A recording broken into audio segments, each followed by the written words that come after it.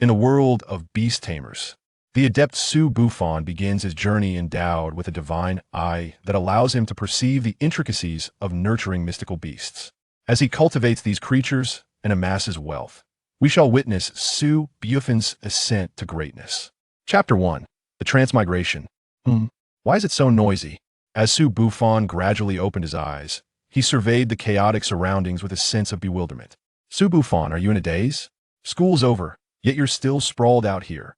Are you planning to spend the night at school? A cocky boy, slinging a bag over his shoulder, playfully tapped Su Bufan from behind. School.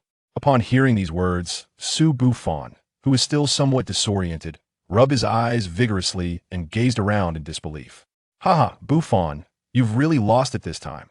Seeing Su Bufan's befuddled expression, a nearby classmate chimed in with a teasing laugh. At that moment, a surge of information flooded Su Bufan's mind, gradually clarifying his current predicament. It's nothing. I must have been a bit tired. You all go ahead, I'll tidy up my bag. The surrounding classmates paid little mind to Su Bufan's words, chattering and laughing as they exited the classroom, leaving Su Bufan alone. Gently tapping his head, Su Bufan felt a lingering heaviness from the torrent of information that had inundated him. Here, wasn't I just feeding Hohu? How'd I end up here? Fragmented memories began to surface in his mind. He recalled that he had been at the zoo, feeding a white tiger. As for what transpired next, he recollected with clarity. Hohu, as it was known, often delighted in playful antics, frequently ambushing him from behind during its younger days. However, as time passed, and with careful nurturing, Hohu grew increasingly robust, its weight surging correspondingly. Thus, when faced with Hohu's playful pounces, Su Bufan had to exercise caution. Yet, in a moment of distraction, he was knocked to the ground by Hohu's exuberant leap, inadvertently striking his head. Reflecting on this, a myriad of emotions swirled within Su Bufan's heart. While he harbored no ill will, aware that Hohu's attack was unintentional, he recognized the stark disparity between humans and ferocious beasts, which ultimately led to his demise. What was a harmless frolic for Hohu was a perilous encounter for Su Bufan. During the time spent caring for Hohu, he had often fantasized about the possibility of communicating with it. Though this yearning remained unfulfilled in his past life, an opportunity to realize this dream now lay before him. The soul of Earth's Su Bufan had perished, yet he had not entirely faded from existence. His spirit traversed dimensions into a realm known as Blue Star. Blue Star bore many similarities to Earth, but the most significant distinction was the presence of a substance known as spiritual energy. This spiritual energy catalyzed various evolutions among the creatures of Blue Star, which the inhabitants referred to as aberrant beasts. Correspondingly, some citizens of Blue Star gained the ability to forge contracts with these aberrant beasts, earning the title of Beast Tamers, while the creatures they bonded with were termed Beast Companions. The individual whose body Su Bufan now inhabited also bore the name Su Bufan in his academic sphere. Su Bufan was a veritable prodigy, having been identified as possessing the aptitude for becoming a beast tamer. Thus, he was regarded as a figure of considerable renown within the school. However, the true circumstances of his existence remained known only to him. Both of his parents were esteemed researchers of aberrant beasts. During an expedition, due to Su Bufan's tender age and lack of guardianship, they opted to bring him along. Even though they were working in the wilderness, the exploration team comprised over 100 individuals, including several formidable beast tamers, ensuring a relatively high level of safety. Yet, fate is often unpredictable. One fateful night, under a darkened sky, a powerful aberrant beast launched a surprise attack on their camp. Though the creature was ultimately vanquished, the expedition team suffered significant casualties, and Su Bufan's parents perished that very night. This was a widely known account. However, there were aspects known only to Su Bufan and a select few. He had also sustained injuries during the ambush. The aberrant beast possessed a unique attack that inflicted soul toxins, and Su Bufan was not spared from this affliction. Although the amount of toxin was minimal, his youth rendered him susceptible, resulting in irreversible damage to his soul. Thus, while Su Bufan matured, his spirit remained frail, perpetually at risk of sudden demise. Despite this precarious condition, Su Bufan still aspired to bond with a beast companion in Blue Star. Individuals aspiring to become beast tamers must reach the age of 16 before attempting their first contract. Yesterday marked Su Bufan's 16th birthday, and he endeavored to forge a contract that very evening. The power of a contract with a beast companion is intrinsically linked to the soul. It was, therefore, no surprise that Su Bufan's attempt ended in failure, resulting in significant harm to his already fragile spirit. Today, in the depths of slumber, his soul, unable to withstand the repercussions of the soul toxins, began to dissipate. This event granted him the opportunity to transmigrate into the body of Su Bufan. Having grasped the chain of events, Su Bufan understood that the original owner of this body harbored a fervent desire to become a beast tamer. Now that he occupied this vessel, he was determined to exert every effort to fulfill that aspiration. Yet a new challenge loomed before Su Bufan. Following the death of his parents, Su Bufan found himself devoid of financial resources. For years, he had subsisted primarily on government-issued compensation and a scholarship. Moreover, the house left to him by his parents had provided a semblance of stability during these years. The government allotted him 4,000 dragon coins monthly, complemented by a 2,000 coin scholarship from school, affording him a total of 6,000 dragon coins each month. However, even with frugality, his living expenses amounted to at least 2,000 dragon coins monthly. In reality, this left him with a maximum of 4,000 dragon coins to save each month. Despite the original owner's attempts to economize, he had only managed to accumulate enough for the purchase of the most ordinary beast companion. Last night, the original owner had invested all his savings in acquiring an insect-type beast companion. This choice was motivated not only by the lower cost of insect-type companions, but also due to their reduced soul energy requirements during the contract process. Nevertheless, even with these considerations, the original owner failed in his attempt and had already sold the unsuccessful beast companion at a loss by the morning. This meant that Su Bufan could not afford even the cheapest beast companion available on the market. Thus, if Su Bufan wished to become a beast tamer, his most pressing need was to earn money to procure a suitable companion. Chapter 2. The Golden Finger. With the understanding of Blue Star acquired from the original owner of his body, Su Bufan found himself at a loss as to how to amass such a considerable fortune. After much contemplation, he resolved to resort to the original owner's contingency plan. This so-called Plan B was devised by the original owner out of concern that his savings would fall short of purchasing a beast, thus outlining a fallback strategy. On Earth, Su Bufan was aware of the jade industry's stone gambling, famously known as one cut to poverty, another to wealth. In Blue Star, a similar practice exists, though the stakes are not jade or other gemstones, but rather beast eggs. Some ancient species of beast eggs are sealed within a unique stone material, preserved through the ages. The contents of this stone remain a mystery until it is cut open, giving rise to the gamble. A fortunate cut may reveal an ancient beast, resulting in a substantial profit. Conversely, poor luck may lead to nothing but crushed stone. However, stone gambling is heavily reliant on fortune, and the original owner deemed it a last resort. Yet for Su Bufan, it became his sole avenue. With this in mind, he organized his belongings and prepared to return home to retrieve the original owner's entire savings for a visit to the stone gambling venue. After hastily packing, Su Bufan rushed out of the classroom, only to inadvertently collide with someone around the corner. Upon recognizing the face of the individual he had bumped into, he recalled through the original owner's memories that this was his homeroom teacher, Mr. Jiang. Mr. Jiang, are you all right? Su Bufan inquired, knowing that the impact had been somewhat forceful, as the original owner had previously attempted to strengthen his soul through physical training. I'm fine, Su. You should walk a bit slower, Mr. Jiang replied. Just as Su Bufan was about to say more, Mr. Jiang continued, Su Bufan, I'm aware of your situation. I realize it's difficult, so here, take this. Su Bufan understood the implication of Mr. Jiang's words. After the original owner's talent for becoming a beast master was detected, he had been saving diligently. During school lunch breaks, he often ate only plain rice with soup. Mr. Jiang had noticed this and, just days prior, had approached the original owner, offering to lend him some money. However, the original owner had declined, reasoning that even with Mr. Jiang's assistance, he would still be unable to afford a superior beast, and his current savings were just barely sufficient. Now, Mr. Jiang's offer was clearly an expression of his desire to assist Su Bufan. From the original owner's memories, Su Bufan recognized Mr. Jiang as a genuinely kind individual. His concern for his students was sincere and heartfelt. As Su Bufan pondered whether he should accept the money, Mr. Jiang had already slipped a card into Su Bufan's pocket. This bank card has no password. Strive to become a beast master. Repayment can wait. Before Su Bufan could fully process the situation, Mr. Jiang had turned and departed.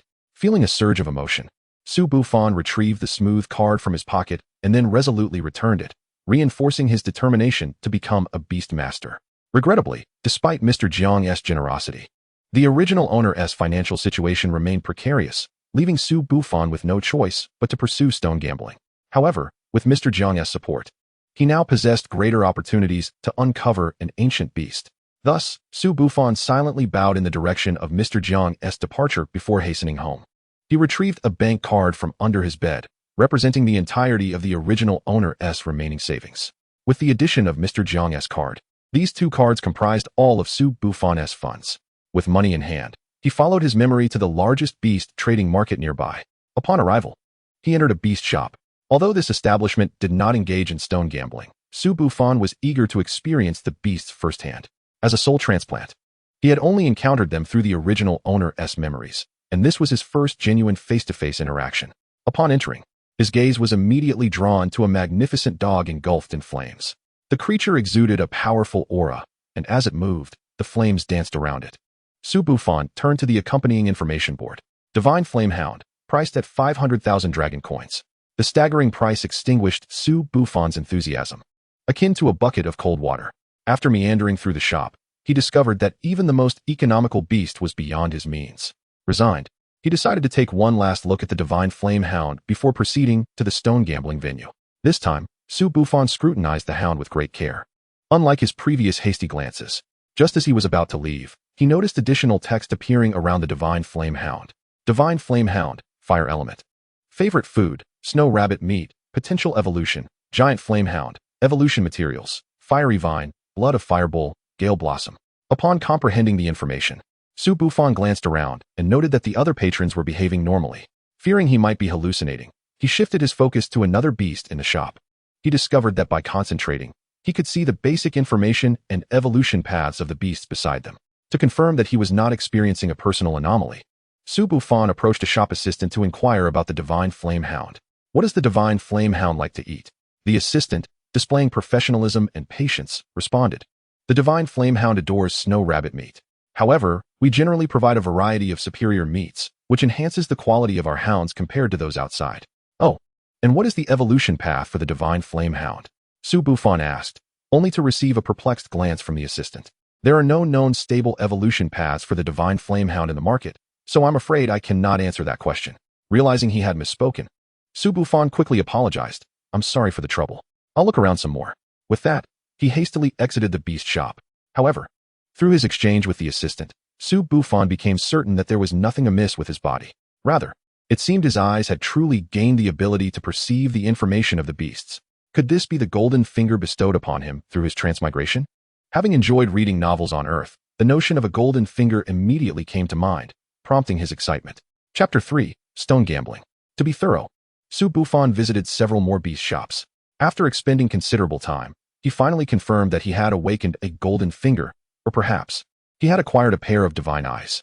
Currently, Su Bufan discovered that his divine eyes enabled him only to discern the details of the beasts. The information he received encompassed both widely known facts and obscure evolution methods. Instantly, Su Bufan's mind began to race, with adept manipulation. He possessed the potential to earn enough to purchase a fine beast, thanks to these divine eyes. As he pondered how to maximize the potential of the divine eye for profit, he suddenly realized that if this divine eye could be employed in the realm of stone gambling, he could acquire an ancient beast at minimal cost. Although he was uncertain whether the divine eye could indeed discern the contents of the stones, that did not deter him from venturing into the gambling arena. With a mixture of trepidation and anticipation, he arrived at the gambling venue. He picked up a stone and concentrated on examining it. While no inscriptions appeared beside the stone, he noticed that his gaze seemed capable of penetrating its depths. To his disappointment, the stone contained nothing. Calmly, he set it down and reached for another. He repeated the process, and this time, the stone revealed something within, leaves from an ancient tree dragon, having fallen from its body. Although he maintained a serene demeanor, his heart was in turmoil. The original owner had already considered stone gambling as a viable option, thus he possessed some knowledge about it. He understood the value of items that could be unearthed from these stones. The leaves from the ancient tree dragon were rather commonplace, of little worth. Yet, this discovery illuminated the fact that his divine eye could indeed penetrate the stones, signifying that he could potentially acquire an ancient beast at minimal expense. Thus, he began to employ the divine eye, scrutinizing the various stones present. He encountered several valuable items, but refrained from acting immediately. His aim was not to profit from gambling, but to secure a worthy beast. Therefore, he would not act until he identified stones containing beasts. After examining all the stones, He found none that harbored a beast. Although there were several minor treasures, even if he purchased them all, they would scarcely afford him a decent beast. The gambling house owner, noticing his peculiar behavior, mockingly remarked, "Young lad, if you can't afford the stones, don't loiter around. There are some worthless stones over there at a lower price. Perhaps you should peruse those, rather than take offense." He followed the owner's gesture and spotted several discarded stones on the ground. Upon closer inspection, he discovered that one of these stones did indeed contain an ancient beast, a lava behemoth dragon, an ancient dragon species encompassing fire, earth, and water attributes. Although no evolution path was revealed this time, the discovery of an ancient dragon beast filled him with a sense of triumph. He approached the pile of discarded stones nonchalantly and retrieved the stone containing the lava behemoth dragon. The owner, witnessing the young man's newfound interest in the discarded stones, couldn't he help but chuckle with glee. With the stone in hand, he prepared to settle the bill with the owner. Along the way, he casually picked up 2 more stones, one an empty stone and the other the most valuable among those present, aside from the one containing the lava behemoth dragon. "I'll take these 3 stones, please," he announced. Upon realizing there was business to be had, the owner's demeanor shifted. "I didn't realize you had some wealth. My young friend, I'll price these 2 stones at 40,000 dragon coins, and I'll consider the empty stone a gift." Elated by the owner's words, he maintained a facade of indifference. "Thank you, but there's no need to open that empty stone. I merely found its shape intriguing and wished to keep it as a decorative piece." He considered that if the owner offered a higher price, he could simply leave it behind. He then pointed at the empty stone. "I believe this stone is quite exceptional. I can sense there are treasures within. I thought I'd take it to help you minimize your losses." He casually tossed the stone he knew had true value in his hand. Hearing his words, the gambling house owner chuckled and said nothing further. He turned to retrieve the tools for opening the stones and began to chisel away at the first one. Although the stones were remarkably enigmatic, preventing prying eyes from discerning their contents, their composition was not particularly resilient.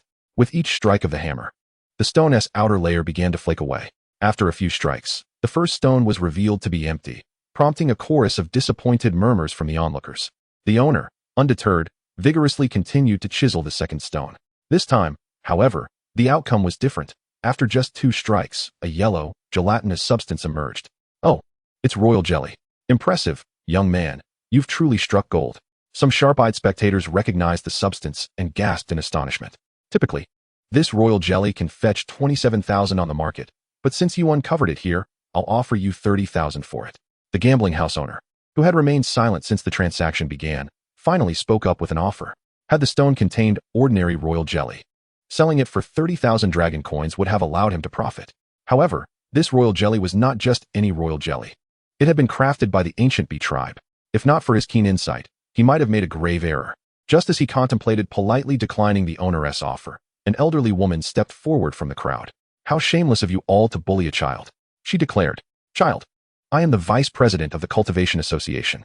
The substance you have is royal jelly crafted by the ancient bee tribe. It may hold little use for you, but I am willing to offer you 100,000 dragon coins for it." The elderly woman's words were not without merit. The royal jelly bore little use for him. While it once held significant value, much of that had diminished over time, leaving only its beauty-enhancing properties intact. Indeed, time had only intensified its efficacy. The 100,000 dragon coins she offered exceeded his expectations. He had initially valued the jelly at around 80,000, significantly lower than her offer. Not being excessively greedy, he resolved to sell the royal jelly to the elderly woman. Upon hearing her offer, the gambling house owner's expression soured, as if he had just swallowed something distasteful. He harbored no ill feelings towards the young man selling the jelly to the elderly woman. Her status and her price rendered any attempt to outbid her unwise. Even if the gambling house owner were to purchase the royal jelly at a higher price, he would incur a loss. The elderly woman, having successfully secured the ancient royal jelly, wore an unmistakable smile of triumph. "Child, should you encounter any issues in the future, feel free to seek me out at the Nurturing Association." With this parting remark, the old woman departed with a contented smile, clutching the ancient royal jelly. In this transaction, Su Bufan profited handsomely, acquiring both wealth and a lava behemoth dragon, while the old woman obtained her coveted ancient royal jelly, and the onlookers were entertained by the spectacle. The only individual who suffered a loss was the owner of the gambling stone venue, who wore a continuous frown throughout the event. Su Bufan, however, had no inclination to concern himself with the proprietor's woes. His sole focus was to swiftly exit the market with his new companion, the lava behemoth dragon. It was only upon entering his home that Su Bufan shed his disguise and erupted into joyous laughter. After indulging in mirth, he took up his tools, carefully chiseling away the outer shell of the gambling stone. Once all the stone material was removed, a dragon egg adorned with intricate red patterns was revealed before him. The egg was not particularly large, slightly exceeding the size of a goose egg found on Earth. Su Bufan cautiously prodded the egg with his fingertip, prompting a stir from within. Following a vigorous shaking, the egg cracked open with a couple of sharp snaps, and out crawled a small creature reminiscent of a lizard. The first action of this little being was to voraciously consume the remnants of its shell. This provided Su Bufan an opportunity to observe the creature closely. At first glance, the lava behemoth dragon bore a resemblance to an armored lizard, yet upon closer inspection, distinct differences became apparent. Notably, the lava behemoth dragon's tail was exceptionally long, constituting nearly half of its total body length. Additionally, its limbs, when scrutinized, appeared significantly more robust than those of an armored lizard. The entirety of its body was covered in diamond-like obsidian scales. Being a newly hatched dragon, its small yet sharp teeth were easily overlooked unless one was attentive. Its head was adorned with small, pointed horns, and it sported diminutive fleshy wings along its back. Before long, the fragments of the eggshell were entirely consumed by the lava behemoth dragon hatchling. Having satisfied its hunger, the hatchling turned its attention to Su Bufan. In stark contrast to Su Bufan's towering stature, the little dragon instinctively adopted a defensive posture, baring its claws in a show of intimidation. However, after a brief display of bravado, the hatchling soon realized that Su Bufan posed no threat and cautiously approached him for a closer inspection. Su Bufan gradually extended a finger, attempting to touch the lava behemoth dragon. When it did not resist, he began to scratch it gently, much to the creature's delight, causing it to writhe on the ground in sheer pleasure, emitting soft purring sounds from its throat. Realizing that the lava behemoth dragon was amenable to his touch, Su Bufan decided to attempt a contract with it. He pricked his finger and, following the method he recalled, allowed a drop of blood to land on the dragon's forehead. Contrary to the resistance and pain described in previous accounts, Su Bufan experienced only warmth throughout the process. As the ritual concluded, he was uncertain whether the contract had been successfully established. Suddenly, a tender voice echoed in his mind. "Mama." Upon hearing this, Su Bufan understood that he had successfully forged a contract with the lava behemoth dragon. However, upon realizing the content of the voice, a few black lines appeared on his forehead. "Not Mama, but Papa." "No, that doesn't seem right either. Just call me Su Bufan." "Papa?" "Su Bufan." "Papa." "Su, well, whatever you say." "Papa." The lava behemoth dragon hatchling joyfully spun in circles on the floor. Meanwhile, Su Bufan stroked his chin thoughtfully. It was impractical to continue referring to it solely as the lava behemoth dragon. It was time to bestow a proper name upon it. Bahamut Flitto. A series of rather awkward-sounding words abruptly filled his mind. Though Su Bufan was certain he had never heard these pronunciations before, he could nonetheless comprehend their meanings. "A true name? I hadn't expected your lineage to be so pure, little one. However, your true name is rather lengthy and impractical. Let me think. You are a dragon of the water, fire, and earth elements, so I shall call you Tofu." Upon hearing this name, the hatchling tilted its head in confusion, gazing curiously at Su Bufan. "In my homeland, the primary ingredient for tofu, the soybean, grows in the earth, and its preparation involves both fire and water. Therefore, I believe the name Tofu suits you quite well." "Tofu, Tofu." Upon hearing the explanation, Tofu flapped its tiny wings in delight, darting around the room. Observing the exuberant Tofu, Su Bufan fell into contemplation. He had not anticipated that Tofu would possess a dragon's true name. A dragon's true name signifies a pure bloodline, bestowed by its dragon parents and inherited through blood memory into the hatchling's mind. For Tofu to possess a true name, both of its parents must have had true names as lava behemoth dragons, which is a rather stringent requirement for draconic beings. Regardless, whether your lineage is pure or not, we have forged a contract, and from now on, we shall be the best of companions. Upon hearing Su Bufan's words, Tofu paused to glance at him before resuming its joyful antics. Su Bufan, for the time being, paid little mind to Tofu and instead picked up a book, settling onto the nearby sofa to begin studying. Perhaps influenced by his parents, Su Bufan had developed a fondness for reading from an early age, especially books related to beast taming. Chapter 5, The Bully Dog. Over the years, the original host had accumulated a considerable amount of knowledge pertaining to beast taming. He had previously contemplated that if he were unable to form a contract with a beast, he would pursue a career as a beast nurturing master. Su Bufan, unaware if it was due to his divine eyes, may not possess perfect recall, but his learning speed far exceeded that of his time on Earth. Hungry. Yet, it was not long before Tofu began scratching at Su Bufan's shoes, repeatedly expressing its hunger in his mind. Su Bufan shot a surprised glance at Tofu, having assumed that the remnants of the eggshell would suffice for a while. To his astonishment, Tofu's digestion was swifter than he had anticipated. This rapid digestive rate, combined with the inherently larger appetite of dragon-type beasts, compelled Su Bufan to prioritize his money-making endeavors. The funds currently at his disposal were woefully inadequate for nurturing a dragon beast of pure lineage. However, this predicament was, in fact, advantageous for Su Bufan. While a fast digestion rate implied a greater need for sustenance, it also indicated that Tofu could absorb energy more rapidly. This suggested that Tofu's growth would outpace that of similar beasts. Drawing from his memories, Su Bufan recalled that there was a piece of frozen meat in the refrigerator. Thus, he resolved to prepare it as a meal for Tofu. The reason he did not present raw meat directly to Tofu was twofold. Firstly, the more pure-blooded a dragon-type beast is, the more proud it tends to be. Unlike consuming raw flesh, they prefer cooked meals. Were it not for Tofu's youth, it could have easily cooked the meat itself. The elemental abilities of the lava behemoth dragon were not to be trifled with. Mature specimens could breathe fire, water, and sandstorms, while the most gifted could even combine these attributes to expel lava or scalding steam. Secondly, Su Bufan himself possessed the talent of a culinary master. On the Azure planet, talents manifest randomly. Whether one is an ordinary person or a beastmaster, the potential for gifted abilities may arise within them. Su Bufan happens to belong to the fortunate category of individuals who can become a beastmaster while also possessing innate talent.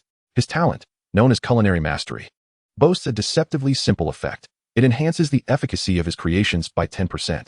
The scope of his creations, as verified by the original owner, encompasses ordinary foods, specialty dishes, and beast medicines. In essence, Su Bufan's talent predominantly applies to consumable items. Consequently, the dishes he prepares for Tofu are included within this domain. If this piece of meat could originally provide Tofu with 6 hours of satiety and 10 points of energy, then, augmented by Su Bufan's talent, it would now yield 7 hours of satiety and 11 points of energy. This indicates that the foods and medicines crafted by Su Bufan will present superior results for beastmasters. This was also a key factor in the original owner's confidence in their ability to become a beast cultivator. Su Bufan merely performed a simple culinary process on the meat, yet Tofu expressed immense satisfaction, devouring it in mere bites. Observing Tofu's voracious appetite, Su Bufan realized he must stockpile more food, lest he struggle to satisfy this insatiable companion. With the weather outside appearing favorable, he resolved to venture out for supplies. Upon noticing Su Bufan's intention to leave, Tofu swiftly climbed onto his shoulder. "Ah, you wish to accompany me? Very well." Su Bufan would not deny Tofu's request. Following the contract with a beastmaster naturally acquires a beast space, a sanctuary for their companion to rest. Typically, larger or more dangerous beasts must be contained within this space, while in urban settings. However, Tofu has yet to reach the threshold necessitating confinement, allowing him to perch comfortably upon Su Bufan's shoulder. As this marked Tofu's inaugural outing, his curiosity soared to new heights. He yearned to touch and nibble at everything along their path, particularly drawn to the birds soaring above. Su Bufan mused that had Tofu's wings not been so tender and undeveloped, those birds might have faced dire consequences. At the marketplace, Su Bufan made a decisive gesture, purchasing a substantial portion of a spirit pig. This breed, specifically engineered, is infused with more spiritual energy than ordinary pork, rendering it ideal for beast consumption. Due to the sizable transaction, the proprietor graciously offered delivery services, significantly easing Su Bufan's burden. After providing his address, the owner assured him that the delivery would arrive shortly, prompting Su Bufan to return home in advance. However, upon reaching the entrance of his apartment complex, he encountered an inconvenience. Residing on the 4th floor, Su Bufan faced a nuisance originating from the 2nd floor, an elderly gentleman with a penchant for laziness. In addition to beasts, researchers had also experimented with enhancing ordinary animals, resulting in a breed of creatures known as spirit beasts. Unlike regular beasts, spirit beasts cannot form contracts with humans but can develop bonds akin to those of cats and dogs over time. The elderly gentleman below owned a spirit beast, a formidable bully breed dog that frequently roamed the complex, causing disruptions. Despite its lack of extraordinary abilities, the bully dog, with its imposing physique, often intimidated residents, chasing and scaring passers-by. The elderly man, disinclined to exert himself, would release the dog to roam freely, creating a ruckus within the community. Given the long-standing relationship and the age of the neighborhood, the management was less than efficient, leading neighbors to avoid confrontations with the unruly dog. However, Su Bufan often found himself obstructed by the bully dog in the stairwell. Having approached the old man multiple times to address the issue, Unfortunately, some elderly individuals are set in their ways, and despite Su Bufan's appeals, the man remained steadfast in his negligence, leaving Su Bufan to endure the situation in silence. As fate would have it, having just ordered the spirit pig, Su Bufan encountered the bully dog once more on his way home. Initially intending to sidestep the confrontation as he had done previously, today seemed different. The dog fixated on him with an unusual intensity. Unwilling to concede, Su Bufan prepared to confront the canine menace. Recalling his experience of raising tigers and feeding dragons in a previous life, he rolled up his sleeves, ready to retaliate despite the risk of a bite. However, before he could act, Tofu sprang into action. With a youthful roar reminiscent of a dragon, Tofu's eyes gleamed with radiant gold. A subtle draconic aura emanated from Tofu, causing the once menacing bully dog to cower in terror, abandoning its bravado and fleeing with its tail tucked between its legs. Tofu, you truly are remarkable, Su Bufan exclaimed, giving Tofu a thumbs up. Overjoyed by the praise, Tofu twirled jubilantly on Su Bufan's shoulder, puffing out his chest with pride. Tofu is strong, the dog ran away. Su Bufan could not help but chuckle at Tofu's message. Indeed, Tofu is the strongest. Tonight, I shall prepare a grand feast for you. That evening, the spirit pig arrived as promised, and true to his word, Su Bufan crafted an extravagant meal for Tofu, filling him to the brim. Watching Tofu roll around in sheer contentment, Su Bufan could hardly contain his delight. The following day, Su Bufan promptly returned the card to teacher Jiang, crafting a casual excuse for its absence while withholding the existence of Tofu. Given Tofu's current vulnerability, it was prudent to maintain a degree of discretion regarding his presence, benefiting both Su Bufan and Tofu. In the ensuing days, Su Bufan continued his studies openly while secretly nurturing Tofu, leading a fulfilling life. Before long, the weekend arrived, and Su Bufan set his sights on executing his plan to earn money. His first objective was to visit the Cultivator Association to obtain a cultivation qualification certificate. With this certification, subsequent endeavors would become significantly more manageable. The Cultivator Association was a hub of talent, increasing the likelihood of Tofu being recognized. Thus, Su Bufan resolved to temporarily confine Tofu within the beast space. Tofu, content with this arrangement, relished the opportunity to slumber in a new, comfortable setting. After a brief grooming session, Su Bufan made his way to the local Cultivator Association. Greetings. How may I assist you today? Upon entering, a staff member approached him with a welcoming demeanor. The grandeur of the Cultivator Association's reception area left Su Bufan in awe. It was indeed one of the wealthiest associations around.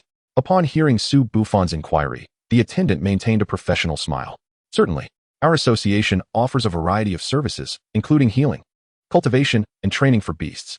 Today, I have come with the intention of registering for the Junior 3-Star Breeder examination.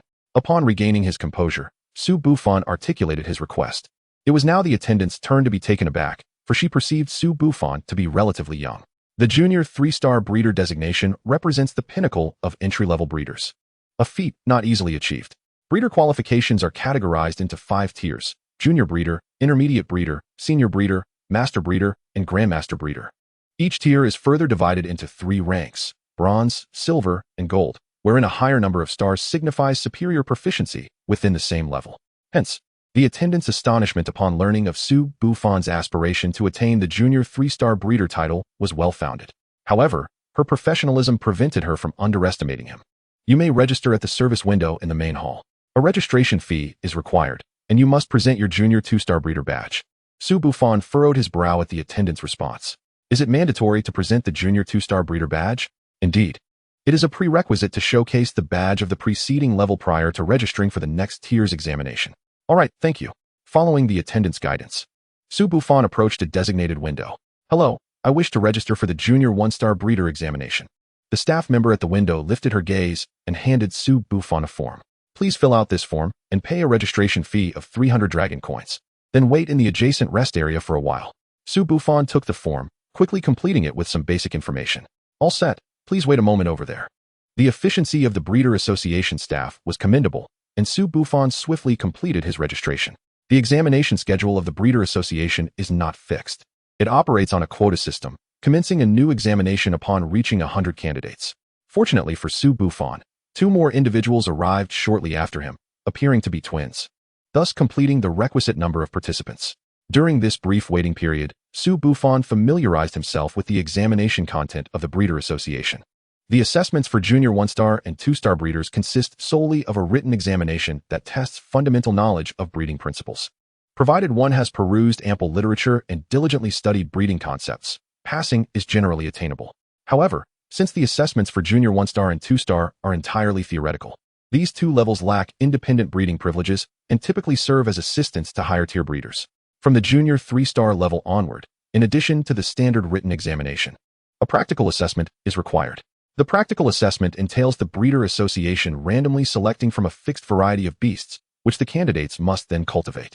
The assessment is determined by the results of this cultivation. All necessary materials for the cultivation are supplied by the breeder association, eliminating any potential for deceitful advantage. The initial written examination posed no significant challenge for Su Bufan. He had encountered all the questions on the paper before, allowing him to swiftly submit his answers. The breeder association's grading process was equally rapid, resulting in Su Bufan achieving a perfect score and acquiring his Junior 1-star breeder badge before most others had even completed their tests. Following the same procedure, he also successfully passed the Junior 2-star breeder written examination. However, when registering for the second written exam, luck was not on his side, leading to a considerable wait. Realizing he would likely miss the time for the 3-star written examination, Su Bufan decided to return home for lunch and return in the afternoon. While strolling through the community, Su Bufan encountered the intimidating bully dog again. This time, however, before Dofu could muster its strength, the bully dog, as if it had seen a ghost, promptly tucked its tail and fled. Upon returning home, Su Bufan released Dofu from the beast's space. Originally, Dofu was small enough to perch on Su Bufan's shoulder, but after a period of careful nurturing, it had grown to approximately the size of a small dog. It could barely manage the 3 basic dragon breath techniques. Albeit the fire breath was merely a flicker akin to that of a lighter, and the water breath could only suffice to water plants. After a satisfying meal, Su Bufan returned to the Breeder Association's registration window at the appointed time.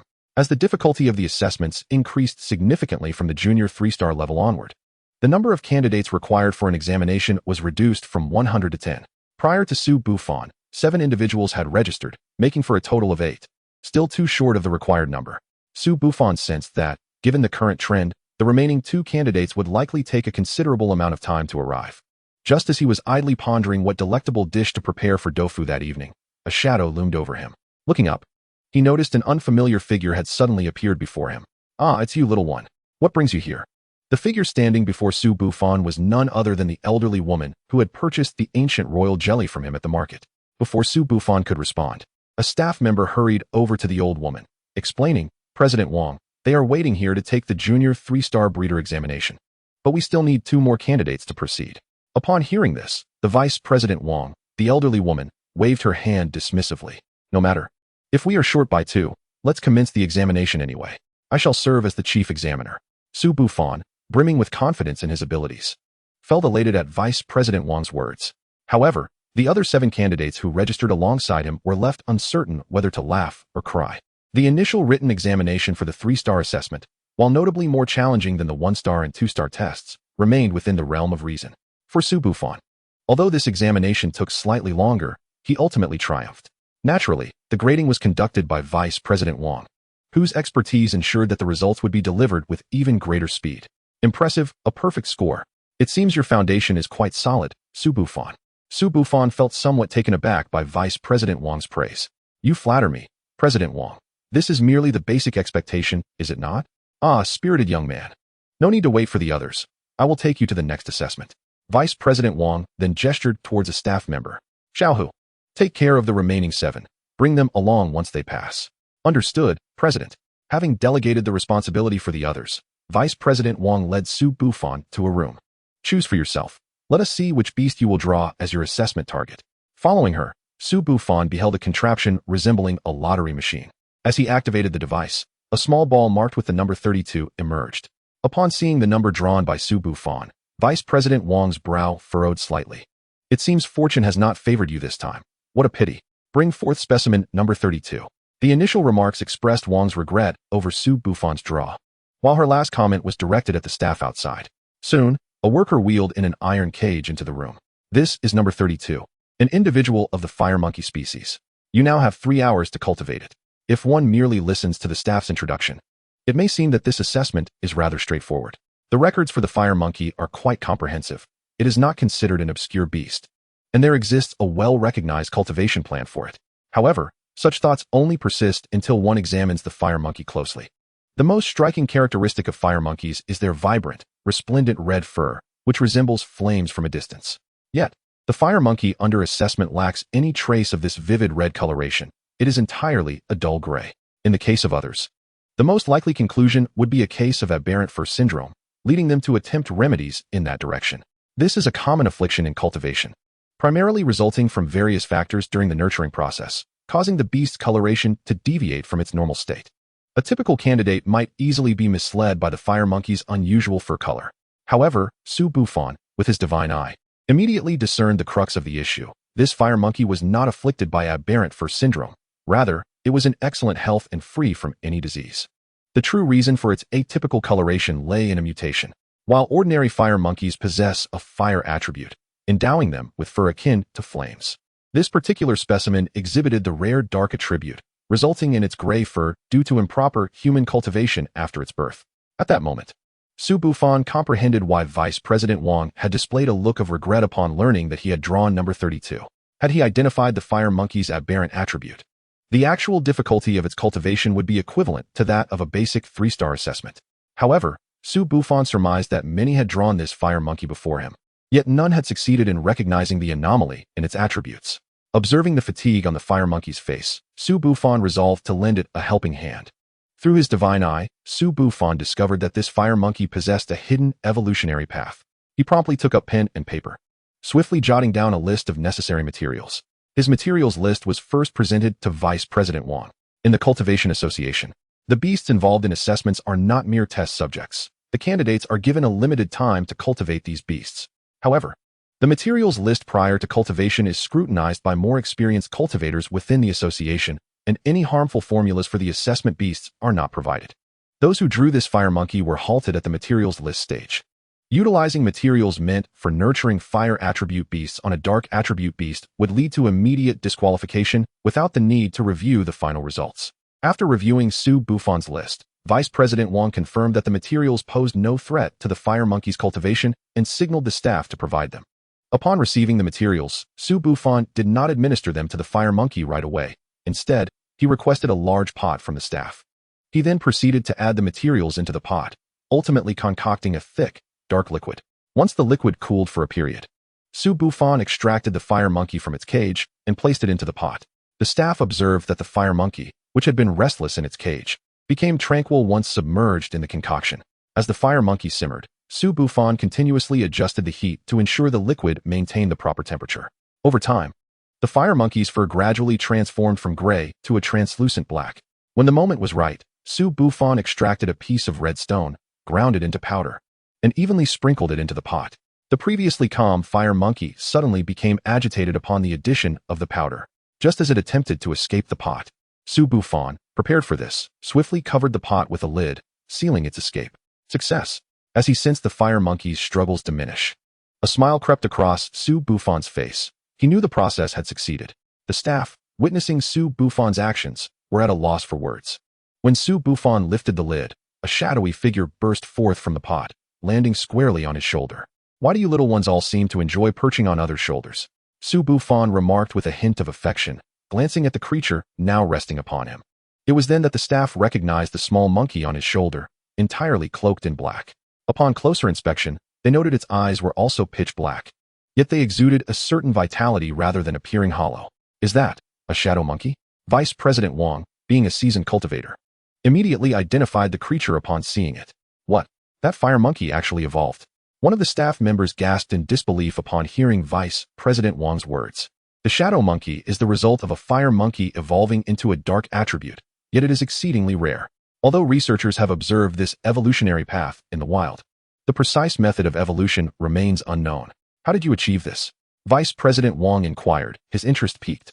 "To be honest, I wasn't certain it would succeed either.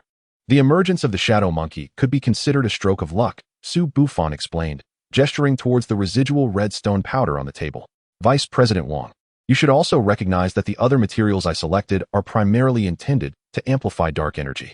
The only exception is the fire source crystal, which contains pure fire energy." Upon hearing this, Vice President Wang nodded in agreement.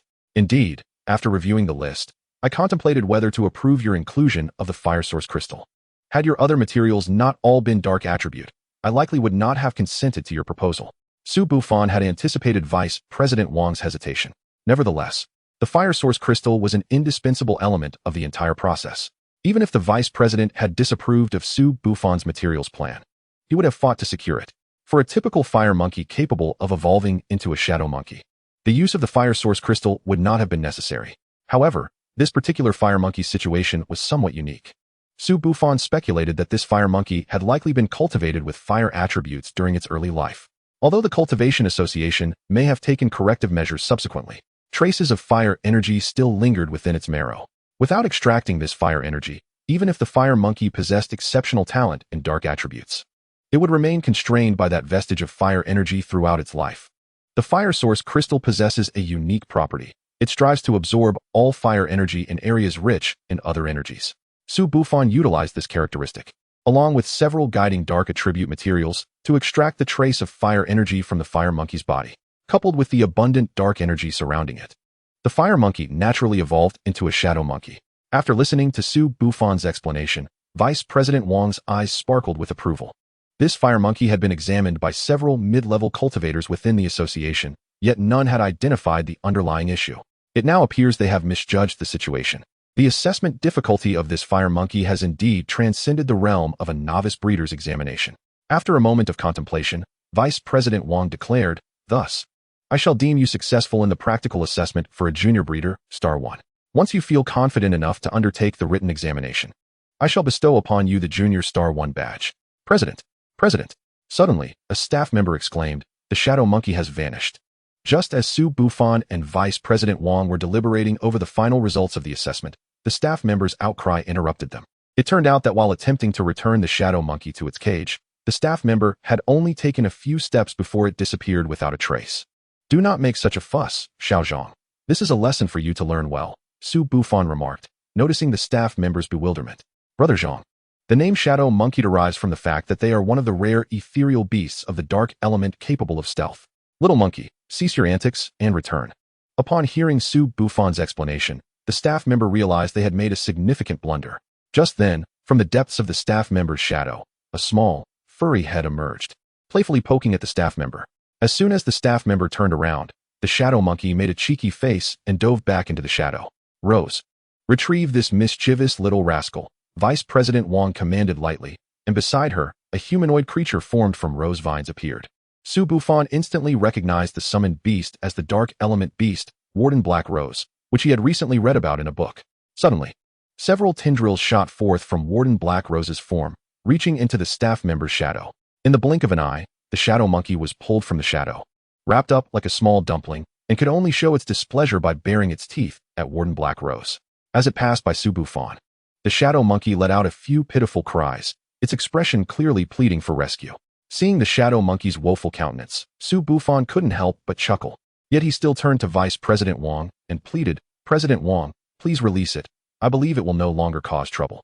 Upon hearing Su Bufan's words, Vice President Wang smiled and gestured for Warden Black Rose to let the shadow monkey go. She was unperturbed by potential issues, confident that with Warden Black Rose present, the little rascal would not create any chaos.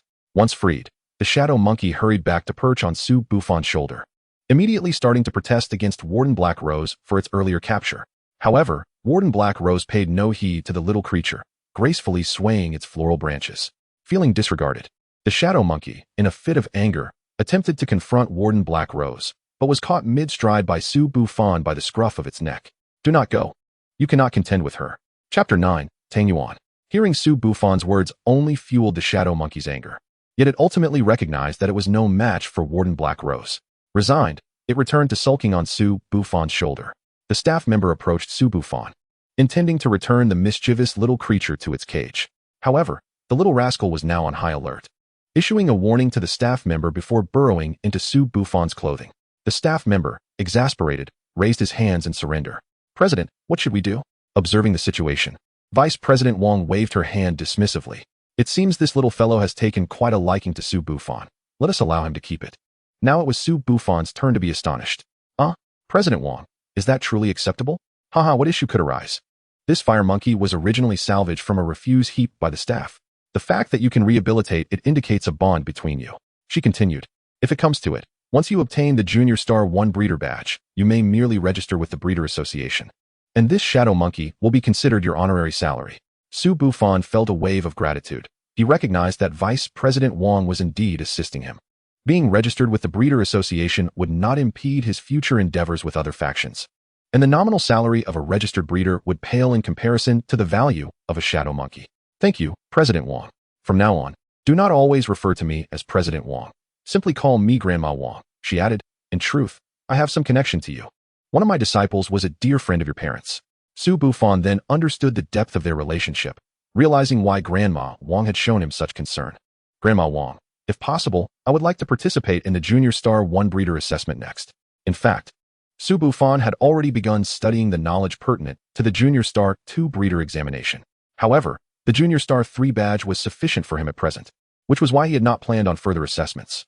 Yet, since today Grandma Wang had deemed him successful in the practical portion of the Junior Star 1 examination, Su Bufan was eager to seize the opportunity to acquire the badge. Vice President Wang was taken aback by his words. Typically, the youngest candidates to pass the junior assessments were nearing 17. However, to her knowledge, Su Bufan had just turned 16. At such a tender age, possessing such an extensive reservoir of knowledge was indeed remarkable. Yet she believed Su Bufan was not one to take aimlessly. So she instructed the staff member to fetch a Junior Star 1 assessment paper. Su Bufan did not disappoint her, achieving a perfect score on the examination. As he stepped out of the Breeder Association's doors, he felt as though the entire experience was somewhat surreal. In the span of a single day, he had arrived as an ordinary beast master, only to leave adorned with the Junior Star 1 Breeder badge upon his chest. Meanwhile, he glanced at the small creature scratching its head atop his shoulder. This was, after all, his most significant gain from the day. Under Grandma Wang's protection, Su Bufan had already completed the contract with the shadow monkey within the confines of the Breeder Association. Tang Yuan, let us first visit the market to procure some items. Upon our return home, I shall introduce you to another member. Tang Yuan was the name Su Bufan had chosen for the shadow monkey. Perhaps due to the earlier commotion, Tang Yuan was now drowsily nodding off on Su Bufan's shoulder, seemingly oblivious to the words just spoken. Gently patting Tang Yuan's head, Su Bufan sent him back to the beast space. Upon returning home after shopping for ingredients, both Tofu and Tang Yuan had awakened. Su Bufan decided to let them both out for some fresh air. As each beast space was independent, this was their first encounter. Both exhibited evident curiosity toward one another, engaging in a silent staring match. Su Bufan paid them little mind, leaving them in the living room while he retreated to the kitchen to prepare dinner. However, it was not long before he suddenly heard a round of applause. An old adage on Earth states, when children are quiet, they are certainly up to mischief. Su Bufan knew that neither Tofu nor Tang Yuan were innocuous. The ruckus they were causing could not be trivial. To ensure safety, Su Bufan took a moment to check on the two. Yet, to his alarm, what he discovered was far from trivial. Tofu was showcasing his fire-breathing prowess to Tang Yuan, who danced joyfully by his side, clapping and cheering for Tofu from time to time. Ultimately, both Tofu and Tang Yuan settled down after receiving a punch from Su Bufan. After dinner, Su Bufan placed Tofu and Tang Yuan into the Beastmaster space. And without even washing the dishes, he crawled into bed, succumbing to slumber. The exertion of the day had been immense. Not to mention the 4 consecutive examinations that had left him utterly drained.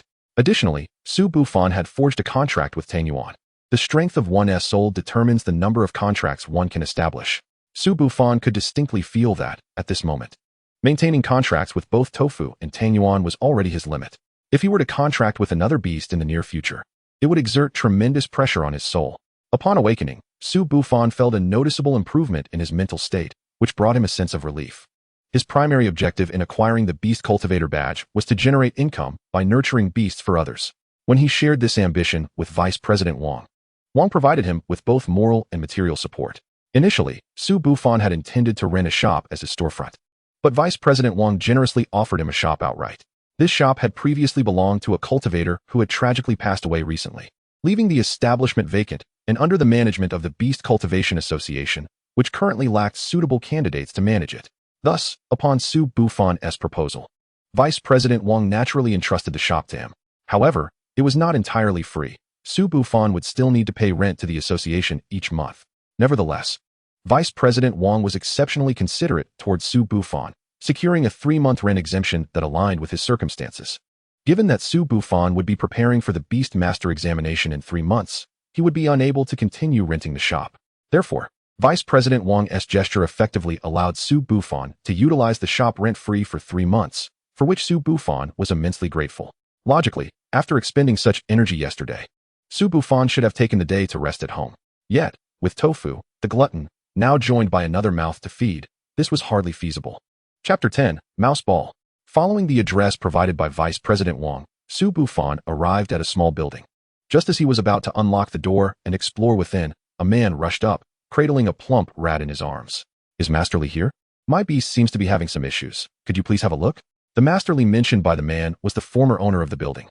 Since Masterly had passed away unexpectedly, Su Bufan reassured the man, if you're in urgent need, I can take a look. The man became even more frantic upon hearing Su Bufan's words. Hey, kid, don't cause trouble here. What can you do to help? I don't have time for this nonsense. As the man complained, Su Bufan donned the Beast Cultivator badge, causing the man's protest to abruptly cease. Now do you believe me? Come inside. Su Bufan opened the door to the small building and gestured for the man to follow. Oh yes. The man snapped back to reality and hurried to keep pace with Su Bufan. Master, this is my beast, Qian Duo Duo. But he has suddenly lost his appetite and has slimmed down considerably. As they walked, the man described the issues concerning his beast to Su Bufan. Upon hearing that the man claimed his beast had lost weight, Su Bufan couldn't help but pause and glance at the creature in the man's arms. It was hard for him to reconcile the roundish creature with the notion of being underweight. After enduring the man's incessant chatter, Su Bufan finally reached the office area. All right, hand over that ball in your arms. What? I said, let me take a look at your beast. Su Bufan inadvertently spoke his thoughts aloud. Although the man was slightly displeased by Su Bufan's description of his beast as a ball, he nonetheless relinquished it into Su Bufan's hands. Once Su Bufan held the beast, he was finally able to observe the full appearance of Qian Duo Duo. Please tell me about the type, usual diet, and recent cultivation methods of this beast. Despite possessing the Eye of God, inquiries remained essential. Upon hearing Su Bufan's questions, the man opened up, chattering away. Combining the man's descriptions with the information gleaned from the Eye of God, Su Bufan was compelled to view the creature in his hands as an Aurora mouse. Rodent-type beasts are generally quite agile, and the Aurora mouse is particularly renowned as one of the swiftest among its kind. Su Bufan found it hard to fathom how one could nurture a creature known for its agility into a cumbersome ball. However, the man's lengthy 5-minute recitation of the beast's diet seemed to provide some explanation. Ahem, may I ask your name? Su Bufan inquired sincerely of this expert in the realm of spherical beasts. My name is Qian Likai. Master, what is the status of Duo Duo? You must ensure his recovery. I promise a generous reward if you can restore him. Su Bufan refrained from answering Qian Lightsai's question. Mr. Qian, do you understand the consequences of feeding an Aurora mouse in this manner? The creature was exceedingly overweight, severely impacting its health. What standards do you hold for determining whether this Aurora mouse is cured? Observing Qian Lightsai's intent to speak, Su Bufan interjected directly. Is it that you desire Duo Duo to return to his previous state, voraciously consuming food, which you consider healthy? Or do you genuinely wish to restore him to the health standards of an Aurora mouse? Qian Likai suddenly became animated. Of course, I want Duo Duo to be in the healthiest state possible. Upon hearing Qian Lightsai's response, Su Bufan's previously stern expression softened slightly. However, as it is my first day taking over this shop, I lack the necessary materials. Qian Likai waved his hand dismissively, revealing a confident smile. Master, I understand. Money is not an issue. Here is my deposit. He pulled out a hefty bundle of currency. Su Bufan felt several black lines emerge on his forehead. I'm not asking for money. What I meant was that I will write down the materials for you to purchase outside. Clearing his throat, Su Bufan added, additionally, I will provide you with a diet plan suitable for the Aurora mouse. You will need to feed him according to the instructions. Taking the list of materials from Su Bufan, Qian Likai realized he had misunderstood. Just as he was preparing to procure the necessary items, Su Bufan interjected again, oh, and please buy a larger pot, one that can accommodate your Aurora mouse entirely. Although Qian Likai was curious about the pot's purpose, he swallowed his question. Regardless, Qian Likai was impressively efficient. Within an hour, he had gathered all the materials on the list, along with an enormous pot. Soon after, Qian Likai witnessed an unforgettable scene. His cherished beast, Qian Duo Duo, was being immersed in a pot of vibrant, bubbling broth. Wait, what are you doing? He exclaimed, anxious to intervene and halt Su Bufan's actions. Do not interfere. I am merely administering treatment to your beast, replied Su Bufan. Upon hearing this, Qian Likai regarded him with a mixture of skepticism. However, his doubts were momentarily assuaged when he observed a look of comfort spread across Qian Duo Duo's face as it floated in the pot. Su Bufan couldn't help but feel bemused. Over the past few days, Both Qian and Tang Yuan had undergone treatment through similar boiling methods. Yet, there was little choice. The issues with Qian mirrored those of Tang Yuan. Tang Yuan had suffered from improper nurturing in its early years, leaving residual fire energy in its marrow, while Qian Duoduo's predicament stemmed from Qian Lightsai's excessive and varied feeding, which had resulted in digestive complications. Thus, it was imperative to simmer Qian Duoduo gently over low heat, while periodically switching the medicinal broth. During this time, Su Bufan elaborated on the dietary regimen that Qian Duoduo would follow thereafter. After diligently boiling Qian Duoduo for over 6 hours, he finally succeeded in purging the errant energies from its body. Qian Duoduo transformed from a rotund creature back to its normal form. Since Qian Duoduo's restoration, Su Bufan's office had become a veritable whirlwind of energy. The Aurora Mouse, by nature, relished the thrill of running, yet it had been deprived of such joy for far too long due to its cumbersome physique. Today, it resembled a bedridden patient who had suddenly shed their shackles, eager to revel in unrestrained movement. Qian Likai, too, sensed Qian Duoduo's exuberance, his eyes brimming with tears of joy. "Divine healer, true master, thank you for saving Duoduo," he exclaimed, offering a bank card as a token of gratitude. "This card holds 100,000. Consider it my humble appreciation for your expertise." 100,000? Mr. Qian, that is far too generous. Su Bufan was taken aback by the sum. No, please do not be modest, master. Money is of little value to me. I am indifferent to wealth, Qian Likai insisted, showcasing the extravagant confidence of the affluent. Before departing, Qian Likai reaffirmed his commitment to follow the care instructions for Qian Duoduo, vowing to assist Su Bufan in acquiring clients. After Qian Lightsai's exit, Su Bufan remained in his clinic for the remainder of the afternoon. However, he had only one client that day, Qian Likai. This was to be expected, as he was new to the area and lacked notoriety. Such circumstances were indeed commonplace. Moreover, only affluent beast masters tended to seek out private clinics for treatment. Despite having only one client, the income surpassed Su Bufan's expectations. With this newfound wealth, he could procure materials necessary for nurturing both tofu and Tang Yuan. Aside from growth and evolution, beasts could also enhance their prowess through specialized nurturing techniques and materials. In Tofu's case, Su Bufan aimed to strengthen its physique and dragon breath, while for Tang Yuan, he intended to focus on agility and stealth. However, given his current financial constraints, he could only prioritize one of the two for development. After considerable contemplation, Su Bufan resolved to cultivate tofu first. This decision was not rooted in favoritism due to his longer acquaintance with tofu, but rather a calculated choice based on strategic assessment. With the impending beast examination in 3 months, maximizing strength was paramount. Tofu, excelling in both defensive and offensive capabilities, would serve as a formidable front, while Tang Yuan would be the hidden ace. The tri-elemental lineage of tofu ensured a versatile combat style, minimizing vulnerabilities to specific attribute beasts. Su Bufan's immediate goal was to fortify tofu's scales, as its current adversaries predominantly engaged in physical combat. Strong scales would secure tofu's invulnerability. During this time, Su Bufan frequented the gambling stone market, hoping for another fortuitous discovery. However, such luck had not graced him again. He managed to find a few stones that could yield modest profits, yet purchasing them in entirety would attract suspicion, rendering the potential gains insufficient to cover even tofu's snacks. Despite possessing the Eye of God, which endowed him with the ability to earn, Su Bufan found himself lacking merely an opportunity. Fortunately, that opportunity soon presented itself. Unlike conventional nourishment, a crucial material was essential for beast enhancement. This material constituted a significant portion of the cost associated with beast strengthening: elemental pearls.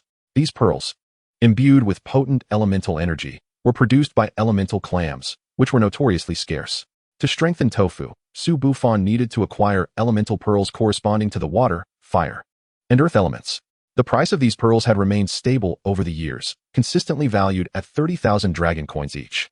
Thus, the funds Su Bufan had earned today were already nearly exhausted just for purchasing tofu's elemental pearls. The rarity of elemental pearls stemmed from the limited population of elemental clams capable of producing them, while the demand from beast masters far exceeded the supply. Researchers were perplexed by the fact that elemental clams evolved from the more common plain clams, which were abundant. Given this context, one would expect elemental clams to be plentiful. However, the reality was that only one in tens of thousands of plain clams would evolve into an elemental clam. And this evolution was unpredictable. It was impossible to ascertain the elemental attribute until the transformation was complete.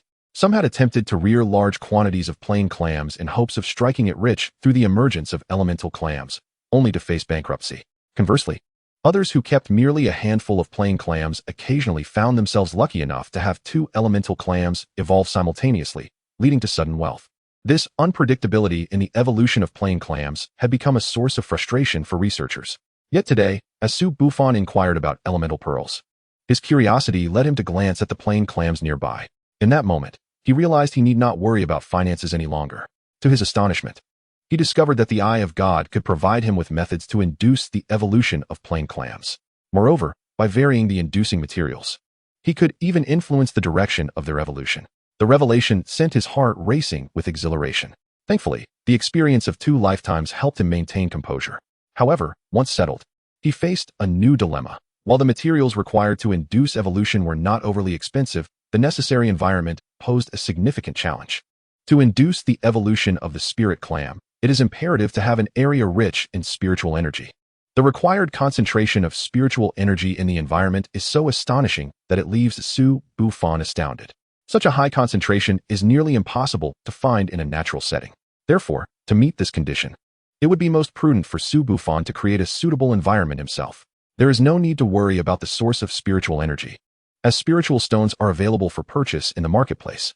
Although Su Bufan has not acquired any spiritual stones yet, as they are not currently needed for tofu or tangyuan, procuring a few pure spiritual stones is within his means. Thus, the only consideration for Su Bufan is to find an appropriate space. This space must not be too small, as it needs to accommodate the spirit clam, yet it cannot be excessively large either, for a larger space would necessitate a greater expenditure of spiritual stones for its construction. Ideally, he would purchase a spatial ring. Spatial rings are crafted by beast tamers skilled in spatial manipulation, allowing for the creation of an independent space akin to a beast domain. Unlike a beast domain, the independent space within a spatial ring does not restrict entry to specific beasts and can also contain inanimate objects, typically used for the transport of beasts or materials. Unfortunately, spatial rings are not easily obtainable, and Su Bufan's current assets are insufficient to acquire a suitable one. Chapter 12. Cultivating Tofu. At this moment, Su Bufan experienced the anguish of possessing a treasure trove, yet being unable to excavate it. He then contemplated seeking assistance from Qian Laikai, an individual whose connections surely surpass his own, potentially offering a solution to his predicament. However, pursuing Qian Laikai's help would have to be deferred for the time being. For now, Su Bufan's primary focus must be on enhancing Tofu's abilities. The elemental pearls have already been procured, and gathering the remaining materials will pose no significant challenge. The next trial will be a testament to Su Bufan's skills. This cultivation will not be as effortless as the previous two. To ensure the best results, Su Bufan must meticulously process all materials. Due to the differing elemental energies, the usage of elemental pearls will vary accordingly. The water elemental pearl, with its gentle energy, can be combined with specific materials to assist tofu in undergoing a transformation from within. Conversely, the fire elemental pearl possesses a more volatile energy, necessitating the harmonization with earth elemental pearls. This amalgamation will be fashioned into a special medicinal paste, applied to tofu's entire body to stimulate its metamorphosis. Preparing the potion is merely the initial step in the cultivation process. The true test of a cultivator's capability lies in knowing how and when to administer it. While using both potions simultaneously can foster tofu's growth, Su Bufan can achieve the most optimal results by precisely controlling the timing of their application, thereby amplifying their effects synergistically. Before commencing the cultivation, Su Bufan informed Tofu that the process would be quite painful. Although the earth elemental pearl mitigated the ferocity of the fire energy, the heat from the fire elemental pearl would not diminish. The protective effect of the water elemental pearl would ensure that Tofu's internal organs remain unharmed by the high temperatures. Yet this force could not shield Tofu's exterior flesh in a timely manner, only mending the damaged body. It is through this cycle of continuous injury and healing that Tofu's physique would be honed to a greater resilience. Nevertheless, during their time together, Su Bufan had grown fond of this little creature and wished to spare Tofu from any harm. Thus, before the cultivation began, he laid out the benefits and drawbacks for Tofu, granting it the autonomy to decide whether to proceed. Should Tofu refuse the cultivation, Su Bufan would not compel it to comply, for he regarded Tofu not as a mere servant, but as an equal partner. Unexpectedly, Tofu did not decline this opportunity for growth. Although unspoken, Su Bufan perceived a fervent desire in Tofu's eyes, a reflection of its resolve to not falter. Its pride as a dragon forbade any retreat. In its heart, the singular belief of growing stronger to protect Su Bufan became paramount. Su Bufan began by administering the potion derived from the water elemental pearl to Tofu. ensuring that Tofu's internal organs remained intact throughout the cultivation. Should he misjudge the dosage and allow the high temperatures to inflict harm upon Tofu's insides, it could result in irreversible consequences. Thus, Su Bufan exercised utmost caution, fearing that any misstep could jeopardize Tofu's well-being. Tang Yuan, typically playful and mischievous, now sat anxiously beside them, fearful of disturbing Tofu. It was so agitated that it began to fret and fidget, carefully suppressing any sound. The external potion was meticulously applied to Tofu's entire body. Initially, Tofu exhibited no immediate reaction, even conveying telepathically to Su Bufan not to worry. However, once the potion's effects began to manifest, Tofu's body convulsed violently in response to the excruciating pain. Despite Tofu's efforts to endure, soft cries of agony escaped its lips. Su Bufan watched in deep concern. Though he recognized that the protective properties of the water elemental pearl ensured Tofu's life was safe, witnessing Tofu in such torment made his heart ache. Tang Yuan, overwhelmed by sorrow, quietly shed tears. Soon, Tofu's scales began to shatter, replaced by new ones. These newly formed scales retained their diamond shape, yet they sparkled more brilliantly and were sturdier than the old ones. Tofu momentarily caught its breath, but before it could fully recover, the effects of the external potion surged anew. The newly sprouted scales turned fiery red, and those under the strain began to crack. This cycle of destruction and rebirth fortified Tofu further, yet concurrently, the relentless agony threatened to overwhelm it. Tofu's entire body was drenched in blood from the wounds, trembling uncontrollably in pain. Even Tang Yuan, who usually communicated solely through gestures and expressions, inquired telepathically, "Tofu, big brother, pain, help, no pain?" Su Bufan understood that Tang Yuan wished to alleviate some of Tofu's suffering, but this pain was one that Tofu had to endure alone. Though Su Bufan felt immense compassion, he was truly powerless in this situation. Throughout the process, Tofu came perilously close to losing consciousness several times, but each time, it summoned its indomitable will to persevere. Only when Su Bufan assured Tofu that the cultivation was complete did it finally succumb to exhaustion and faint. Once Su Bufan confirmed that Tofu was safe and without peril, he turned his attention to evaluating Tofu's enhancements. The most apparent change was Tofu's size. Upon completing this cultivation, Tofu's length had surpassed the 4-meter mark. The small wings that were once occasionally used for splashing in the water began to reveal their magnificence. Although Su Bufan could not gauge the precise dimensions of this pair of wings due to Tofu's unconscious state, he was certain that when fully unfurled, their length would undoubtedly surpass Tofu's body length. Tofu's originally robust limbs had become even more powerful after cultivation. The dragon claws shimmered with a chilling, ethereal light.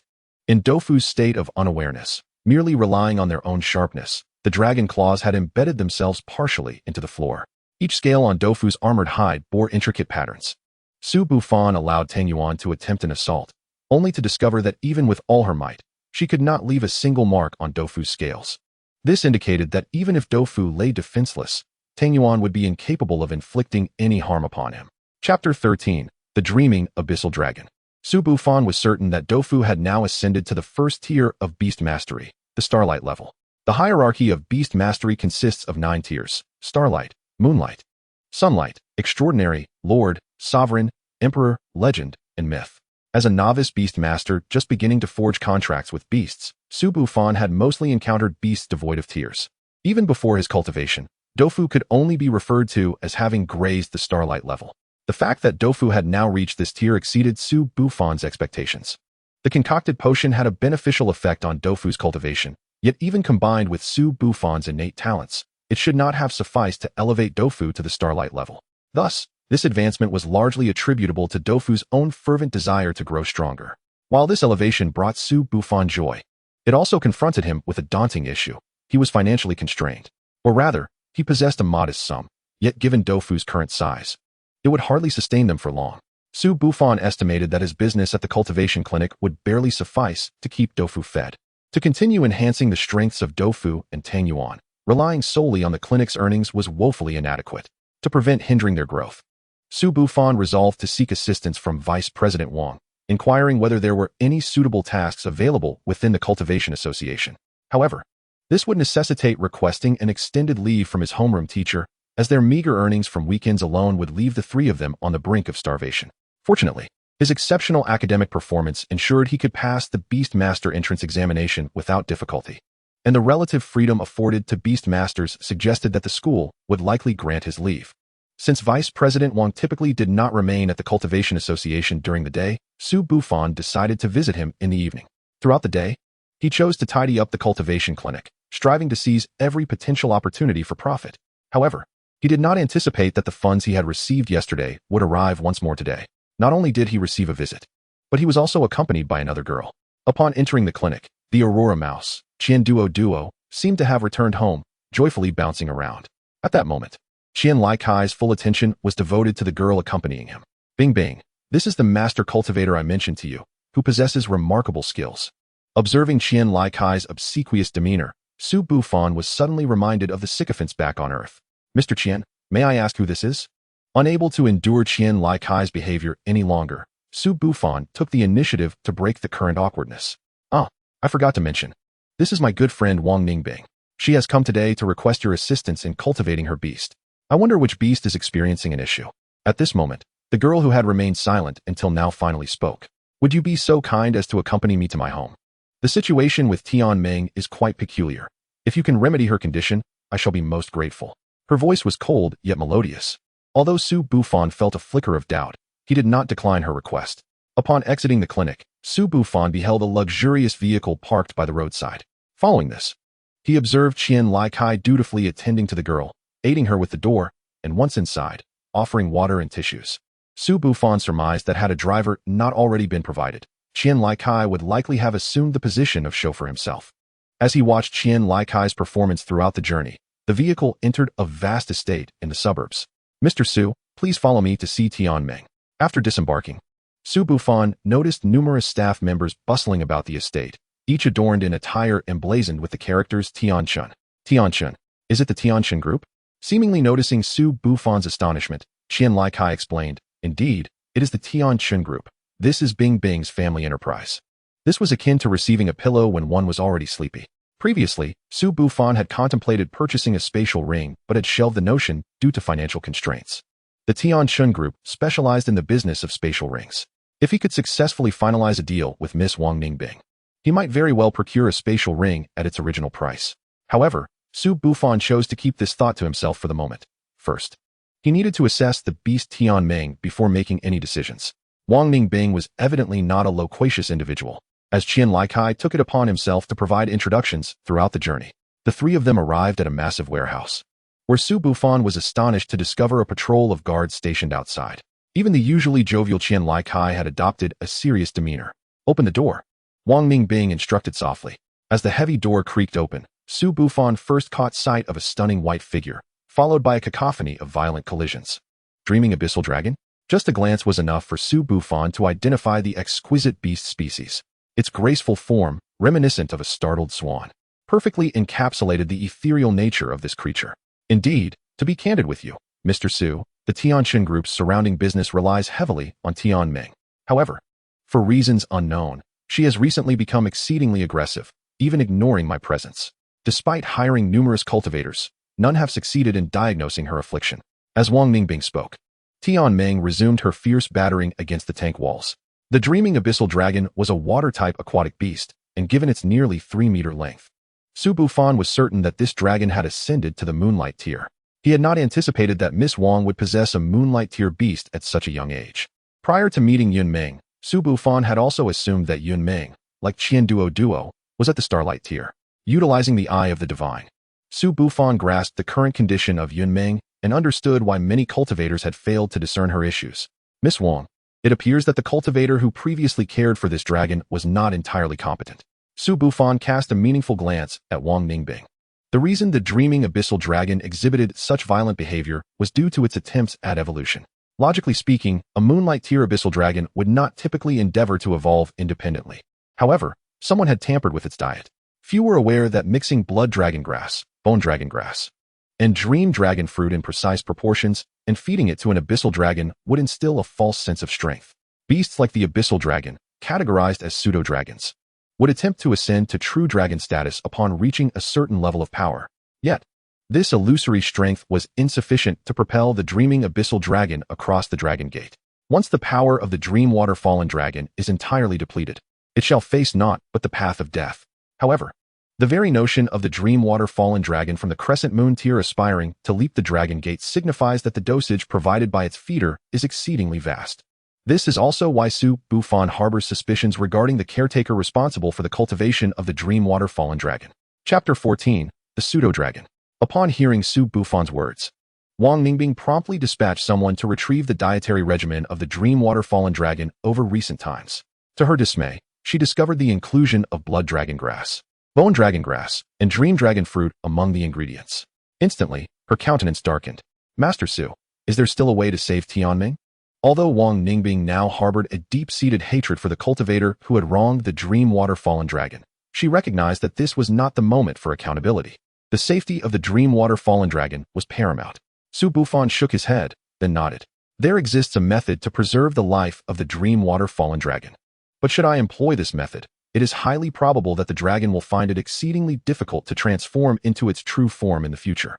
Save it, Wang Ningbing declared without the slightest hesitation upon receiving Su Bufan's affirmative response. With a decisive demeanor, Su Bufan promptly enumerated a plethora of materials required.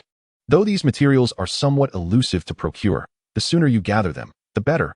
If time drags on, the dream water fallen dragon may truly become incapable of transformation.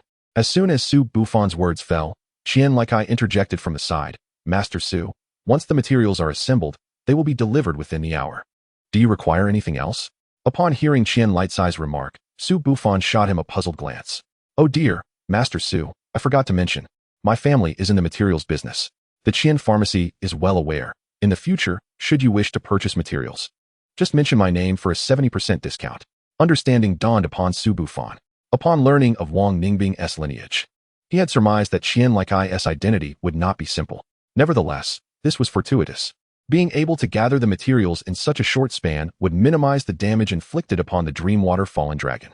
With the strength of the Tianqin group, aiding the Dreamwater Fallen Dragon in its transformation would no longer be an impossible endeavor. Master Su, is there anything else we can assist you with? Wang Ningbing inquired. Initially, when Qian Likai introduced her to Su Bufan, she had harbored doubts regarding his capabilities due to his youthful appearance. However, Su Bufan had proven his competence through his actions, thus earning Wang Ningbing's respect. There are no further issues. Securing the materials is sufficient. Leave the rest to me, Su Bufan asserted. His confidence was not born of arrogance, but rather from the realization that Wang Ningbing and her companions had little else to contribute at this juncture. Once the fallen dragon commenced its ascension to a true dragon, it could not be halted. If endowed with sufficient strength, a fallen dragon could undergo a metamorphosis, stepping into the ranks of true dragons. The dilemma lies in the fact that the Dreamwater Fallen Dragon began the ascension ritual under external duress. Given his current reserves, Su Bufan lacked the capacity to support its rise to true dragon status. Even with the enhancement of the Eye of God, he could not cease the ascension ritual. The sole path offered by the Eye of God was to utilize those materials to assist the Dreamwater Fallen Dragon in reaching the threshold of a semi-true dragon.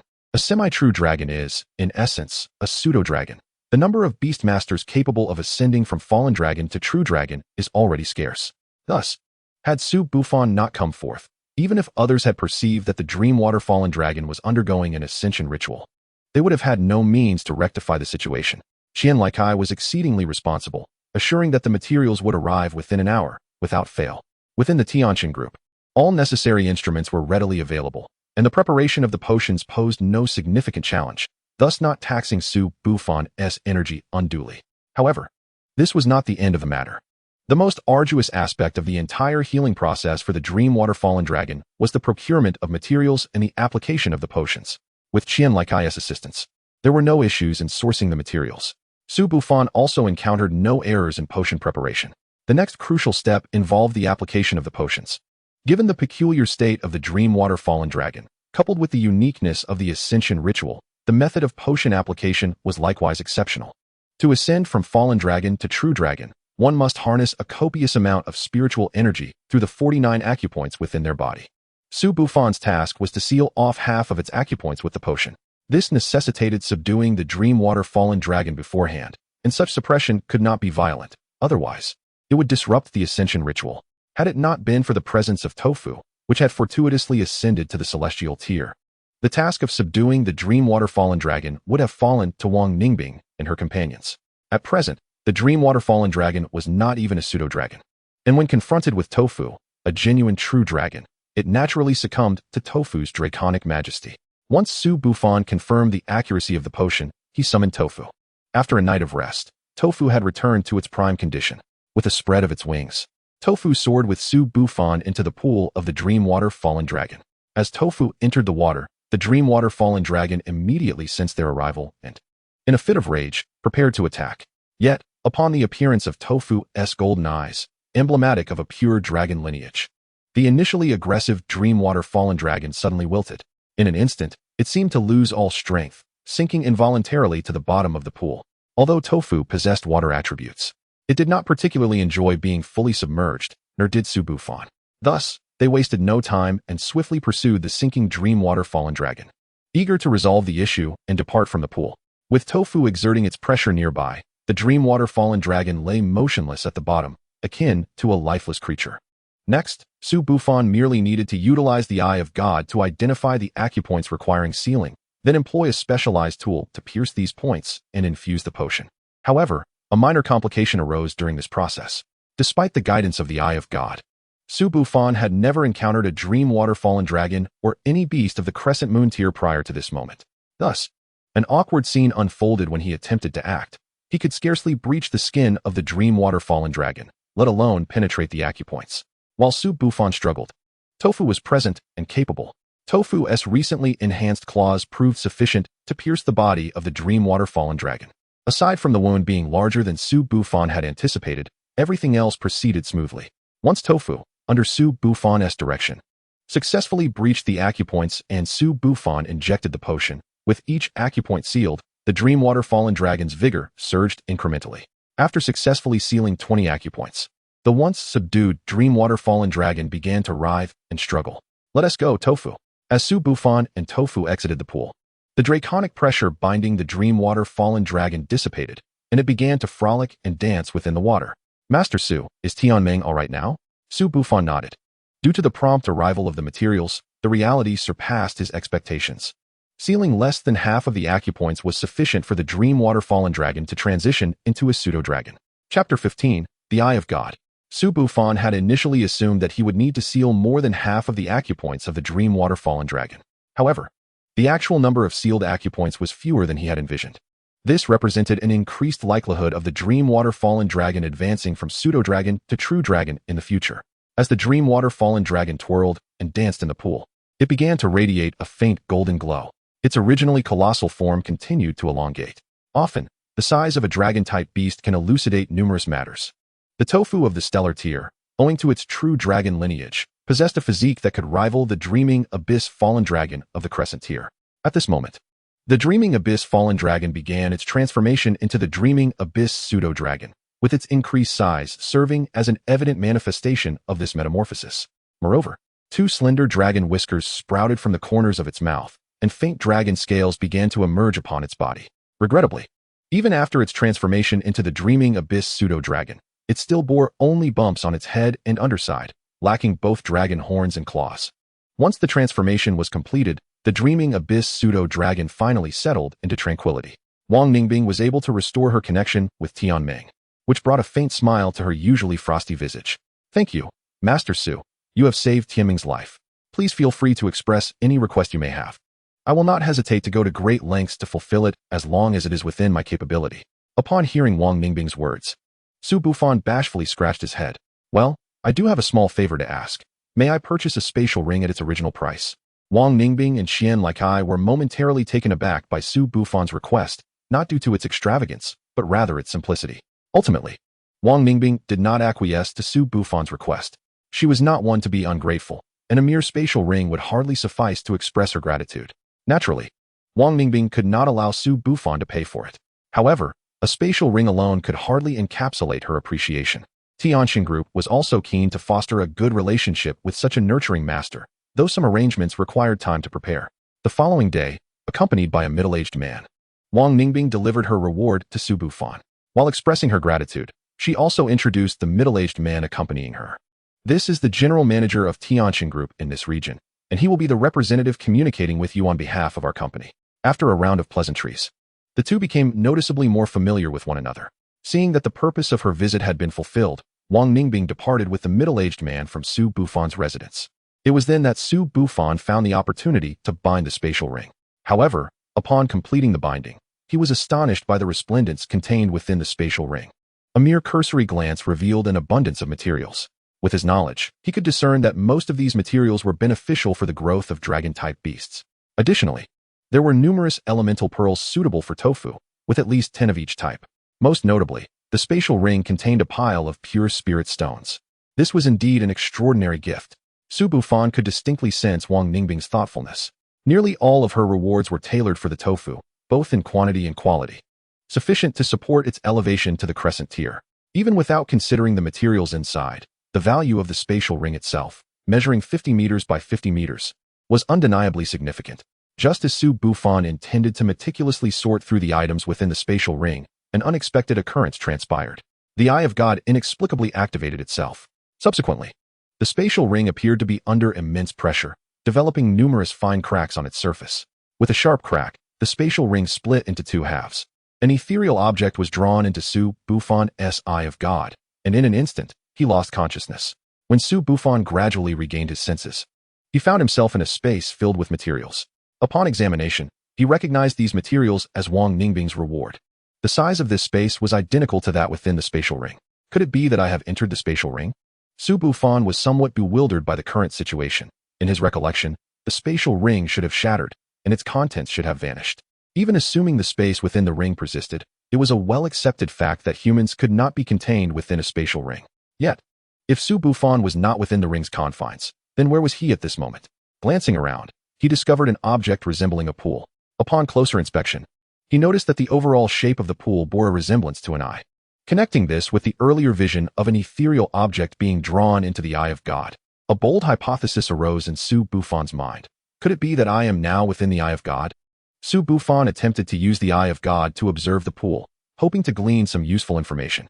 Initially, he approached this endeavor with merely a sense of curiosity, but to his astonishment, it proved effective. His Eye of God established a connection with the pool, and a torrent of information about this space surged into his mind. The current space was indeed that of the ring, yet it was also something beyond it. The original ring space had fused with Su Bufan's left eye, giving birth to this realm known as the Eye of God. The Eye of God endowed the original ring space with two straightforward functions. One was that the size of the Eye of God would expand in accordance with the number and tier of the contracted beasts Su Bufan possessed. The other was that the pool at the center of the eye could purify spiritual energy. Once a beast reached a certain stage of growth, it required spiritual energy to aid in its cultivation. Typically, the source of this spiritual energy was drawn from nature by the beast itself, while the beast master would supplement this with some spirit stones. However, even the finest spirit stones contained certain impurities, meaning that beasts could not absorb too many spirit stones in a short period. In contrast, the pool within Su Bufan's Eye of God could purify the spiritual energy as long as spirit stones, even the most basic fragments, were thrown into it. The purified spiritual energy ensured that not a trace of impurity remained, making it exceptionally useful for nurturing beasts or for other purposes. Furthermore, this spiritual energy was not only effective but also cost-efficient. To extract the same quantity of spiritual energy, using inferior spirit stones would cost merely 1/10,000th of what top-tier spirit stones would require. Although the emergence of the Eye of God allowed Su Bufan to produce elemental clams in abundance, the principles of prudent spending and strategic investment were not mutually exclusive. Chapter 16, Nurturing Convention. Out. With a mere thought, Su Bufan exited the Eye of God. In. With another thought, he re-entered the eye, this time bringing Tofu and Tanyuan along with him. Retrieving items from the Eye of God or summoning Tofu and the others required only a thought from Su Bufan. However, to bring a person, beast, or item into the eye, physical contact between the individual and Su Bufan was necessary, along with Su Bufan's simultaneous entry. Before departing, Su Bufan had already cast all the spirit stones gifted by Wang Ningbing into the pool. Thus, upon their return, he could distinctly sense that the concentration of spiritual energy within the Eye of God had increased. While Tofu and Tanyuan currently did not require spiritual energy for their growth, such an abundant environment was still beneficial for them. After settling Tofu, Tanyuan, and the pile of materials, Su Bufan hastened to the materials market. He acquired over 20 plain clams and the necessary induction materials at an exceedingly low price. Subsequently, he hurried back home and entered the realm of the divine eye. To others, the plain clams appeared to hold little value. However, in Su Bufan's eyes, they represented a vast fortune. Besides purchasing these items, Su Bufan also acquired a batch of inferior spirit stones to enhance the spiritual energy concentration within the divine eye, coupled with the previously invested spirit stones. The spiritual energy within the divine eye had now thickened to a vaporous state. Furthermore, Su Bufan felt uncertain if he was merely imagining things, as the tofu and Tangyuan seemed different from before. Yet, he found it challenging to articulate precisely what had changed. He simply sensed a transformation in their aura, and they appeared to be in better condition. After confirming, through the divine eye, that both of them were unharmed, Su Bufan allowed them to frolic within the divine eye. He then commenced the induction evolution of this batch of plain clams, intending to evolve them into elemental clams of water, fire, earth, and dark attributes. This would facilitate the nurturing of tofu and the others, and given the current market conditions for elemental clams, the value of any attribute would not differ significantly. With the assistance of the divine eye, inducing the evolution of the plain clams was nearly guaranteed. Thereafter, Su Bufan would not need to worry, as the elemental clams would naturally begin to form elemental pearls in areas rich in spiritual energy. Since tofu had recently undergone an enhancement, Su Bufan decided not to cultivate tofu again for the time being. If the foundation were lacking, forcibly stacking power would not serve as an aid but rather become an obstacle to tofu's progression. Previously, due to financial constraints, Su Bufan had opted to nurture tofu instead of Tangyuan. However, now that he had acquired a substantial batch of resources, nurturing Tangyuan would no longer pose a challenge. Therefore, Su Bufan prepared to give Tangyuan a significant boost as well. With the experience of nurturing tofu behind him, as long as the funds were sufficient, everything else would naturally fall into place. Moreover, this time, Tangyuan's enhancement did not involve physical changes, thus avoiding the excruciating pain that tofu had endured. The nurturing process for Tangyuan proceeded exceptionally smoothly. After consuming the potion, Tangyuan fell asleep and completed the cultivation.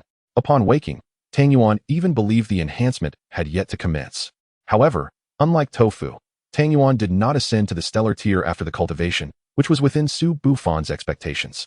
Tofu's elevation was purely serendipitous, while Tangyuan's outcome was considered normal. Now that both tofu and Tangyuan had been cultivated, they required time to digest and absorb their gains. The plain clams also gradually completed their evolution, and now Su Bufan merely needed to await the financial returns. Suddenly, the once busy Su Bufan found himself with a wealth of free time. He thought he could finally relax. However, this idyllic period lasted only a few days before Vice President Wang sought him out.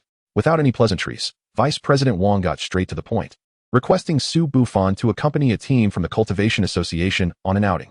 After a series of inquiries, Su Bufan finally grasped the situation. It turned out that the annual Cultivation Exchange Conference was approaching, and the Cultivation Association he belonged to was led by Vice President Wang. Having heard about Su Bufan's assistance in treating Wang Ningbing's dream Zephyr Fallen Dragon, Vice President Wang decided to bring him along to broaden his horizons.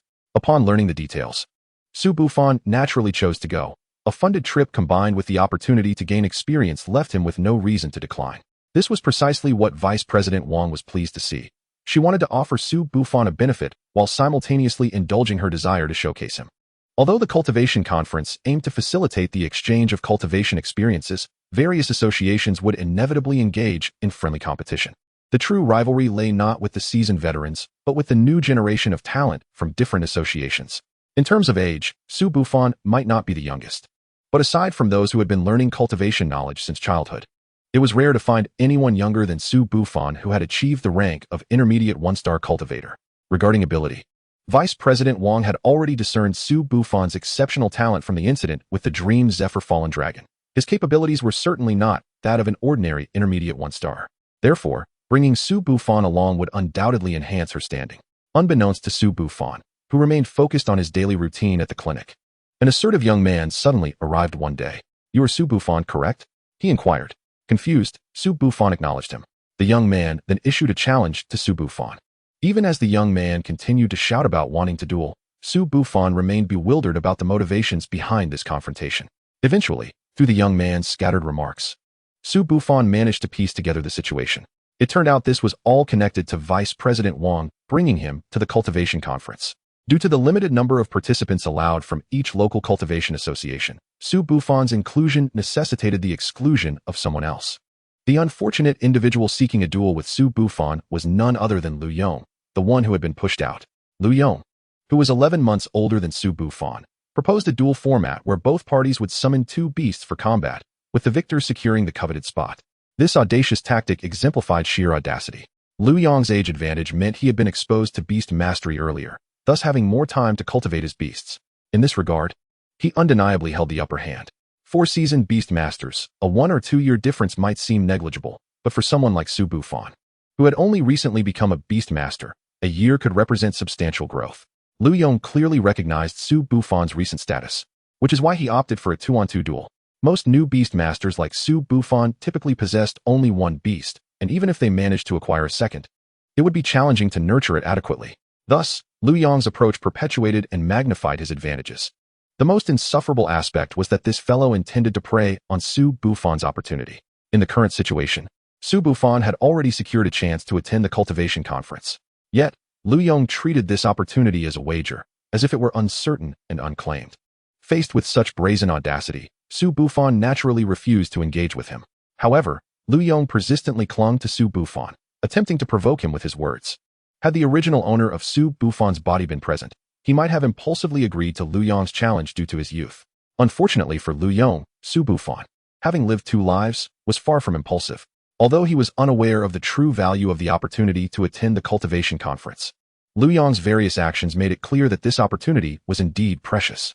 Moreover, it was a gesture from Vice President Wang, which only heightened its significance in Su Bufan's eyes. Seeing that his tactics were failing, Liu Yong found that Su Bufan remained resolute, continuing with his usual activities and ignoring him entirely.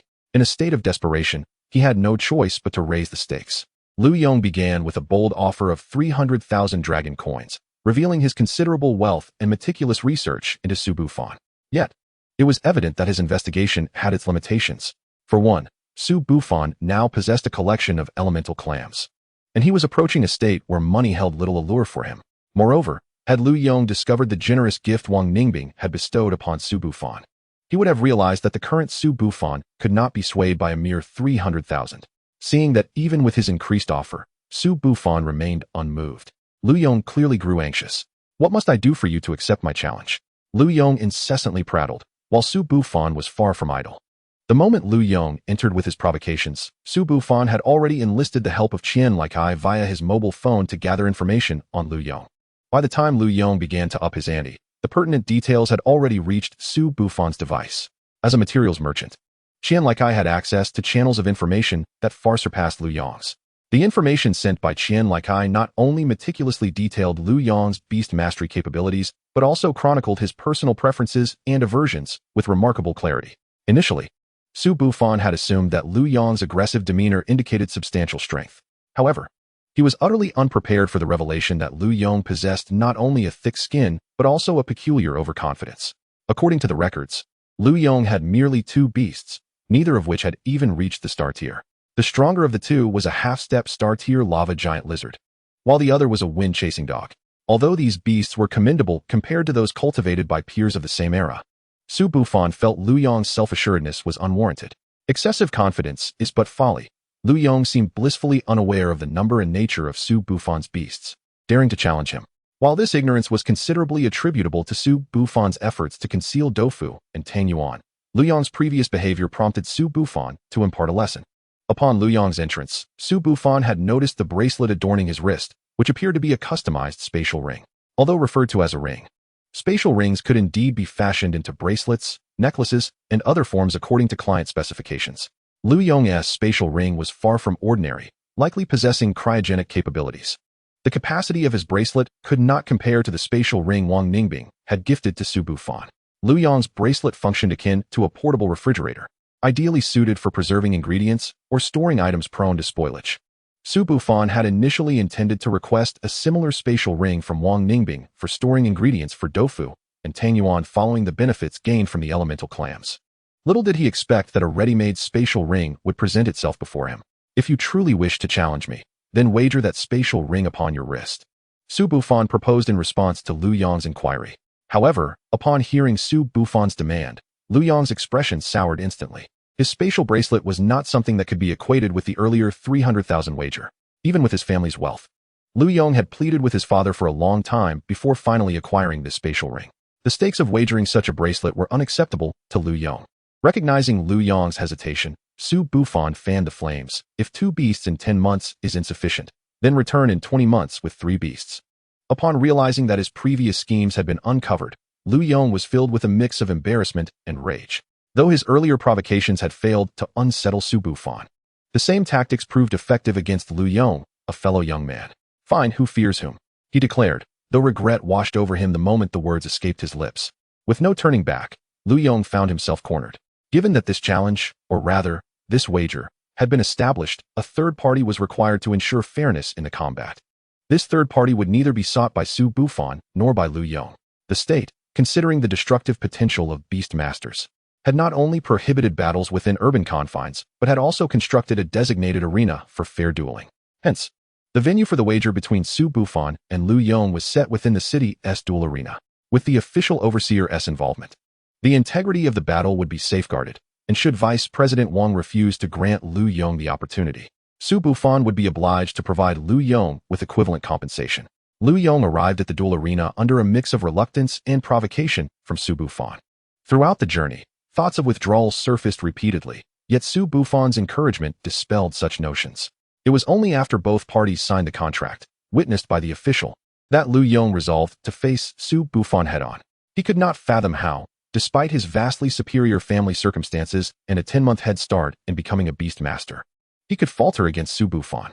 Chapter 18, Jinyuan City. Yet, the fervor Lu Yong had managed to muster was extinguished the moment Dofu entered the arena. Both the lava giant lizard and the wind-chasing dog appeared diminutive in comparison to the 3-meter-long Dofu, particularly when Dofu's draconic aura emanated. The already trembling lava giant lizard and wind-chasing dog fell prostrate, devoid of any semblance of resistance. The lava giant lizard, despite its higher tier, succumbed to panic before Dofu, who had a natural dominance over it, resulting in a rather disgraceful display of fear. Witnessing this spectacle, Tang Yuan, who had emerged to observe, could hardly contain his laughter. It was then that Lu Yong noticed Tang Yuan perched upon Su Bufan's shoulder. As a fellow cultivator, Lu Yong recognized that Tang Yuan's strength was not inferior to that of his lava giant lizard. Thus, the outcome of the battle had been predetermined from the outset. Lu Yong came to the realization that he had unwittingly walked into a trap, one that he himself had laid.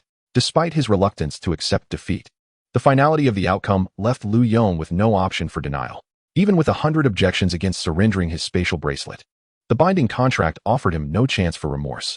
Consequently, as they departed the duel arena, Lu Yong's wrist was left bare while Su Bufan proudly donned a newly acquired spatial ring. In this battle, Lu Yong could be said to have lost to Su Bufan, but ultimately, he succumbed to his own arrogance. Regardless, the battle's conclusion was now set in stone. Freed from Lu Yong's perturbations, Su Bufan returned to his clinic, where he resumed his modest business while awaiting the forthcoming cultivation conference. With the addition of the spatial ring and the gradual yield from the elemental clams, Su Bufan found himself in increasingly comfortable circumstances, and the dietary provisions for Dofu and Tang Yuan improved significantly. Under Su Bufan's meticulous care, although their diet had enhanced, the two little companions did not grow portly. Rather, they thrived in vitality. Perhaps due to the enhancement of his daily sustenance, even without deliberately nurturing Tang Yuan, it has successfully ascended to the threshold of the half-step starry realm under Su Bufan's care. On the following day after Tang Yuan's advancement, the time had arrived for Su Bufan and his companions to attend the breeding conference. This time, they opted to travel by an armored train. Although the wilderness between cities was teeming with various exotic beasts, the train's own defenses were sufficient to withstand most common threats. Moreover, the routes taken by the armored train were regularly patrolled by professional beast tamers, ensuring the eradication of any lurking dangers. Thus, embarking on this journey to the breeding conference aboard the armored train provided a secure means of travel. Even in the unlikely event of an encounter with peril, Su Bufan was not alone. He was surrounded by several formidable breeders. Prior to departure, he had inquired about their group for the breeding conference. Discovering that the majority were beast tamers, with only a handful being pure breeders, and those few were all from the younger generation. This implied that the breeders accompanying Su Bufan were also powerful beast tamers. Any foolhardy beast that dared to attack this armored train would surely face dire consequences. This marked Su Bufan's first departure from the city since arriving on Blue Star, and he felt a sense of curiosity about the scenery along the way. However, after a brief gaze at the landscape, he soon realized that the train's route was monotonously flanked by trees on either side.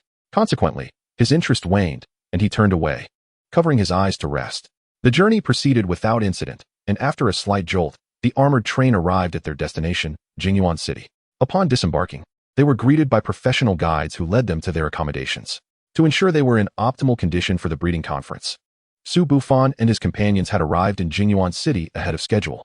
After a brief briefing from Vice President Wang, they were granted the freedom to explore. Most of the team chose to rest at the hotel, but having slept soundly on the train, Su Bufan was brimming with energy. He hailed a taxi and made his way to the city's largest stone gambling venue. Given that the materials for stone gambling were not widely circulated, despite frequent visits to such venues, Su Bufan had yet to uncover any significant treasures. Now that he had the opportunity to visit Jinyuan City, he was determined to search for hidden gems, though he was no longer in want of money. The items procured from stone gambling often held intrinsic value that transcended mere monetary worth. Thus, in the wake of financial freedom, Su Bufan found himself increasingly drawn to the thrill of exploring stone gambling venues. He did not impose expectations on this visit, as his primary objective was to broaden his horizons. The stone gambling venue in Jinyuan City did not disappoint. It was more than 3 times the size of the ones he was accustomed to, bustling with life and activity. However, as he cast a cursory glance around, he couldn't help but internally scoff at the avarice apparent in this establishment. If the yield rate at his local venue was 1%, then based on his observations here, it was at least 1 in 1,000, if not 10,000. A sweeping glance revealed that most of the stones were either empty or contained items of negligible value. This led Su Bufan to conclude that the venue was likely staffed with seasoned selectors. Unlike Su Bufan, who possessed the eye of God to discern the contents of stone materials directly, these experienced individuals relied on their years of expertise to determine the potential value of the stones. Subsequently, the venue's owner would categorize the stones based on their assessments before offering them for sale. This implied that even with the eye of God, Su Bufan would find it challenging to uncover overlooked treasures in this venue. However, should he happen upon a hidden gem, it would surely be a remarkable find, likely of rare and extraordinary quality. With this thought in mind, Su Bufan's initial fervor intensified, and he began to navigate the stone gambling venue in search of any treasures that the selectors might have missed. Yet, after thoroughly exploring the entire venue, he discovered only a few minor finds that did not meet his expectations for significant treasures. The small items he unearthed were not extraordinary by any means. They were all items he could easily procure. Therefore, in his eyes, their value was minimal, and any items that could be measured in monetary terms no longer held great significance for him. Chapter 19. The Dragonblood Ancient Tree. Initially, Su Bufan had anticipated that his visit to the stone gambling venue in Jinyuan City would yield fruitful results. However, he was left somewhat disappointed. Nonetheless, he did not find this outcome surprising, as stone gambling inherently involved such uncertainties. Even with the advantage of the eye of God, one could not expect success every time. Just as he was about to leave the venue, a few mocking voices reached his ears. "Old Zhang, are you still guarding that worthless rock? It's clearly a piece of trash, yet you dare to demand an exorbitant price." Following the sound, Su Bufan noticed a group of people gathered around a gambling stall, which was notably different from the others. This stall featured only a single piece of stone material, prominently labeled with a price of 300,000 dragon coins.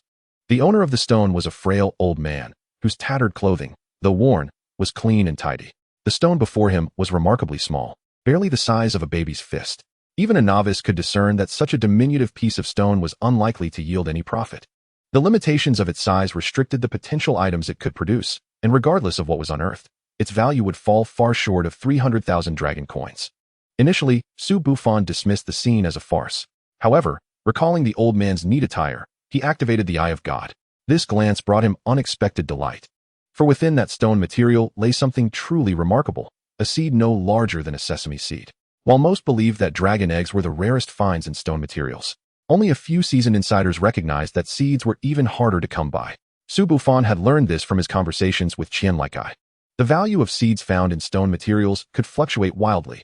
Some yielded rare medicinal herbs while others produced nothing but common grass. More often than not, seeds planted would show no response whatsoever. Yet for Su Bufan, acquiring this particular seed was imperative. Through the Eye of God, he discerned that it was a seed of the Dragonblood Ancient Tree. Should this seed successfully germinate, it would represent an extraordinary opportunity for tofu. The Dragonblood Ancient Tree did not possess any flamboyant capabilities. Its singular function was to bear fruit. However, the nature of the fruit it produced depended on the type of dragon blood used for irrigation. In contrast, the dragon blood fruit serves to enhance the bloodline purity of dragon-type beasts derived from dragon blood. Su Bufan possesses only a single dragon beast named Dofu under his command. Thus, the dragon blood he nurtures will undoubtedly be bestowed upon Dofu, and consequently, the resulting dragon blood fruit is destined for Dofu's use. This is why Su Bufan declares it to be a fortuitous opportunity for Dofu. Upon discovering such a treasure, Su Bufan naturally seized the chance, promptly approaching the vendor with the intention of acquiring the gambling stone. Old sir, just as Su Bufan began to negotiate with the stall owner, a shrill laughter erupted from the side. Ha ha ha, who is this little brat? Calling him old sir? Look at him. Is he here to buy some old man's worthless stones? Ha ha. If his parents found out, they'd probably give him a good thrashing. A group of individuals began to mock Su Bufan, their derision ringing in his ears like incessant flies. Initially, Su Bufan intended to disregard them, but their incessant buzzing proved irksome. Are you beast tamers? Su Bufan inquired coldly. Following his question, Tang Yuan appeared atop Su Bufan's shoulder. The taunting group, upon noticing Tang Yuan, suddenly sensed the shift in circumstances. Their boisterous laughter faded, and one of them, after swallowing hard, replied weakly, "And no, we're not." Upon hearing this response, Su Bufan smirked coldly and produced his breeder's badge. I am one of the invited participants of the breeding conference. You are in no position to provoke me. If you have any further issues, take them up with the special police and the Jingyuan Breeding Association. While the government has imposed certain restrictions on beast tamers, it also provides compensatory measures. The actions of these individuals fell under unwarranted provocation towards Su Bufan, and thus, personnel from the special police would come to address their misconduct. Additionally, as a participant in the breeding conference, the Jingyuan City Breeding Association bears the responsibility to ensure safety for these outsiders, which encompasses their provocative behavior. Having successfully dealt with the bothersome group, Su Bufan could finally engage in a transaction with the vendor without distraction. He opted not to haggle, promptly paying the vendor 300,000 dragon coins to acquire the gambling stone. However, upon completing the transaction, the vendor, who had remained silent throughout, unexpectedly made a request of Su Bufan. Consequently, Su Bufan learned of the stone's origins. The vendor's father was a master of gambling stones who entrusted this piece to him on his deathbed. Had it not been for unforeseen circumstances at the vendor's home, he would not have resorted to selling it. Ever since he placed the stone for sale at an exorbitant price, he had been subjected to ridicule from various individuals. Now that Su Bufan had purchased the stone, the vendor hoped to witness what lay within it. Faced with the vendor's request, Su Bufan did not decline. Although the sapling was a rarity, its overall value could not compare to that of a dragon egg, especially since he was now a beast tamer. Thus, he felt no apprehension in revealing the sapling's existence to the vendor. Knowing precisely where the sapling resided within the stone allowed Su Bufan to expertly carve it open. After a few deft strokes, the tiny seed, no larger than a sesame seed, was revealed before both Su Bufan and the vendor. Once the item was confirmed, the vendor seemed to release a burden, chuckling softly, and bade farewell to Su Bufan before departing the gambling venue. Su Bufan chose not to linger in the gambling hall. After purchasing a batch of spiritual soil, he returned to the hotel prepared by the breeding association. Upon arrival, he ensured his safety before entering the Divine Eye realm. Uncertain whether he could successfully cultivate the sapling, Su Bufan resolved to provide the best possible conditions for its growth. The nurturing soil was a unique, 5-colored spiritual earth. The water source was a rare life spring, and the growing environment was optimal. After planting the sapling, Su Bufan brimmed with anticipation, hoping it would sprout and bring Dofu a stroke of fortune. Chapter 20. The PK begins. Having successfully settled the sapling, Su Bufan refrained from wandering around the hotel. Firstly, the breeding conference was imminent, and secondly, Vice President Wang had suddenly informed them that this year's conference would be somewhat different. The organizers decided to host a preliminary PK competition for young breeders to warm up before the main event. Each breeding association was required to send 3 representatives to participate in the PK, and Su Bufan was one of them. Consequently, to ensure he was in the best condition for the PK, Su Bufan planned to rest in the hotel until the conference commenced. According to the information Su Bufan gleaned from Vice President Wang, the PK competition prepared by the organizers was quite innovative. Participants could choose between a literary contest or a martial contest. The literary contest evaluated the contestants' knowledge and their ability to treat and nurture beasts, tailored for those who were not beast tamers. In contrast, the martial contest involved a one-on-one battle between the participants' best cultivated extraordinary beasts. As Lu Yong had previously stated, the efficacy of a beast tamer's cultivation of their beasts was the most direct reflection of their breeding prowess. Upon learning of the contest format, Su Bufan unhesitatingly chose the martial contest. Although he possessed the assistance of the Divine Eye and felt confident in nurturing beasts, he lacked confidence in the literary contest, which also required a substantial knowledge base. As a beast tamer, he could not opt for the literary competition. In the martial contest, Su Bufan would undoubtedly select Dofu as his combatant. The organizers had stipulated an age limit of under 18, which was not particularly advantageous for Su Bufan. Nonetheless, he believed that as long as no beasts of the Crescent Moon tier appeared, Dofu would remain undefeated. As a tri-elemental dragon beast, Dofu's strength was indisputable. Even if a sub-dragon beast of the Crescent Moon tier emerged, Dofu still had the capability to contend. However, Su Bufan lamented his youth, given another 6 months. He was confident he could secure first place in this PK. On the day the conference officially commenced, Su Bufan was unsurprised to find that most participants opted for the martial contest. In their youthful exuberance, these young individuals preferred to demonstrate their prowess through combat rather than literature. As the first round began, each participant sequentially drew lots, and Su Bufan drew number 2. The first round was a free-for-all, where every 10 participants formed a group, with the last one standing advancing to the next round. Su Bufan's luck was not particularly favorable. Among the 10 in his group, 3 had star-tier beasts, while the remaining 7 were all half-step star-tier. Yet, Su Bufan remained unconcerned for Dofu. As the 7 half-step star-tier beasts posed little threat, the true challenge lay with the other 2 star-tier beasts. One was a wood-type grasswood flower spirit, and the other was a dark-type spirit ghost. In this regard, Su Bufan's luck was not too shabby, as these 2 beasts were perfectly countered by Dofu. The wood-type grasswood flower spirit, in particular, had a natural aversion to fire, and thus, Dofu's fire attribute provided a significant advantage. The spirit attach is indeed an intriguing entity, and Su Bufan never anticipated encountering such a rare beast in this setting. The spirit attach, while lacking direct combat prowess, possesses the unique ability to inhabit other beasts, thus controlling them in battle. Although the spirit attach is undeniably rare and holds a certain advantage in chaotic skirmishes, it pales in comparison to Tofu.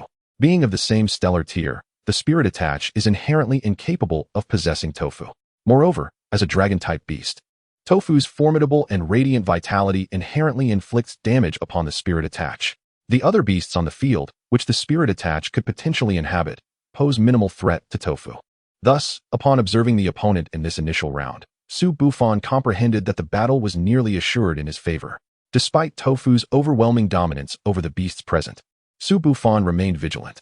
At the onset of the confrontation, he instructed Tofu to ascend rapidly into the air, unleashing a tempest of sand to obscure the vision of the 9 other beasts. While one-on-one, these beasts were no match for Tofu. Their combined efforts could still pose a significant challenge if they coordinated swiftly. Hence, Su Bufan's strategy to employ the sandstorm was to preemptively disrupt their potential collaboration. His concerns regarding the other competitors' unity were not unfounded. He had already observed 3 semi-stellar tier beasts joining forces from the outset. As the swirling sand enveloped the arena, Tofu retracted its wings and plummeted from the sky, targeting the location of the previously allied trio of beasts. However, Su Bufan refrained from delivering a lethal strike, ensuring Tofu did not collide directly with them. Within his divine sight, Tofu lingered for a moment, during which its form expanded further. Now measuring an impressive 3.5 meters in length, Tofu's robust physique would have surely obliterated the trio upon impact. Nevertheless, even as Tofu struck near them, the sheer force of the collision sent the 3 beasts hurtling away. Following this, Tofu's powerful tail lashed out, sending the airborne beasts crashing down to the ground. The ferocity of Tofu's assault, combined with the other beasts' actions, gradually diminished the swirling sand after Tofu had successfully incapacitated the trio. At this juncture, only 6 beasts remained, and the spirit attach had seemingly vanished, having likely been cast down alongside one of the other beasts. Disregarding the others, Tofu lunged at the nearest semi-stellar tier beast, the gluttonous Thunder Frog. The frog's attacks were fierce, yet due to the tier disparity and its non-physical combat nature, it succumbed to Tofu's might after just a few exchanges. Unable to retaliate effectively, at this moment, the remaining beasts finally realized they needed to unite against Tofu. However, by then, it was already too late. With 4 semi-stellar tier beasts dispatched, the remaining ones lacked the power to inflict any meaningful harm upon Tofu. Consequently, even in their alliance, they could not impede Tofu's advance. The remaining stellar tier Flora Spirit, too, found itself helpless against Tofu. Every tactic it employed was countered by Tofu's overwhelming strength, no matter how many entangling vines it conjured. A single breath of Tofu's fiery dragon breath would incinerate them all. Even the Flora Spirit's unique hypnotic pollen proved ineffective against Tofu, succumbing to the flames it exhaled. Chapter 21, The Final 4. Once all of the Flora Spirit's defenses had been rendered futile and it found itself within Tofu's striking range, its fate was sealed. As for the spirit attach, whether it had relinquished its struggle remains unclear. Throughout the battle, Su Bufan did not catch sight of it, likely having been eliminated alongside another beast. When Tofu stood alone on the battlefield, The victory was undoubtedly claimed by Tofu and Su Bufan. Tofu's swiftness in concluding the battle allowed Su Bufan to observe that others were still engaged in contests across different platforms. His immediate focus turned to his two fellow competitors, Mufeng and Yang Ziyu. However, by the time Su Bufan began to watch, Mufeng had already been defeated and eliminated. This outcome, however, was anticipated. Mufeng's beast was merely a semi-stellar tier, and while he possessed extensive knowledge, Su Bufan had expected him to choose a battle of wits. Contrary to expectations, Mufeng ultimately opted for a physical contest that was ill-suited for him, rendering his defeat unsurprising. In contrast, Yang Ziyu's performance on the battlefield was markedly superior. Engaging in a fierce struggle, her combat beast, a stellar-tier thunderbolt tiger, showcased formidable prowess. As the battle unfolded, all other beasts had been eliminated, leaving only a stellar-tier flame lion. The clash between the thunderbolt tiger and the flame lion was evenly matched, with no inherent weaknesses between them. Thus, the bout was intense and bloody, characterized by brutal exchanges. In this contest of equal strength, it was ultimately the thunderbolt tiger that emerged victorious. Although the flame lion's flames inflicted persistent burn damage, it ultimately succumbed to the paralysis inflicted by the thunderbolt tiger's electrical abilities. A single misstep tilted the scales in favor of the thunderbolt tiger, which capitalized on this advantage to conclude the fight. By the end of the first round, out of over 1,000 participants, only slightly more than 100 remained. Among these contenders, Su Bufan did not identify any particularly formidable opponents, even with one possessing a crescent-tier beast. From Vice President Wang, Su Bufan learned that this beastmaster was nearing 18 years of age, making him the oldest participant in the competition. His beast, a barbarian ant, relied solely on physical strength for combat. The ease of cultivating insect-type beasts significantly contributed to the barbarian ant's ascent to crescent tier, as such beasts are inherently simpler to nurture. Despite this, the raw power of the barbarian ant was indeed formidable. Even though Tofu, as a dragon type, could not match the barbarian ant's strength at the stellar tier, Su Bufan held no concerns about Tofu's ability to overcome it. The barbarian ant's weaknesses were glaringly evident. Although Tofu's physical form and strength currently fell short, its elongated limbs, flight capabilities, and tri-elemental breath would allow Tofu to exhaust the barbarian ant eventually. After perusing the comprehensive dossier compiled by Vice President Wang, Su Bufan found himself more wary of a stellar-tier crystal hunter spider.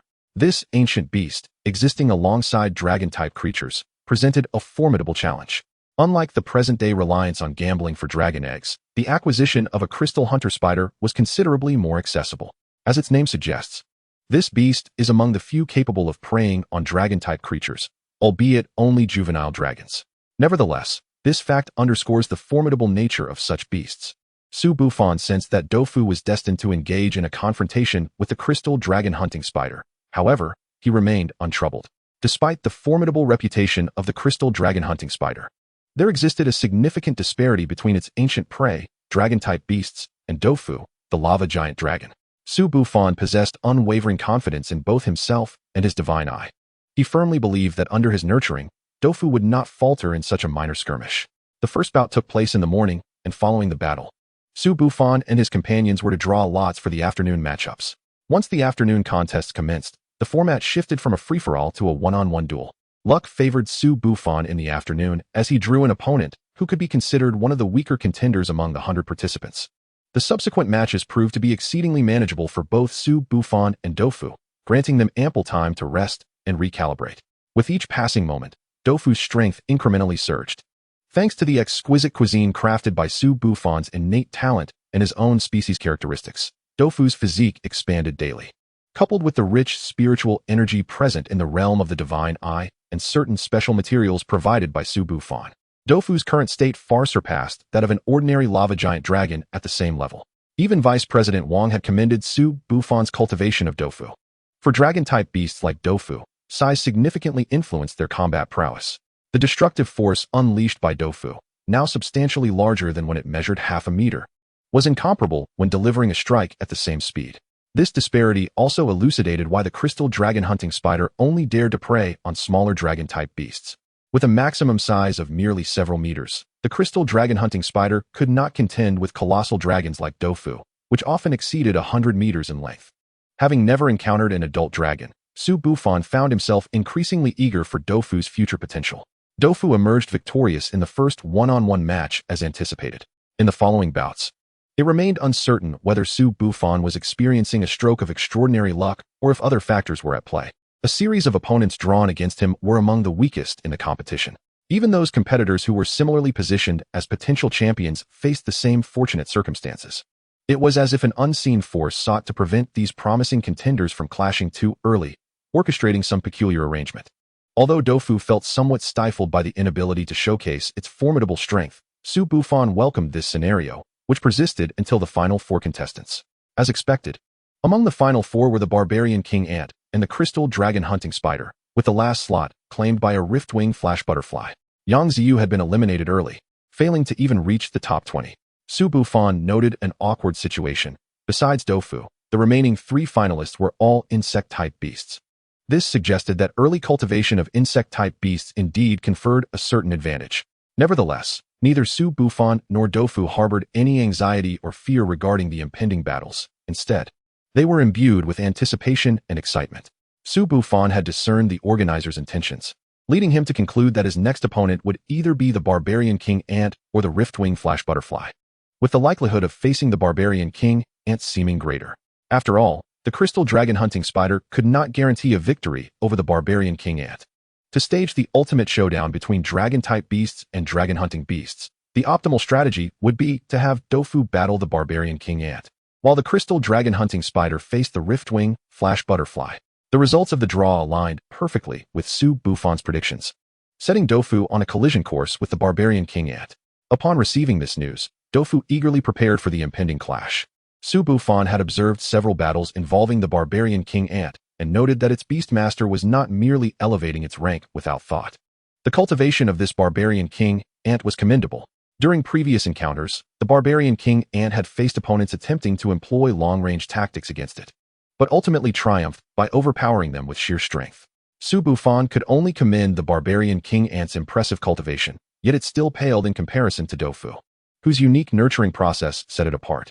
The special cultivation techniques gleaned from the Divine Eye, combined with Su Bufan's innate talent and the abundant spiritual energy of the Divine Realm, collectively provided immense enhancements to Dofu.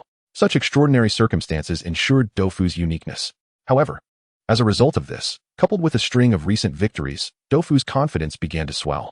In the confrontation with the Barbarian King Ant, Dofu impulsively sought to compete in a test of raw strength, desiring a head-on clash. Yet, Dofu underestimated the physical prowess of a beast that thrived in pure combat. Thus, despite Dofu's size being 4 or 5 times that of the Barbarian King Ant, upon their initial collision, Dofu found itself at a disadvantage. The powerful dragon's form was sent flying by a single punch from the Barbarian King Ant. Although Dofu, owing to its robust physique and Su Bufan's exceptional cultivation, did not sustain significant damage, the humiliation of a dragon being struck down by an ant was profound.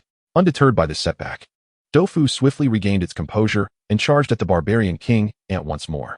Observing this, Su Bufan chose not to intervene, knowing that the damage the Barbarian King Ant could inflict upon Dofu was limited. Through his observations over the past days, Su Bufan had discerned that the rich spiritual energy in the Divine Eye realm aided beast recovery, alleviating any concerns about Dofu's safety. During this time, he subtly sensed Dofu's burgeoning pride, a characteristic deeply ingrained within dragon-type beasts. Therefore, Su Bufan resolved to use this battle as a lesson for Dofu, to temper its burgeoning arrogance.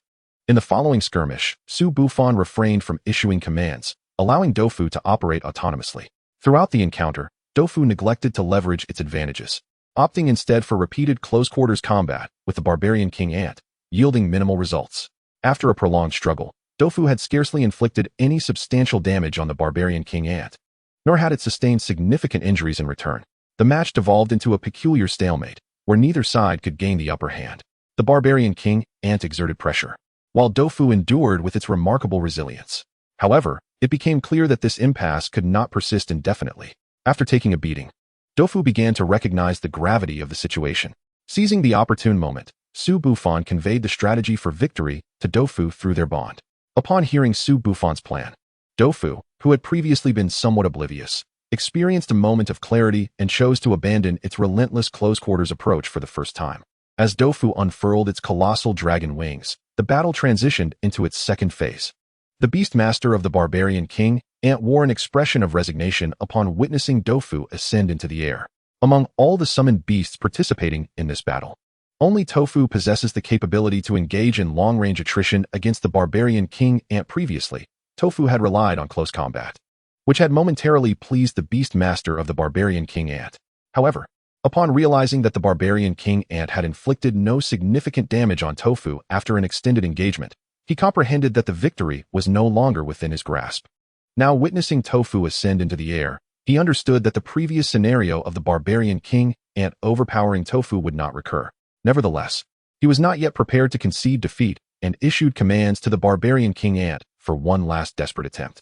Suddenly, the barbarian king ant crouched low and forcefully excavated large chunks of the arena from the ground. It then began to hurl these fragments with incredible speed. Each piece generated a commotion comparable to that of cannon fire.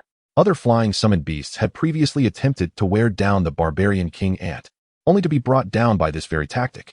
However, against Tofu, whose resilience was remarkable, such an assault was completely ineffective. For Tofu, who had sustained no injuries from the barbarian king ant's punches, being struck by the fragments was merely a minor annoyance. In contrast, Tofu's retaliatory breath of flame inflicted genuine pain upon the barbarian king ant. Following this feedback, the beast master of the barbarian king ant reluctantly declared his surrender. It is worth noting that he felt quite aggrieved. Apart from Tofu, none of the other summoned beasts in this competition could both inflict harm on him and withstand his projectile attacks. Thus, despite his reluctance, he had no choice but to concede defeat. The moment the barbarian king ant's stone-throwing tactic proved ineffective, his fate was sealed. He had only refrained from surrendering immediately to ascertain whether Tofu's attacks could indeed harm the barbarian king ant. Had Tofu's offensive power been insufficient to breach the barbarian king ant's defenses, the Beastmaster would have certainly chosen not to surrender. Due to Tofu's initial choice to engage in close combat, some time was consumed, resulting in Su Bufan and his companions finishing their battles sooner.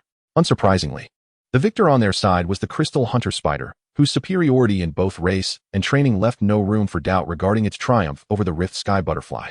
Chapter 23: The Crystal Hunter Spider. It was only after the final two competitors were determined that the organizers revealed the rewards for this contest. Unlike the fixed rewards of previous competitions, the ultimate prize this time allowed the champion to select one item from the vault of the Breeding Association in Jinyuan City. While not particularly precious, as this was merely a preliminary skirmish before the breeding event, the allure of choosing a fitting item made the reward quite enticing. Although Su Bufan was indeed intrigued by the vault of the Breeding Association, they still had one final opponent to overcome. Tofu, however, was eager to confront the Crystal Hunter Spider.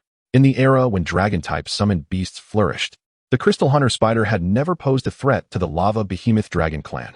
Yet, according to the dragon's ancestral memories that Tofu inherited, the Crystal Hunter Spider was regarded as the enemy of all dragons. The proud dragon race would not permit the existence of a summoned beast that dared to consume dragon hatchlings. Had it not been for the widespread extinction of dragon-type summoned beasts for various reasons, it is likely that the Crystal Hunter Spider would not exist today. Prior to the finals, the organizers provided participants with half a day to adjust their conditions. Tofu's minor injuries sustained during the battle against the barbarian king ant were fully healed during this period. Similarly, the Crystal Hunter Spider also arrived at the duel arena in optimal condition. The spider derived its name from its 8 legs, which resembled shimmering crystals. As it moved in the arena, its legs often scraped against the surface, producing a piercing sound. Thanks to Su Bufan's specialized training, Tofu's defensive capabilities ranked among the best of the stellar tier summoned beasts. In contrast, other insect-type summoned beasts of the same tier, such as the previously defeated Rift Sky butterfly, would find it exceedingly challenging to breach Tofu's defenses. However, the Crystal Hunter Spider possessed unique foot formations specifically designed to counter dragon-type summoned beasts with scaly armor. Through its legs, the Crystal Hunter Spider could more easily penetrate the defenses of dragon-type creatures than other summoned beasts. Typically, most spider-type summoned beasts utilize venom as their primary offensive strategy, yet the Crystal Hunter Spider diverges from this norm. In addition to its 8 razor-sharp legs, the spider's other formidable weapon is its web, a type potent enough to pose a threat to dragon-type summoned beasts of equivalent rank. Once ensnared in the Crystal Hunter Spider's web, even a dragon renowned for its strength would find it challenging to extricate itself. It is precisely due to its sharp legs and web capable of binding colossal dragons that the Crystal Hunter Spider confidently preys upon dragon hatchlings. However, despite all its adaptations aimed at targeting dragon-type summoned beasts, the advantage still lay with Tofu in this confrontation. In battles among stellar tier summoned beasts, the ability to fly confers a significant strategic advantage. Like the previous barbarian king ant, the Crystal Hunter Spider lacked any means of flight. Thus, As long as Tofu could successfully ascend, he would maintain complete control over the battle. This is also why the Crystal Hunter Spider does not include lava behemoth dragon hatchlings in its diet. The threat it poses is greatly diminished when facing flying dragons. Clearly, the Crystal Hunter Spider's Beast Master was aware of this as well. Therefore, at the very onset of the battle, he commanded the Crystal Hunter Spider to unleash its web above Tofu, aiming to prevent him from taking flight. If Tofu attempted to ascend while entangled in the web, he would surely face severe repercussions. Su Bufan, understanding the gravity of the situation, urgently instructed Tofu to abandon the ascent and find a way to distance himself from the Crystal Hunter Spider. However, the experienced Beast Master of the Crystal Hunter Spider swiftly commanded it to rush towards Tofu at full speed after it had discharged its web. Consequently, even though Su Bufan ordered Tofu to create distance, before Tofu could even begin to execute this plan, the Crystal Hunter Spider was already upon him. Faced with the sharp legs of the spider, Tofu had no choice but to retaliate to avoid sustaining critical injuries. Yet, the moment they made contact, Su Bufan felt the formidable prowess of the Crystal Hunter Spider's 8 legs. A single clash was sufficient to slice through Tofu's outer layer of scales. While it did not inflict severe damage, it was evident that the Crystal Hunter Spider was leagues apart from the other summoned beasts Tofu had previously encountered. If a true close-quarters battle were to ensue, it was certain that Tofu would be at a disadvantage. Although Su Bufan was hesitant for Tofu to engage in such an urgent melee with the Crystal Hunter Spider. However, due to the masterful command of the Crystal Dragon Spider's Beast Master, Tofu found himself ensnared in a predicament of indecision. From the very onset of the battle, he was relentlessly pressured by the Crystal Dragon Spider, and with each clash, the number of scars adorning Tofu's exterior continued to multiply. Yet, Tofu was not entirely without recourse. Whenever the Crystal Dragon Spider felt the sting of Tofu's claw, it too would suffer. Although Tofu's attacks lacked the ferocity of the Crystal Dragon Spider, it was important to note that the latter's defenses paled in comparison to Tofu's. The primary reason for Tofu's suppression lay in the adage that 2 fists are no match for 4 hands. Even though the damage inflicted by Tofu's strikes exceeded that which the Crystal Dragon Spider dealt, the latter's additional legs allowed for a significantly higher frequency of assault. While Tofu was unperturbed by injuries and bore no fear of pain, he nonetheless needed to safeguard his vital areas against the torrential onslaught of the Crystal Dragon Spider. To the spectators, it appeared as though Tofu was merely a cornered creature, desperately retreating under the relentless assault of the Crystal Dragon Spider. However, the advantage held by the spider was not as substantial as it seemed. During his time of suppression, Tofu attempted to find opportunities to ascend. Yet each endeavor was deftly thwarted by the keen awareness of the opposing Beastmaster, who promptly implemented countermeasures. Thus, despite numerous attempts, Tofu was unable to successfully take to the skies. The spider's web, having evolved specifically to counter dragon-type beasts, exhibited a certain resistance to the dragon's breath. Faced with these treacherous and hazardous webs, Tofu found himself in a state of exasperation. While the current situation suggested that Tofu could endure for a considerable time, Su Bufan understood that this was not a sustainable strategy. The proverb "a prolonged defense invites downfall" rang true. If Tofu continued in this defensive manner, it was only a matter of time before the Crystal Dragon Spider would exploit a weakness and claim victory. Chapter 24, Lava Breath. In light of such dire circumstances, Su Bufan endeavored various strategies. He discovered that while Tofu's fiery breath was ineffective in incinerating the webs, Tofu's sandstorm breath proved to have remarkable efficacy against them. Once tainted by the swirling sands, the webs would lose their adhesive properties. Although the webs remained resilient, the absence of their bothersome stickiness rendered them more manageable. It occurred to Su Bufan that if Tofu could master the lava breath of the Lava Titan dragon, it would be advantageous. The combination of fire and earth breath would yield a lava breath of significant destructive power, far surpassing that of the individual fire and earth breaths. The webs that could withstand fiery breath would surely falter against lava breath. Regrettably, upon learning of the Crystal Dragon Spider's participation in the contest, Su Bufan had already attempted to train Tofu in mastering lava breath. Yet, even with Su Bufan's guidance and the inherited knowledge of dragonkind, Tofu struggled to fully grasp the technique. This was not entirely Tofu's fault. The challenge of simultaneously manipulating the energies of both fire and earth to create lava breath proved to be formidable. Tofu required a unique opportunity to truly learn this skill. Lacking mastery of lava breath, Tofu found himself somewhat fatigued in the face of the Crystal Dragon Spider. Nevertheless, despite his disadvantage, Tofu remained undaunted, determined to engage in battle as he saw fit. Even against the ferocious onslaught of the Crystal Dragon Spider, Tofu resolved to retaliate with his own strike. His reckless approach was a blatant gamble of trading injury for injury. As Tofu accumulated more wounds, an unexpected shift occurred. His presence began to impose upon the crystal dragon spider. With the spider's momentum stifled, its attacks became less vigorous in both intensity and frequency, yielding a sense of restraint. The regenerative prowess inherent to dragonkind was not to be underestimated. The wounds Dofu had sustained earlier began to scab over. Although he still bore numerous bleeding injuries, Dofu remained indifferent, entirely immersed in the thrill of combat. In fact, he began to assert dominance over the crystal dragon spider. However, Su Bufan realized that, ultimately, they were still at a disadvantage, and Dofu's current state could not be sustained for long. The crystal dragon spider was also aware of Dofu's condition and opted for a strategy of delay.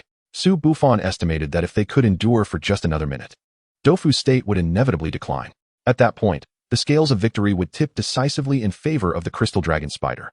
Though he felt a pang of reluctance, Su Bufan prepared to concede in order to spare Dofu from further harm. Just as he raised his hand in surrender, he heard Dofu's stubborn voice resonate in his mind. "I can do it. I can do it." Su Bufan suddenly noticed that Dofu's once golden dragon eyes had shifted in hue. One eye blazed crimson, while the other took on a sandy hue. As Dofu opened his mouth, a torrent of searing lava erupted forth. The crystal dragon spider, caught unawares by this transformation, failed to react in time and was struck by Dofu's lava breath upon one of its legs. In an instant, the formerly resilient and sharp leg emitted a hissing sound of corrosion. The crystal dragon spider writhed in evident agony. Observing this scene, Su Bufan realized that Dofu had indeed unleashed lava breath and appeared to have successfully mastered it. Should Su Bufan's suspicions prove accurate, the ensuing battle would unfold with little uncertainty. Thus, he mentally inquired of Dofu whether he had truly learned lava breath. Upon receiving an affirmative response, Su Bufan's delight was boundless. His desire for victory in this PK contest paled in comparison to the joy he felt at Dofu's progress. In his heart, Dofu's growth far outweighed the significance of the contest's championship title. During Su Bufan's inquiry, the crystal dragon spider, momentarily retreating from the pain, regained some composure.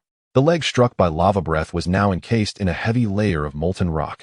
The occasional drip of lava onto the dueling ground produced a hissing sound, accompanied by tendrils of white smoke.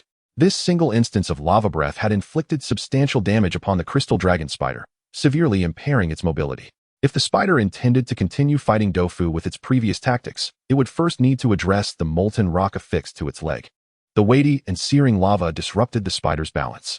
If it did not find a way to eliminate the lava, the situation would worsen. Not only would it suffer damage, but it would also be unable to utilize that leg effectively, requiring additional legs for balance during combat.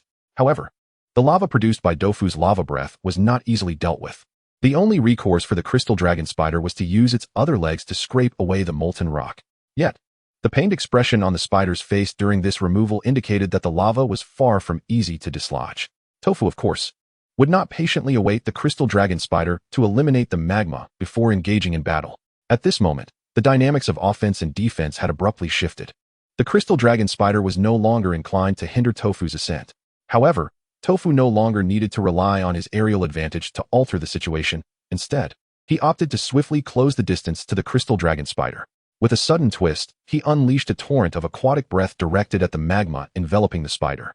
The instant the water made contact with the molten rock, it was instantly vaporized into scalding steam by the intense heat. This steam, stirred by Tofu's dragon wings, enveloped the crystal dragon spider, inflicting severe burns from the high-temperature vapor. Meanwhile, the magma that had come into contact with water rapidly cooled, forming a robust layer of solidified lava rock. Tofu's actions were not entirely his own volition but were orchestrated by Su Bufan, who, drawing upon his past experiences, devised this method of artificially creating a simplified version of steam breath, given that Tofu had yet to master a high-pressure steam breath. Moreover, Tofu's water-based breath was under Su Bufan's control. While it solidified the surface of the magma, it did not diminish the internal threat of the molten rock. This strategy neither weakened the magma's lethality nor did it alleviate the crystal dragon spider's predicament concerning the magma. Chapter 25. The Shadow Fruit. Indeed, it appeared that Su Bufan's scheme had proven successful. While logically, the damage inflicted by this simplified steam breath on the crystal dragon spider should have been limited, it brought an unexpected advantage. The crystal dragon spider primarily relied on its 8 eyes to survey the battlefield. Due to the unique positioning of these eyes and their small size, it was generally challenging to harm them during combat. However, the superheated steam enveloped the entire form of the crystal dragon spider, including its 8 eyes. Most insect-like beastmasters lack eyelids or protective coverings for their eyes, meaning the spider's eyes were directly subjected to the scorching steam, resulting in temporary blindness. In light of this, the solidification of the magma's surface became less critical, as the now blind crystal dragon spider had no capacity to concern itself with the magma on its leg. Recognizing the spider's current vulnerability, Su Bufan commanded Tofu to press the advantage. In the next moment, Tofu's throat swelled significantly. This time, it was not a water-based breath, but a genuine breath of lava. Although the crystal dragon spider instinctively sensed danger and attempted to evade, the loss of its most vital sense led to its failure to escape Tofu's molten breath. This time, Tofu's lava breath was not hastily unleashed as before. After gathering his strength, Tofu's lava breath was far more potent than the previous instance, engulfing half of the crystal dragon spider's body in an instant. After expelling the lava breath, Tofu did not remain idle. He flapped his dragon wings to further approach the crystal dragon spider and launched a swift and fierce attack. With a few powerful strikes of his claws, culminating in a fierce lash of his tail, Tofu incapacitated the crystal dragon spider. Although he sustained injuries from the spider's erratic leg strikes during the skirmish, Tofu paid them no heed, instead raising his head and roaring to declare his victory to all present. The series of attacks executed by Tofu transpired in a flash. By the time the battle concluded, the spider's beastmaster had only just registered the outcome and signaled for their surrender. However, the crystal dragon spider was already gravely wounded, and it would require a significant period of recuperation before it could rejoin the fray. In contrast, Tofu, despite being covered in scars that painted a rather tragic picture, had sustained only physical damage during the battle. Thanks to the formidable physique of dragon-type beastmasters, he would not require any healing potions. A few days of rest within the realm of the divine I would suffice for his natural recovery. The more this occurred, the more Su Bufan could appreciate the strength of dragon-type beastmasters. Take Tofu, for instance. He was currently unable to break free from the ranks of the lava behemoth dragon hatchlings. Yet, in terms of both close combat and elemental ranged attacks, Tofu was impeccable, capable of effortlessly overwhelming opponents of equal rank, and even challenging those beyond his level was not out of the realm of possibility. The organizers were swift in fulfilling their promise. Shortly after the competition's conclusion, someone came to guide Su Bufan to the treasury to select his champion reward. Upon successfully entering the treasury, Su Bufan found it to be even larger than he had anticipated, with numerous rare materials visible at every glance. However, as he could only select one item to take with him, Su Bufan naturally eliminated those materials easily obtainable with money on the market. He sought to choose a material not found in the commercial sphere. Thus, even upon encountering several exorbitantly priced materials along the way, Su Bufan remained resolute in his decision. It was not until he suddenly spotted a particular fruit that he paused for the first time, having not stopped previously. The material that caught Su Bufan's eye was the shadow fruit, which did not meet his initial selection criteria. Although the shadow fruit was not exceedingly common in the market, it could be procured with sufficient financial expenditure, albeit requiring some time. The reason Su Bufan paused to observe this shadow fruit was primarily due to its significance in the evolution path of the Tangyuan. The higher the age of the shadow fruit, the more effective the concocted potion would be for the Tangyuan. Unlike Tofu, even through the divine eye, he could not ascertain its evolution path at present. However, Su Bufan had long since learned of the Tangyuan's evolution path through the divine eye and had memorized it thoroughly. After the shadow monkey, the Tangyuan had 3 distinct evolution paths, each leading to different outcomes. One of the evolution directions enhanced the Tangyuan's physical form, transforming it into a close combat type beastmaster. Given Tofu's presence, Su Bufan promptly dismissed this evolution path. The second evolution path was to augment the Tangyuan's inherent dark powers. While conventional, the potential post-evolution was quite promising. However, it was the third evolution path that truly captivated Su Bufan. Should the Tangyuan successfully evolve along this third path, it would gain an additional spatial attribute. Following its evolution, the Tangyuan would transform from Shadow Monkey to Stealth Thief Monkey, a beastmaster with dual dark and spatial attributes. Su Bufan was astonished upon first encountering this evolution path, as thus far, humanity had yet to discover a stable method for altering beastmaster attributes, let alone a case such as the Tangyuan evolving into the Stealth Thief Monkey and acquiring an additional attribute. Opting for the third evolution path would not yield a substantial increase in the Tangyuan's combat power, certainly not to the extent of the first and second paths. Yet, the third path would bestow upon the Tangyuan a unique talent that amalgamated dark and spatial attributes. If the goal was to enhance the Tangyuan's combat prowess in the shortest time, the first evolution path would be the optimal choice. If one were to cast their gaze a tad further into the future, a second evolutionary path could be selected. As for the third evolutionary route, while its immediate benefits may not rival those of the first two, It possesses the potential to bestow upon Tang Yuan an infinite future. Thus, within Su Bufan's heart, the third path stands as the sole choice he envisions for Tang Yuan's evolution. Should he find himself unable to gather the necessary materials for the third route in the short term, Su Bufan would prefer that Tang Yuan refrain from evolving altogether rather than hastily advancing and squandering his potential. Su Bufan is acutely aware that, endowed with the Eye of God, his beast's progress will inevitably accelerate. If Tang Yuan were to evolve in a mediocre manner, he would undoubtedly be left behind by other beasts in the future. Chapter 26. The Shadow Fruit. Unlike Tofu, who, as a pure-blood dragon beast, need not consider evolution until reaching his limits, Tofu simply requires a steady progression, with his combat prowess steadily increasing due to the dragon lineage that grants him the means to grow stronger. Conversely, Tang Yuan's situation is markedly different. The upper limits of the Shadow Monkey, and even that of the Stealth Monkey, are not particularly high. This compels Tang Yuan to evolve continuously, transforming into a more powerful species to keep pace with Su Bufan and his team. Though beast tamers can sever their contracts with their beasts, Su Bufan would never entertain such a notion. From the moment Tang Yuan chose him, and he embraced Tang Yuan in return, it was destined that Su Bufan would never abandon him. Having resolved to forge ahead together, Su Bufan naturally prioritizes Tang Yuan's training. With the Eye of God, he harbors confidence that, despite Tang Yuan's humble beginnings compared to Tofu, under his nurturing, Tang Yuan will undoubtedly excel. At this moment, the Shadow Fruit before Su Bufan serves as the critical material for evolving into a Stealth Monkey. Moreover, the older the Shadow Fruit, the stronger the unique talents of darkness and space that Tang Yuan would acquire upon completion of evolution. This is precisely why Su Bufan finds himself captivated by this particular fruit. Through the Eye of God, he ascertained that this Shadow Fruit is indeed over a century old. He is certain that it is among the finest available on the market. While it is possible to procure a fruit of similar vintage with a substantial monetary investment, such an endeavor relies heavily on luck. Even with ample funds, one might wait years to find such a fruit, though fortune might smile upon them the very next day. However, Su Bufan would never gamble with Tang Yuan's future. Although Su Bufan did not definitively declare the Shadow Fruit as the ultimate prize on the spot, in his heart, he had already allocated the reward to that very fruit. The subsequent materials were merely an opportunity for Su Bufan to broaden his horizons.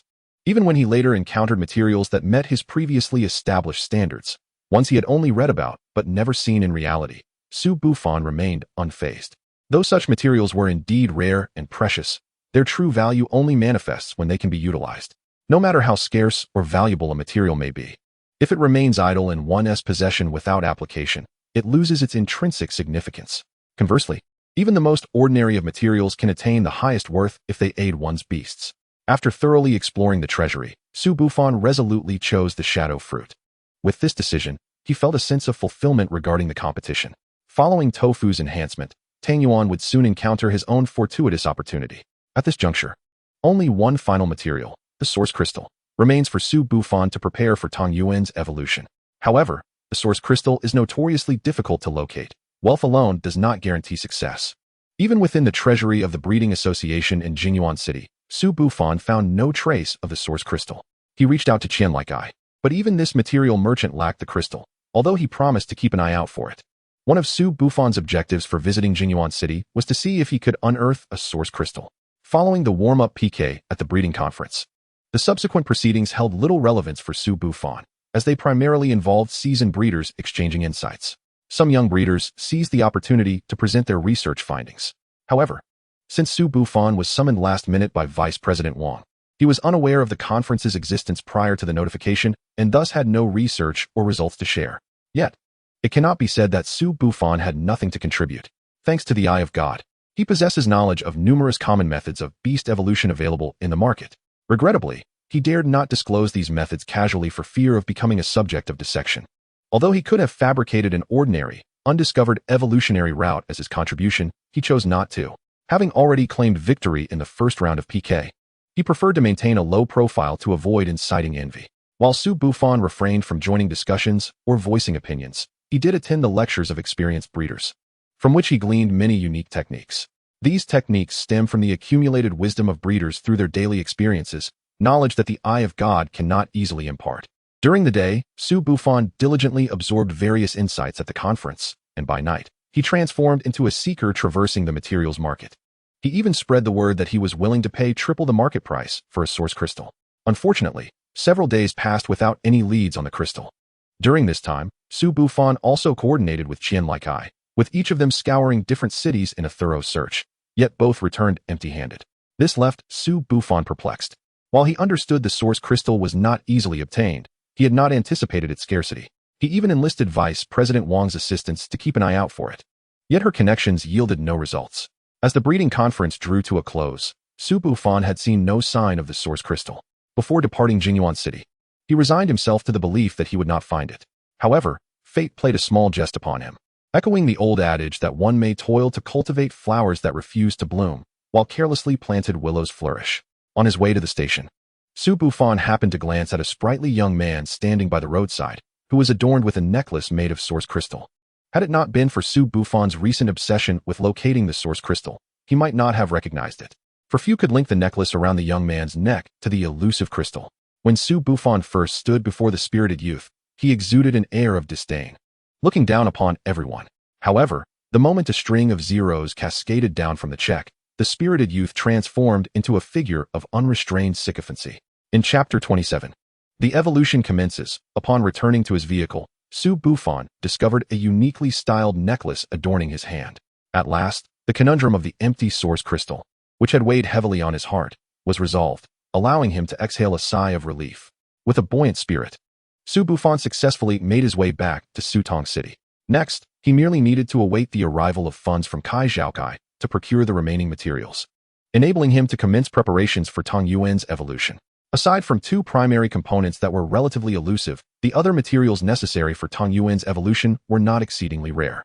Once Su Bufan's finances were secured, Kai Zhaokai swiftly gathered these materials for him. The remaining components were entirely intended to enhance the effects of the shadow fruit.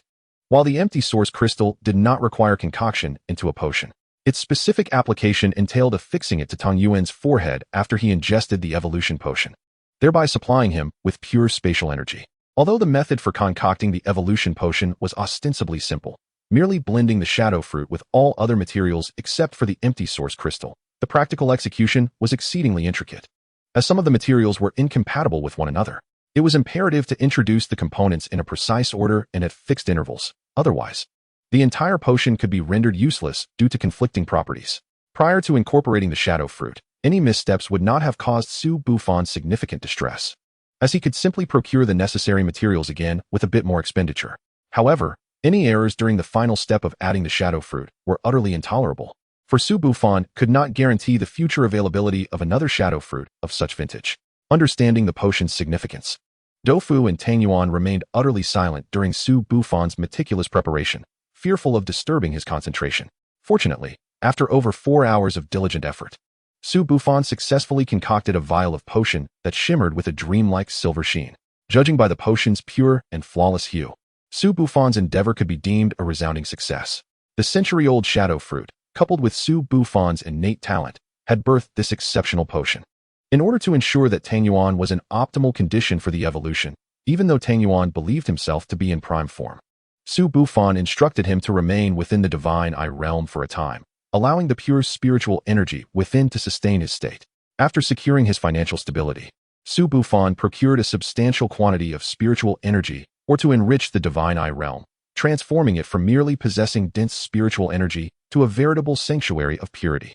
Within the center of the divine eye realm, the pool of pure spiritual energy had transitioned from gaseous to liquid form, truly rendering it a pool. It is no exaggeration to say that each breath taken within the divine eye realm felt like a baptism in pure spiritual energy. Once Su Bufan confirmed that Tang Yuan had adequately adjusted, he did not remove him from the divine eye realm. Instead, he permitted Tang Yuan to consume the evolution potion on the spot. Su Bufan had repeatedly explained the potion's usage to Tang Yuan, and the latter had memorized his words with utmost diligence. With a tilt of his head, Tang Yuan swallowed the potion from the vial, promptly grasping the empty source crystal and pressing it against his forehead. Then, a miraculous scene unfolded. From the point of contact with the empty source crystal, Tong Yuan's dark fur began to transform into a translucent silver, and even his eyes shifted from black to silver, bestowing upon him an air of regal distinction. However, the transformation did not cease there. Rather, it marked merely the inception of his evolution. The empty source crystal began to embed itself slowly into Tong Yuan's forehead, yet he displayed no sign of discomfort. As the crystal was nearly fully integrated, Only a grain-sized portion remained visible on the surface of his forehead. The moment the crystal was fully absorbed, Su Bufan observed a cascade of silver energy flowing from it, enveloping Tang Yuan and ultimately forming a cocoon-like entity. This signified the true commencement of Tang Yuan's evolution, with the energy cocoon pulsating rhythmically with his breaths. A small vortex gradually formed atop the energy cocoon, continuously consuming the abundant spiritual energy within the Divine Eye realm. Witnessing this spectacle, Su Bufan felt reassured that his decision to allow Tang Yuan to evolve within the Divine Eye realm was indeed prudent. When Tang Yuan eventually broke free from the energy cocoon, it would signify the successful culmination of his evolution, a moment that Su Bufan eagerly anticipated. Despite his inability to discern the nature of the new talents Tang Yuan would acquire post-evolution, he surmised that they would not be inferior, given the exceptional quality of the evolution materials he had meticulously sourced. Doufu, observing the entirety of Tang Yuan's evolutionary process, instinctively flew to the side of the energy cocoon, encircling it with his body to protect Tang Yuan within. Despite the energy cocoon being significantly larger than Tang Yuan himself, it paled in comparison to Doufu's own size. Yet, despite the disparity in their dimensions, the bond between Doufu and Tang Yuan was exceedingly strong, prompting Doufu to safeguard Tang Yuan even in the absence of threats within the Divine Eye realm. After confirming that Tang Yuan's condition was stable, Su Bufan left Doufu to accompany him and departed the Divine Eye realm. His intentions extended beyond merely facilitating Tang Yuan's evolution. He was equally committed to nurturing Doufu, who had previously received only physical enhancements due to Su Bufan's limited finances. Now, with ample resources at his disposal and time having elapsed since Doufu's last training, he was prepared to cultivate Doufu's elemental powers. At this stage, Doufu's triad of elemental abilities had begun to manifest, particularly the molten breath resulting from the fusion of fire and earth elements, whose tremendous destructive power had already been validated during the cultivation competition. Therefore, it was indisputable that Su Bufan had every reason to diligently nurture Doufu's elemental prowess. However, the cultivation of Doufu's elemental powers was undeniably costly. While other beasts required materials for only one element, Doufu necessitated thrice the quantity. Chapter 28. The Phantom Hand and Divine Thief. Were it not for the lucrative path presented by the elemental clam, Su Bufan would likely find it challenging to sustain the expenses associated with Doufu's elemental training. Nevertheless, the requisites for cultivating Doufu's elemental powers would take several days for Kai Zhaokai to procure. Consequently, with Doufu currently guarding Tang Yuan, Su Bufan enjoyed a few leisurely days. One day, within the realm of the Divine Eye, the anxious voice of Tofu suddenly called out to Su Bufan. Upon his arrival in the Divine Eye, Su Bufan discovered that the cocoon formed by Tang Yuan had transformed into a structure reminiscent of an eggshell. As Su Bufan entered this realm, he noted that numerous cracks had already appeared on the eggshell, while Tofu, displaying a countenance fraught with concern, was anxiously leaning beside it. Su Bufan immediately recognized this as a sign that Tang Yuan was on the verge of completing its evolution. He first offered words of comfort to Tofu before approaching the eggshell to vigilantly observe the state of Tang Yuan. As the cracks on the eggshell multiplied, it seemed that Tang Yuan was awakening within. Suddenly, a pair of hands burst forth from the eggshell, pulling apart the fragmented shell, which shattered completely. At that moment, Su Bufan beheld Tang Yuan's post-evolution form. The first thing he sensed was a distinct change in Tang Yuan's presence, transitioning from a subtle darkness to a more ethereal essence. Through the eye of God, Su Bufan discerned that Tang Yuan had successfully ascended to the celestial tier through this evolution. However, unlike Tofu, although Tang Yuan had reached the celestial tier, its size had not increased. Rather, it had diminished slightly. Tang Yuan's body was now almost entirely composed of a translucent silver hue, save for its feet, which were pitch black, akin to obsidian, an indication of its retained dark powers. In contrast to the shadow monkey, the primary attribute of the stealth monkey had shifted from dark to spatial. Nevertheless, Tang Yuan had not lost the ability to meld into shadows. Rather, this ability had significantly improved following its transformation into the stealth monkey. After evolving, Tang Yuan gained the power to traverse shadows. Previously, Tang Yuan could only briefly immerse itself within shadows, but if the shadows were disconnected, it could not navigate through illuminated areas to reach another shadow. However, with its newfound spatial abilities, Tang Yuan could now traverse freely between shadows as long as they were within 300 meters of each other, regardless of whether they were connected. This undoubtedly enhanced Tang Yuan's mobility. Yet, this was not the only gift bestowed upon Tang Yuan by the fusion of dark and spatial powers. It merely represented an enhancement of the original abilities of the shadow monkey. The true new talent acquired post-evolution was termed Phantom Hand Thief. This ability manifests in two forms. The first is applicable to inanimate objects devoid of life.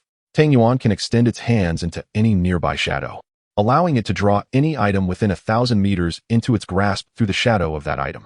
In simpler terms, this constitutes a thieving skill. As long as the item is shadowed and within a kilometer, Tang Yuan can retrieve it effortlessly. While this bears similarity to Tang Yuan's initial talent, the stealth monkey's ability to infiltrate and traverse shadows does not permit the transport of other items. In contrast, the phantom hand thief can deliver items directly into Tang Yuan's hands, disregarding terrain. However, this mode of phantom hand thief can only be utilized 3 times within a week.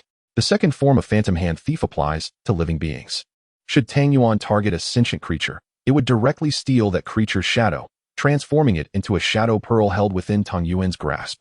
The entity from which the shadow was taken would experience a period of immobilization followed by a temporary state of weakness.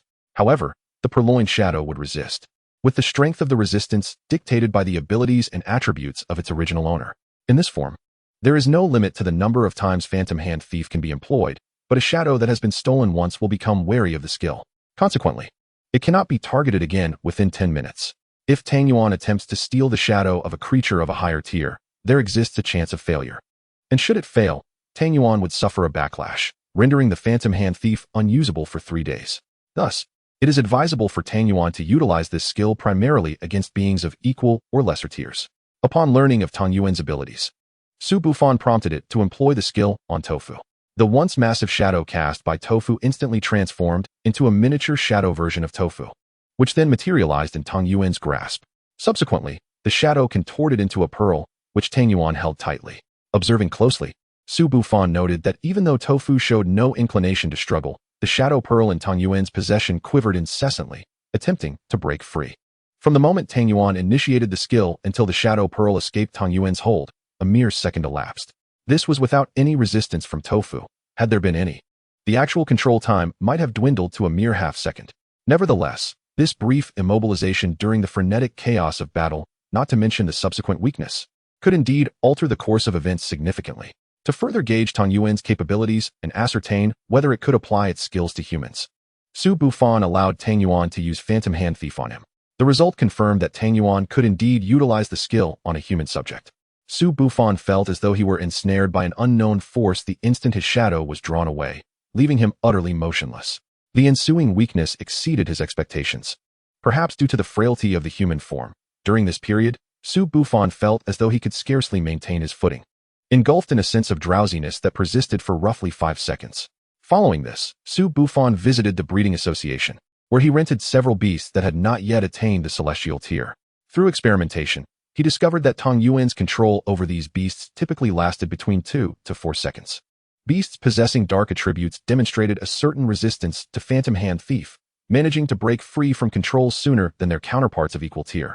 Furthermore, Su Bufan noted that although this form of Phantom Hand Thief lacked a defined usage limit, should Tang Yuan employ it more than 5 times in quick succession, evident fatigue would ensue. Chapter 29, Into the Wilderness. Yet, despite these limitations, the Phantom Hand Thief skill undoubtedly stands as a pinnacle of control. With this ability, Tang Yuan transformed an initially precarious situation into one where it emerged as the foremost controller within the team. With Tang Yuan's evolution complete, the materials necessary for cultivating tofu had also been gradually gathered. However, this time, the process of nurturing tofu differed significantly from the arduous trials faced during its corporeal cultivation. Generally, the cultivation of a beast's attribute energy tends to be a more gentle process. Some beasts, reliant on energy output, may be classified as top-tier artillery, yet their physical forms are typically not robust. If the cultivation process is overly intense, such beasts might perish before completing their development. Thus, within the breeding community, a method termed daily feeding is commonly employed. This approach involves blending the necessary potions or materials into the beast's regular diet. Although this method may lead to a slower pace of progress, it is characterized by its stability. Moreover, since the cultivation is conducted over an extended period, there is no adaptation phase required after the beasts are fully nurtured. For the current tofu, such a cultivation approach is both stable and reliable, sparing tofu from undue suffering. Once the cultivation plan for tofu was meticulously arranged, Su Bufan did not take this opportunity to relax. On the contrary, he proceeded to take Tofu and Tang Yuan on an excursion into the wilderness. This was not a spontaneous whim on Su Bufan's part. Rather, during his inquiries about the materials needed for nurturing Tofu and Tang Yuan, He had fortuitously learned of sightings of the spirit-gathering carp in a certain wild area surrounding Sudong City. The spirit-gathering carp is a non-combative beast, yet it possesses a remarkably unique talent for gathering spiritual energy. In areas abundant with spiritual energy, these carps intermittently shed their scales. The scales they shed are comparable in quality to the finest spiritual stones and are also a favored delicacy among many spirit beasts. However, transporting the spirit-gathering carp proves to be exceedingly challenging, as they cannot endure the spatial fluctuations of entering a spatial ring, nor can they withstand the jolts of conventional transport. Consequently, most individuals find themselves at a loss when it comes to the spirit-gathering carp. Even upon discovering them in the wild, they can merely scavenge for their shed scales nearby.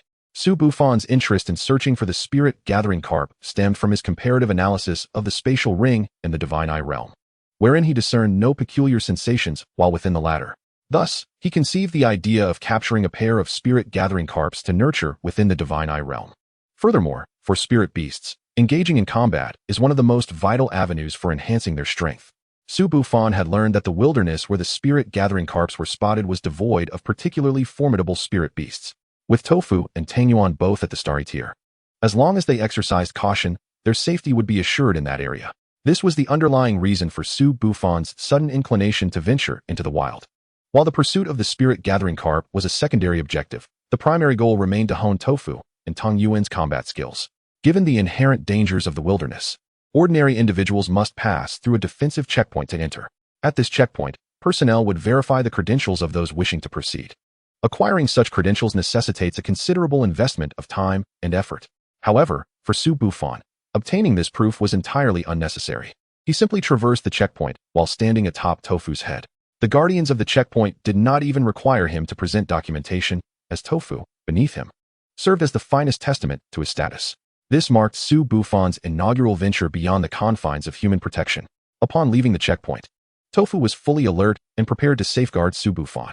Tangyuan also perched quietly on Su Bufan's shoulder, ready to respond to any unforeseen situations. Observing their vigilant demeanor, Su Bufan felt a mix of amusement and gratitude for their protectiveness. He reassured them that within a 20-kilometer radius of the human guardian checkpoint, powerful spirit beasts were unlikely to exist. Although humanity's technological advancements posed little threat to these formidable creatures, they also disliked the sensation of being perpetually monitored. Hence, at the depth of their current expedition, they would not encounter any spirit beasts of the starry tier. According to Su Bufan's intel, the location of the spirit-gathering carps was approximately 20 kilometers from the checkpoint entrance. This distance marked a threshold where encounters with starry tier or even crescent moon tier spirit beasts could occur, making it a particularly sensitive area. Spirit beast tamers of the starry tier generally refrain from exploring this range, while those with crescent moon tier or higher beasts would not linger in such proximity. The individual who had reported the sightings of the spirit-gathering carps had merely stumbled upon them during his passage. However, according to his account, he conducted only a cursory search and found a limited number of shed scales. Consequently, he speculated that the population of spirit-gathering carps in that region might be sparse. For him, such a meager quantity of carps held little value. Thus, he deemed it unworthy of his effort to pursue their capture, inadvertently benefiting Su Bufan. In truth, for Su Bufan, merely 2 or 3 spirit-gathering carps would not suffice. Despite Tofu being a starry tier spirit beast, its colossal size necessitated a minimum of 10 carps to even consider them as snacks. Therefore, Su Bufan approached this quest with the intent of capturing a couple to rear as rare spirit beasts, harboring little hope of discovering a substantial number. Once he confirmed that no immediate dangers lurked in the vicinity, Tangyuan no longer remained solely on Su Bufan's shoulder. He began utilizing his innate abilities to flit back and forth among the shadows of the trees, gathering intelligence about their surroundings. It was evident that Tangyuan relished the forest environment. Nevertheless, despite his diligent scouting for quite some time, he failed to detect any signs of wild spirit beasts. Su Bufan understood that this was to be expected. While the area posed minimal risk, he remained vigilant, ensuring his safety by remaining atop Tofu's back. Tofu's massive form signified that his movements would inevitably be substantial. For weaker spirit beasts, the mere sound of Tofu's approach, coupled with the faint dragon aura emanating from him, would suffice to send most fleeing. Therefore, unless they encountered a spirit beast unafraid of Tofu, Tang Yuan's explorations would likely yield no results, which left him feeling a tad disheartened. Chapter 30, The Shadow Leopard. Although Su Bufan's primary objective was to seek out the spirit-gathering carps, he remained attentive to any special materials along the way. Unfortunately, he found himself at the very edge of the wilderness, a locale where human activity was most prevalent, resulting in a lack of any notable discoveries. Even when he did come across some materials, they were merely mundane specimens lacking uniqueness. At this juncture, Su Bufan was not inclined to dedicate time to foraging. Throughout the journey, he also kept an eye out for suitable spirit beasts that could serve as practice for Tofu and Tang Yuan. However, due to the overwhelming pressure emanating from Tofu, they had traversed the wilderness for a considerable while without encountering a single spirit beast. Suddenly, a parrot-like spirit beast flew towards Su Bufan from a distance. As it approached, Tang Yuan quickly retreated to Su Bufan's shoulder, adopting a defensive posture as if prepared to utilize his ghostly hand technique at any moment.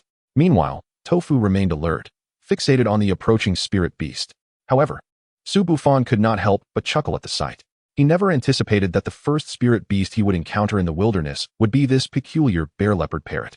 The name bear-leopard parrot does not imply any formidable strength. Rather, it is aptly named for its audacious nature, akin to having consumed the heart of a bear and the courage of a leopard. In this current scenario, even though the bear-leopard parrot could be easily dealt with by Su Bufan, it still possessed the audacity to fly provocatively before Tofu and Tang Yuan. Logically speaking, the bear-leopard parrot is a rather rare beast in the wild, not due to any other reason, but rather because its kind has become increasingly reckless, nearly leading their population to extinction in their natural habitat. Su Bufan, reluctant to part with this bear-leopard parrot, casually extracted some of his favored treats to appease it before his group continued their journey towards the location where the gathering spirit carp was said to reside. After traversing more than 15 kilometers beyond the checkpoint, they encountered their first true adversary. Interestingly, it was not Su Bufan who discovered this opponent first. Instead, it was the opponent that initiated the attack, thus revealing itself to Su Bufan and his companions. The beast that launched an assault on them was a shadow leopard, renowned for its ambush tactics and swiftness. In fact, Su Bufan and his party had not even detected the shadow leopard's concealed position prior to its aggressive move. As a formidable predatory beast, the shadow leopard possessed a high level of intelligence. It first targeted Su Bufan himself. Had it not been for the heightened vigilance of Su Bufan's group after traveling over 10 kilometers, and Tofu's timely reaction, which shielded Su Bufan from the onslaught with its body, the consequences could have been dire for Su Bufan. The perilous situation arose precisely because they were ambushed by a shadow leopard skilled in stealth, which had advanced to the semi-moon phase of strength. Although the shadow leopard lacked the shadowy abilities of Tang Yuan, its innate talents endowed it with formidable concealment skills. A shadow leopard of this caliber, if it had not chosen to attack, could easily elude detection even if Su Bufan's party passed by it. This shadow leopard was undoubtedly the most formidable opponent they had faced thus far. Given its speed, had it not been for Tang Yuan's evolution, which granted it the skill of ghostly thief, Su Bufan and his companions would have been mere playthings for the shadow leopard. Once the leopard commenced its rapid movements, Tofu would hardly have been able to track its movements, let alone strike. This was precisely why the shadow leopard had the audacity to confront Su Bufan and his party. With a clear advantage in speed, it had no cause for concern, as it held the initiative whether in attack or retreat. Regrettably for the shadow leopard, it overlooked Tang Yuan perched upon Su Bufan's shoulder. Indeed, when compared to Tofu, the diminutive Tang Yuan posed little threat, especially since the shadow leopard was considered an invincible entity in this region. Prolonged periods of ease had rendered the shadow leopard somewhat complacent. However, it would soon pay dearly for this oversight. When the shadow leopard attempted to strike again, Tofu, now on guard, once more intercepted its attack.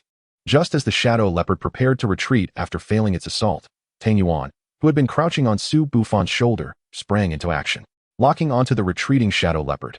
It unleashed its ghostly thief ability. Yet, due to the shadow leopard's own affinity for darkness, Tang Yuan could only exert control over it for a fleeting moment. However, that brief window was sufficient. Tofu swiftly ensnared the fleeing shadow leopard with its colossal dragon claws. Almost instantaneously after being restrained, the shadow leopard broke free from Tang Yuan's grasp. Yet, it was too late. A beast renowned for its stealth and speed found itself ensnared by Tofu, a dragon-type creature. The outcome was all but inevitable. Even though the shadow leopard had reached the semi-moon phase, its physical prowess was significantly inferior to that of Tang Yuan. Upon successfully subduing the shadow leopard, Tang Yuan wasted no time and unleashed a lava dragon breath aimed precisely at the beast's vital areas. Thus, the first true battle in the wilderness for Su Bufan and his companions concluded with remarkable swiftness. One could argue that the shadow leopard was somewhat unfortunate. Had it not crossed paths with Su Bufan, it would have posed no threat even to other beast tamers possessing 2 stellar-tier beasts. Moreover, had Su Bufan not possessed Tang Yuan, which effectively countered speed-oriented beasts, the shadow leopard could have retreated or advanced at will, remaining unscathed. If the shadow leopard had further evolved to reach the moon phase, Tang Yuan would have faced a significant risk of failure in attempting to control it with Ghostly Thief. Should it have succeeded, the shadow leopard would have remained untouchable. Alas, due to a fortuitous series of events, it chose to attack and encountered Tang Yuan, who countered its speed, as well as Tofu, who was capable of decisively overpowering it. Ultimately, having made an erroneous choice, the shadow leopard was compelled to bear the consequences, for the law of the wild is one of survival of the fittest. Following their encounter with the shadow leopard, Su Bufan and his companions did not face any further adversaries daring enough to assail them. They proceeded smoothly to the vicinity of the lake where the gathering spirit carp was to be found, but the true dangers lay ahead. Chapter 31, The Gathering Spirit Carp. They now found themselves on an invisible border 20 kilometers from the checkpoint, where they could potentially encounter even more formidable foes. Crucially, Su Bufan could not enter the water to catch the fish. The only method available to him to secure the gathering spirit carp was through fishing.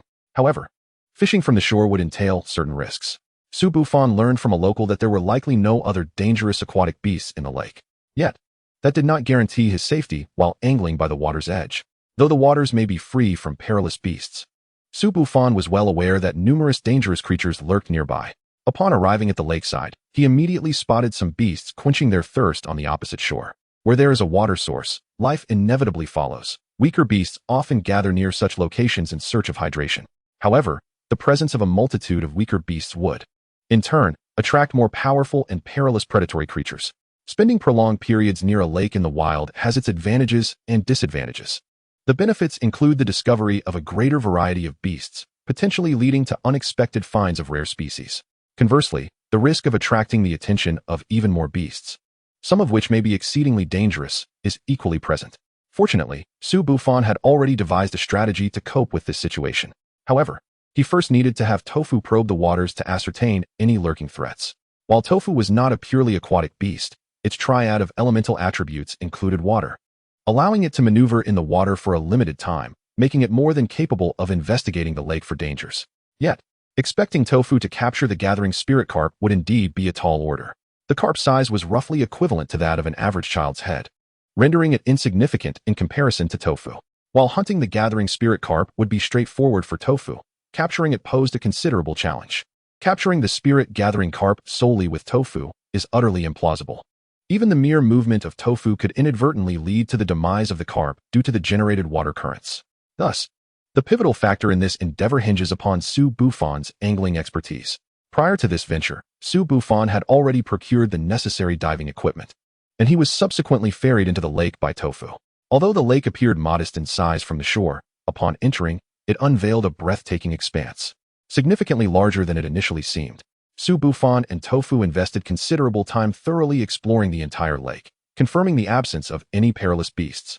During this expedition, they encountered several spirit-gathering carps, undoubtedly a promising sign that affirmed their presence in these waters. With safety assured, Su Bufan officially embarked on his fishing endeavor. Fishing from the shore posed considerable risks. Hence, they opted for fishing in the water instead.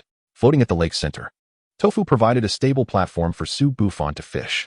This method not only mitigated danger, but also allowed for vigilant observation of the shore for any rare beasts, all while ensuring a tranquil fishing experience for the spirit-gathering carp. Truly a threefold advantage. The fishing apparatus chosen by Su Bufan was specifically designed for delicate and rare fish species. He utilized exquisite spirit stones as bait, one of the favored delicacies of the spirit-gathering carp. Soon, Su Bufan entered a meditative state, akin to that of an old monk engrossed in fishing. However, it was not long before activity was detected on the fishing rod. Upon lifting the rod, he was astonished to find he had caught a spirit-gathering carp. Although puzzled by the swift catch, he removed the carp and attempted to transport it into the Divine Eye realm. Once within the Divine Eye realm, Su Bufan confirmed that the carp exhibited no unusual behavior before placing it into a water pool he had previously prepared. Returning to Tofu's back, he retrieved another exquisite spirit stone as bait and cast the line back into the lake. The subsequent developments exceeded Su Bufan's expectations. He discerned that nearly every time he cast his line into the water, a spirit-gathering carp would soon be hooked.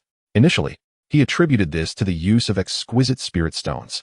However, upon reeling in a total of 12 carps, he began to suspect something was amiss. The disparity in numbers was far too significant. Even when Su Bufan and Tofu explored underwater, the carp exhibited a certain mobility, which prevented them from fully grasping the population within the lake. Yet, the quantity he had caught vastly contradicted what they had previously observed. Given the number of spirit-gathering carps he had caught in such a short time, it suggested the existence of a substantial school within the lake. However, this notion conflicted with their earlier observations. Nevertheless, Su Bufan could not dismiss the possibility that a large group of spirit-gathering carps indeed resided in the lake. Therefore, he and Tofu ventured back into the depths of the water, dedicating ample time to their exploration, hoping to witness a massive congregation of carps. Yet, this investigation yielded results identical to the first. While traces of spirit-gathering carps were evident, the numbers remained sparse, totaling no more than 5. At this juncture, Su Bufan was convinced that something was amiss in the lake. The Beastmaster who had informed him of this location wielded a formidable beast, a crescent moon-tier Devil Bay crocodile. As a purely aquatic beast, the Devil Bay crocodile's investigative prowess in the lake surely surpassed that of both Su Bufan and Tofu combined. Yet, the Beastmaster had concluded that the population of spirit-gathering carps was indeed limited. Initially, Su Bufan had presumed that the Beastmaster was merely pressed for time, leading to a cursory examination. However, in light of his own findings, he was inclined to believe the Beastmaster's claims were valid. While Su Bufan had validated the information, the reality before him starkly contradicted it, suggesting the presence of an unknown issue. He speculated that the lake concealed a hidden passageway.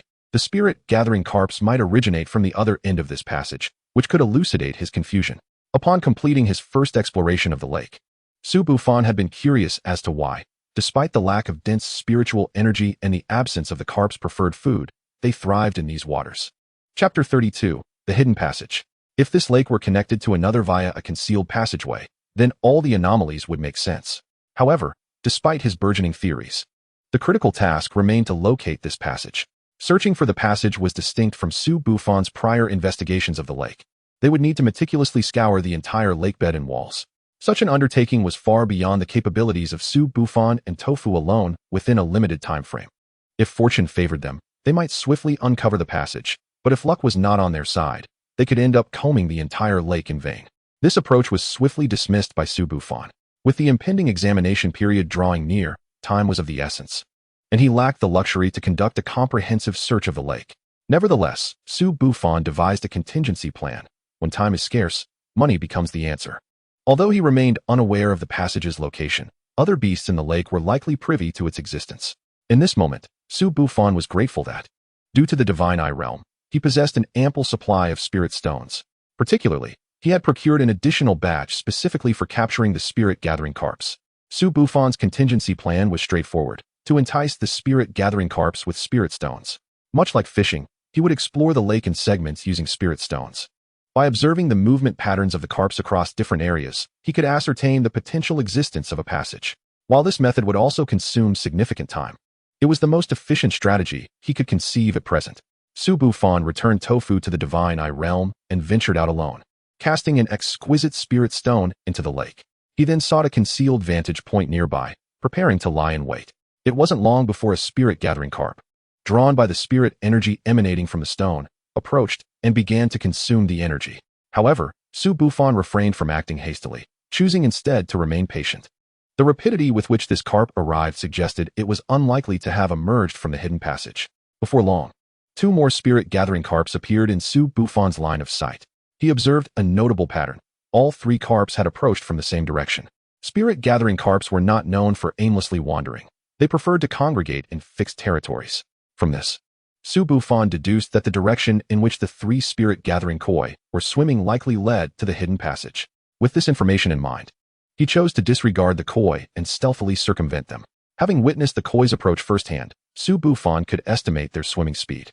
Coupled with the timing of when he had cast down the spirit stones, he was able to infer the approximate location of the koi prior to their appearance. Upon reaching the estimated position, he repeated his earlier maneuver, casting down a piece of top-grade spirit stone. Once again, he sought a concealed spot to monitor the movement of the stone. As anticipated, several spirit-gathering koi soon approached from that direction.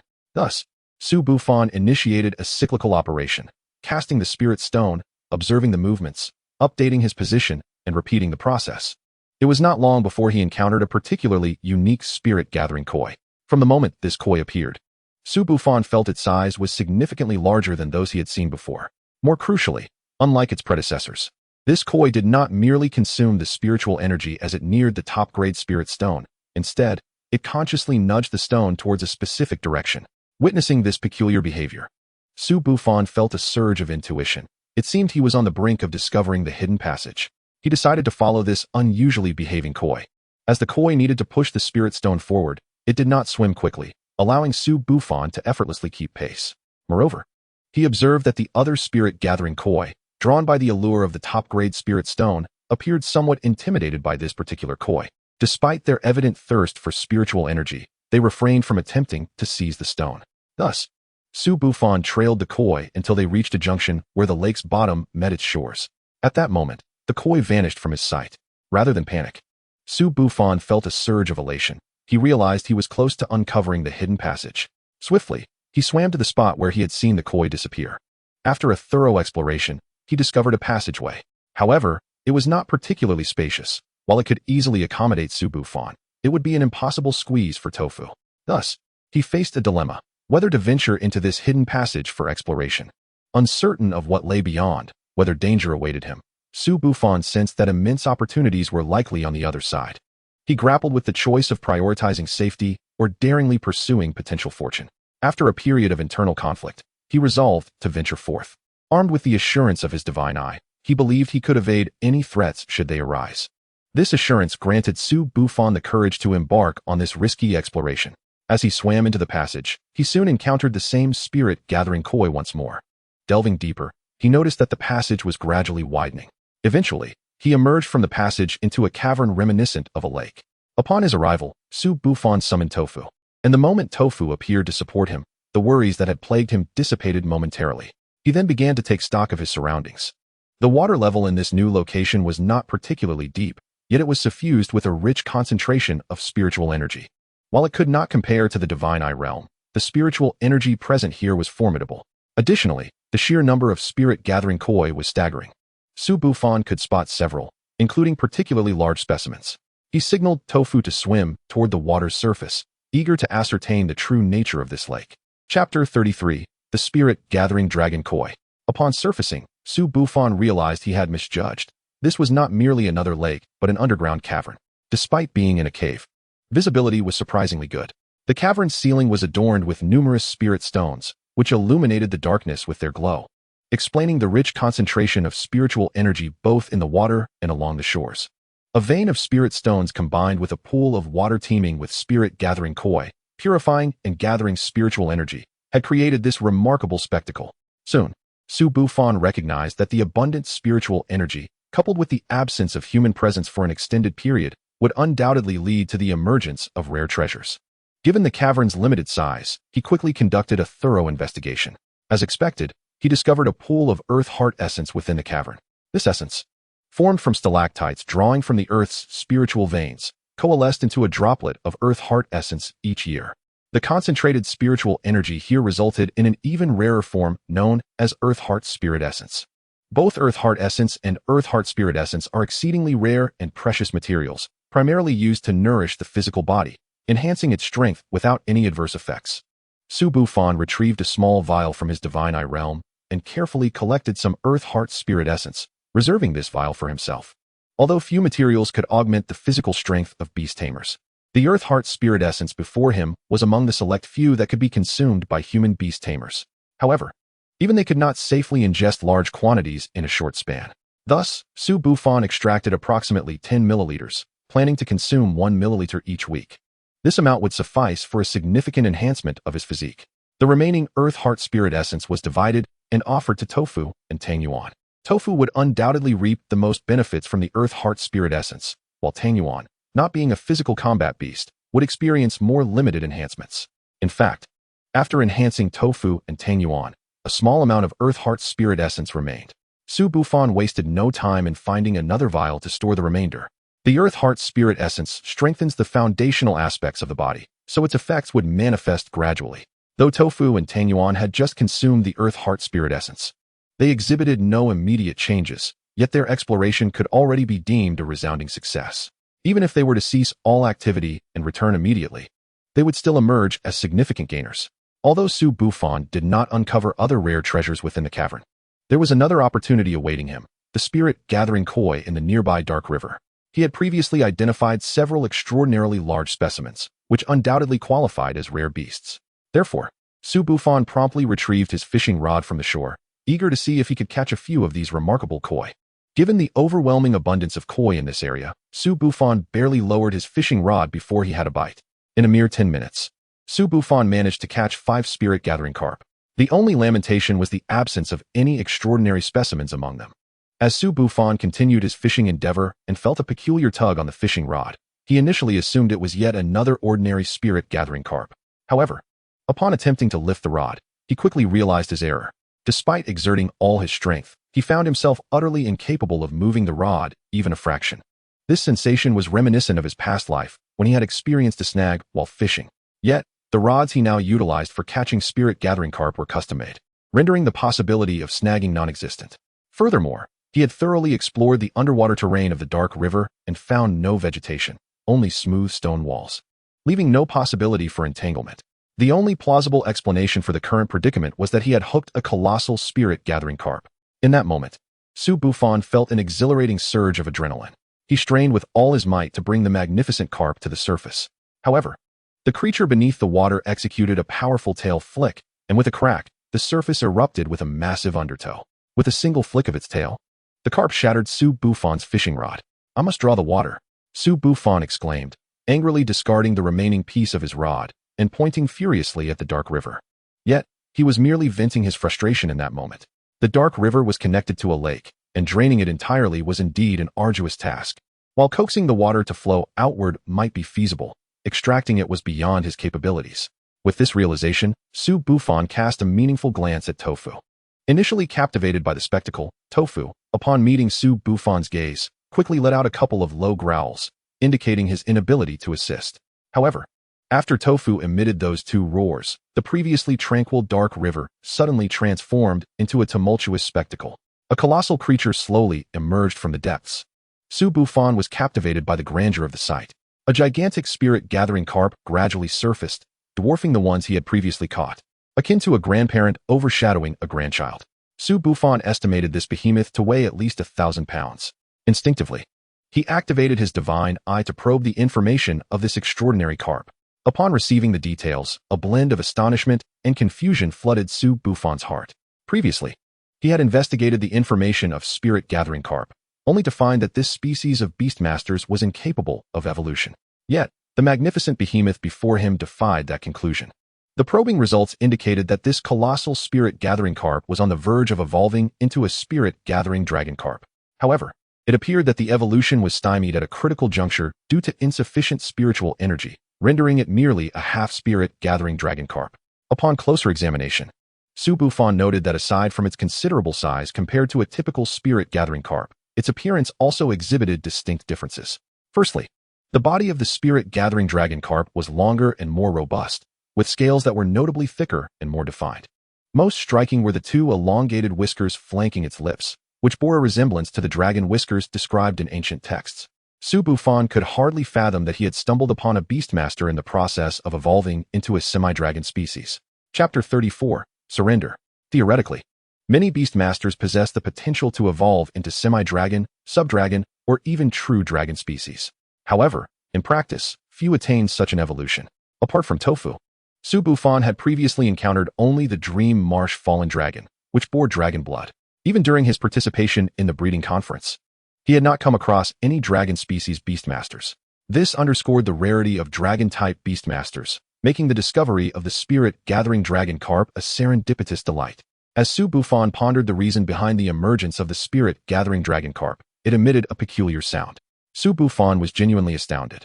It was the first time he realized that fish could produce sounds, and this one was particularly unique. Before he could investigate further, Tofu followed suit and let out a few low growls.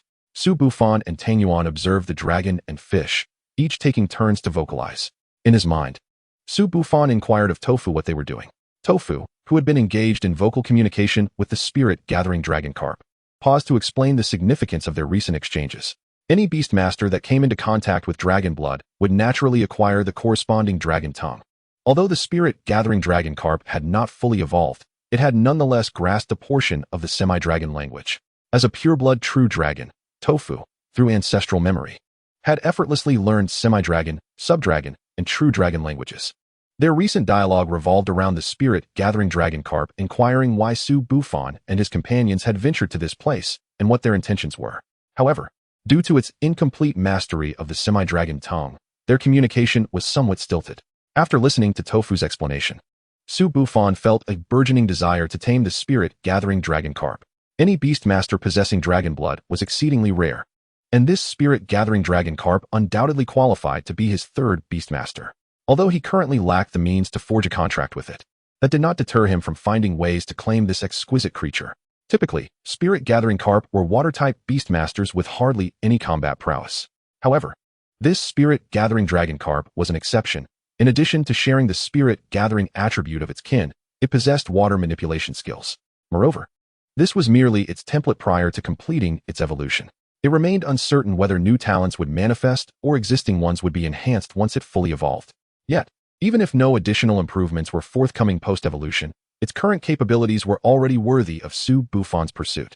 Tofu, convey to it that if it submits to me, I shall assist in its evolution. Upon hearing Su Bufan's words, Tofu promptly relayed his intent to the spirit-gathering dragon carp. Su Bufan noticed that the carp began to stir restlessly after hearing Tofu's roar. Subsequently, he heard the carp's distinctive vocalization once more. Tofu, what did the spirit-gathering dragon carp say? Su Bufan eagerly inquired. However, Tofu's voice, tinged with irritation, echoed in his mind. How dare this fish question my father's abilities? My father's words are my own. How could a lowly creature presume to defy me? Su Bufan understood that within dragon clans, a rigid hierarchy existed, reinforced by bloodline dominance. A creature like the spirit-gathering dragon carp, which could hardly be classified even as a semi-dragon beastmaster, was regarded by Tofu as no different from a servant. Thus, when the spirit-gathering dragon koi dared to question Su Bufan's capabilities, Tofu exhibited considerable indignation. However, Su Bufan remained unperturbed by the koi's skepticism. He had no desire to compel the spirit-gathering dragon koi into submission through Tofu's superior authority. Beast tamers possess the ability to dissolve their contracts with their beasts. And similarly, beasts can forcibly break free from their contracts at a certain cost. Therefore, Su Bufan hoped to persuade the spirit-gathering dragon koi to willingly submit. Regarding the koi's doubts about his ability to assist in its evolution, Su Bufan possessed methods of validation. At this moment, the spirit-gathering dragon koi had actually reached the threshold of evolution, lacking only a final push, albeit one that required a substantial amount of pure spiritual energy. While for others, aiding the koi in achieving this final step might prove challenging, for Su Bufan, it was a trivial task. He merely needed a small portion of water from the lake of spiritual energy within the divine eye to help the koi complete this final step. Su Bufan produced a small vial containing a bit of the lake's water and presented it to the spirit-gathering dragon koi. In the next moment, the koi, previously questioning Su Bufan's abilities, emitted a series of anxious growls. Su Bufan heard Tofu's triumphant voice in his mind. Humph, father, this wretched fish is in a hurry. It wishes to pledge its allegiance to you. After hearing Tofu's words, Su Bufan merely smiled faintly and prepared to toss the vial to the spirit-gathering dragon koi. However, just as he was about to throw it, Tofu intervened. Tofu then let out a few dragon roars directed at the koi. After receiving a response in the form of a similar roar from the koi, Tofu ceased to obstruct Su Bufan. When the vial containing the lake's water was thrown, the spirit-gathering dragon koi suddenly leaped from the water, swallowing the vial mid-air. As the koi splashed back into the water, a massive spray erupted from the surface.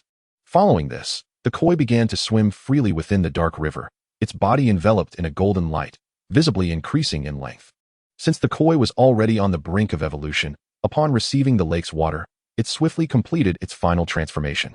After the transformation, the most significant change in the spirit-gathering dragon koi, aside from its increased length, was the addition of a golden edge to its scales. Through the divine eye, Su Bufan discovered that the koi had acquired a new talent named Blessing upon completing its metamorphosis.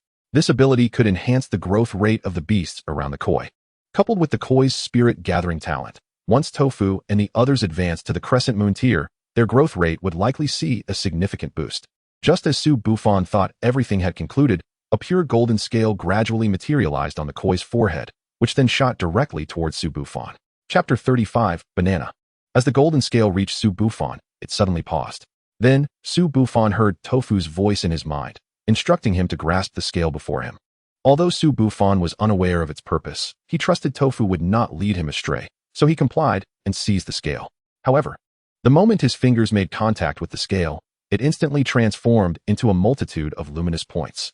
These points began to coalesce onto the back of Su Bufan's hand, forming a pattern reminiscent of the spirit-gathering dragon koi. After flickering a few times, the pattern vanished from his hand. While Su Bufan remained puzzled, a voice resonated in his mind. "Greetings, Master." In Su Bufan's experience, Tofu typically addressed him as father, while Tang Yuan and others did not employ specific titles during their interactions. Furthermore, the voice that uttered greetings, Master, was distinctly different from theirs. Thus, only the spirit-gathering dragon koi could have spoken those words. However, this raised a conundrum. For Su Bufan had not entered into a contract with the koi. Logically, they should be incapable of communication. Unless, Su Bufan immediately began to inquire of Tofu regarding this matter. Upon hearing Su Bufan's question, Tofu did not hold back and elucidated the situation. It turned out that the scale Su Bufan had just grasped was the koi's reverse scale. As the saying goes, a dragon's reverse scale, when touched, spells death. Yet, if a reverse scale is willingly offered by a dragon-type beast, it can forge a special contract with a human. If Su Bufan's agreement with Tofu was an equal contract, then the spirit-gathering dragon koi had established an unequal contract with him through this means. Once the contract was formed, the koi's life and fate were entirely under Su Bufan's control. Within this contractual relationship, only Su Bufan had the authority to dissolve the agreement. During the contract's duration, if the master perishes, the servant must also meet their end, yet the servant's demise does not affect the master. However, even if Su Bufan voluntarily terminated the contract, the koi would at least begin in a severely weakened state, underscoring the contract's dominance. Although this type of contract is exceedingly unfriendly to the servant, it offers numerous advantages to the one wielding actual control. The foremost benefit is that Su Bufan, through this contract, would gain the opportunity to transfer fatal damage once every 30 days. Should Su Bufan sustain an injury beyond his capacity to resist, that damage would automatically transfer to the spirit-gathering dragon koi. From the moment the damage is transferred, after 30 days, Su Bufan would regain the opportunity to transfer damage. Though such opportunities do not accumulate, this aspect holds little significance for the koi, as what may be a lethal injury for Su Bufan could be negligible to a dragon-type beast. The second advantage of this contract is that whenever the spirit-gathering dragon koi evolves or ascends in rank, Su Bufan would receive a certain degree of reciprocation, enhancing his physical constitution and spiritual energy. While such reciprocation also exists in equal contracts, its impact is far more pronounced in unequal contracts. Finally, the most alluring aspect of this contract is that, as is well known, human beast tamers possess no other active skills aside from those conferred through contracts with their beasts. Even Su Bufan's culinary prowess merely qualifies as a personal talent and does not fall under the category of skills. Thus, it is impossible to encounter any beast tamer who can manipulate fire, water, or employ other active skills. However, through this unequal contract, Su Bufan could temporarily and forcibly seize the spirit-gathering dragon koi's water manipulation ability. Although the skill acquired this way would only possess 1/10 of its original strength when utilized by the beast, who could resist the sensation of controlling water with their own hands? During the time Su Bufan employed this skill, the spirit-gathering dragon koi would briefly lose its ability to manipulate water. While in actual combat, the act of seizing skills from a beast is not as advantageous as having them at one's disposal. Being able to suddenly wield water manipulation in critical moments is undoubtedly a life-saving technique. Despite the numerous benefits that accrue to beast tamers upon signing such an unequal contract, both humans and beasts alike have largely forgotten the methods of establishing these agreements. Thus, the path of signing unequal contracts has gradually faded from memory. The tofu, endowed with the ancestral bloodline of dragons, is well aware of the methods by which beast tamers can forge unequal contracts with their beasts. Consequently, although Su Bufan is currently limited to signing contracts with only 2 beasts, the nature of these unequal agreements does not impose any strain on the soul of the beast master. As such, he effectively possesses 3 beasts at this moment. According to the customs of Su Bufan, the first order of business is to bestow a name upon the spirit-gathering dragon carp. Previously uncertain about what to name it, Su Bufan ultimately decided on Banana, inspired by the carp's size and coloration, as well as his penchant for naming his beasts after food. After successfully taming Banana, Su Bufan found that he no longer needed to exert effort in capturing additional spirit-gathering carps. Until Banana evolves, he reigns supreme in the Dark River. With Banana having successfully evolved and ascended to the stellar tier, acquiring any spirit-gathering carp is merely a matter of command for Su Bufan. Having already captured numerous ordinary spirit-gathering carps, he harbors little interest in them now. Upon inquiring with Banana, Su Bufan learned that there are a total of 12 exceptionally large spirit-gathering carps within the Dark River. Thus, he resolved to take these 12 formidable specimens with him.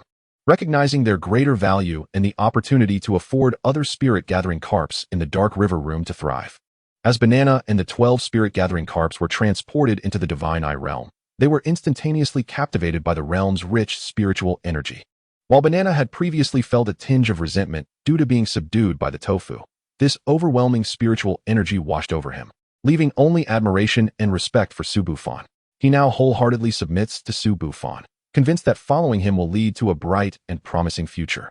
Remaining in the confines of the Dark River would likely limit his potential, whereas being near Su Bufan opens up boundless possibilities. Unbeknownst to Banana, the water in the pool he currently inhabits was specifically excavated by Su Bufan for the purpose of nurturing spirit-gathering carps. The water itself is merely ordinary purified water, infused with a touch of spiritual liquid from the central pool. Had the circumstances been different, even an ordinary spirit-gathering carp would have been overwhelmed by the concentrated spiritual energy upon entering the central pool, let alone Banana. Therefore, Su Bufan has ceased adding spirit stones to the Divine Eye realm. Besides the pearls from the elemental clams, the realm is also on the verge of yielding scales shed by the spirit-gathering carps. With a bountiful harvest in hand, Su Bufan retraced his steps back to the original lake, summoning Tofu and Tangyuan to commence their journey home. Perhaps fortune has been consistently favoring Su Bufan, for they encountered no perilous beasts during their return. The entire expedition, including the time spent in the lake and Dark River, spanned 2 days. Although the experiences were quite eventful, they ultimately yielded considerable rewards. Upon passing through the checkpoint, Su Bufan made his way directly to the clinic.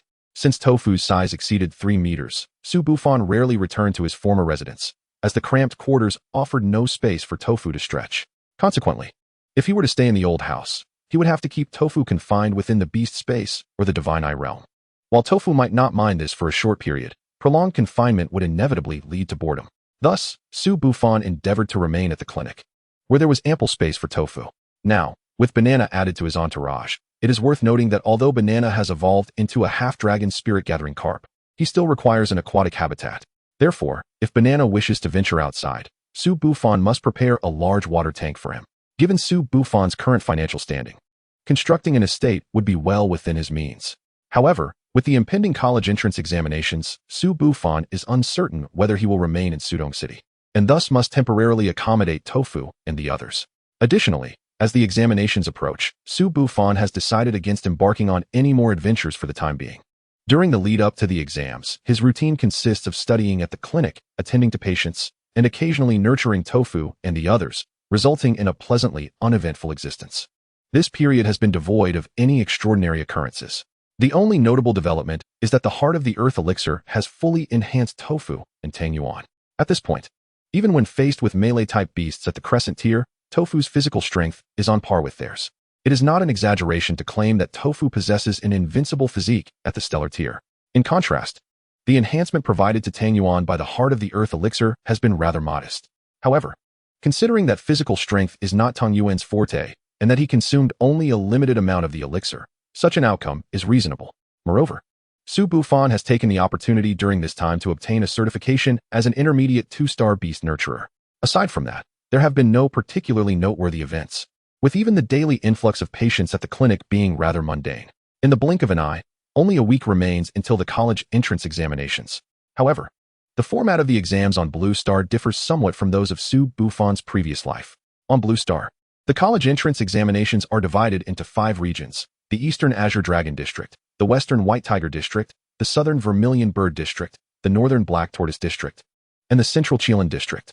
The first step in the Blue Star College entrance examination process is to select the examination region.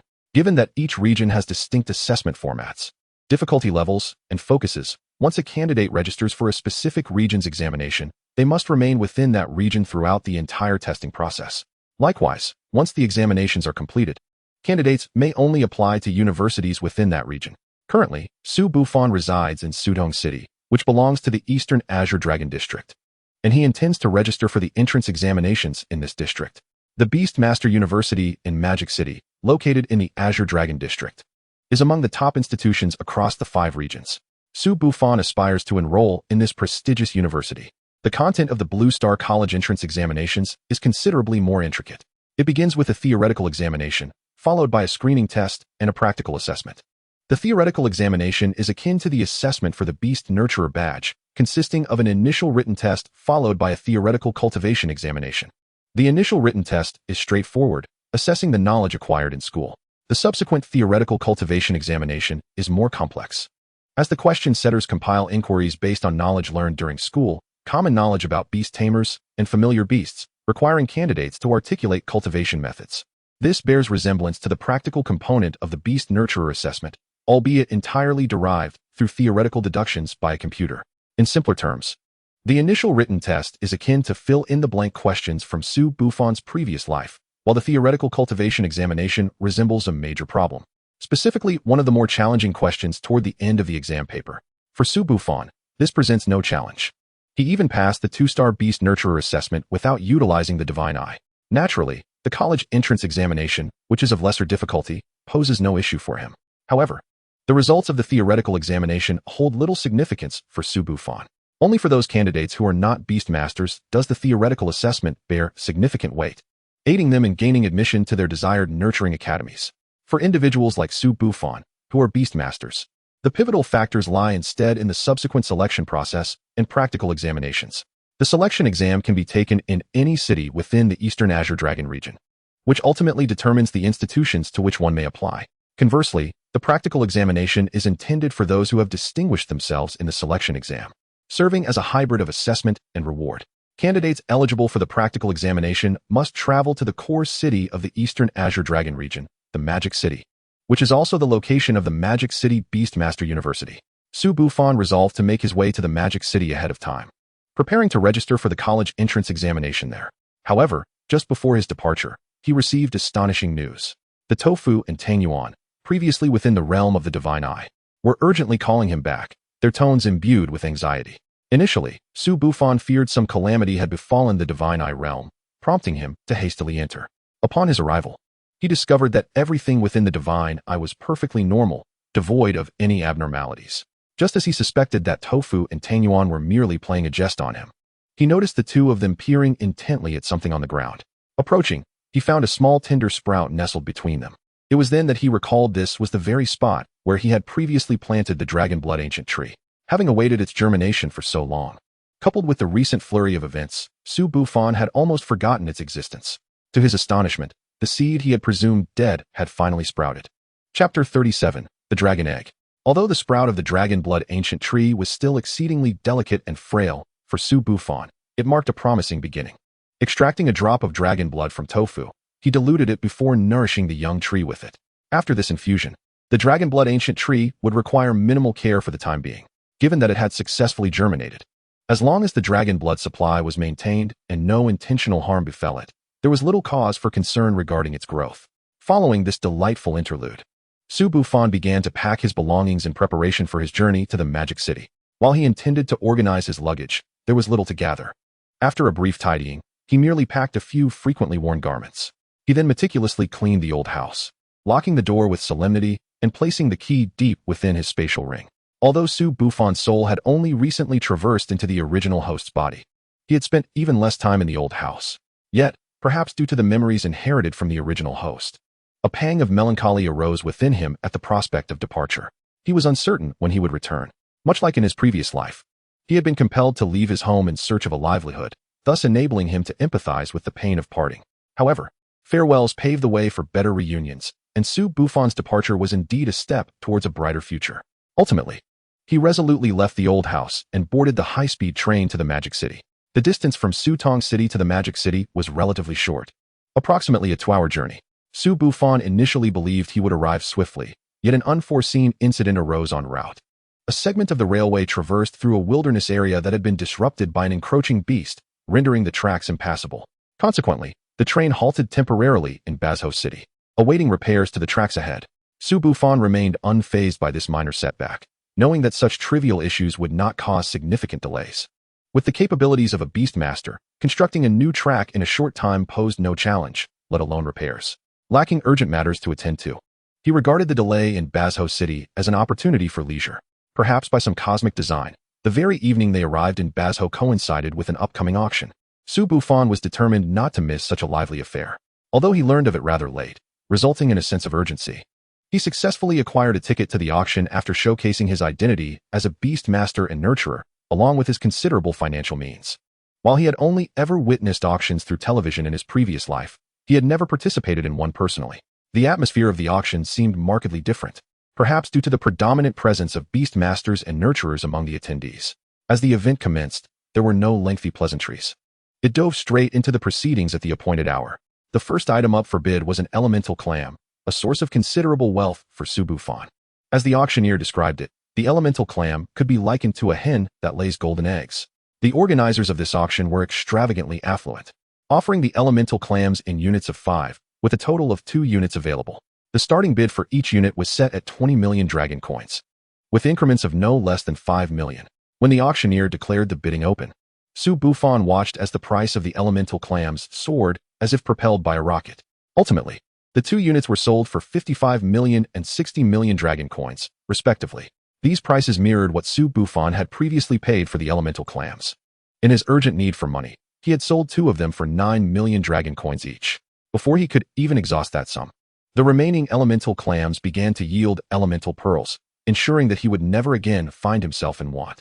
Especially after he later procured a batch of elemental clams and induced their evolution into other elemental types.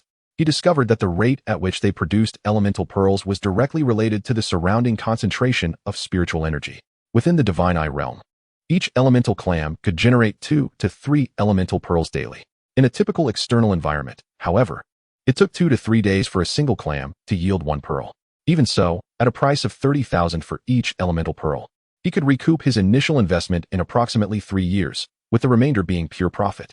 It goes without saying that under Su Bufan's stewardship, the elemental clams transcended mere profitability. With the elemental clams creating a fervent atmosphere, the entire auction was invigorated. The following items were rare materials. With several catching Su Bufan's eye, he eagerly placed bids, consistently outmaneuvering his competitors to secure the materials he desired. As the auction progressed, a heavyweight item was introduced, an egg of the most formidable type of Beastmaster. The auctioneer's opening statement sent a palpable tension through the room. The most recognized apex of Beastmasters is, of course, the dragon type, and the attendees could hardly believe an actual dragon egg was being auctioned off. However, the auctioneer's subsequent remarks clarified the situation to the audience. Upon examination, it was determined that this dragon egg was indeed a lifeless specimen, devoid of any signs of life within. However, researchers detected an immense essence of energy contained within the egg. They surmised that the progenitors of this dragon egg must have been 2 exceptionally powerful dragon beasts. Consequently, any other dragon beasts that might consume this egg would undoubtedly reap tremendous benefits. After Su Bufan acquired the banana and possessed 3 celestial tier beasts, his divine eye realm underwent a notable transformation. Firstly, the expanse of the divine eye realm expanded slightly, and then, with Su Bufan's consent, the life forms within were able to sense the external world. Thus, although it appeared that only Su Bufan was attending the auction, in reality, Dofu, Tangyuan, and Banana were also present. Through Dofu's reaction to the dragon egg, Su Bufan discerned the auctioneer's claims were indeed valid, solidifying his resolve to secure the dragon egg. Yet, he anticipated that his wallet would soon lament its plight. As expected, the auctioneer announced an opening bid of 50 million dragon coins for the dragon egg. However, this sum was merely the beginning, as the price of the dragon egg continued to ascend steeply. Once an individual placed a bid, even before their words had fully escaped their lips, new offers would immediately follow. Initially, Su Bufan believed himself to be financially liberated, but it soon became apparent that his resources were far from sufficient. As the price soared past 100 million, the fervor of bidding began to wane. At this juncture, Su Bufan joined the fray, and those who had previously remained silent began to make their bids. He recognized these individuals as the true contenders for the dragon egg. Nevertheless, both Su Bufan and the other bidders began to slow their pace significantly. While the dragon egg was undeniably precious, its actual worth was estimated to be no more than 120 million dragon coins. Anything beyond that would be excessive. Therefore, as the bidding approached this threshold, the frequency of new offers diminished. When the price reached 115 million, only Su Bufan and another contender remained in the bidding war. The other bidders had either intended to profit from reselling the dragon egg or sought to add it to their collection, each holding a personal threshold for its value. The lone remaining contender, however, was unlike the rest, mirroring Su Bufan. He would immediately match any price offered. Su Bufan deduced that this individual was likely a beast master possessing dragon beasts, and had it not been for unforeseen circumstances, the dragon egg would likely have been his. Unfortunately for him, he encountered Su Bufan, who now appeared to have greater financial resources. This became evident when the bids exceeded 130 million, revealing the competitor's diminishing confidence. For Su Bufan, even if he were to liquidate all the elemental clams within his divine eye realm, he would ensure that he secured the dragon egg.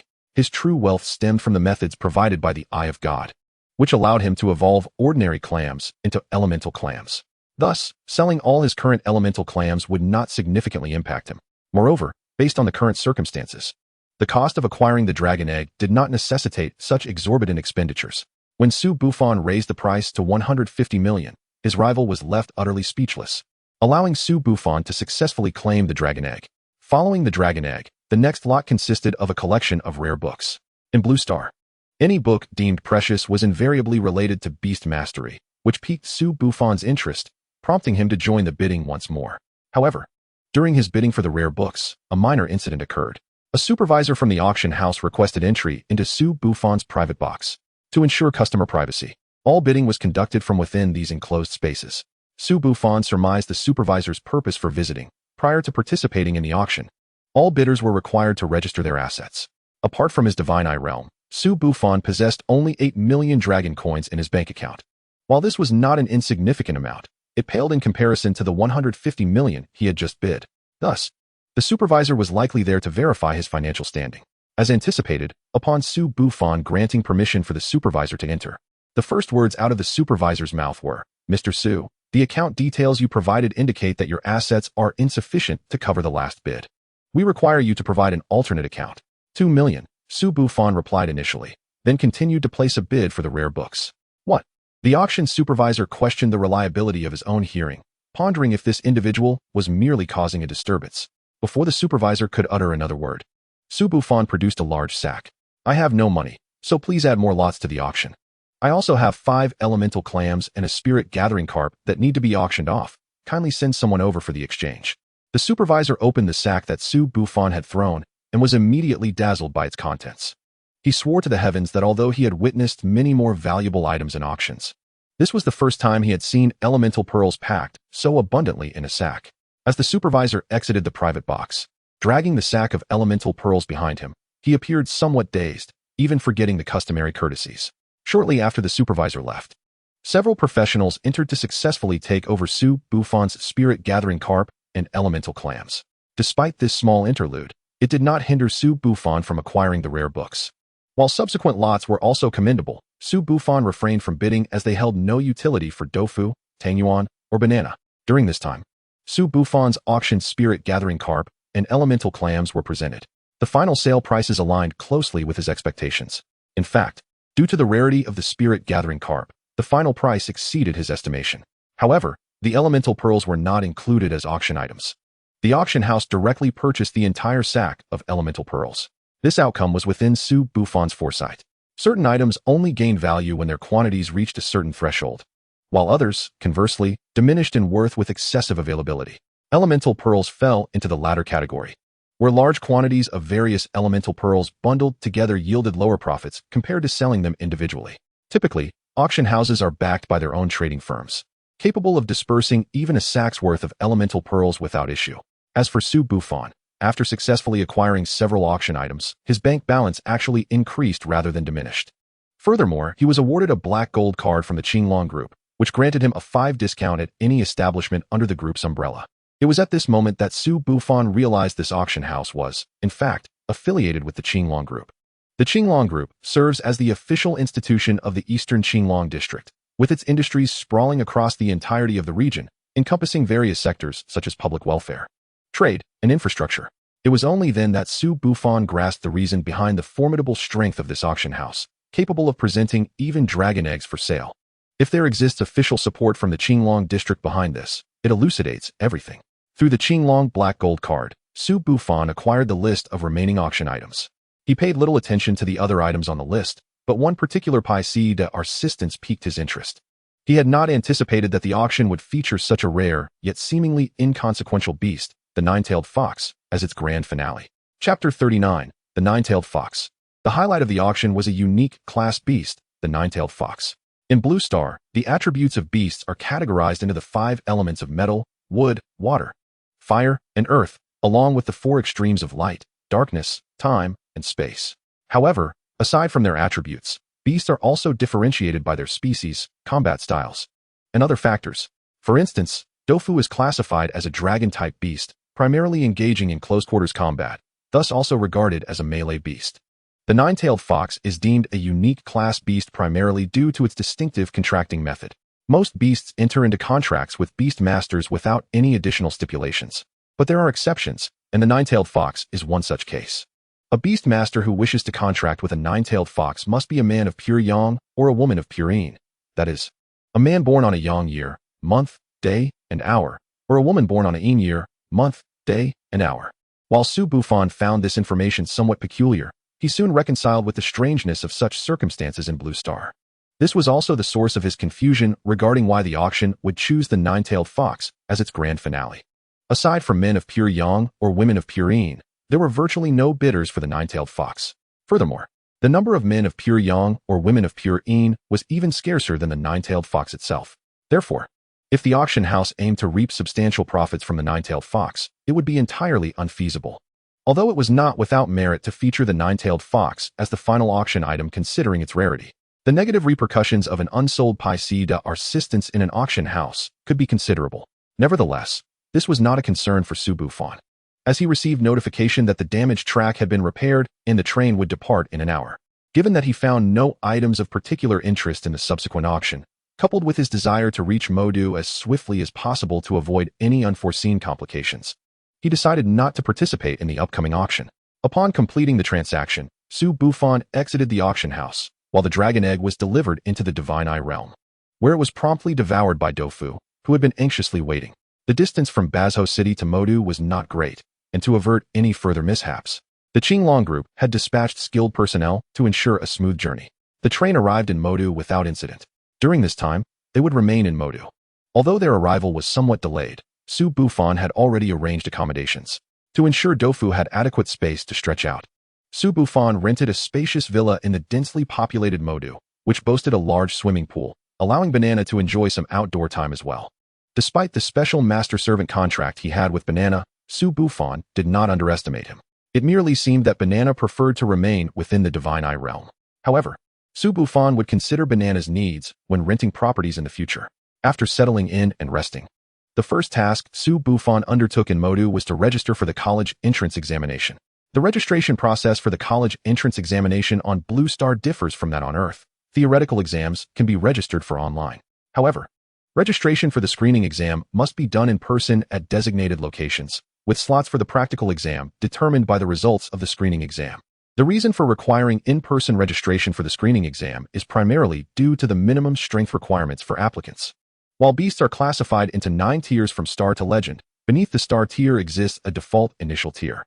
This initial tier, unlike others, is measured by a value known as the initial value, which ranges from 1 to 100. Beasts with an initial value above 90 are considered to be at the threshold of the Star tier. The minimum requirement for registering for the screening exam is to possess a beast with an initial value of 60 or higher. If this condition is not met, one cannot even qualify to register for the screening exam. However, for Su Bufan, the registration process was relatively swift. Beasts below the Star tier require various measurements to determine their final initial values. In contrast, beasts that have reached the Star tier can complete registration without these measurements. Since Dofu had ingested the dragon egg and was now temporarily in a state of slumber, Tang Yuan accompanied Su Bufan for the registration as his representative. This arrangement posed no issues for Su Bufan, and he had checked Dofu's current state with the Divine Eye, confirming that Dofu would awaken before the college entrance examination. This brought Su Bufan a sense of relief. Although he could rely on Tang Yuan to perform adequately in the screening exam, Dofu remained the primary source of strength in his team, while Tang Yuan leaned more towards control. Thus, he was uncertain whether he could secure a chance to participate in the practical exam if Dofu was unable to attend the screening exam. As long as Dofu could participate in the screening exam, Su Bufan had complete confidence in achieving the best results for the practical exam.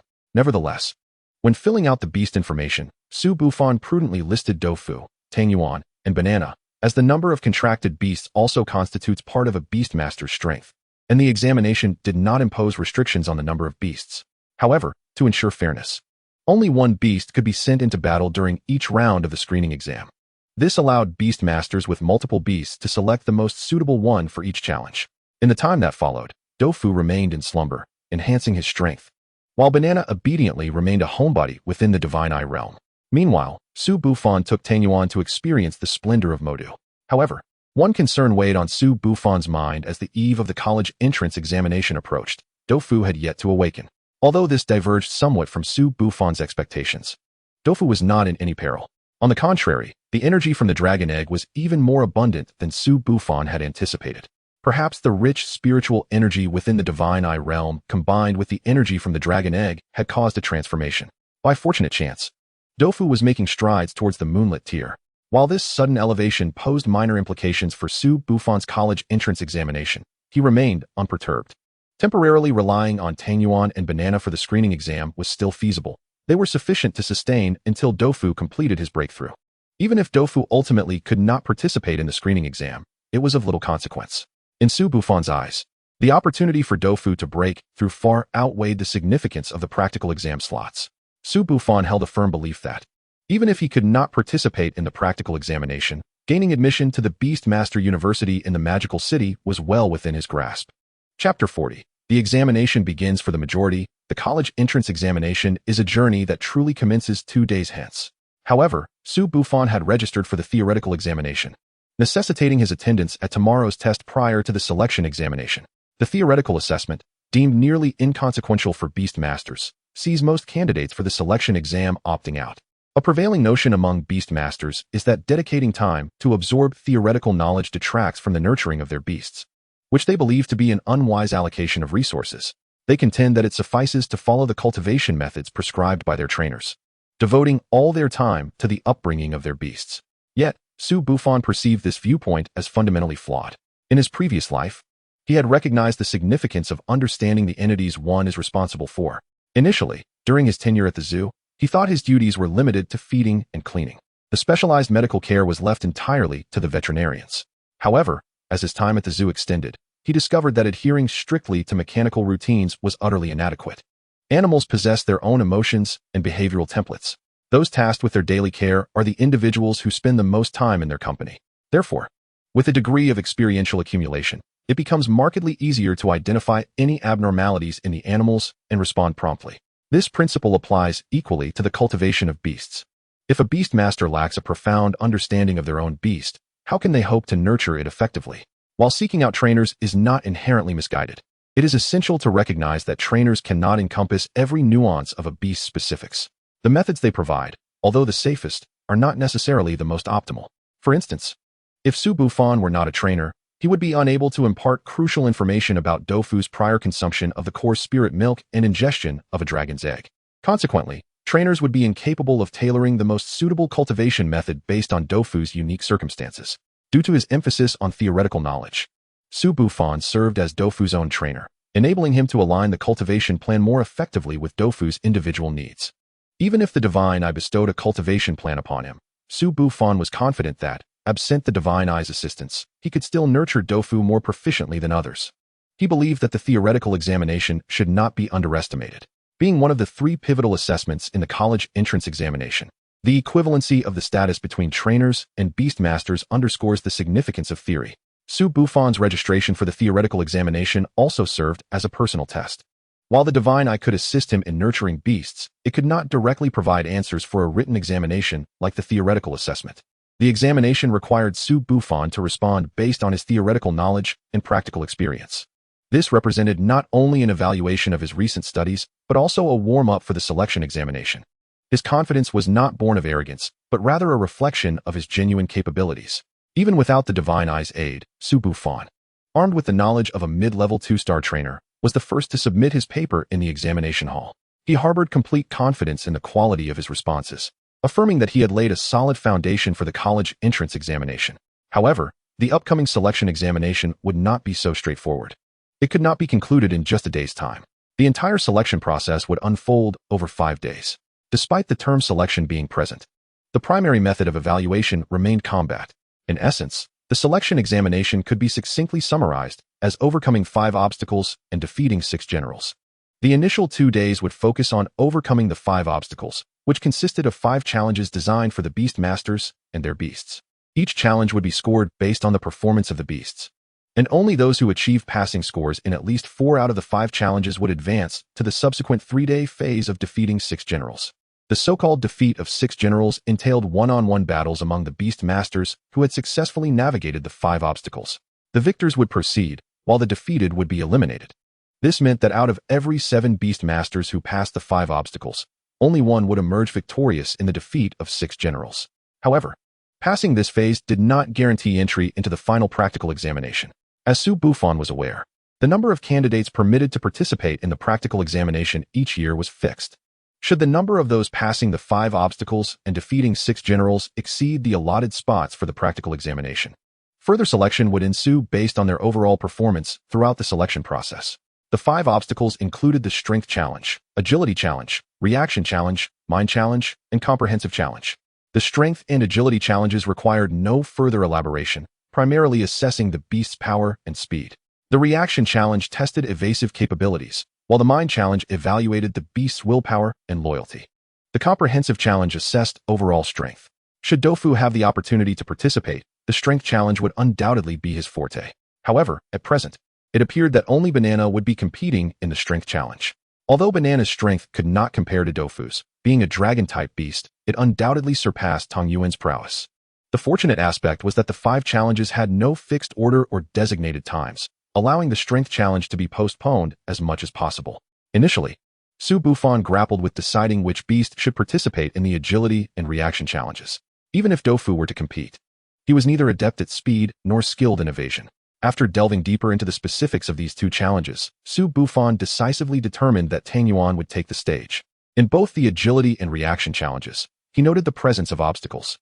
While these would hinder other beasts, they would serve as an advantage for Tang Yuan. The existence of obstacles indicated the potential for shadows to manifest, and where shadows appear, Tang Yuan would excel. In terms of speed, whether running or flying, Tang Yuan's ability to teleport through shadows would far surpass any other method. When it came to evading attacks, Tang Yuan could seamlessly slip into the shadows, rendering him untouchable. As for the Mind Challenge, the responsibility fell to Banana. During this challenge, beasts with captivating abilities would emerge, attempting to charm the beasts on the Beast Master's side and turn them against their trainers. While it was unlikely that actual harm would come to the Beast Masters in the examination, any hint of aggressive behavior from a charmed beast would result in failure. Chapter 41. The Mind Challenge. Due to the existence of a bond, even if a beast were charmed, it would not act against its Beast Master unless it harbored pre-existing thoughts of rebellion.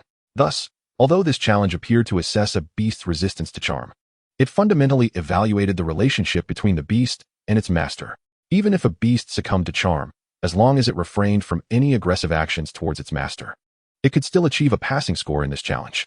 The reason Su Bufan chose to deploy Banana in battle primarily stems from the unequal contract he signed with it, which endows him with a unique restraint against the effects of charm. Since Banana's critical weakness lies in Su Bufan's hands, it remains unaffected by charm when confronted with it. This effectively means that in the face of enchantment, Banana is naturally exempt from half of the interference. However, this advantage is not without its drawbacks. Should both Banana and Su Bufan fall under the spell simultaneously, Banana would endure a doubled effect of charm. Nevertheless, during the mental phase, beast tamers are not susceptible to charm, thus granting Banana a significant advantage. As for the final comprehensive phase, Su Bufan finds himself in a rather helpless position. If Tofu, the strongest member of their team, is unable to participate, he must rely on Banana to step in. Presently, Su Bufan can only hope that Tofu manages to ascend in time for the crucial moment. Should Tofu fail to make it, Su Bufan must place his hopes on a stellar performance in the subsequent 6 general segment to accrue additional points. Su Bufan resolves to first complete the 3 predetermined challenges that Tang Yuan and Banana will participate in on the first day: the Agility phase, the Reaction phase, and the Mental phase. The remaining Strength and Comprehensive phases will be reserved for the second day.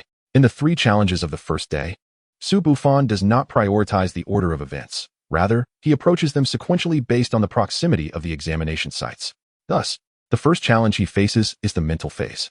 Instead of rushing into the examination, Su Bufan opts to observe for a moment. Although he cannot discern the specific details of the assessments, he notes that each batch of exams is conducted with remarkable speed, concluding in approximately 3 to 4 minutes. While others might glean little from this, Su Bufan is different. thanks to the valuable books he acquired at the auction, one of which details research on charm-type beasts. He understands that if the charm beasts in each examination arena remain unchanged, then the charm beast must at least be 2 major tiers above the testing beasts to sustain such frequent use of charm abilities. In other words, since Banana is a stellar tier beast, the examination must feature at least a radiant tier charm beast. If this is indeed the case, Su Bufan has gained considerable insight. Prior to this, he had scarcely encountered any beasts of the crescent tier, let alone those of the radiant tier. The examination arena contains a pool, which poses no hindrance to Banana. Upon entering the arena, Su Bufan quickly notices the charm beast assigned to them. If he were to encapsulate his first impression of this beast in a single word, it would be beauty. True to its name, the beauty god butterfly possesses an extraordinarily exquisite appearance. Yet, as Su Bufan had anticipated, beneath this stunning facade lies the formidable power of a radiant tier beast. The beauty god butterfly is emblematic of charm-type beasts. Despite being a radiant tier beast, its primary offensive capabilities revolve almost entirely around charm-based skills. This alone attests to the butterfly's formidable charm abilities. Although it is certain that the beauty god butterfly will not unleash its full strength during the examination, it still presents a significant challenge for both Su Bufan and Banana. This revelation also reshapes Su Bufan's understanding of the intensity of the selection examination. However, this is somewhat of a misunderstanding. While the intensity of the selection examination is undoubtedly high, it is not to such an extreme. The beauty god butterfly had to step in temporarily due to unforeseen circumstances affecting the originally assigned charm beast. This is also pertinent to the true nature of the mental phase, which serves as a baseline challenge. Most individuals can achieve a passing score, albeit only just.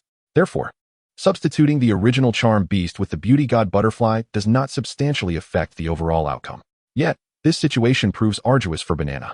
Although the beauty god butterfly is restricted to using only its charm scale powder skill, the pressure it exerts is immense. Skills involving scale powder are typically mastered by butterfly-type beasts, relying on the powder from their wings to produce various effects. Inhaling the beauty god butterfly's charm scale powder induces a mesmerizing effect on the beasts. Those who assume they can avoid inhaling the powder or diminish its effects in environments like the pool are gravely mistaken. As a radiant tier beast, the beauty god butterfly has long mastered its skills. In fact, it can regulate the quantity of scale powder each beast inhales. Ordinary environments have no impact on its capabilities. As one of the beast tamers present, Su Bufan observes the entire examination process. He watches as the beauty god butterfly flits gracefully through the sky, gently waving its wings, sending forth 10 delicate strands of scale powder towards the corresponding beasts. There is no need for these beasts to consciously inhale the powder. The moment it brushes against their bodies, they begin to exhibit various abnormalities, and Banana is no exception. Soon, beasts in the arena start to show signs of enchantment. One canned beast, which had been thrashing violently, suddenly ceases its struggles and stands frozen in a daze. Subsequently, Su Bufan hears the staff announce a conclusion. Candidate Lin Feng. Examination completed in 48 seconds. Result: pass. The 48 seconds refers to the duration from the moment Lin Feng's beast came into contact with the beauty god butterfly's scale powder to the instant it was fully controlled. Naturally, the final result for Lin Feng is a passing score. During the 5 phases of the examination, candidates are evaluated based on 9 standards: below next, below middle, below upper, middle next, pass, middle upper, above next, above middle, and above upper. In the mental phase, if a beast fails to endure for a minute, it is ultimately rated as a pass. Surpassing 1 minute results in a middle upper rating. Exceeding 1 minute and 20 seconds earns a above next rating. And surpassing 1 minute and 40 seconds garners an above middle rating. The effects of the scale powder persist for 2 minutes and 15 seconds. If a candidate can endure until the powder's effects dissipate, they will receive an above upper evaluation. Chapter 42. Tang Yuan takes the stage. Su Bufan naturally hopes for Banana to achieve an above upper evaluation.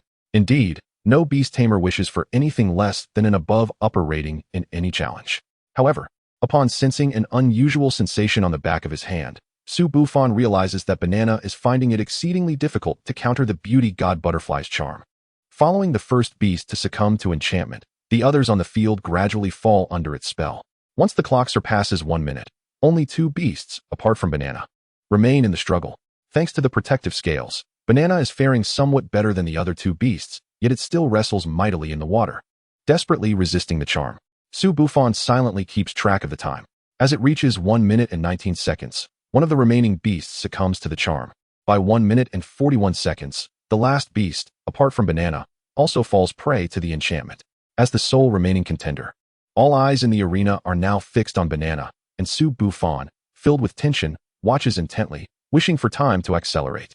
As the clock approached the 2-minute mark, the struggles of the Banana began to wane. Observing this scene, Su Bufan realized that achieving a top-tier evaluation would likely be a formidable challenge. However, this predicament could not solely be attributed to the Banana. Rather, it was a matter of ill fortune in encountering the mesmerizing beast, the beauty butterfly. Had the originally assigned enchantment-type beast been present, the Banana would have stood a considerable chance of obtaining a top-tier rating. Yet, in the face of the beauty butterfly, it fell just short of the required threshold. As anticipated, when the timer reached 2 minutes and 10 seconds, the previously thrashing Banana suddenly plummeted straight to the bottom of the pool. Although it seemed as if it had merely missed the mark by 5 seconds, those 5 seconds loomed like an insurmountable chasm. Just as Su Bufan was preparing to leave for the next challenge, he was taken aback by the final evaluation of the mind challenge.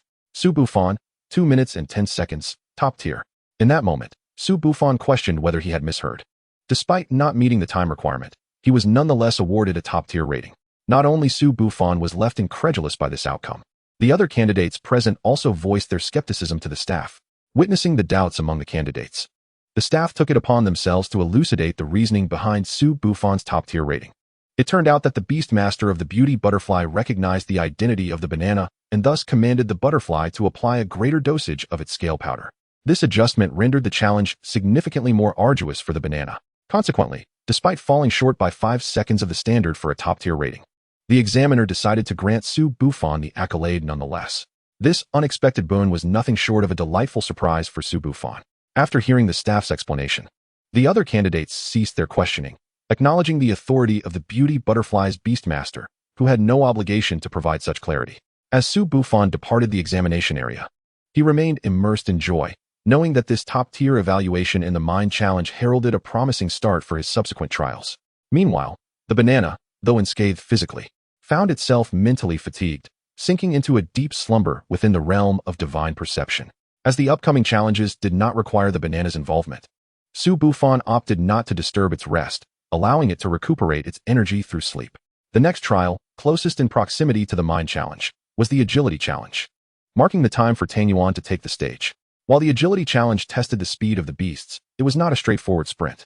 It could easily be described as an obstacle course. After all, anyone could sprint in a straight line, but true speed was demonstrated in navigating curves with finesse. Simply charging ahead could not suffice to prove the beast's swiftness. In fact, without these obstacles, the agility challenge would pose a considerable challenge for Tang Yuan and, indeed, for all 3 of Su Bufan's beasts, none of which were particularly adept at speed. However, the presence of obstacles transformed the scenario. Following the staff's announcement to commence the examination, Tang Yuan darted toward the nearest obstacle with remarkable speed, seamlessly merging into its shadow. Moments later, the shadows of the other obstacles along Tang Yuan's route fluctuated in succession. Then, from the shadow of the obstacle closest to the finish line, Tang Yuan sprang forth, crossing the finish line with a flourish. When the final results were revealed, Su Bufan could scarcely believe that Tang Yuan had completed the extensive 10,000 meter obstacle speed test in a mere 23 seconds. However, to assume Tang Yuan was the fastest to finish would be a misjudgment. Another beast had already completed the examination in a mere 12 seconds, nearly half the time taken by Tang Yuan. Upon learning that this beast was named Thunderhawk, everything fell into place. Thunderhawk was renowned for its unparalleled speed, often described as the embodiment of thunder and lightning. While Tang Yuan's performance could not rival that of the Thunderhawk, it nonetheless secured the second-best time. Su Bufan was thoroughly satisfied with this outcome. With this achievement, Tang Yuan easily surpassed the agility challenge with a top-tier rating. Yet, the reaction challenge presented a few complications. The examination for the reaction challenge unfolded in a manner both anticipated and unforeseen by Su Bufan. Initially, he had envisioned Tang Yuan using the same approach that had proven successful in the agility challenge.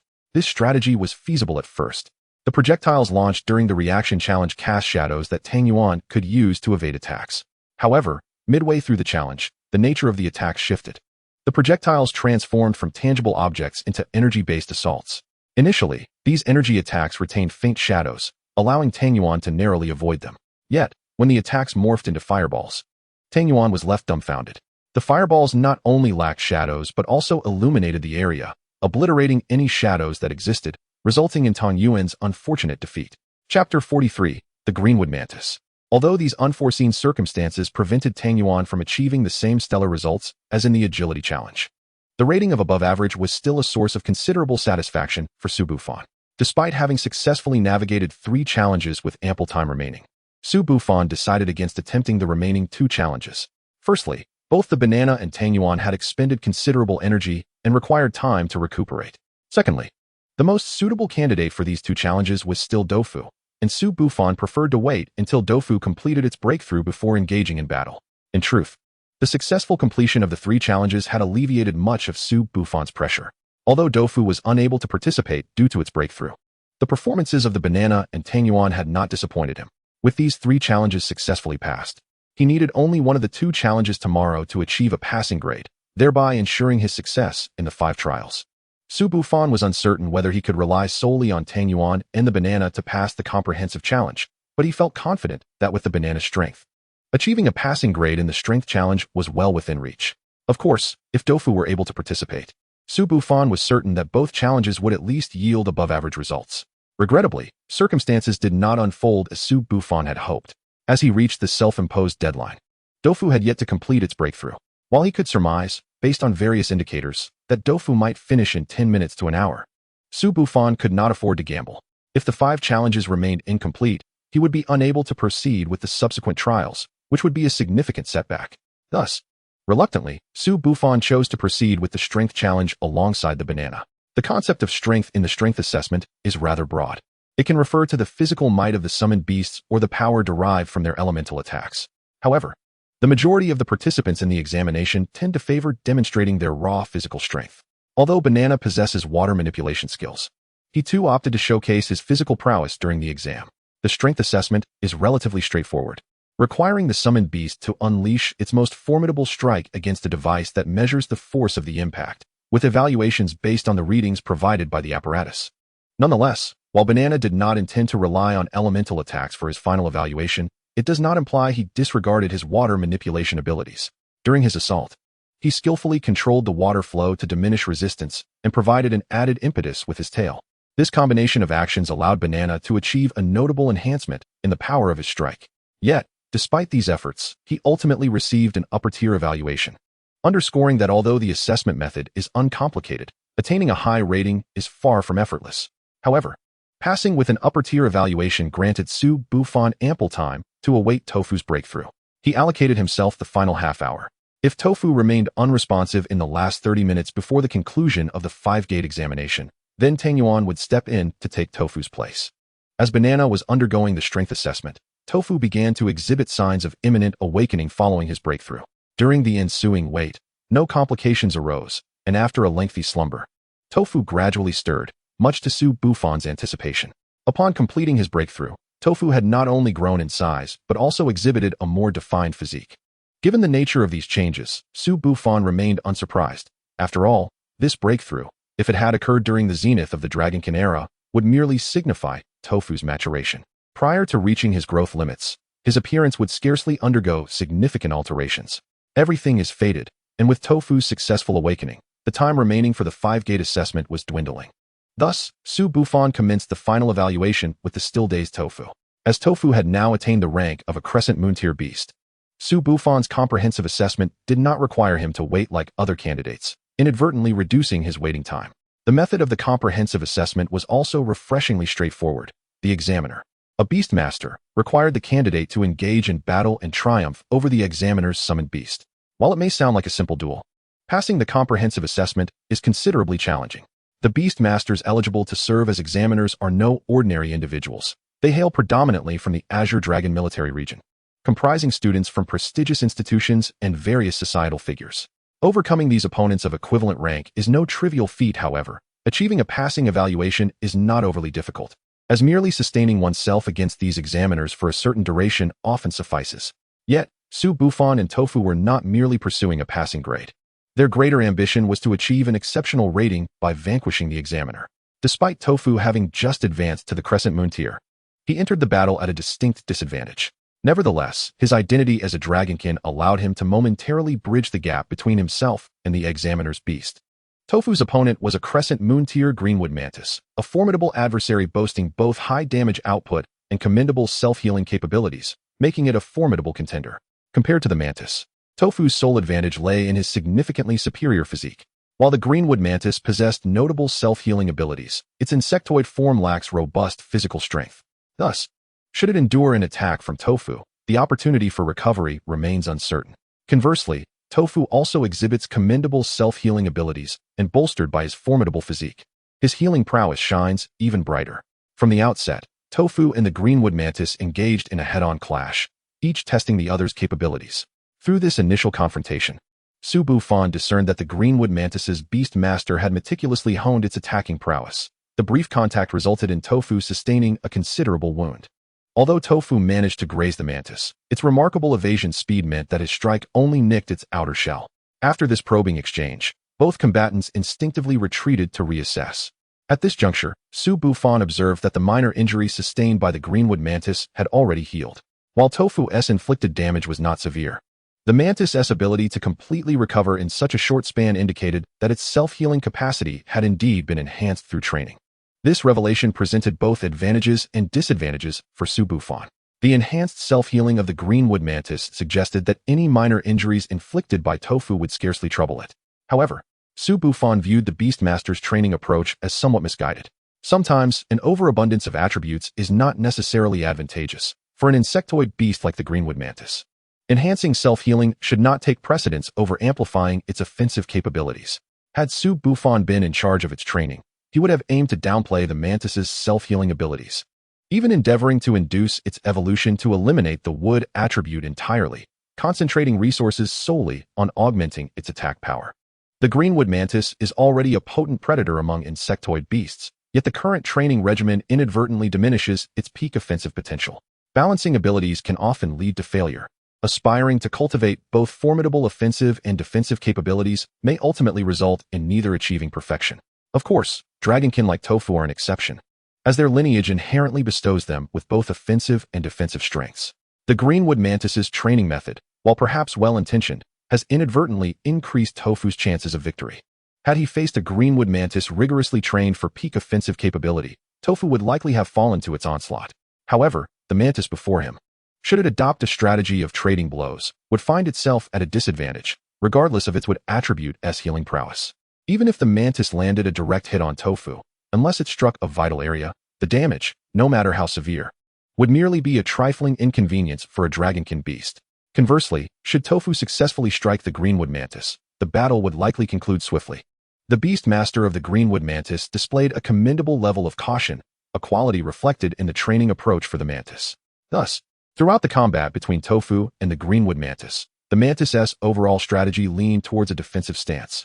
While this approach, combined with its self-healing abilities, certainly proved resilient, it also limited the mantis's capacity to inflict substantial damage upon Tofu. Tofu had also attempted to utilize his dragon breath for ranged attacks. However, the singular elemental nature of the dragon breath inflicted only limited damage on the greenwood mantis. Though the lava dragon breath possesses considerable might, it is plagued by a critical flaw. It is utterly incapable of striking the emerald wood mantis. However, Tofu is not without his own cunning tactics. Following his breakthrough, he naturally grasped a second form of dragon breath. This newfound ability is the steam dragon breath, a fusion of water and fire elements. While the steam dragon breath lacks the corrosive and adhesive prowess of the lava dragon breath, its searing heat rivals that of the latter. Most importantly, compared to the lava dragon breath, the steam dragon breath is executed with greater swiftness and covers a broader area. Yet, when confronting a formidable adversary like the emerald wood mantis, Tofu's steam dragon breath affords him but a single opportunity to strike. Should the mantis prepare itself, even with the superior speed of the steam dragon breath, it would be challenging to threaten the mantis effectively. Thus, until a favorable strike opportunity presents itself, Tofu remains as inconspicuous as possible, creating an illusion of retreat to mislead the mantis and seeking an optimal moment to unleash his steam dragon breath. However, the mantis, having cultivated a keen sense of caution over time, is not easily deceived by Tofu's ruse. Moreover, the mantis's beastmaster is clearly not inexperienced and would not engage in frivolous actions amidst the battle. Were this a genuine contest, the likelihood of victory would lean slightly more in favor of the emerald wood mantis, as it had ascended to the crescent moon tier before Tofu and undergone more profound training. Nevertheless, the nature of this confrontation is an examination, and the examination's characteristics dictate that the battle cannot prolong indefinitely. As the Beast Master of the Emerald Wood Mantis and the examiner of this test, the longer the conflict drags on, the more unfavorable it becomes for him, considering that the examiner's strength typically surpasses that of the examinee. A prolonged stalemate would result in the recognition of the examinee's victory. However, Su Bufan is reluctant to achieve victory in such a manner. Although, given the current circumstances, if Tofu were to adopt a strategy of delay, he would undoubtedly secure triumph in this examination. Su Bufan understands that while both paths lead to victory, overcoming the examiner carries far more prestige than merely winning through stalling tactics. If Tofu's strength were significantly inferior to that of the Emerald Wood Mantis, Su Bufan might have opted for the delaying strategy for the sake of advancing further. Yet, after a period of skirmish, it becomes evident that while the Mantis's overall strength exceeds Tofu's, the disparity is not substantial enough to compel Su Bufan to rely solely on defensive tactics. Moreover, through his divine eye, Su Bufan discerns that the Emerald Wood Mantis harbors a hidden card. As time dwindles, it is certain the Mantis will strike. That moment will witness the clash of both sides' hidden strengths. However, the Mantis's concealed card has already been unveiled to Su Bufan, and its threat pales in comparison to the Steam Dragon Breath that Su Bufan possesses. The Mantis's hidden card is a skill known as the Scythe of Death, which amplifies the Mantis's next attack by 300%. While the skill's effect appears straightforward, its actual potency is formidable. Given the Mantis's current offensive strength, a 300% enhancement would render its next attack a lethal threat to Tofu. It is no exaggeration to assert that should Tofu be struck directly by the Mantis's ensuing attack, the battle would reach its conclusion. However, with Su Bufan aware of the Mantis's Scythe of Death, its actual threat diminishes significantly, as long as Tofu remains vigilant against the Mantis's assaults, preventing it from executing the Scythe of Death. Then no matter how powerful the skill, it would merely be a joke if it fails to hit its target. Yet, this necessitates Tofu to invest more effort in evading the Mantis's strikes, thereby complicating his search for the opportune moment to unleash the Steam Dragon Breath, which in turn diminishes his ability to threaten the Mantis. Presently, the prospect of Tofu triumphing over the Mantis in a direct confrontation seems exceedingly slim, and the battle appears to be gradually inching towards a stalemate. However, the course of events takes an unexpected turn, not due to any misstep on the part of the Emerald Wood Mantis or its Beastmaster, but rather because the constraints of the examination's time compel them into error. With merely 2 minutes remaining until a stalemate is declared, the Emerald Wood Mantis, unable to contain itself, initiates the Scythe of Death. Given the nature of their combat, even with 2 hours at their disposal, it is unlikely a victor would emerge. Thus, the Mantis's use of this skill seems more a test of Tofu's qualifications for a superior evaluation in this examination. In a flash, the Mantis's arms radiate with light before launching an attack towards Tofu, reminiscent of previous strikes. When the Mantis employs the Scythe of Death, its characteristics are not overtly discernible. Were it not for Su Bufan and Tofu's prior precautions against this maneuver, they might have overlooked the fleeting glimmer. In response to the Mantis's assault, Tofu, who had been absorbing the Mantis's strikes, adopts a strategy of evasion for the first time. This momentary dodge grants Tofu the perfect opportunity to counter. As the Mantis's attack misses, it reveals an instant of vulnerability, and Tofu, having completed his evasive maneuver, swiftly retaliates, seizing the Mantis with his foreclaws before unleashing a searing lava dragon breath. Previously, Tofu had contemplated using the Steam Dragon Breath due to the lava dragon breath's inability to connect with the Mantis. However, with the Mantis now ensnared, employing the broader Steam Dragon Breath is no longer suitable. It is essential to note that battles between beasts do not function like games where one's attacks do not harm oneself. In this instance, had Tofu opted for the Steam Dragon Breath while grasping the Mantis, his own foreclaws would inevitably fall within the attack's radius. Conversely, while the Lava Dragon Breath also poses a risk due to proximity, the resultant damage would not be as severe as that of the Steam Dragon Breath. The moment Tofu's Lava Dragon Breath finds its mark on the Emerald Wood Mantis signifies the conclusion of this examination. Medical personnel promptly ascend to the stage alongside their healing beasts to tend to the injuries of both Tofu and the Mantis. Without question, Tofu emerges from this examination with top-tier accolades, owing to Tofu's lineage as a dragon beast, combined with the fact that he sustained minimal injuries throughout the battle. He swiftly returns to normalcy post-treatment. This also highlights the prowess of the healing beasts, justifying why the examination could schedule the 6 general trials the day after the 5 trials. It is evident they possess ample confidence in their ability to heal any wounds inflicted during the 5 trials. Significantly, all candidates in this round achieved superior evaluations. Su Bufan resolves to treat Tofu and the others to a lavish celebration that evening. Regrettably, as Tofu continues to grow in size, Only Tang Yuan remains to accompany Su Bufan in the outside world. Before returning to the villa, both Tofu and Banana are unable to exit the realm of the Divine Eye. Though tinged with a sense of regret, nothing could deter Su Bufan from his desire to celebrate their accomplishments. Moreover, with Dofu's awakening, Su Bufan felt an enhanced confidence regarding the upcoming examination of the 6 Slayers. Unlike the trial of the 5 passes, the 6 Slayers examination does not adhere to the principle of equal-tier confrontations. The contenders are chosen randomly, which means that a beast of the Crescent tier might face off against a beast of the Star tier or even one of lesser rank. As for Dofu encountering an opponent of the Radiant tier, the verdict is unequivocally in the negative. Ascending to the Radiant tier is not as straightforward as progressing to the Star or Crescent tiers.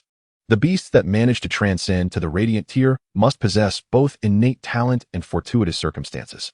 It is not a mere accumulation of resources that facilitates such an elevation. Furthermore, from this tier onward, a significant leap in the beast's prowess is expected. Thus, it is virtually impossible for anyone to cultivate a beast of the Radiant tier within such a short span of time. Even if one were to succeed, they would not participate in the entrance examinations. Such exceptional beasts would effortlessly attract the attention of any beast university, bypassing the rigorous selection process entirely. Su Bufan harbored no concerns regarding the 6 Slayers examination. For Dofu of the Crescent tier, while not the pinnacle of strength, undoubtedly ranked among the most formidable contestants. Provided no extraordinary matchmaking occurred, Su Bufan was confident that if he himself were to fail the 6 Slayers examination, then no one would be able to pass it. What astonished Su Bufan was the revelation that some beast tamers had managed to pass the 5 passes with only a half step into the Star tier beast. And this was not an isolated incident.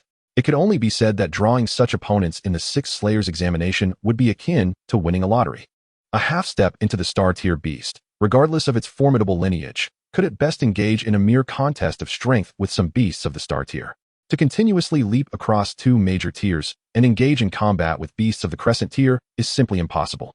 Therefore, it follows that these beast tamers would reach their limits here, with a slim chance of passing the 6 Slayers examination. Yet, Su Bufan could not have anticipated that in the following days, he would encounter an individual named Fortune, who would reveal to him the true meaning of serendipity and extraordinary luck. However, that tale is a matter for another time. At this moment, Su Bufan faced a minor dilemma, or rather, his rental area was beset by a slight issue. Above his rented abode, a high-tier wild beast had appeared. Su Bufan found this utterly perplexing, for the Magic City is a core metropolis of the Azure Dragon District. While it is true that a section of the Magic City borders wild marine territories, the area is heavily fortified, with stringent controls even extending to the sea regions miles away. Thus, it was unfathomable for Su Bufan to imagine that the Magic City could be subjected to an attack by wild beasts. However, while this wild beast had indeed been fortunate enough to breach several defenses, Su Bufan could only offer a moment of silence for it. For, despite its current exuberance in flight, it would soon meet its demise. The Magic City is not only the core city of the Azure Dragon District, but also one of its safest havens. The security of the Magic City is not merely a product of the intricate fortifications surrounding it. The true essence of its safety lies elsewhere. Just as Su Bufan contemplated this, a colossal beast erupted from the heart of the Magic City, swiftly seizing the airborne wild beast, and in an instant, both vanished from Su Bufan's view. Chapter 46. Conference. From the moment the wild beast appeared until its swift resolution, Su Bufan scarcely caught a glimpse of its form, which is why he felt compelled to mourn for it upon its sighting. As the core city of the Azure Dragon District, the Magic City harbors no fears of assaults from marine beasts. In fact, its very establishment was intended to suppress the wild beasts of the sea. Each year, a significant number of powerful beast tamers are stationed within the Magic City, making it no exaggeration to refer to it as a fortress. Su Bufan had come across some rumors online, suggesting that any wild beast lacking the prowess of the Monarch tier would be unable to stir even a ripple upon approaching the vicinity of the Magic City. Based on Su Bufan's understanding of governmental operations, the true strength of the Magic City is undoubtedly greater than what is reported online. Meanwhile, at the wartime command center of the Magic City, a meeting was in progress. An elderly man with graying temples spoke with indignation. Have those beast monarchs lost their minds? They dare to incite a rebellion, attempting to breach the defenses of the Magic City. Behind the elder, a large screen displayed footage of the ongoing conflict. On one side stood the human beast tamers and their military armaments, while the opposing side was a vast horde of wild beasts. The latter was shrouded in thick fog. Yet upon closer inspection, one could discern several towering beast monarchs lurking ominously within the mist. Mayor, the examination has concluded. we are no longer needed for the subsequent assessments. Tonight, we shall proceed to the front lines of the conflict. The speaker represented the Magic City's universities and civic organizations, referring to the examiners from the previous 5 passes assessment. Indeed, due to the high-stakes nature of the examinations, their manpower had been insufficient, allowing the wild beasts to run rampant for a time. A square-jawed man struck the conference table, with Chairman Long and his team heading to offer support. I believe that Jinhai will accompany them as well. With their presence, those beast monarchs will surely think twice before acting recklessly. The man referred to as Chairman Long was originally named Long Ping, a former president of the student council at the Magic City Beast University, and currently the head of the organization department, honored with the title of Feather Dragon Monarch. Jinhai, known as Tai Ling Long, is a major general in the Eastern Azure Dragon District military, bearing the title of Jinhai Monarch. The titles of both men indicate their formidable status as beast tamers, each possessing beasts of the Emperor tier. The meeting's agenda revolved around the recent uprising of wild beasts in the marine territories adjacent to the Magic City during the examination period. Such skirmishes were no novelty to the majority of the attendees. The intelligence of powerful beasts rivals that of humans, and thus, every few years, certain formidable beasts would instigate an uprising to challenge human territories while simultaneously culling the ranks of wild beasts. This process not only reduces the population of wild beasts, but also provides resources for the growth of those with greater potential, fostering their development through conflict. Consequently, while the Feather Dragon Monarch and Jinhai Monarch would head to the battlefield, they would not formally engage in combat. Similarly, the Emperor tier wild beasts would remain off the front lines. At their level, every action is consequential, and their appearances serve more as motivation and morale boosters rather than direct participation in the fray. However, at this moment, Su Bufan remained oblivious to these developments, still eagerly anticipating his opponent for the following day. He was also contemplating how to enhance Tangyuan and Banana. Dofu's recent breakthrough had unveiled numerous issues for Su Bufan. Although Tangyuan has indeed enhanced and successfully evolved, aside from the skill Ghost Hand Thief, he does not possess any particularly remarkable attributes. Therefore, it is imperative that Tangyuan's training continues without neglect. As for Banana, given his recent addition to their team, Su Bufan has yet to invest any effort into his training. Consequently, Banana's performance in the upcoming examination is not as commendable as Su Bufan had envisioned. Thus, following the conclusion of this high-stakes examination, Su Bufan will have a plethora of responsibilities, ensuring the cultivation of Dofu, Tangyuan, and Banana are all attended to. Furthermore, although Dofu currently lacks an evolutionary path, Su Bufan is already aware of the future evolutionary routes for both Tangyuan and Banana, and he must keep in mind the quest for their evolutionary materials. Fortunately, Su Bufan has already heard of the myriad advantages offered by the Beastmaster Academy. Once he successfully gains admission, it should significantly aid him in procuring these materials. Logically speaking, someone like Su Bufan, who is neither short on funds nor lacking in training methods for Beastmasters, should not be overly concerned about the Academy. However, the reality is quite the opposite. The Academy harbors numerous opportunities that are unattainable from the outside world. The simplest of these is that the entire Eastern Azure Dragon District intentionally allocates resources for Beastmaster cultivation to various prestigious institutions. This includes both ordinary and rare cultivation materials. Su Bufan, in his earlier efforts to gather the necessary materials for Tong Yuan's evolution, expended considerable energy. Yet, had he been a student of the Magic City Beast University at that time, sourcing those materials would have been considerably simpler. And this is merely one of the foundational benefits of being admitted to the Beastmaster Academy. Each academy seems to offer unique opportunities, but for Su Bufan, obtaining specific information about these prospects is quite challenging. This is precisely why he places such significance on this examination. The cultivation of Beastmasters requires a harmonious blend of methods, finances, materials, and opportunities. Although he possesses the miraculous Eye of God and divine vision, Su Bufan understands that relying solely on the Eye of God, while it may lead to notable achievements, will render the summit of success exceedingly difficult to attain. Gaining admission to the Academy would not merely be a boon, but rather a significant enhancement to his capabilities. Therefore, Su Bufan is resolutely determined to excel in the forthcoming Slay the Six Generals examination, with Dofu serving as the cornerstone of his confidence in this endeavor. Upon hearing the rules of the examination, Su Bufan was reassured of his prospects. According to the regulations, those beast masters, like Su Bufan, who possess a full moon tier beast, will not face off against one another.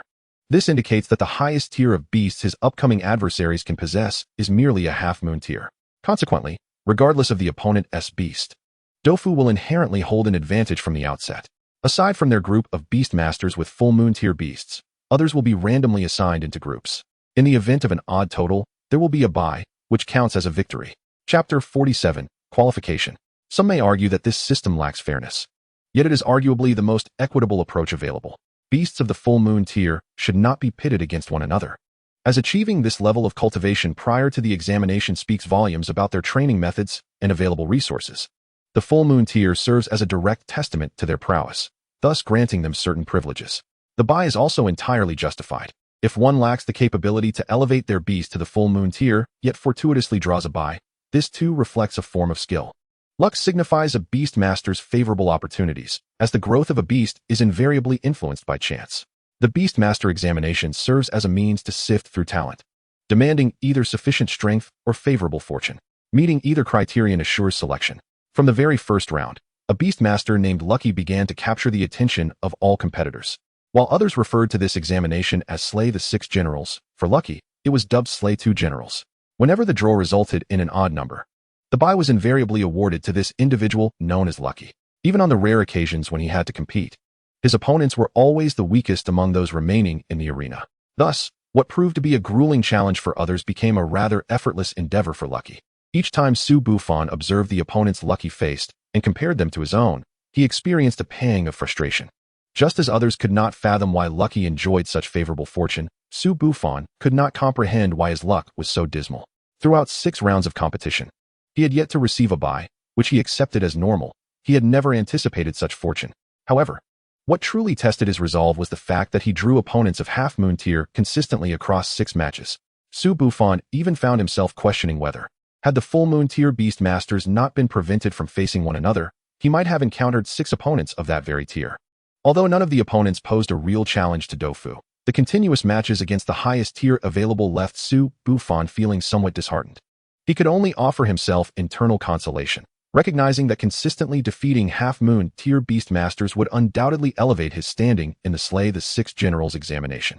Combined with his previous accomplishments, Su Bufan was confident that he would secure a spot in the practical examination.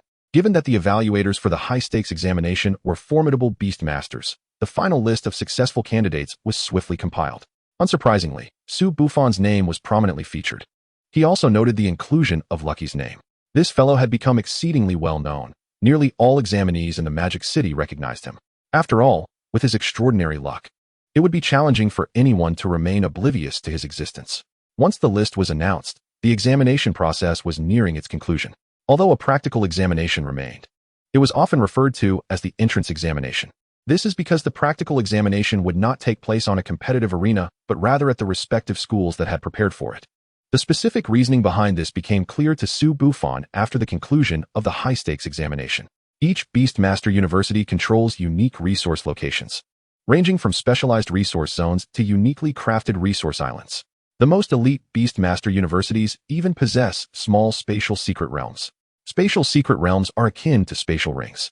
However, while the space within a spatial ring is artificially created and anchored by the ring itself, spatial secret realms occur naturally, tethered to the main world of Blue Star. Only powerful spatial-type beasts can uncover the spatial anchors between these secret realms and the primary world, thus allowing entry. It is these exceptional resource areas and spatial secret realms that make Beastmaster Universities highly sought after by aspiring Beastmasters. Reports indicate that the Magic City Beast University manages multiple spatial secret realms and resource areas. Among them, one particular spatial secret realm piqued Su Bufan's interest immensely. It is rumored that this realm may be connected to ancient dragon-type beasts.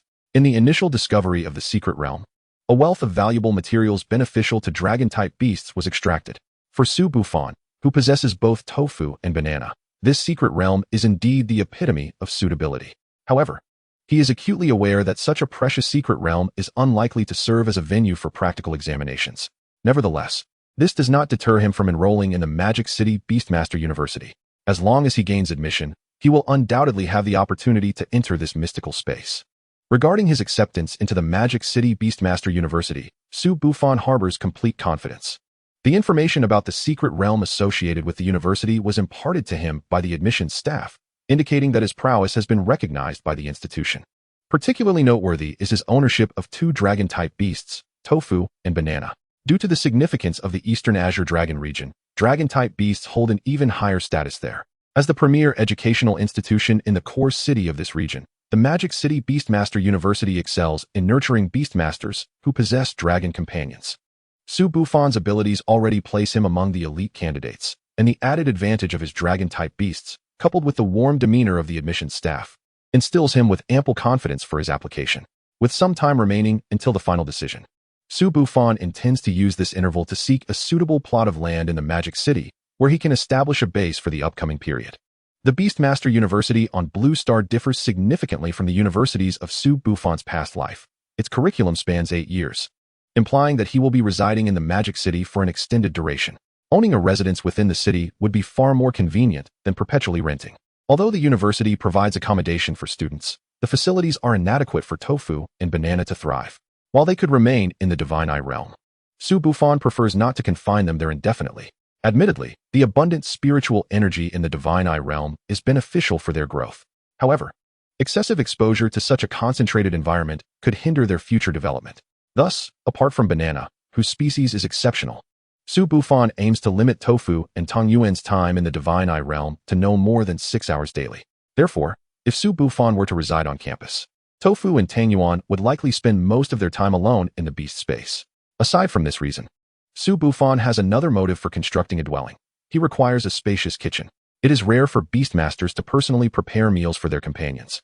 Yet due to his unique talent, Su Bufan strives to handcraft meals for Tofu and the others whenever possible.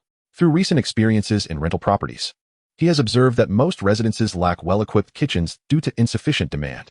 As Tofu's size continues to increase, so do the quantities of food required for each meal. Su Bufan realizes that relying solely on ordinary kitchens would consume an inordinate amount of his time and energy to prepare sustenance for Tofu and the others. Therefore, should the opportunity arise, he wishes to design a dedicated kitchen, as daily feeding serves as a form of nurturing for his beasts. For Su Bufan at present, acquiring a plot of land is not a financial concern. Setting aside the surplus funds he possesses, he could even coax out a portion of elemental shells if necessary. However, the challenge lies in finding land within the Magic City that is available for purchase. Having ample funds is futile if no one is willing to sell. Near the Magic City Beastmaster University, he might manage to secure a small plot with additional expenditure, but it would be insufficient for his envisioned home. To acquire a sizable plot near the university, 2 avenues present themselves. One option involves purchasing the land from all residents within a given area, which is fraught with complications. It is uncertain whether all residents would be willing to sell, and even if they were, the subsequent negotiations and transfers would likely overwhelm Su Bufan.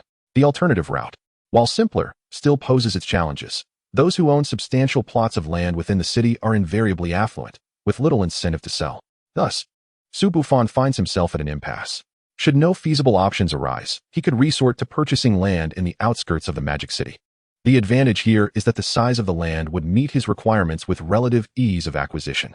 However, the downside is that the outskirts are distant from the city center, and the daily commute between the outskirts and the university would consume several hours of his time. Thus, if possible, Su Bufan still hopes to secure land within the urban area. To that end, he has significantly raised his budget. While this has attracted several interested parties, none possess land that fulfills Su Bufan's criteria. Just as he was about to concede defeat and venture to the outskirts, the agent he had commissioned brought him good news. They had located a plot that met Su Bufan's needs, situated right next to the Magic City Beastmaster University. More importantly, the landowner was inclined to sell. This plot could be considered even more ideal than Su Bufan had envisioned. However, the landowner has set a price of 80 million dragon coins. Upon hearing this figure, Su Bufan's smile gradually faded. It was not that he found the asking price exorbitant. On the contrary, he perceived it as rather low. Such a modest valuation led him to suspect whether the landowner genuinely wished to part with the property. However, upon learning of the landowner's additional stipulation, Su Bufan's initial reaction was one of incredulity. In addition to the 80 million dragon coins, the landowner demanded an extra dragon beast cub. Moreover, the requirements for the cub were exceedingly stringent. Ideally, it should be a pure-blood dragon-type beast cub, if it were not a dragon type. Its potential and talent must at least match that of a pure-blood dragon. Upon hearing this demand, Su Bufan truly believed the individual must be deranged. The concept of a pure-blood dragon-type beast cub is monumental.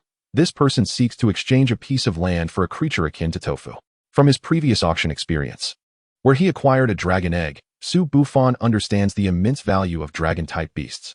Had there been even a slight chance of that dragon egg hatching a dragon-type beast, its worth would have multiplied tenfold. Although Su Bufan appeared to have effortlessly unearthed tofu from the gambling stone materials, such outcomes were predicated upon his divine sight and luck. Since that incident, he has visited gambling venues multiple times, even after arriving in the Magic City. Yet, he has found neither a dragon egg nor even a fragment of an eggshell. This illustrates that the odds of an ordinary person extracting a dragon egg from gambling materials are virtually non-existent. To pursue the acquisition of purebred dragon offspring through alternative means would be tantamount to relying on sheer luck. Apart from the gamble of stone betting, the only known method to obtain pureblood dragon progeny is through the breeding of two pureblood dragons. Beyond this, Su Bufan had not encountered any other means. The struggles faced by ordinary beastmasters in their attempts to align with dragon-type beasts are clearly illustrated by the case of Banana. After forming a contract with Banana, Su Bufan inquired about her journey, learning that she had endured countless years to barely evolve into a half-dragon species. This exemplifies the arduous path ordinary beasts must tread to evolve into true dragon-type beasts, where the confluence of fortuitous circumstances is indispensable.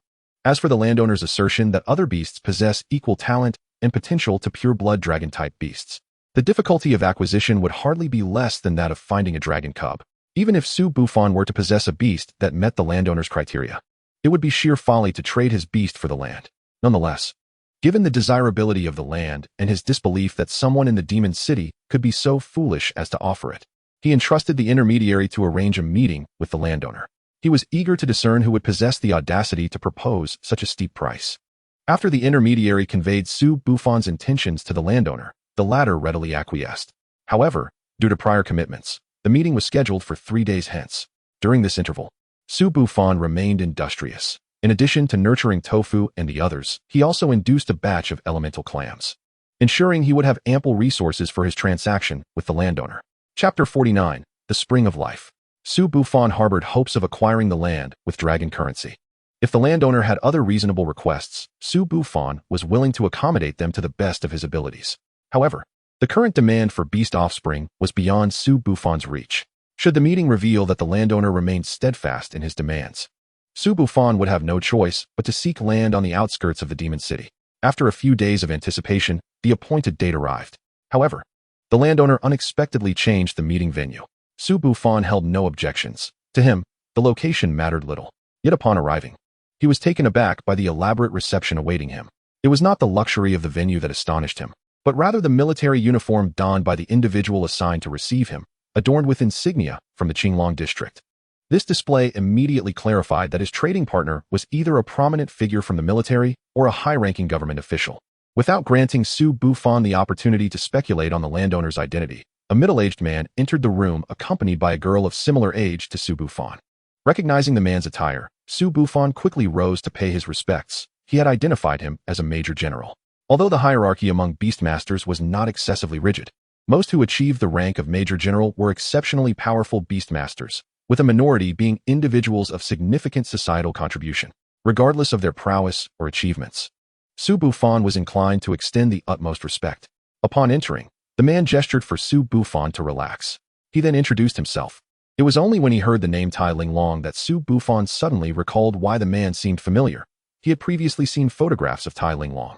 To ensure the fairness and impartiality of the Beastmaster entrance examination, each examination venue featured an overseer, and due to the unique circumstances of the Demon City, Tai Linglong had been appointed as the military representative for this role. Beside him stood his daughter, Tai Yuru.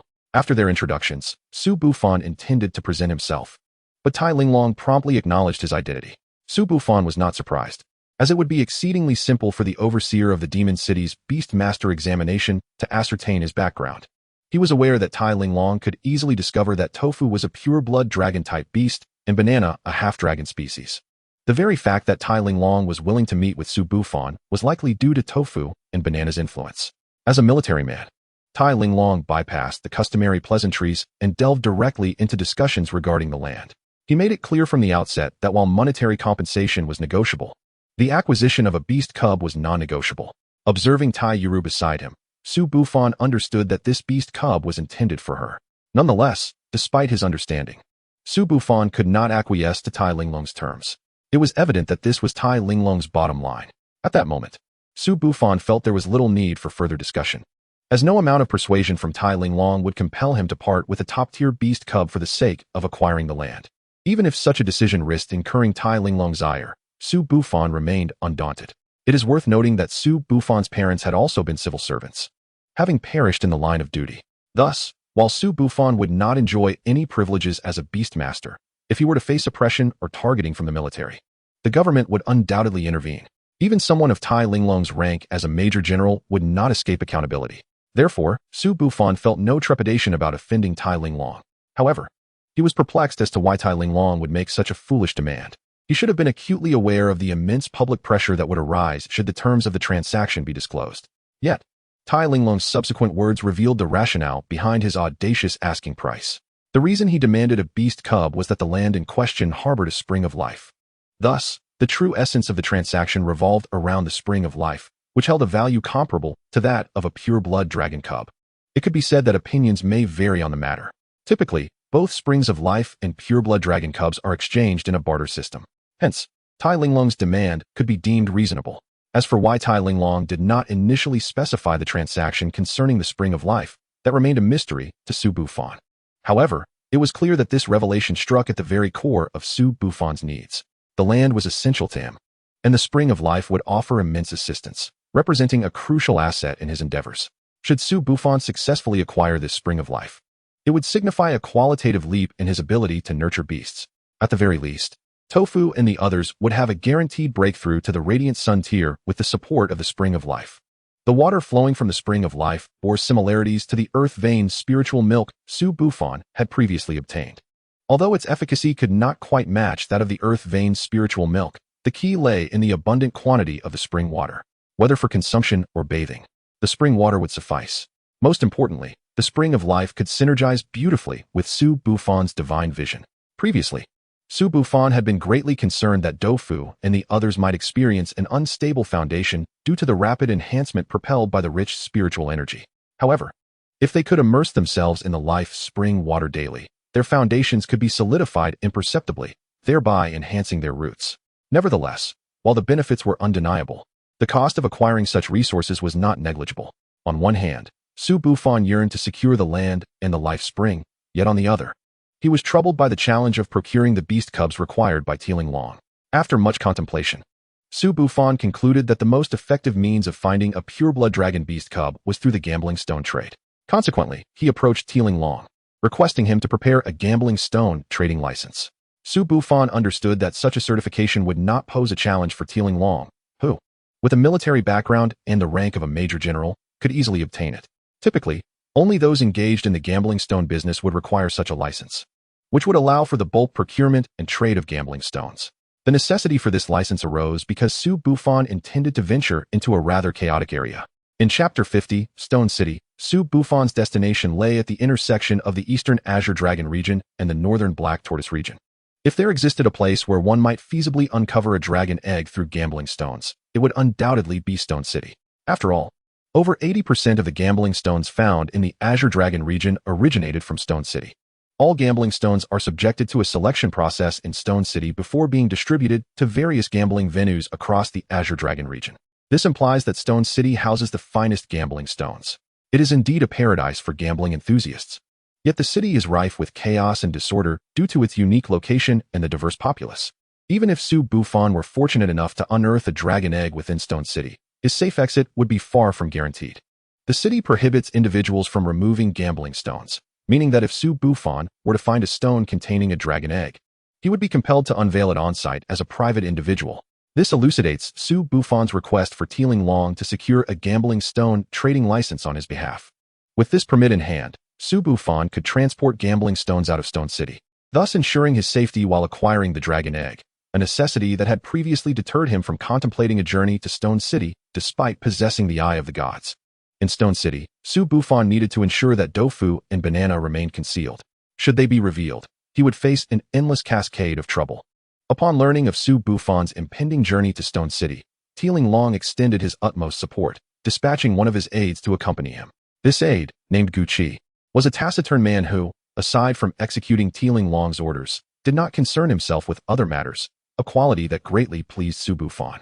With little to prepare, Su Bufan was eager to depart swiftly to locate the beast cubs required by Tai Linglong and secure the land. Guqi expressed no objections to this. as military personnel like him typically kept a stock of provisions in their spatial rings. Thus, as long as Su Bufan faced no issues, they could embark at any moment.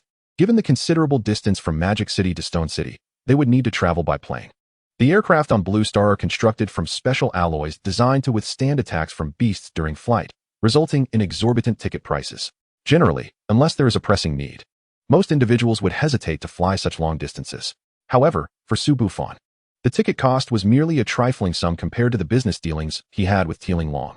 Despite the high price of the flight, Su Bufan found it worthwhile after experiencing the journey. The flight was remarkably smooth, devoid of any discomfort for him and his companions.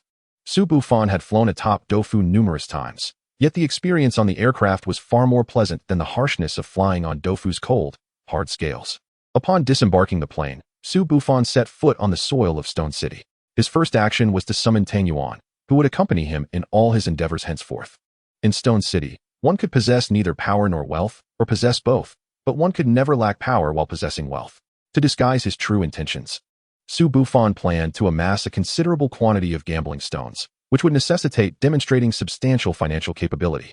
Consequently, he needed to exhibit some degree of strength to dissuade any ill-intentioned individuals. Although Tang Yuan was merely a celestial tier beast and could not compare to Dofu in terms of rank, Dofu and Banana could not be revealed in the chaotic environment of Stone City. Thus, Tang Yuan was the only suitable companion for Su Bufan's public endeavors. While Tang Yuan's rank appeared modest, it served as a formidable deterrent against those with ulterior motives, as the concept of robbing an average person vastly differed from that of targeting a beast master. Despite Su Bufan's comparatively lesser deterrent power, he was not alone in Stone City. Accompanying him was Gu Qi, also a beast master, whose summoned beast, the Earth Vein Flame Bull, was of a significantly higher rank than Su Bufan's. With this formidable ally at his side, Su Bufan was confident that the ensuing troubles would be greatly diminished. Aware of Stone City's perilous nature, he aspired to achieve his objectives swiftly. Thus, without any delays, they made their way directly to the largest gambling stone trading market in Stone City. This was Su Bufan's inaugural visit to Stone City, and he was met with towering piles of gambling stones. The sheer volume of stones undeniably complicated his search for a target. Even with the eye of the gods, he could not penetrate the surface of the stones to discern their contents. Yet, Su Bufan recognized that among the haphazardly arranged, vast quantities of gambling stones, the likelihood of discovering something exceptional was slim, for true treasures would never be found in such a locale. As the saying goes, practice makes perfect. Some seasoned craftsmen in Stone City, while unable to see through the stones directly, could nonetheless assess their quality based on accumulated experience. Therefore, these stones had already undergone a preliminary selection prior to display. To make a significant discovery, Su Bufan needed to find a way to access a batch of premium gambling stones. However, the chaotic environment of Stone City had instilled a sense of wariness among its residents. Faced with a newcomer like Su Bufan, even with a gambling stone trading license, gaining their trust would not come easily. Nevertheless, Su Bufan had his methods and believed that in this bustling world, all actions were driven by profit. In particularly intricate environments like Stone City, the willingness of merchants to engage is primarily driven by the exorbitant profits yielded from stone gambling. In contrast to these merchants, Su Bufan possesses greater wealth, and his purpose for being here is not to seek financial gain, which allows him to offer more generous concessions. As expected, when Su Bufan expressed a desire to meet the supervisor, he was immediately met with refusal. The reasoning was quite cliché, citing that the supervisor had pressing matters to attend to. However, Su Bufan employed a singular tactic that allowed this busy supervisor to carve out some time amidst his schedule. Chapter 51, The Twin Dragon Sons. With the reception staff as witnesses, Su Bufan casually purchased 10 piles of gambling stones. He then reiterated his request to meet the supervisor. And this time, the previously occupied supervisor suddenly found the time to meet them. Su Bufan couldn't help but smirk inwardly at the diligence of this supervisor. Nevertheless, this situation further affirmed the adage that where money flows, solutions to problems often follow. After completing the payment for the stones, a rotund supervisor hurriedly arrived, greeting Su Bufan and Gu Qi with an enthusiastic handshake. Initially, Su Bufan anticipated this supervisor to be a mere buffoon, but upon meeting him, his impression shifted. Although the supervisor entered with a beaming smile, Su Bufan, observing keenly, noted a subtle fluctuation in the supervisor's demeanor when he shook hands with Gu Qi. It was evident that this supervisor had encountered military personnel before and was likely well acquainted with them. Such discernment from a mere handshake indicated that this supervisor was not someone who had ascended through mere connections. He was undoubtedly a formidable individual. The fact that the supervisor recognized Guqi's identity was advantageous for Su Bufan, as the military affiliation undoubtedly lent weight to his transaction. Moreover, the information regarding Guqi's military ties was known solely to the three of them, making such clandestine knowledge far more valuable than anything publicly acknowledged. Thus, Su Bufan directly and candidly requested to view the premium gambling stones. However, upon hearing his request, the supervisor displayed an expression of discomfort. Assuming his offer had not met the mark, Su Bufan promptly promised an additional 30% profit. Yet, the supervisor's expression remained unchanged, causing Su Bufan to question whether the supervisor had indeed recognized Guqi as a military figure. Consequently, he began to subtly probe, both to verify the supervisor's awareness of Guqi's identity and to discern the reasons behind the supervisor's reluctance to comply with his request. After a series of inquiries, it became evident from the supervisor's responses that he was indeed aware of Guqi's identity. Yet, such knowledge rendered the supervisor's refusal of Su Bufan's request all the more suspicious. For ordinary merchants, a request of this nature would hardly pose a challenge, particularly from the perspective of a supervisor who viewed Su Bufan as possessing military backing. The only plausible explanation was that some unseen pressure was compelling the supervisor to avoid allowing anyone access to this batch of premium gambling stones. If this were true, it would undoubtedly spell bad news for Su Bufan. The organizations capable of exerting such pressure were few and far between, with the most probable being the Shalongwai, the governing body of Stone City. The Shalongwai is a unique organization formed by all the merchant guilds within Stone City, serving as the de facto rulers of the area. If the command originated from the Shalongwai, even invoking the identity of the Iron Ridge Dragon would prove ineffective. It is often said that a powerful dragon cannot suppress a local snake, and Su Bufan was hardly a powerful dragon, while the Shalongwai was certainly no mere local snake. Faced with this predicament, Su Bufan candidly confronted the supervisor, emphasizing the importance of confirming whether the command stemmed from the Shalongwai. If the supervisor had other reasons for his refusal, there might still be room for negotiation. However, if this was indeed an order from the Shalongwai, then hope was likely futile. Once they were alone, the supervisor no longer played coy and directly informed Su Bufan that the Shalongwai had issued a command prohibiting any movement of this batch of premium gambling stones for the next 3 months. The news hit Su Bufan like a bolt from the blue. Although he had suspected the order came from the Shalongwai, he had never anticipated such an extended embargo. The trade of premium gambling stones represented a significant portion of Stone City's commerce, and the Shalongwai's command effectively crippled the city's economic heartbeat. Su Bufan was left pondering the circumstances that could precipitate such a drastic command from the Shalongwai. Yet, each time he attempted to delve into this issue, the supervisor skillfully evaded the topic. Left with no other option, Su Bufan reluctantly purchased an additional 20 piles of gambling stones, prompting the supervisor to cautiously divulge a single, earth-shattering piece of information. Within the stones, a pair of twin dragon sons had emerged. This simple 10-word revelation detonated in Su Bufan's mind like a bomb. The occurrence of a pureblood dragon hatchling within gambling stones was already a rarity, but to have twins emerge in Stone City was virtually unheard of. The notion that a single dragon egg could yield twin dragon sons was a first for Su Bufan. It was common knowledge that acquiring a double-yolked chicken egg was a challenge, let alone this unprecedented double-yolked dragon egg. If this information proved true, not only would the 3-month embargo on core gambling stone transactions be inconsequential, but the existence of these twins could easily offset any losses sustained during that period. While Su Bufan harbored a strong desire to witness the twin dragon sons with his own eyes, he recognized the murky depths of this situation. Given his current capabilities, anyone daring to wade into these troubled waters would likely meet with ruin. Rather than fixate on the elusive twin dragon sons, it was far more prudent to focus on the pressing matters at hand. The Shalongwai's orders, compounded by the revelation of the twin dragon sons, meant that the supervisor would undoubtedly be unwilling to contravene the directive. Thus, Su Bufan was left with no choice but to seek out gambling stones of a lesser grade than the premium variety. If the premium stones were the CR Mi de la CR Mi of the Shalongwai's selections, then the next tier comprised stones that had undergone secondary selection by various guilds. The remaining stones after 2 rounds of filtering were akin to the 30 piles Su Bufan had just acquired. Although luck might occasionally yield treasures from these stones, the odds were exceedingly slim. Unless absolutely necessary, Su Bufan would not engage in a futile search for a needle in a haystack among these stones. Currently, the medium-grade gambling stones from various guilds became Su Bufan's primary focus. The final selection would ultimately depend on his assessment of all the medium-grade stones available. In the meantime, he could only hope to uncover something of value within this batch. Chapter 52, The City Guardian Beast. Due to the presence of numerous merchant associations in Stone City, Su Bufan found it impossible to examine all the medium-grade gambling stones within a short period. Consequently, he prepared himself to linger in Stone City for an extended duration. Having made these preparations, Su Bufan felt less urgency. Given the current circumstances, rushing would not yield the desired beast cubs. Rather, it would be wiser to calm his mind and let events unfold naturally. With this realization, he began to broaden his search, not limiting himself solely to medium-grade stones, but also exploring the lower-grade ones whenever possible. Regardless of the outcomes, he would symbolically purchase a batch of gambling stones each time. After traversing through a dozen merchant associations, Su Bufan accumulated a modest collection. However, when tallying his gains, he discovered that they paled in comparison to his expenses, resulting in a substantial loss of several tens of millions of dragon coins. Nevertheless, he remained unconcerned by this financial setback. It was trivial in his eyes.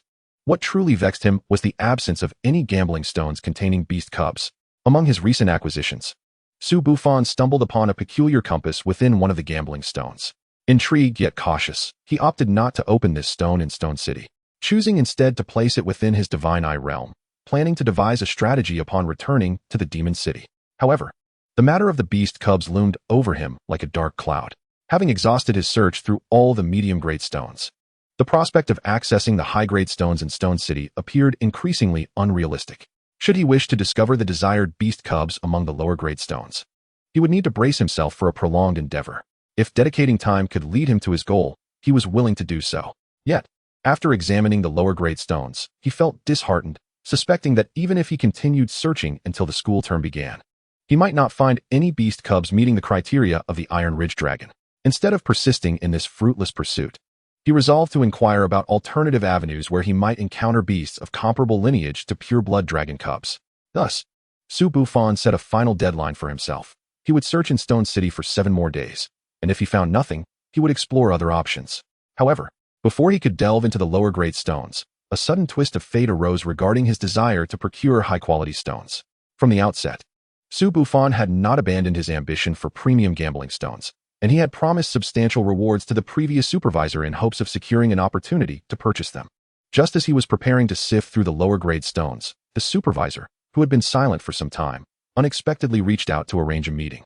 From this supervisor, Su Bufan received promising news. The city's guardian beast had sustained injuries due to an accident, and the city lord had pledged to fulfill a single request from anyone capable of healing the guardian beast. Being an insider, the supervisor had received this information ahead of time and estimated that the city lord would soon make an announcement within the next couple of days. The supervisor notified Su Bufan in advance, encouraging him to seek out a capable beast tamer, believing that with Su Bufan's military background, recruiting a skilled tamer would be a straightforward task. If the tamer he engaged successfully healed the guardian beast, Su Bufan would then have the opportunity to request the city lord to allow him to purchase high-quality gambling stones. In turn, the substantial reward he had promised the supervisor would be within reach. Upon learning this news, Su Bufan immediately grasped the supervisor's intention. This presented a remarkable opportunity for him. His only concern was whether the Divine Eye could indeed unveil the guardian beast's information. If it could not, Su Bufan's current abilities were far from sufficient to heal the guardian beast. The best-case scenario would be for Su Bufan to utilize the Divine Eye to heal the guardian beast, thus gaining access to the treasure trove of premium gambling stones where he could find those containing dragon eggs, eventually completing the transaction with the Iron Ridge Dragon. However, all of this hinged on the premise that he could heal the guardian beast. If he failed to do so, all his plans would be rendered mere fantasies. Regrettably, he lamented that it would have been beneficial to meet the guardian beast beforehand. Su Bufan silently sighed to himself. Unlike ordinary tamers, if he could merely meet the guardian beast, he would have a clearer sense of whether healing was feasible. If successful, it would be a cause for celebration. If not, he would still have time to enlist the help of a master tamer. Having attended the Beast Taming Conference, Su Bufan had encountered numerous esteemed figures within the taming community. If he wished, he could engage Vice President Wang as an intermediary and, with a bit of investment, secure the assistance of a master tamer without issue. However, while he could indeed summon a master tamer, Su Bufan could not ascertain whether they would arrive in time. As Su Bufan deliberated over whether to enlist a master tamer, the supervisor suddenly suggested, "Why not first go to see the guardian beast? You must ensure to hire a capable tamer." Taken aback for a few seconds by the supervisor's words, Su Bufan quickly realized that this supervisor had the means to facilitate an early meeting with the guardian beast. Yet, when he voiced his curiosity, The supervisor cast him a complex glance and remarked, "Do you not know that the guardian beast's lair is right next to the city lord's mansion? It is one of the major attractions of Stone City." At this revelation, Su Bufan was genuinely astounded. His initial focus had been on the gambling stones, leaving him with little knowledge about other aspects of Stone City. He had assumed that the guardian beast would be an enigmatic presence, not easily revealed to the public. Yet, he was utterly unprepared for the fact that the guardian beast was so approachable, even becoming a tourist attraction. Faced with this situation, Su Bufan could only express his admiration. It was precisely this circumstance that afforded him the chance to engage with the guardian beast. Eventually, upon arriving at the city lord's mansion with Gucci, each paying a 200 dragon coin entrance fee, Su Bufan confirmed that the supervisor had not deceived him. The guardian beast was indeed available for viewing, and it was clear that she had sustained injuries. This discovery assured Su Bufan that his divine eye could even probe the information of beasts at the monarch level.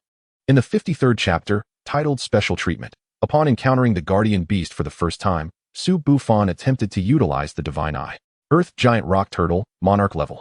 In recovery from sleep, injured, poisoned, pregnant. This marked Su Bufan's first experience observing such a multitude of conditions on a single beast. To his astonishment, the Earth Giant Rock Turtle was a female, gestating new life within her. Although she appeared unscathed externally, the divine eye revealed that her abdomen and internal organs had suffered severe injuries. However, this was not insurmountable, as the Earth Giant Rock Turtle possessed a talent known as Earth Vein Protection.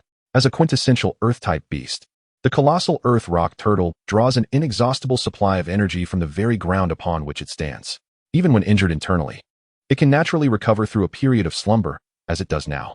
However, the true predicament facing this magnificent creature lies in the toxins coursing through its body. Typically, beasts of such size and formidable defense possess a robust resistance to toxins.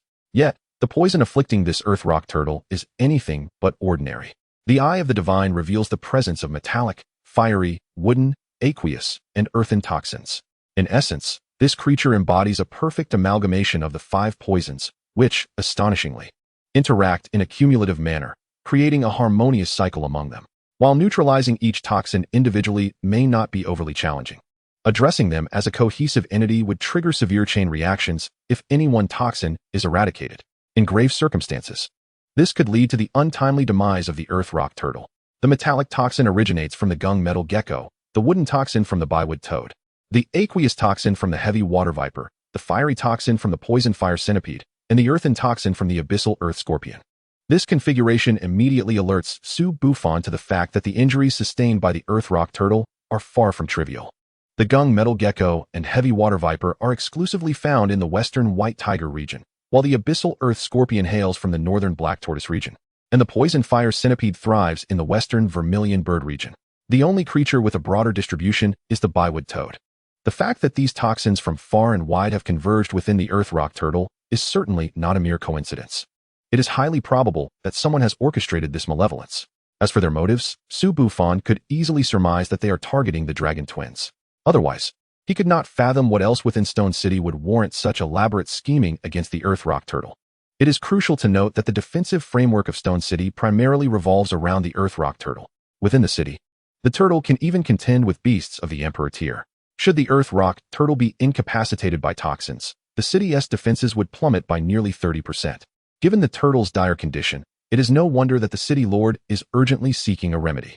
As for why those responsible for poisoning the turtle have yet to act, that remains a mystery to Su Bufan. Nonetheless, he is certain that Stone City is akin to a ticking time bomb, ready to explode at any moment.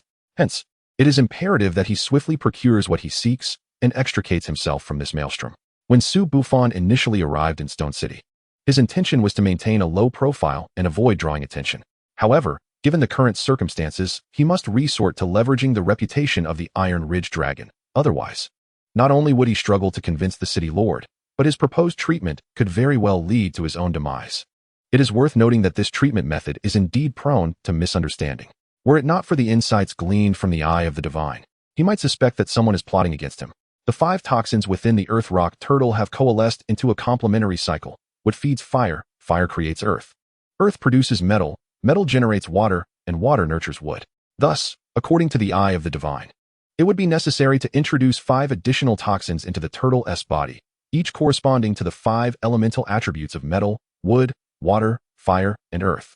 By utilizing the principle of elemental counteraction, Wood overcoming earth, earth conquering water, water extinguishing fire, fire vanquishing metal, and metal subduing wood. A reverse balance of the 5 toxins can be achieved, disrupting their cycle of mutual support.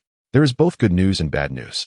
The good news is that the required toxins are relatively easy to procure in the Azure Dragon region. The bad news is that these 5 toxins are even more potent than those currently afflicting the Earth Rock Turtle. Thus, the success of this endeavor hinges not on Su Bufan, but rather on Guqi. If Guqi can manage to convince the city lord of their credibility, the situation can be resolved. However, should Guqi fail to establish their trustworthiness, Su Bufan must contemplate not merely the healing of the Earth Rock Turtle, but rather how to escape Stone City alive.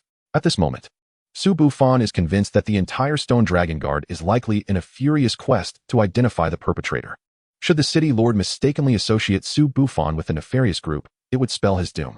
He begins to question whether the pursuit of a life-giving spring is worth such peril.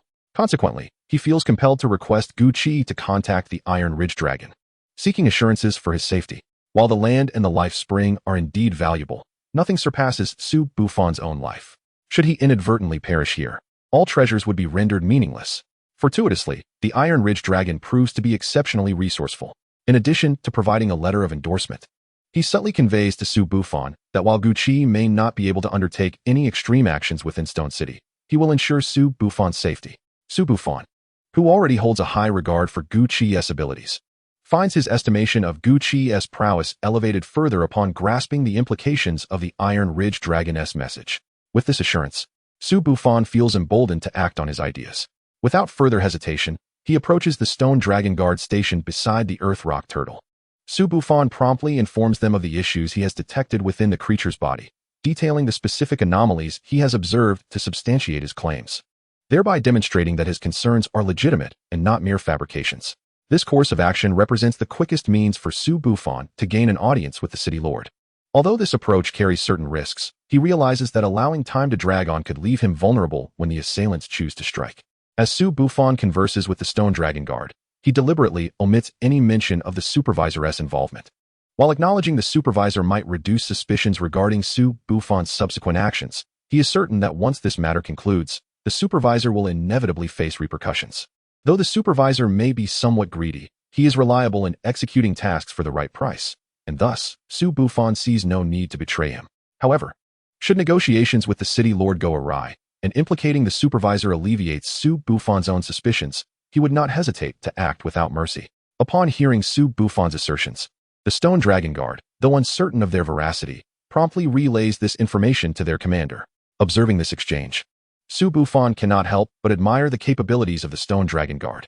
Despite their notorious reputation in the outside world, their actions align perfectly with the interests of Stone City.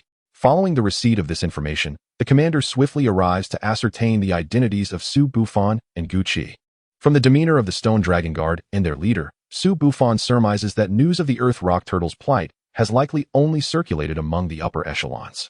The commanding officer's performance once again provided Su Bufan with undeniable proof of the prowess of the Stone Dragon Guard. Although the Earth Giant Rock Tortoise was pivotal to the safety of the entire Stone City, the commander remained remarkably composed, showing no signs of panic. From the very outset, every word he exchanged with Su Bufan bore profound significance. Each phrase and gesture served to probe the true identity of Su Bufan. However, Su Bufan made no deliberate attempt to conceal his identity, responding to every inquiry with unfeigned candor. He neither overly disguised himself nor revealed the extent of his knowledge to the commander. Prior to meeting the commander, Su Bufan had meticulously crafted his persona as a cultivation master with a military background, considerable wealth, and a penchant for collecting gambling stones. His discovery of the abnormality concerning the Earth Giant Rock Tortoise had been purely fortuitous, and his purpose for visiting Stone City was straightforward: to procure exquisite gambling stones. In fabricating his identity, Su Bufan employed a blend of truth and deception, ensuring he could effectively mislead the inhabitants of Stone City. When Su Bufan felt the moment was ripe, he disclosed the 2 words, poisoned. In that instant, he could distinctly sense a flicker of murderous intent emanating from the commander. However, thanks to their prior conversation, the commander swiftly subdued this hostile aura. After deliberation, the commander ultimately resolved to escort Su Bufan and his companions to meet the city lord. Though he found Su Bufan's appearance to be somewhat serendipitous, the gravity of the situation, involving the Earth Giant Rock Tortoise, compelled him to refrain from premature conclusions. all would hinge on the city lord's judgment. This aligned perfectly with Su Bufan's intentions, as all his machinations were aimed at securing an audience with the city lord. Thus, regardless of any suspicions the commander may harbored, it bore no impact on Su Bufan. The ensuing period marked the most perilous juncture of Su Bufan's time in Stone City.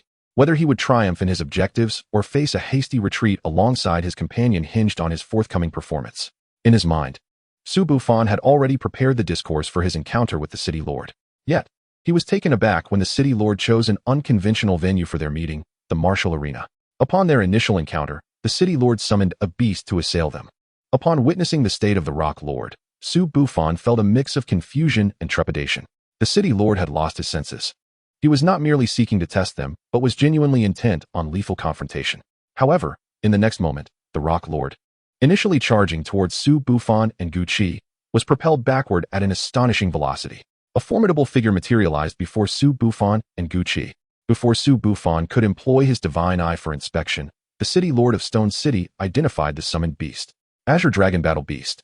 It appears you are indeed affiliated with the military. The Azure Dragon Battle Beast was a creature deployed by the upper echelons of the military in the Azure Dragon District. Despite its name, it was not a dragon-type beast.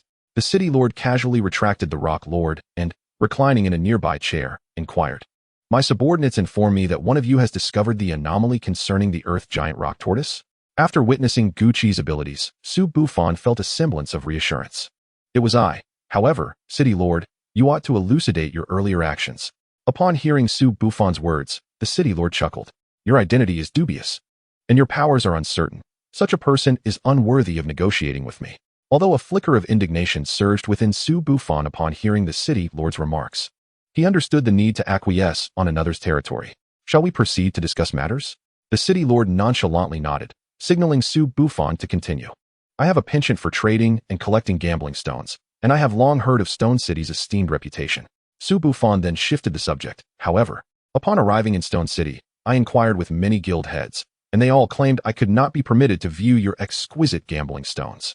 At this, the city lord, who had been looking downcast, abruptly raised his head.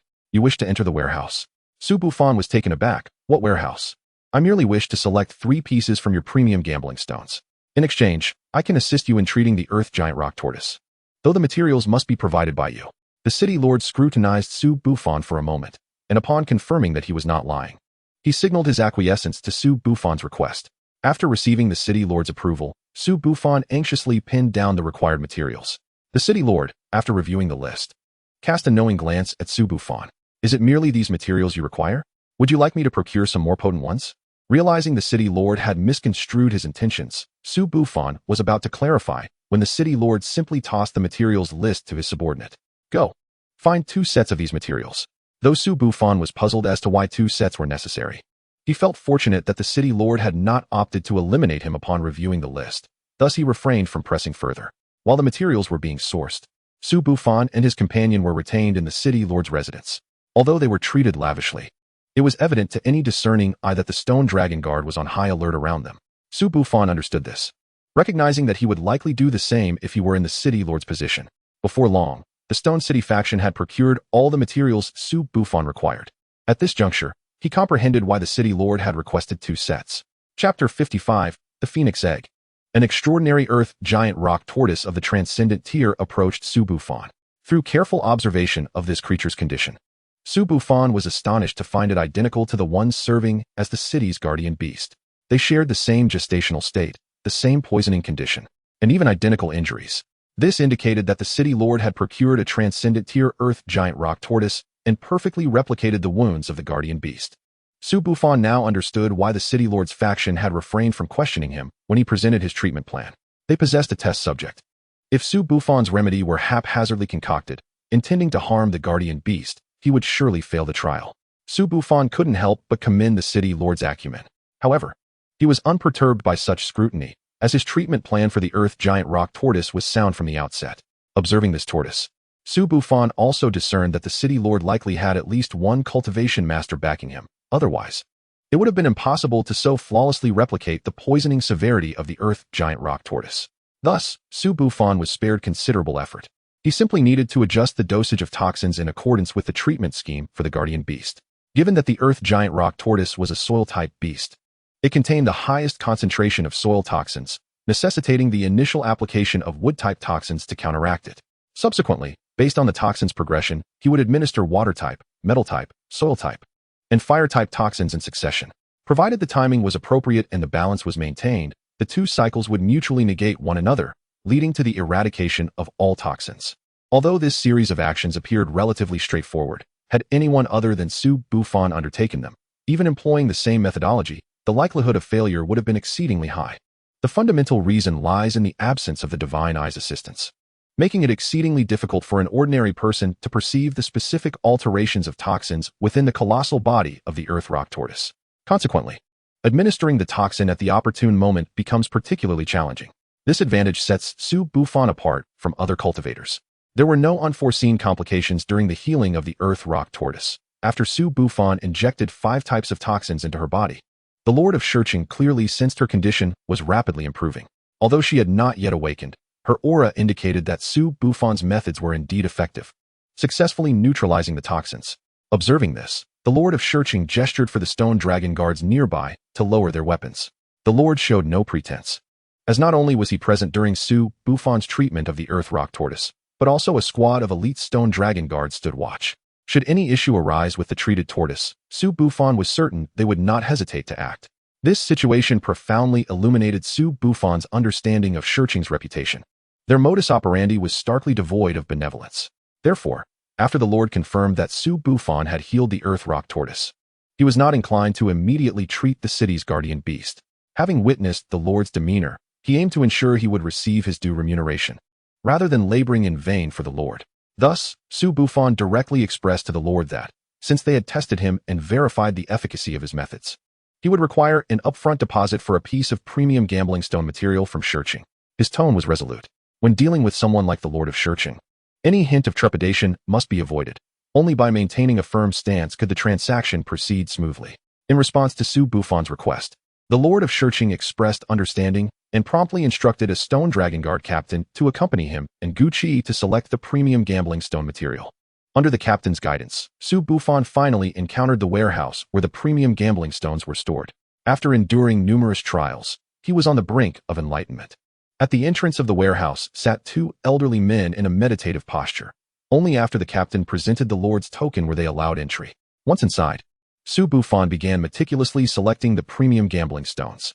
With the presence of the Stone Dragon Guard captain, he occasionally pretended to examine a stone closely. However, in truth, he relied on the Divine Eye to swiftly scan the entire collection within the warehouse. Unfortunately, even here, he could not find a single stone containing a dragon egg. The silver lining, however, was that he discovered numerous valuable items among the stones, including a phoenix egg. The offspring of a pure-blood phoenix beast is nearly indistinguishable from that of a pure-blood dragon beast, and indeed, phoenix beasts are even rarer than dragon beasts. Hence, this phoenix egg would undoubtedly satisfy the needs of the Iron Ridge dragon. Without hesitation, Su Bufan selected the stone containing the phoenix egg, fabricating a casual excuse as rationale.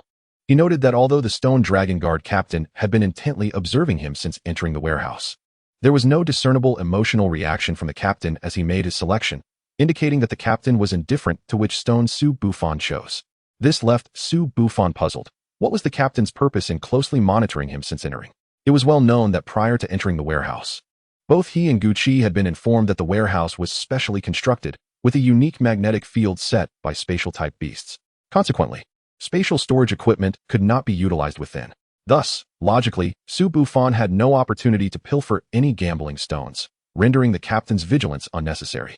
The only explanation was that the warehouse likely contained undisclosed secrets.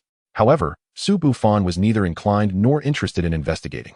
Regardless of what secrets Searching harbored within this warehouse, they were of no concern to him. His sole focus was to assist the Earth Rock Tortoise in detoxifying, and then to secure his remaining 2 pieces of gambling stone material as payment, hastily departing from Searching. As Su Bufan emerged from the warehouse, accompanied by the selected stone and Gu Qi along with the captain, he noticed that the captain no longer fixated on them, and instead gestured nonchalantly to the 2 seated elders. Yet, maintaining his disregard for the unfolding events, Su Bufan was determined to conclude his visit to Searching as swiftly as possible. En route to the location of the Earth Rock Tortoise, Gu Qi, in a rare display, engaged in conversation with Su Bufan. This change in Gucci's demeanor stemmed from his realization that the two elderly men at the warehouse entrance possessed formidable strength, unmistakably not ordinary beastmasters. Chapter 56. The Surprise Attack on the Warehouse. However, Su Bufan advised Gucci to disregard the matters within Shurching. Once he treated the Earth Rock Tortoise and received the remaining payment, he would ensure a safe exit from the city. Upon their return to the Lord, the captain promptly approached him to whisper a report regarding the situation. After hearing the captain's words, the Lord's expression visibly softened. He gestured for the way to be cleared, allowing Su Bufan to begin the detoxification of the Earth Rock Tortoise. Naturally, Su Bufan did not decline, stepping forward to commence the treatment. With prior experience, this session proceeded with greater speed and fluidity. The only challenge that troubled Su Bufan was the tortoise's formidable defenses. Whereas he had previously managed to pierce the skin of another Earth Rock Tortoise using specialized instruments, this one's unconscious defensive mechanisms during her slumber left Su Bufan at a loss. He even required the assistance of the Stone Dragon Guard captain to successfully administer the toxin. Although this expended additional energy, Su Bufan ultimately completed the treatment successfully. Upon confirming that the toxins within the Earth Rock Tortoise had indeed been neutralized, the Lord of Shurching's demeanor underwent a dramatic transformation. He first apologized for his earlier rudeness, then promptly dispatched someone to escort Su Bufan to the warehouse to collect the remaining payment.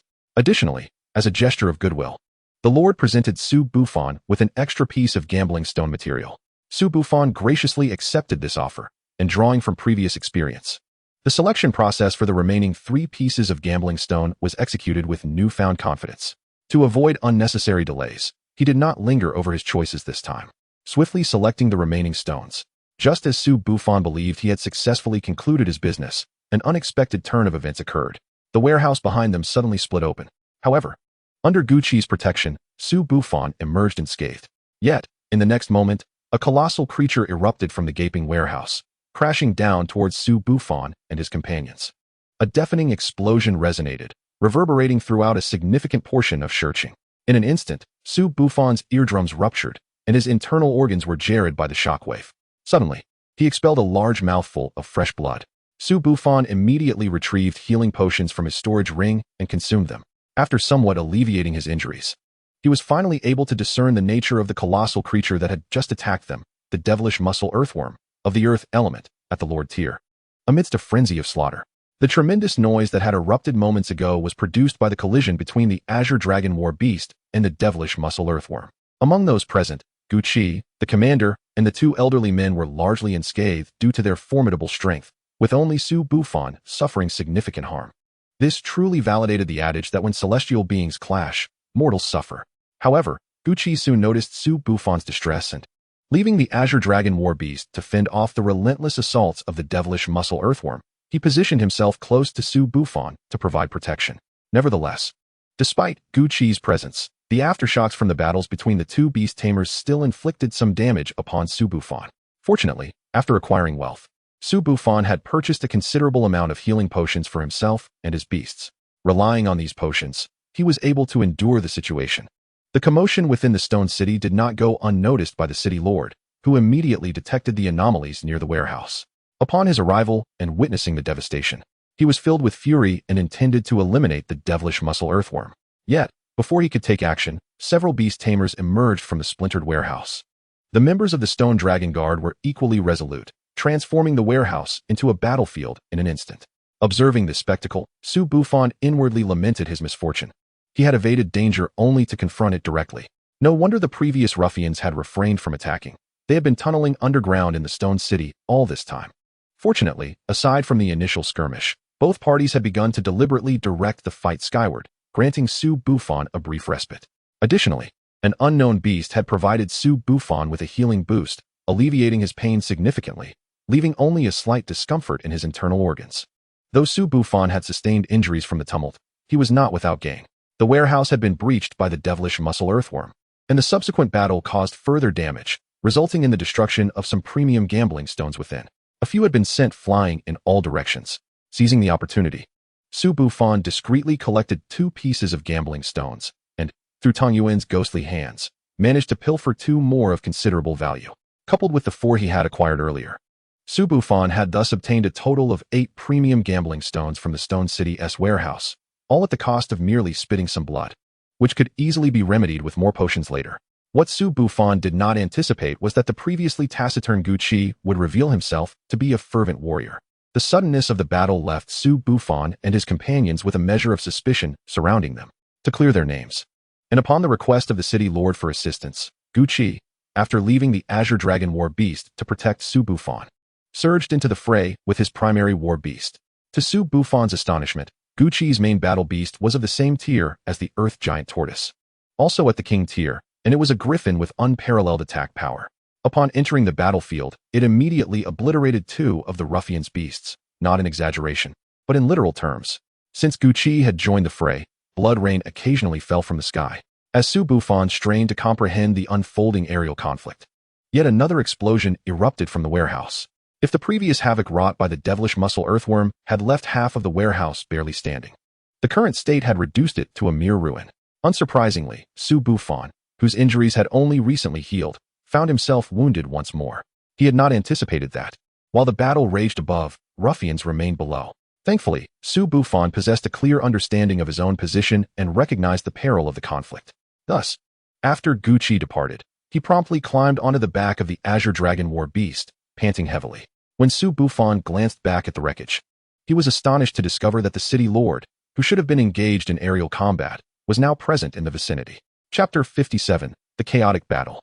Surrounding the city lord were several elderly men, including the 2 he had previously seen at the warehouse entrance. Opposite them stood a group of masked figures clad in black, both sides having summoned their respective beasts, the air thick with the scent of gunpowder. Observing the tension between the 2 factions, Su Bufan sensed that a confrontation could erupt at any moment.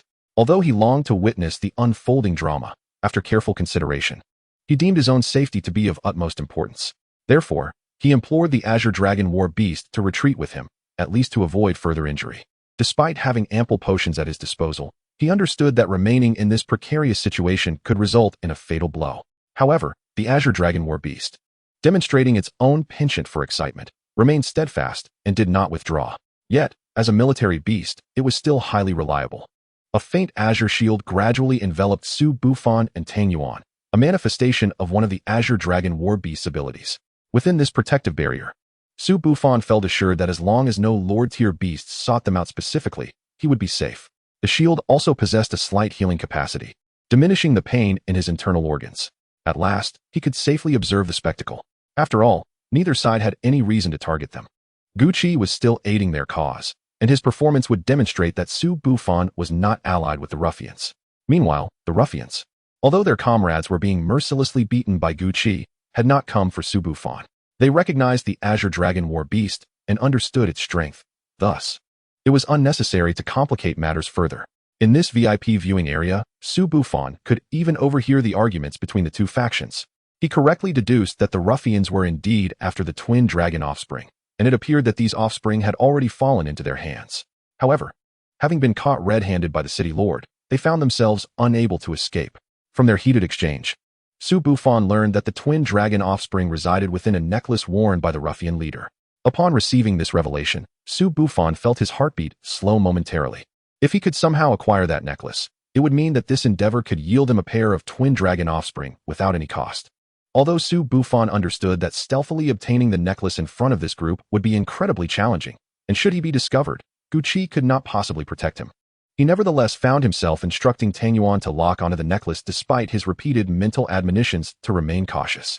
Since Tofu had risen to the level of Crescent Moon, Su Bufan could now place items into his divine vision without needing to be physically present. Thus, Su Bufan envisioned a splendid scenario where, seizing the opportune moment, Tang Yuan could stealthily procure the necklace without alarming the others present. Immediately thereafter, Su Bufan would transport both Tang Yuan and the necklace into the realm of the Divine Eye, thereby securing the 2 twin dragon offspring with unwavering certainty. However, the crux of the matter lay in Tang Yuan's inability to pilfer the necklace without disturbing the onlookers.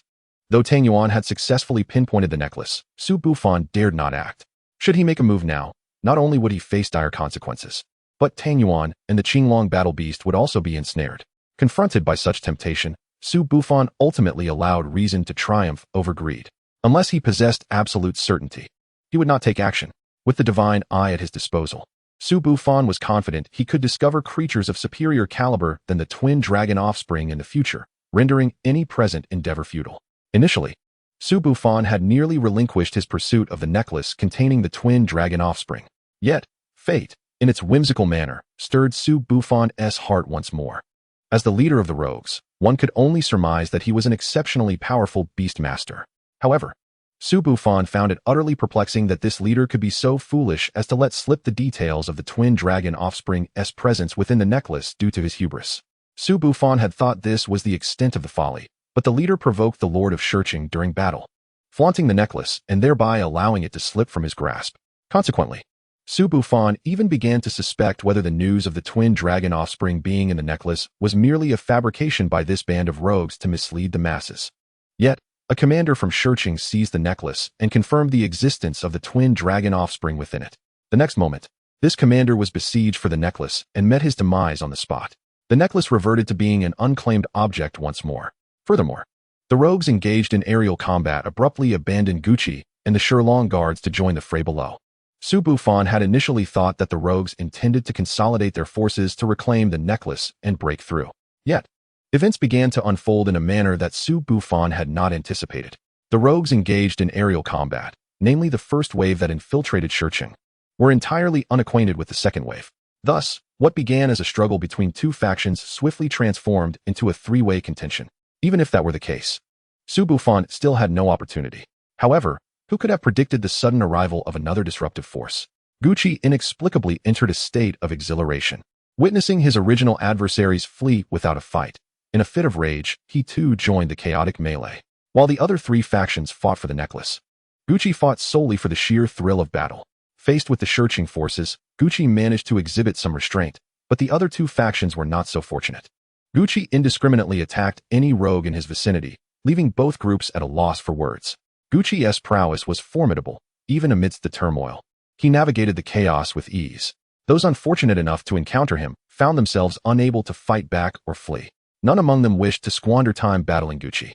Thus, a peculiar phenomenon emerged in the arena. Three factions vied for a single necklace, while Gucci randomly pursued and engaged the two rogue groups in combat. At first glance, it seemed the rogues were at a disadvantage, contending for the necklace while evading Gucci. Meanwhile, the forces of Shurching appeared to face less pressure due to Gucci's assistance. However, this was far from the truth. Ever since the melee erupted, the battleground had expanded beyond the confines of the warehouse. The best fate for the structures of Shurching in their wake was to be reduced to ruins. Su Bufan was uncertain of the ultimate outcome of this struggle for the necklace, but he was certain that Shurching would emerge significantly weakened. Chapter 58. The Seizure of the Necklace. This revelation led Su Bufan to comprehend a vital truth. Even the grandest fortune, if one lacks the ability to safeguard it, can swiftly transform into a calamity. Su Bufan had believed that only these three factions would engage in contention. However, a casual glance revealed a fourth faction, Luminous Chameleon, Time Element, Lord Rank, in hiding. This fourth faction possessed but a single beast. After discovering her presence, Su Bufan attempted to locate her beastmaster but ultimately failed. This marked Su Bufan's first encounter with a Time Element beast. His recognition of her as the fourth faction was not without reason. As a beast of Lord Rank, her inactivity amidst the chaos was evidently suspicious.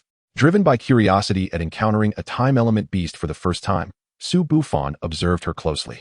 He soon realized that the Luminous Chameleon was exceedingly well suited to emerge as the ultimate victor in a situation where the clamoring factions fought fiercely over the necklace.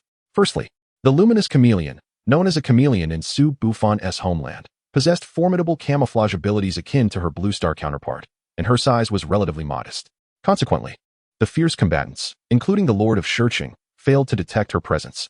However, the chameleon's adeptness at camouflage alone was insufficient for Su Bufan to deem her the ultimate victor. Beyond her camouflage prowess, the Luminous Chameleon possessed another remarkable talent. As her rank increased, the length of her tongue would extend proportionally. The tongue of this Lord Rank Luminous Chameleon could potentially reach an astounding length of 100,000 meters. Coupled with her time manipulation skills, she could swiftly snatch the necklace from 100,000 meters away, provided the timing was right. Moreover, unlike Su Bufan, the Luminous Chameleon did not need to exercise caution. While chameleons on Earth are not particularly swift, the Luminous Chameleon, as a Time Element beast, could evade the notice of other beasts present as she executed her heist. In truth, the combination of the Luminous Chameleon's abilities bore resemblance to Tang Yuan's Ghostly Hands and Divine Thief, albeit an evolved version designed for long-range theft. While ghostly hands and divine thief allowed for immediate spatial traversal to snatch an item, the luminous chameleon's thieving technique, though instantaneous, required the item to traverse the distance between its original location and her own. However, her time manipulation enabled her to slow down the surrounding beasts while accelerating her own movements, creating the illusion of teleportation. This truly presented Su Bufan with a glimmer of hope.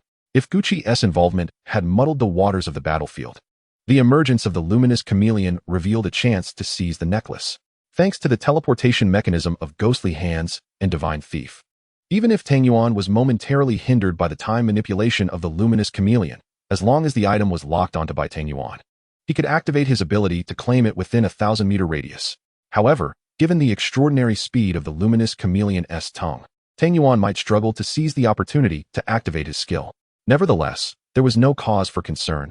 The chaotic nature of the necklace's contention rendered their involvement unlikely. The rapid motion of the luminous chameleon's tongue was beyond their capacity to react. Yet, there was one location where Su Bufan and his companions could be 100% certain. Regardless of the manner in which the necklace is seized, it is destined to return to the maw of the luminescent escape. The absence of the luminescent escape's Beastmaster afforded Su Bufan an opportunity. Once the luminescent escape ingests the necklace, they can then assume the role of the true opportunists, employing the phantom hand thief to reclaim the necklace from the creature's mouth.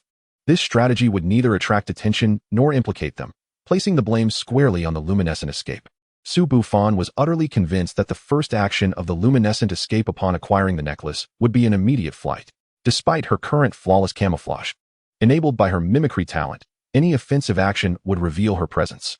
Should her escape be delayed, her predicament would indeed be dire, considering that, even if she were adept in combat, amidst a chaotic melee of Lord-level combatants, she would be swiftly overwhelmed.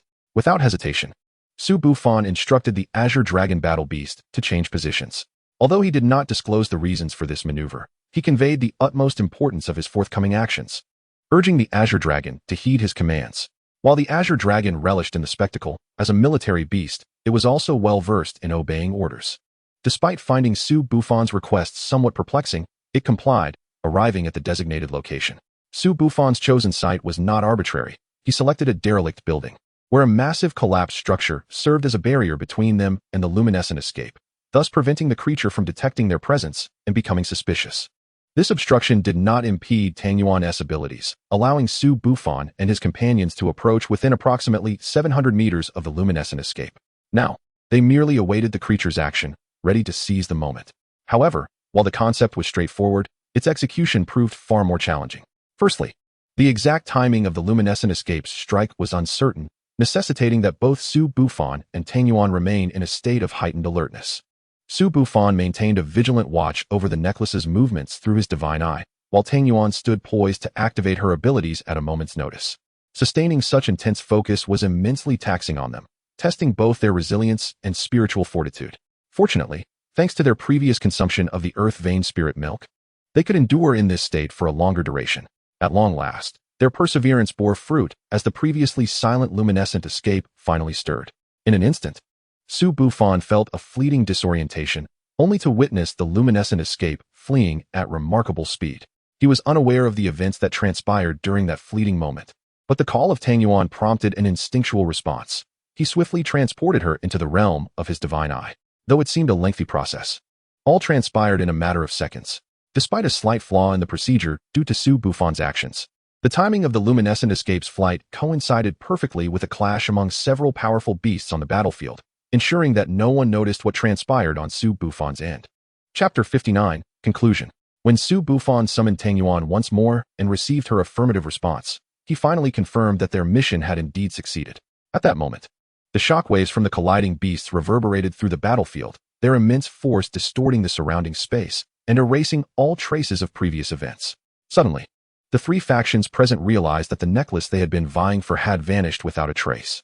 Meanwhile, Su Bufan remained utterly still, hardly daring to breathe, lest an unnoticed mistake expose him and Tang Yuan. Fortunately, amidst the fierce struggle of formidable opponents, no one seemed to notice their presence. In stark contrast, a certain chameleon, now nearly out of sight, appeared far more suspicious. This incident allowed Su Bufan to truly appreciate the prowess of these mighty beings. Initially, in the chaotic struggle for dominance, all parties had exercised caution, fearful of inadvertently destroying the necklace. However, the pursuit of the luminescent escape required no such restraint. Especially for those beast masters commanding flying or exceptionally swift beasts, their movements appeared almost instantaneous to Su Bufan. Yet, no spatial distortions accompanied their speed. The phenomenon stemmed solely from the astonishing velocity of these beasts. Even with the divine eye, Su Bufan struggled to fully track their trajectories. The swiftest raced to pursue the luminescent escape, while the slower ones were left behind. To Su Bufan's dismay, despite the time elapsed, Guqi showed no signs of fatigue. With the situation at hand, Su Bufan seized the opportunity, unnoticed, to finalize his tasks. First, he returned Tangyuan, Tofu, and Banana to their respective beast spaces. Next, he transferred the 8 exquisite gambling stones he had acquired into his storage space. Now, Su Bufan needed to find a way to eliminate all traces that could connect him to the divine eye. As long as the divine eye remained concealed, no one would suspect him of absconding with the necklace and acquiring the twin-born dragon child. Upon erasing all evidence, Su Bufan was left with one final task, to pray fervently that the luminescent escape would evade capture. If she managed to escape safely, all blame would fall squarely upon her. As for whether the luminescent escape and her beast master would stand to declare their innocence, such concerns were unfounded. Once the three factions realized the luminescent escape was fleeing, they had no recourse left. Regardless of how eloquently they might plead, unless they were dead, the factions would never believe their words. Thus, the luminescent escape's swift escape offered a glimmer of hope, while a delay would seal her fate. As Su Bufan completed his preparations, the battle on Guqi's side drew to a close. The two groups of rogues had either fled or perished, with only a handful captured by the Stone Dragon Guard. With the situation becoming clearer, Su Bufan urged the Azure Dragon Battle Beast to hasten their reunion with Guqi. Given the current chaotic state of Stone City, remaining near Guqi was the only way to ensure their safety. Ideally, they would leave Stone City for Magic City at once, though Su Bufan understood that the chances of departing Stone City at this moment were slim. The Lord of Stone City had undoubtedly ordered the Stone Dragon Guard to seal off the entire area, beyond the necklace bearing the twin-born dragon child being unaccounted for. The battle had also resulted in significant losses of resources throughout the city. The Lord would be compelled to act to mitigate these losses and prevent anyone from seizing the opportunity to plunder Stone City's supplies. In this regard, Su Bufan was indeed one of the opportunists, having taken advantage of the chaos to acquire 4 exquisite gambling stones, which now served as his best smokescreen. As one of the witnesses to the entire battle, Su Bufan had been quite close to the warehouse at the outset of the conflict. Had he not casually pilfered these 4 exquisite gambling stones, it would have been utterly incongruous with his persona. As for whether the Lord of Stone City would trouble Su Bufan over these 4 prime stones, there is no need for concern. Setting aside Guqi's prior assistance, which showcased the dedication of a beast master of royal caliber fighting vigorously on their behalf, the mere possession of 4 remarkable stones would not faze him. Even if Su Bufan had 40, it would pose no issue. Furthermore, Su Bufan currently enjoys the advantageous status of a military background from the Azure Dragon region. And given the disarray in Stone City, the Lord is already beset with enough headaches. To invite further complications over 4 gambling stones would be an imprudent endeavor for him. Of course, had the Lord of Stone City been aware of the contents of the 8 gambling stones currently in Su Bufan's possession, his composure would likely be shattered. Firstly, the first stone, serving as a deposit, harbors a phoenix egg. The second stone contains a seed, or perhaps an egg of the rare blood clot grass, a type of plant-based beast. From the moment the blood clot grass sprouts until it transcends the extraordinary tier, it remains immobile like any ordinary plant, possessing only a modicum of intelligence. However, upon successfully breaking through, it gains mobility and, owing to its formidable life force as a plant-type beast, becomes a powerful contender among its peers. Though it cannot rival the likes of dragons or phoenixes, it certainly ranks just below them. The third stone includes a fist-sized starry gem, also known as the most beautiful gem beneath the starry sky. While this gem offers no aid in cultivating beasts, its rarity and value are considerable. This particular piece could fetch over 500 million dragon coins at auction. The fourth stone contains a crystallized form of blood energy, formed from the potent blood essence of a fallen beast that has infused itself into the underground minerals. However, this stone requires further gambling to ascertain the type of beast from which the blood energy originates, as the stone can obscure its essence, and the eye of God cannot penetrate the type of blood energy directly. Thus, unless opened, Su Bufan remains unaware of the true nature of the blood crystal. If it were composed of dragon blood, not only would its value skyrocket, but it would also be of use in various concoctions. Conversely, should it derive from ape-type beasts, it would serve for different applications. For any other type of beast, Su Bufan would have no choice but to sell it. As for the remaining 4 stones acquired amidst the chaos, they contain various cultivation materials, varying in value, yet none of them are of any use to Su Bufan. Therefore, these materials are relegated solely to the purpose of sale. Thus, it can be concluded that Su Bufan's genuine desire rests solely with the first, second, and fourth exquisite gambling stones. The rest hold little significance in his eyes. If necessary, he would even consider relinquishing the other 5 to safeguard these 3. Ever since Gucci began to protect Su Bufan, his mind has found a momentary peace. Their only task now is to await the return of the Lord of Stone City, for all matters will soon find resolution. The Lord did not keep Su Bufan waiting long. Within the span of a single tea, they gradually returned to Stone City. However, each individual bore a countenance steeped in gloom. Their pursuit had undoubtedly failed to recover the twin dragon sons. Thus joy was an emotion wholly absent. Su Bufan's sole curiosity lay in whether they had managed to catch up with the elusive luminescent evader. However, it would have been inappropriate for him to directly inquire of the Lord. Fortunately, an elder who had previously served the Lord remained in the city to maintain order, and he was able to pose Su Bufan's burning question. Subsequently, Su Bufan witnessed the Lord slowly shake his head. That damned lizard was with a group of thugs. We were on the verge of apprehending them, but alas, what a pity. Upon hearing the Lord's words, Su Bufan felt a significant weight lift from his heart. Although the escape of the luminescent evader posed a latent threat, it ultimately worked in Su Bufan's favor. Should the Lord of Stone City deduce that the luminescent evader had not acquired the necklace, he would likely realize it still lingered within the city, thereby inviting unnecessary complications for Su Bufan.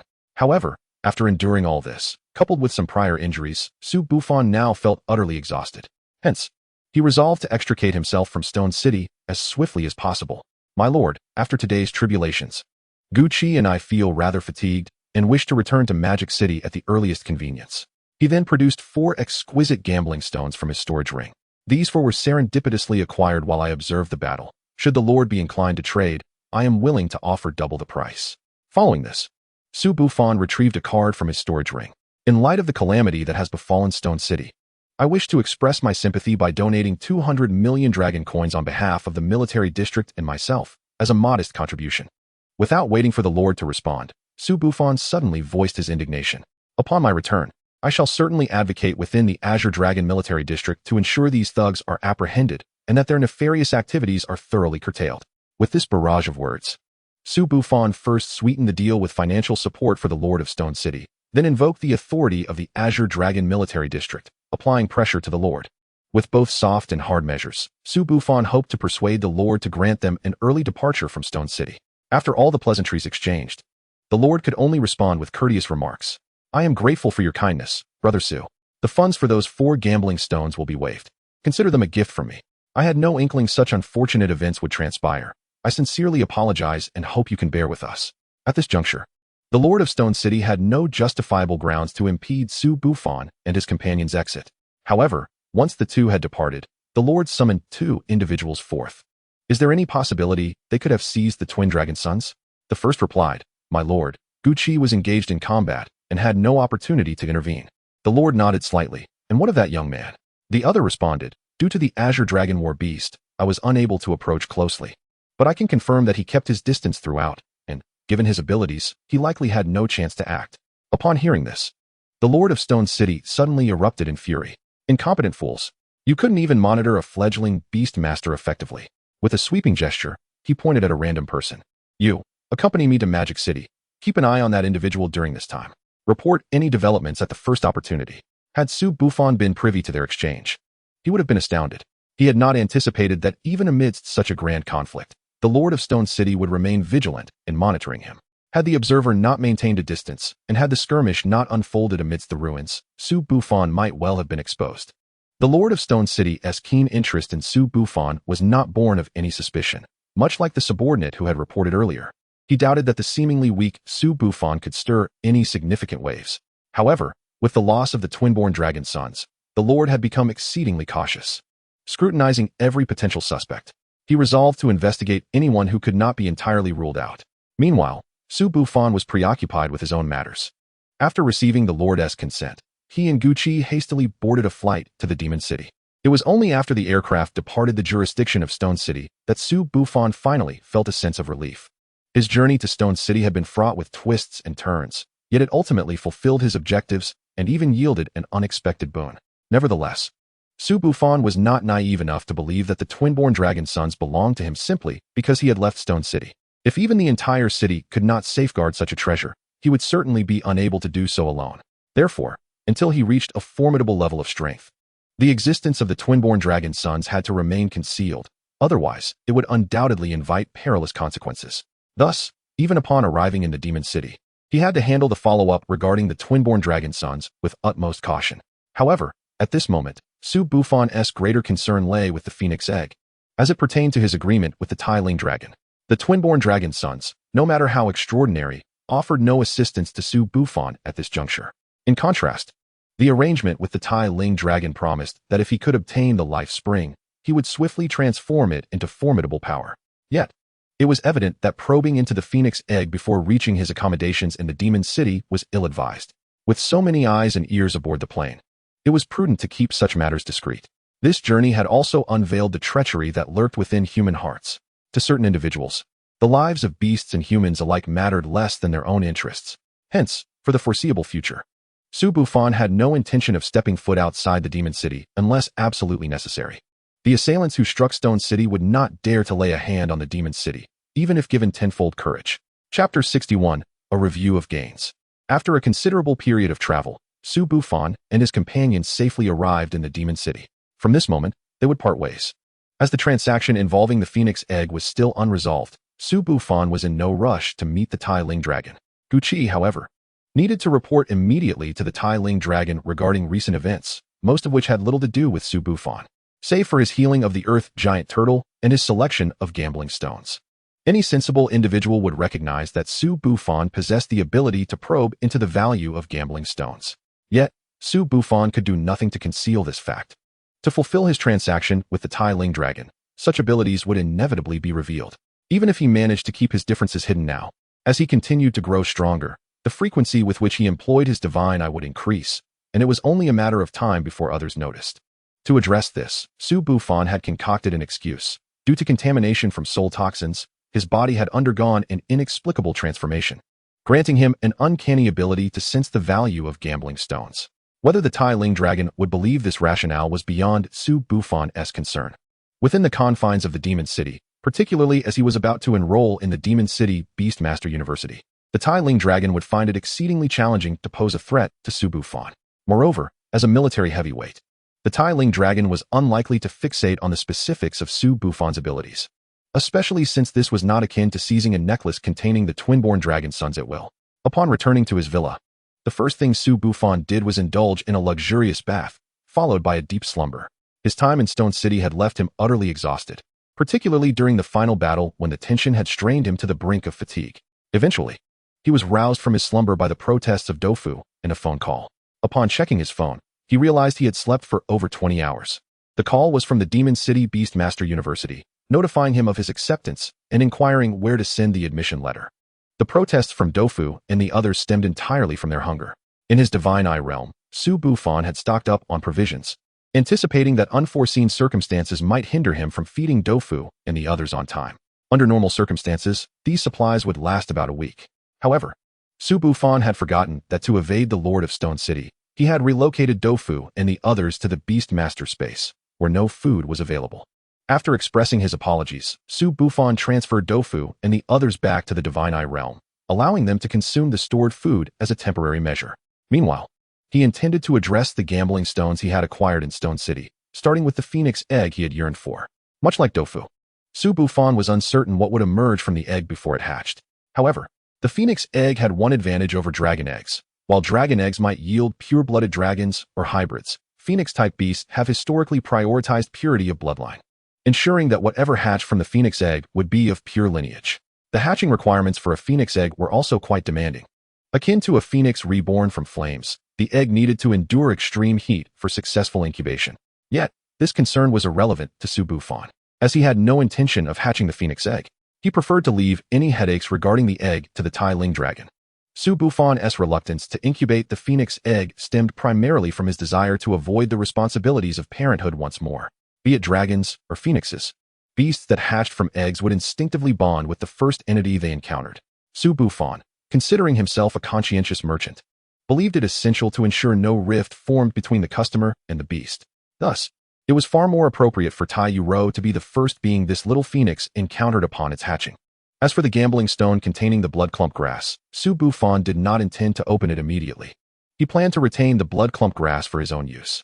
However, due to the unique characteristics of the blood clump grass, careful consideration was necessary regarding its planting location. Although Su Bufan had already determined where to cultivate the blood clump grass, it was not yet the right time for planting. To prevent the seeds from losing vitality, he decided to wait until he was ready to plant before opening the gambling stone. The remaining gambling stones were predictably opened one by one. Since Su Bufan was not short on funds, he had no intention of selling the Stargaze gem mine. While the blood chi crystal was not in the best condition, it was still a valuable item formed from the condensed blood energy of simian beasts and could be preserved for use by Tangyuan at an opportune moment. After processing all of this, the true highlight was just beginning. Back in the Demon City and within the Divine Eye realm, Su Bufan finally had the opportunity to behold the true forms of the twin-born dragon sons. He gradually extended his consciousness into the necklace, discovering two curled figures within. Holy Light Judgment Dragon, Light Element, in slumber, underdeveloped. Eternal Night Malevolent Dragon, Dark Element, in slumber, underdeveloped. After examining the information about the two little creatures, Su Bufan realized that the necklace was filled with liquid. After experiencing the essence of the liquid, Su Bufan discerned that it was a harmonious amalgamation of pure spiritual energy, dense life force, and vital blood energy. Witnessing this scene, he realized that the dragon egg produced by Shurching was fundamentally insufficient in nutrients to nurture two dragon beasts, resulting in the unfortunate malnourishment of the two little creatures from the moment of their birth. To ensure that the twin dragon offspring would not suffer from inherent deficiencies, Shurching crafted this necklace, incorporating essential nutrients necessary for the dragon race's development, aiming to simulate the nurturing environment of an egg to compensate for the twins' congenital shortcomings. This revelation confirmed Su Bufan's suspicion that a master nurturer was undoubtedly behind Shurching's endeavors. However, he found it perplexing that the Lord of Shurching sought assistance after the Earth giant tortoise was poisoned. Yet, the current situation of the twin dragon offspring was not detrimental to Su Bufan. Being at the initial stages of his journey, the prospect of additionally nurturing two dragon beasts beyond his own was bound to significantly increase his workload. Moreover, as the twin dragons grew stronger, their size would inevitably expand, making it challenging to conceal them in the future. Therefore, allowing them to gradually fortify their foundations within the necklace was a development Su Bufan welcomed. Nevertheless, he could not be a mere bystander. He surmised that, given the current state of the nurturing liquid in the necklace, it could sustain them for approximately 6 months, after which he would need to devise a means to replenish the nurturing liquid himself. Chapter 62. Constructing the Manor. The spiritual energy and life force within the nurturing liquid were relatively easy to obtain. The pure spiritual energy was abundant in the realm of divine sight, and life force could be extracted from the fountain of life. The only source Su Bufan needed to locate was that of the blood energy, which could be most simply acquired through purchasing crystallized blood energy from dragon beasts on the market. As Su Bufan organized his plans to trade the phoenix egg with the Iron Ridge dragon, he suddenly spotted a gambling stone material in the corner of his divine sight. After some effort to recollect, he remembered that this was a medium-grade gambling stone he had procured in Shurching, having discovered a compass hidden within it using his divine eye, which prompted its purchase. Previously, he had refrained from opening it in Shurching to investigate the compass, but now he felt no hesitation in doing so. Breaking through the outer layer of the gambling stone, Su Bufan touched a corner of the compass. His immediate reaction was a chilling sensation. The compass felt as cold as ice. Braving the cold, he successfully extracted the entire compass, discovering it was engraved with a myriad of intricate patterns and symbols. Aside from its coldness, the compass also felt remarkably heavy, having experienced the enhancement from the heart of the earth and the nurturing from several beasts. Su Bufan found it effortless to lift objects weighing 100 kilograms without deliberate training. Yet, he perceived the weight of this compass to exceed 60 kilograms. Despite its small size, which was no larger than the palm of his hand, through his divine sight, he gleaned specific information about the compass. Spirit Sealing Array Diagram. Spirit Sealing, creating celestial abodes in the mortal realm. The compass concealed a diagram for an array that could seal spiritual energy, which would prove immensely beneficial for Su Bufan moving forward. He could utilize this diagram, along with the spiritual energy from the divine eye and the life force from the fountain, to create a garden conducive to the well-being of Tangyuan and his companions. Recently, Su Bufan had realized that directly nurturing Dofu and the others in the divine eye was somewhat unsuitable. The spiritual energy within the divine eye was excessively pure, rendering the creatures uncomfortable except for Su Bufan himself as the master. Furthermore, if he wished to keep Dofu and the others in the Divine Eye, he would have to halt the transformation of spiritual energy, which was counterproductive, indicating that the Divine Eye was not originally intended for nurturing beasts. Although Su Bufan had yet to ascertain how to utilize it appropriately, he had inadvertently employed it for beast cultivation. However, with the compass, he could establish a favorable environment for Dofu and the others to thrive comfortably. Thus, in Su Bufan's eyes, aside from the twin dragon offspring and the phoenix egg, this compass was the most valuable acquisition from searching. Having settled these matters, Su Bufan's immediate priority was to finalize the trade with the Iron Ridge Dragon as swiftly as possible. Although the beast they sought was exceedingly rare, the possibility of unforeseen circumstances loomed. After expending considerable effort to secure the Fountain of Life, he would be utterly distraught if someone were to intercept this opportunity. Fortunately, when Su Bufan met with the Iron Ridge Dragon, no melodramatic scenarios of completed transactions with others unfolded. Iron Feather, delighted with the phoenix egg Su Bufan presented, confirmed the trade after mutual agreement. However, throughout the transaction, the Iron Ridge Dragon did not broach any topics concerning searching. After Su Bufan completed the trade and departed, Iron Feather inquired of her father, "Daddy, I feel that Su Bufan is quite extraordinary. Why didn't you ask him about his experiences in searching?" The Iron Ridge Dragon cast a fond glance at Iron Feather, replying, "There is no need for that, my child. Remember, everyone harbors secrets. Do not pry into others' secrets. Especially with young individuals like Su Bufan, it is essential to maintain a good rapport with them." Subsequently, the Iron Ridge Dragon rose to his feet. "Come. It is time for the little one in the egg to meet you." Upon acquiring the land deed, Su Bufan promptly arrived at the site. The entire plot spanned 4 hectares. Since the Iron Ridge Dragon did not reside there, the area was marked only by some dilapidated walls and buildings. Su Bufan had long envisioned a design for this land. In addition to erecting walls along the perimeter, he intended to enclose a garden within, occupying at least 2/3 of the land. A sufficiently large lake was essential for the bananas and other gathering spirit carp. Moreover, he aimed to create a comfortable environment for Dofu and Tangyuan according to their preferences. The waters from the Fountain of Life would flow throughout the garden. Su Bufan planned to plant the Dragonblood Ancient Tree and Bloodclad grass near the fountain. Under Su Bufan's attentive care and Dofu's nurturing with Dragonblood, the Dragonblood Ancient Tree had grown to nearly 2 meters tall. Although it still had a way to go before reaching maturity, the risk of wilting had been significantly mitigated. Su Bufan intended to contract the Bloodclad grass as his 4th beast. While contracting such a beast might be awkward for others initially, Su Bufan's unique circumstances allowed him to possess 1 additional beast compared to other beast masters. Thus, the temporary inability of the Bloodclad grass to accompany him in battle was not a significant issue. Given that he would likely remain in the Demon City for the next 8 years, he was confident in nurturing the Bloodclad grass to an extraordinary tier within that time frame. Furthermore, the Blood Tuo grass holds immense value for Su Bufan's estate. Its gargantuan form is no trifling matter, as long as Su Bufan can consistently provide ample spiritual energy and life spring water. The tendrils of the Blood Tuo grass are more than sufficient to envelop the entire perimeter of the estate's walls. Planting Blood Tuo grass in the garden will render it the most formidable barrier of the entire estate. Once the plan was finalized, Su Bufan promptly invited a construction team to commence work on the estate. Unlike the time-consuming construction on Earth, in Blue Star, building is merely a matter of will for powerful Earth-type beastmasters. Given the generous compensation Su Bufan offered, the construction team readily took on the entire renovation and landscaping of the estate. Within just a week, a luxurious manor emerged from the previously desolate land. After the construction team departed, Su Bufan began his final adjustments. In Chapter 63, titled Spicy Strips, Su Bufan's modifications involved merely activating the compass and embedding it at the garden's center. He extracted the liquid spiritual energy from the Divine Eye realm and sprinkled it throughout the garden and the lake. Finally, with the assistance of Tofu, he transplanted the Dragonblood Ancient Tree and sowed the Blood Tuo grass, relocating the bananas and other spirit-gathering carp into the lake. Su Bufan also constructed a small house in the garden to house the elemental clam, thus completely vacating the Divine Eye realm. He then commenced an intense extraction and transformation of spiritual energy. Su Bufan's base in Magic City was nearing completion, and all that remained was to await the sprouting of the Blood Tuo grass to finalize the estate's defenses. Tofu, Tangyuan, and Banana were all exceedingly satisfied with their new abode. At last, Su Bufan enjoyed a rare respite and seized the opportunity to obtain a driver's license.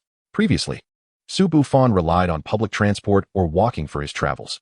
Although he was a beastmaster, he had no suitable mounts that could accompany him in the city. His busy schedule had precluded him from acquiring a driver's license. Now, with ample time and disposable income, he successfully obtained his license. Since the rules for driving in Blue Star mirror those on Earth, Su Bufan, a seasoned driver in his past life, navigated the process with ease and secured his license without difficulty. However, upon receiving his license, Su Bufan found himself engulfed in a sense of confusion. The cause of this bewilderment lay in his newfound abundance of leisure. Having once been perpetually occupied, darting hither and thither, the completion of the estate left him with little to do, as school had yet to commence and the cultivation plans for Tofu and the others were already established. Now, aside from adhering to the cultivation schedule for Tofu and his companions, he found himself devoid of other pursuits. This unexpected void led to a feeling of emptiness, prompting Su Bufan to seek out activities. In addition to daily study on cultivation, he began to learn the craft of forging. Like cultivators, blacksmiths serve to enhance the strength of beast companions, yet the profession of a blacksmith is far less common. The average beast master seldom encounters a blacksmith, as they primarily cater to the most powerful beast masters. Just as humans gain enhanced attack and defense through equipment, beasts can also bolster their strengths or mitigate their weaknesses with suitable gear.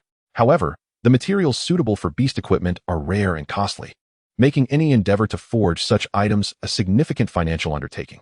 Typically, only formidable beast masters contemplate equipping their companions, and even many of the powerful ones refrain from pursuing such options due to financial constraints. Upon realizing the potential of crafted equipment, Su Bufan, with the wealth afforded by the divine eye, found himself unencumbered by concerns over the costs of forging. Given his available time, he surmised that even the most skilled blacksmiths, unfamiliar with Tofu and his companions, might not surpass his own suitability for crafting gear, courtesy of the divine eye. Thus, he resolved to delve into the art of forging. Even if he lacked inherent talent, learning and practicing could only yield benefits. From that day forth, the manner resonated with the rhythmic clanging of metalwork. Initially, Su Bufan practiced with ordinary refined iron, believing that with his strength and the divine eye, the process would be straightforward. However, a month later, the towering mound of scrap metal beside the forge revealed that mastering the craft of forging was no simple task. During this time, the blood tuo grass successfully sprouted, and Su Bufan formed a contract with it, directing its tendrils to cover the outer walls of the estate. He named the blood tuo grass Spicy Strips, inspired by its slender, elongated, and vividly red appearance, reminiscent of spicy noodles. However, as the name Spicy Noodles lacked elegance, he settled on Spicy Strips. Spicy Strips possesses two remarkable talents: infinite growth and limb regeneration. The former refers to its ability to extend indefinitely as long as it receives sufficient nourishment and energy. However, Su Bufan discovered that once the length of the branches exceeded 500 meters, extending further would require double the nourishment and energy. Surpassing 1,000 meters would demand triple, and so forth. Without Su Bufan's substantial resources, it would be nearly impossible to allow Spicy Strips branches to envelop the entire estate's walls. The latter talent, limb regeneration, is a classic ability among plant-type beasts.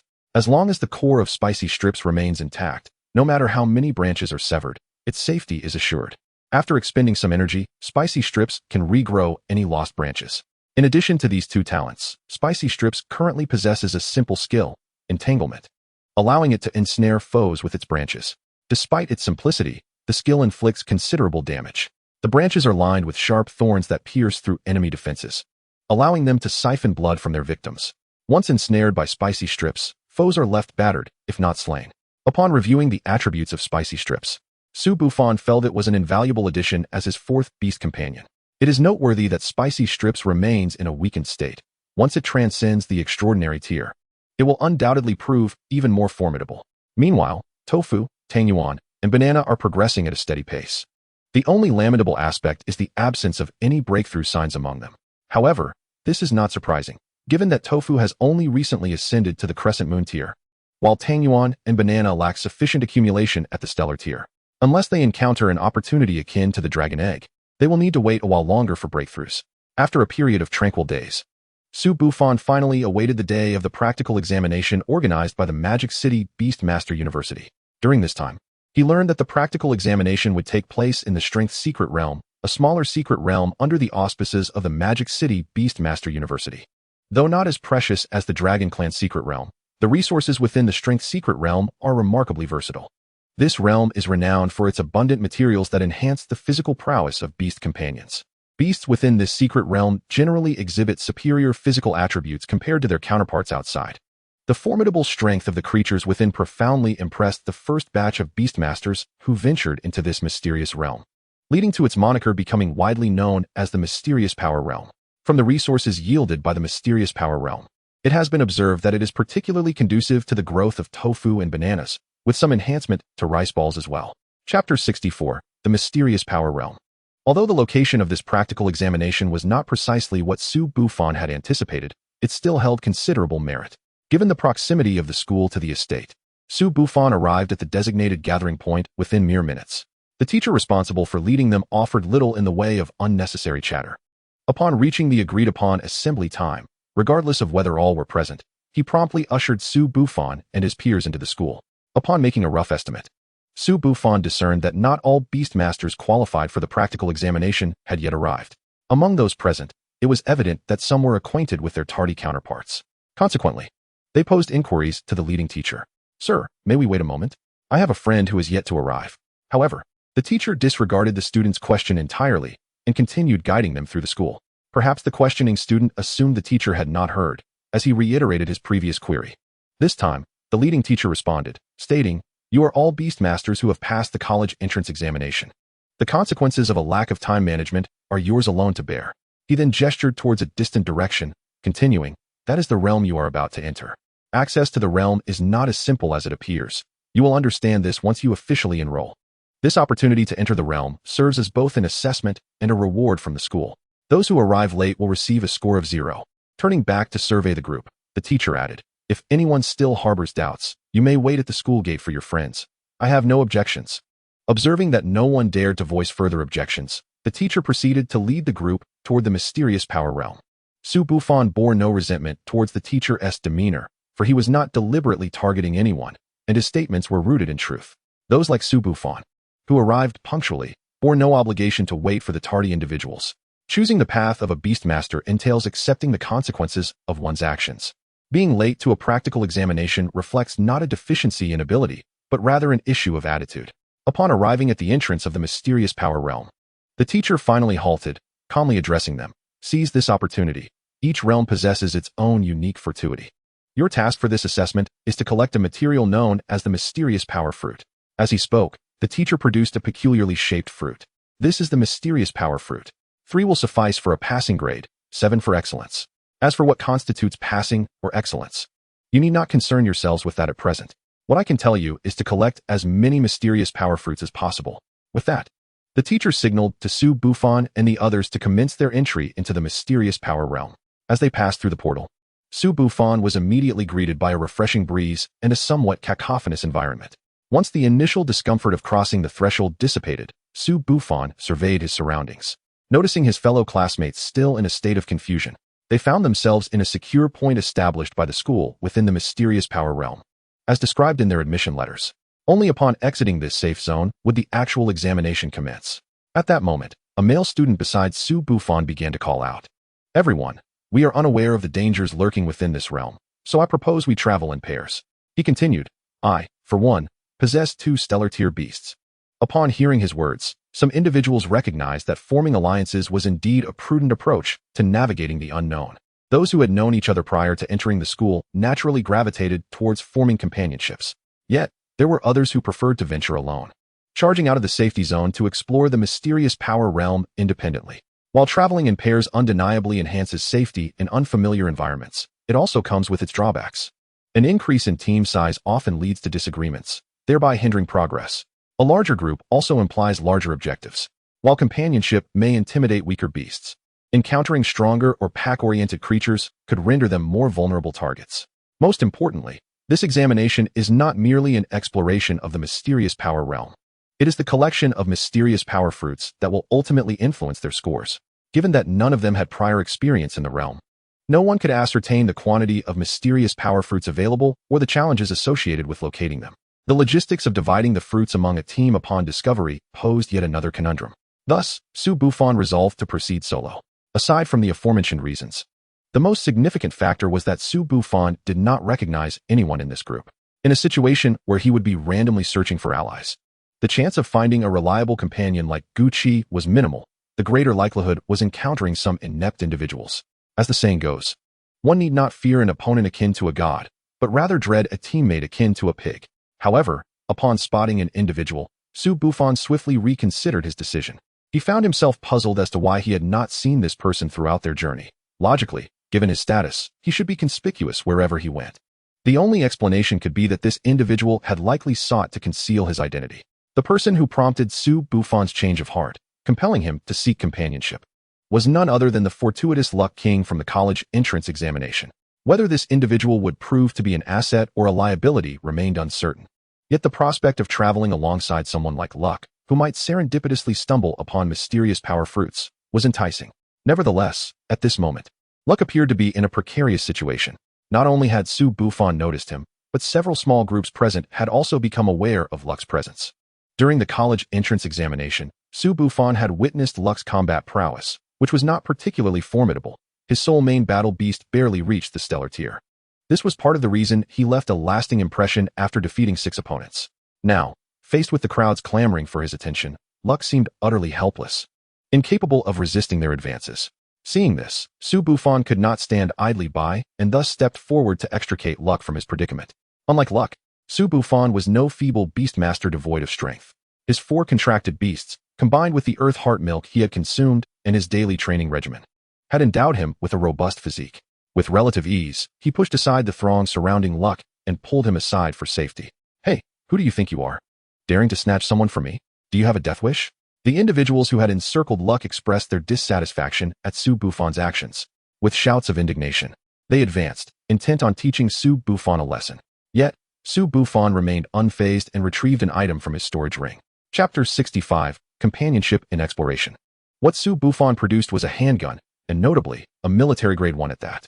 In the realm of Blue Star, due to the presence of beasts, regulations concerning firearms were not overly stringent. During a transaction with Tai Ling Long, Su Bufan had conveniently purchased a pistol for emergencies. Little did he know that he would find himself needing it so soon. As Su Bufan repeatedly pressed down on the barrel of his gun, he provocatively inquired, "What do you gentlemen say? Dare to wager whether my gun is loaded? Or do you believe my aim only sharpens at a distance of 7 paces? Among the initially assertive group, the foremost individual suddenly weakened, collapsing smoothly to his knees. "Brother, let us discuss this calmly. Do not fire." Witnessing this scene, the others dared not make a move, standing frozen behind him, with his right hand firmly gripping the gun and his left arm encircling the fortunate one's neck. Su Bufan declared, "So, if I take him away, you have no objections, correct?" He then pointed his gun at the onlookers one by one. "No objections, no objections." They hastily replied. With that, Su Bufan led the fortunate individual away, disregarding the latter's expression of resistance. Once Su Bufan departed, one among the remaining group timidly spoke up. "Brother, are we truly letting that kid go?" The one still kneeling sprang to his feet, swiftly delivering a sharp slap to the speaker. "Are you out of your mind? I told you to read more books, yet you insist on raising pigs." As he spoke, he pulled out a notebook from his pocket and pointed to a page. "Didn't I ask you to remember? The one next to the fortunate one is called Su Bufan. Not to mention he has a gun. But his beast mastery prowess ranks among the top 10 this time. If you offend him, you must truly desire a taste of despair." Upon hearing this, the one who had been slapped could only weakly respond with an "oh." Meanwhile, after pulling the fortunate one into a secluded corner, Su Bufan was met with a desperate plea. "Brother, please don't kill me. I have dependents above and below, and I'm broke." Listening to the fortunate one's lamentations, 3 lines of black frustration appeared on Su Bufan's forehead. "Hold on. Who said anything about killing you? I intend to team up with you. When we find the strength fruit, we'll split it 60-40. I get 60, you get 40. In return, I'll ensure your safety in the strength secret realm." How does that sound? After hearing Su Bufan's words, the fortunate one ceased his tears, though he still seemed to have more to say. Yet, upon meeting Su Bufan's gaze, he swallowed his words. "Since you have no objections to teaming up, let us exchange some information." Observing the fortunate one's not-so-bright expression, Su Bufan felt a tinge of exasperation, questioning whether joining forces with him was indeed the right choice. "My primary beast is a lava giant dragon, proficient in fire, water, and earth, at the crescent moon tier. Additionally, I have a shadow and space dual-type stealth monkey and a water-type spirit gathering dragon carp, both at the star tier." Upon hearing this, the fortunate one seemed to grasp that Su Bufan bore no ill intentions and began to timidly introduce his beasts. "My primary beast is a star tier 3 blessings spirit crane of the water type. I also have a half-step star tier fortune mouse of the wood type." Initially, Su Bufan believed the Fortunate One's luck stemmed primarily from the Three Blessings Spirit Crane, but now it seemed it also had to do with the Fortune Mouse.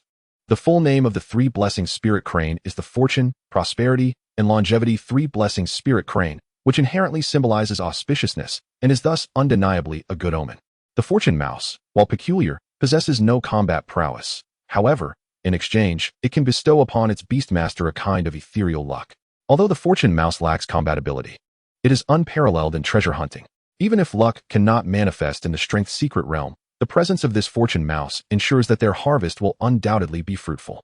Su Bufan clapped the Fortunate One on the shoulder. Perfect.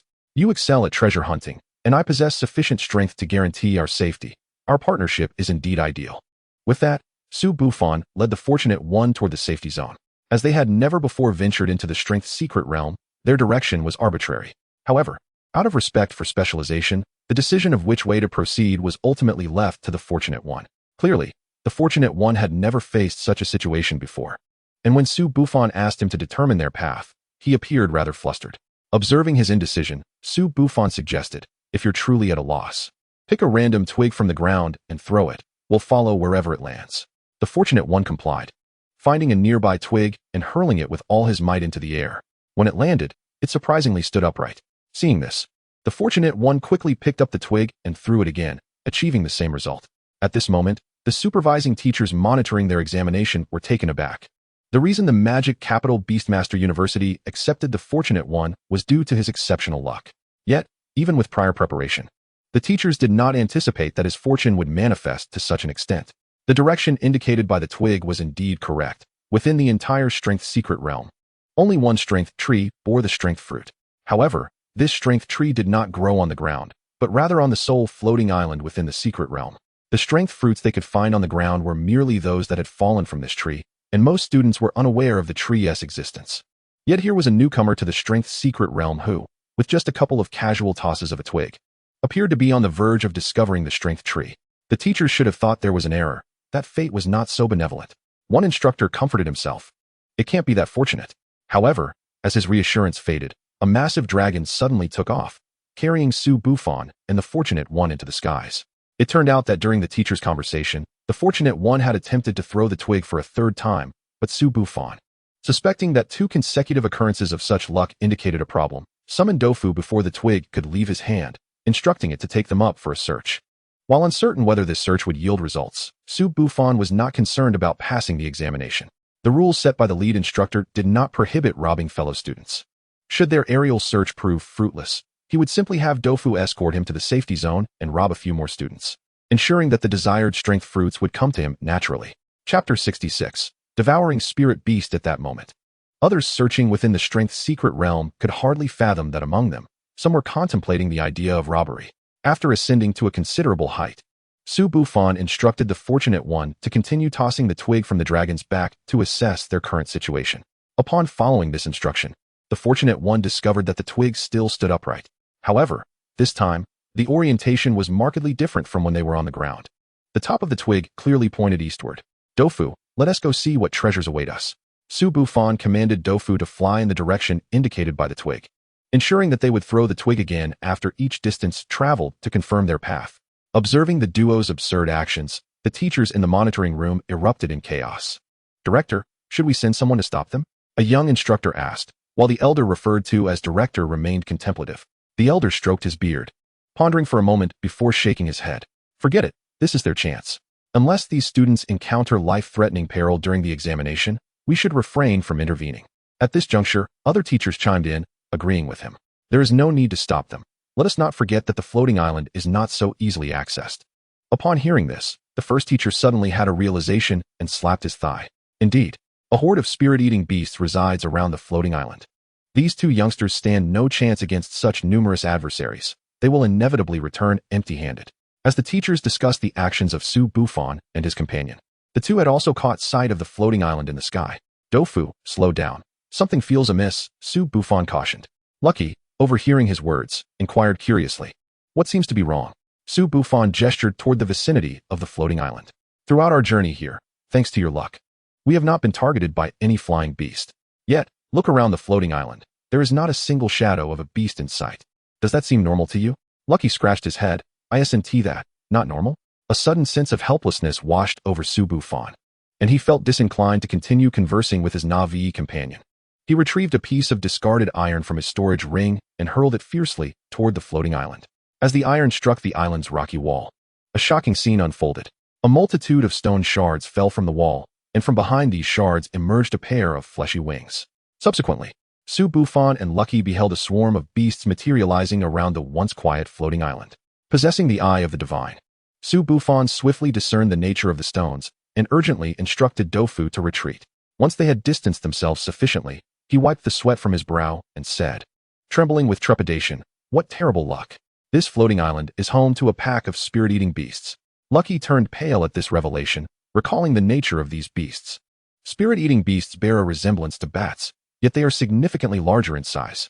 As they feed on spiritual energy, they exhibit a formidable aggression toward any creature infused with such energy. Thus, if Su Bufan and his companion dared to trespass into the territory of these beasts, they would be utterly devoured. Yet, the thought of retreating without attempting to secure the fruits was deeply unsatisfactory to Su Bufan. Earlier, as they neared the floating island, he had spotted a colossal tree at its center through the eye of the divine, its branches laden with the coveted strength fruits they sought. "We should leave. The spirit-eating beasts are too terrifying," Lucky suggested. However, given that these beasts are social creatures, their individual strength is not overwhelming. If their numbers were few, Dofu could easily handle them. But the sheer multitude of spirit-eating beasts they had observed rendered it unlikely for even Dofu to breach their ranks alone. Yet, the allure of the strength fruits compelled Su Bufan to devise a bold plan. He realized that the spirit-eating beasts possessed weak vision and hearing, but were acutely sensitive to spiritual energy. Thus, he contemplated that if he could disrupt their perception with spirit stones, they might safely reach the floating island. To test this hypothesis, Su Bufan, under Lucky's anxious gaze, directed Dofu to approach the floating island gradually. What are these two little fellows up to? They should recognize that they are no match for the spirit-eating beasts, wondered the teachers in the monitoring room as they observed Su Bufan's actions. Su Bufan demonstrated his intent through decisive action. Once more he hurled objects. But this time they were not mere scraps of iron. They were precious spirit stones. Each stone was not aimed directly at the rocky wall, but rather fell in an arc, guided by Su Bufan's control. To his delight, Su Bufan found that his plan was indeed feasible. Each falling spirit stone drew away 3 to 5 spirit-eating beasts.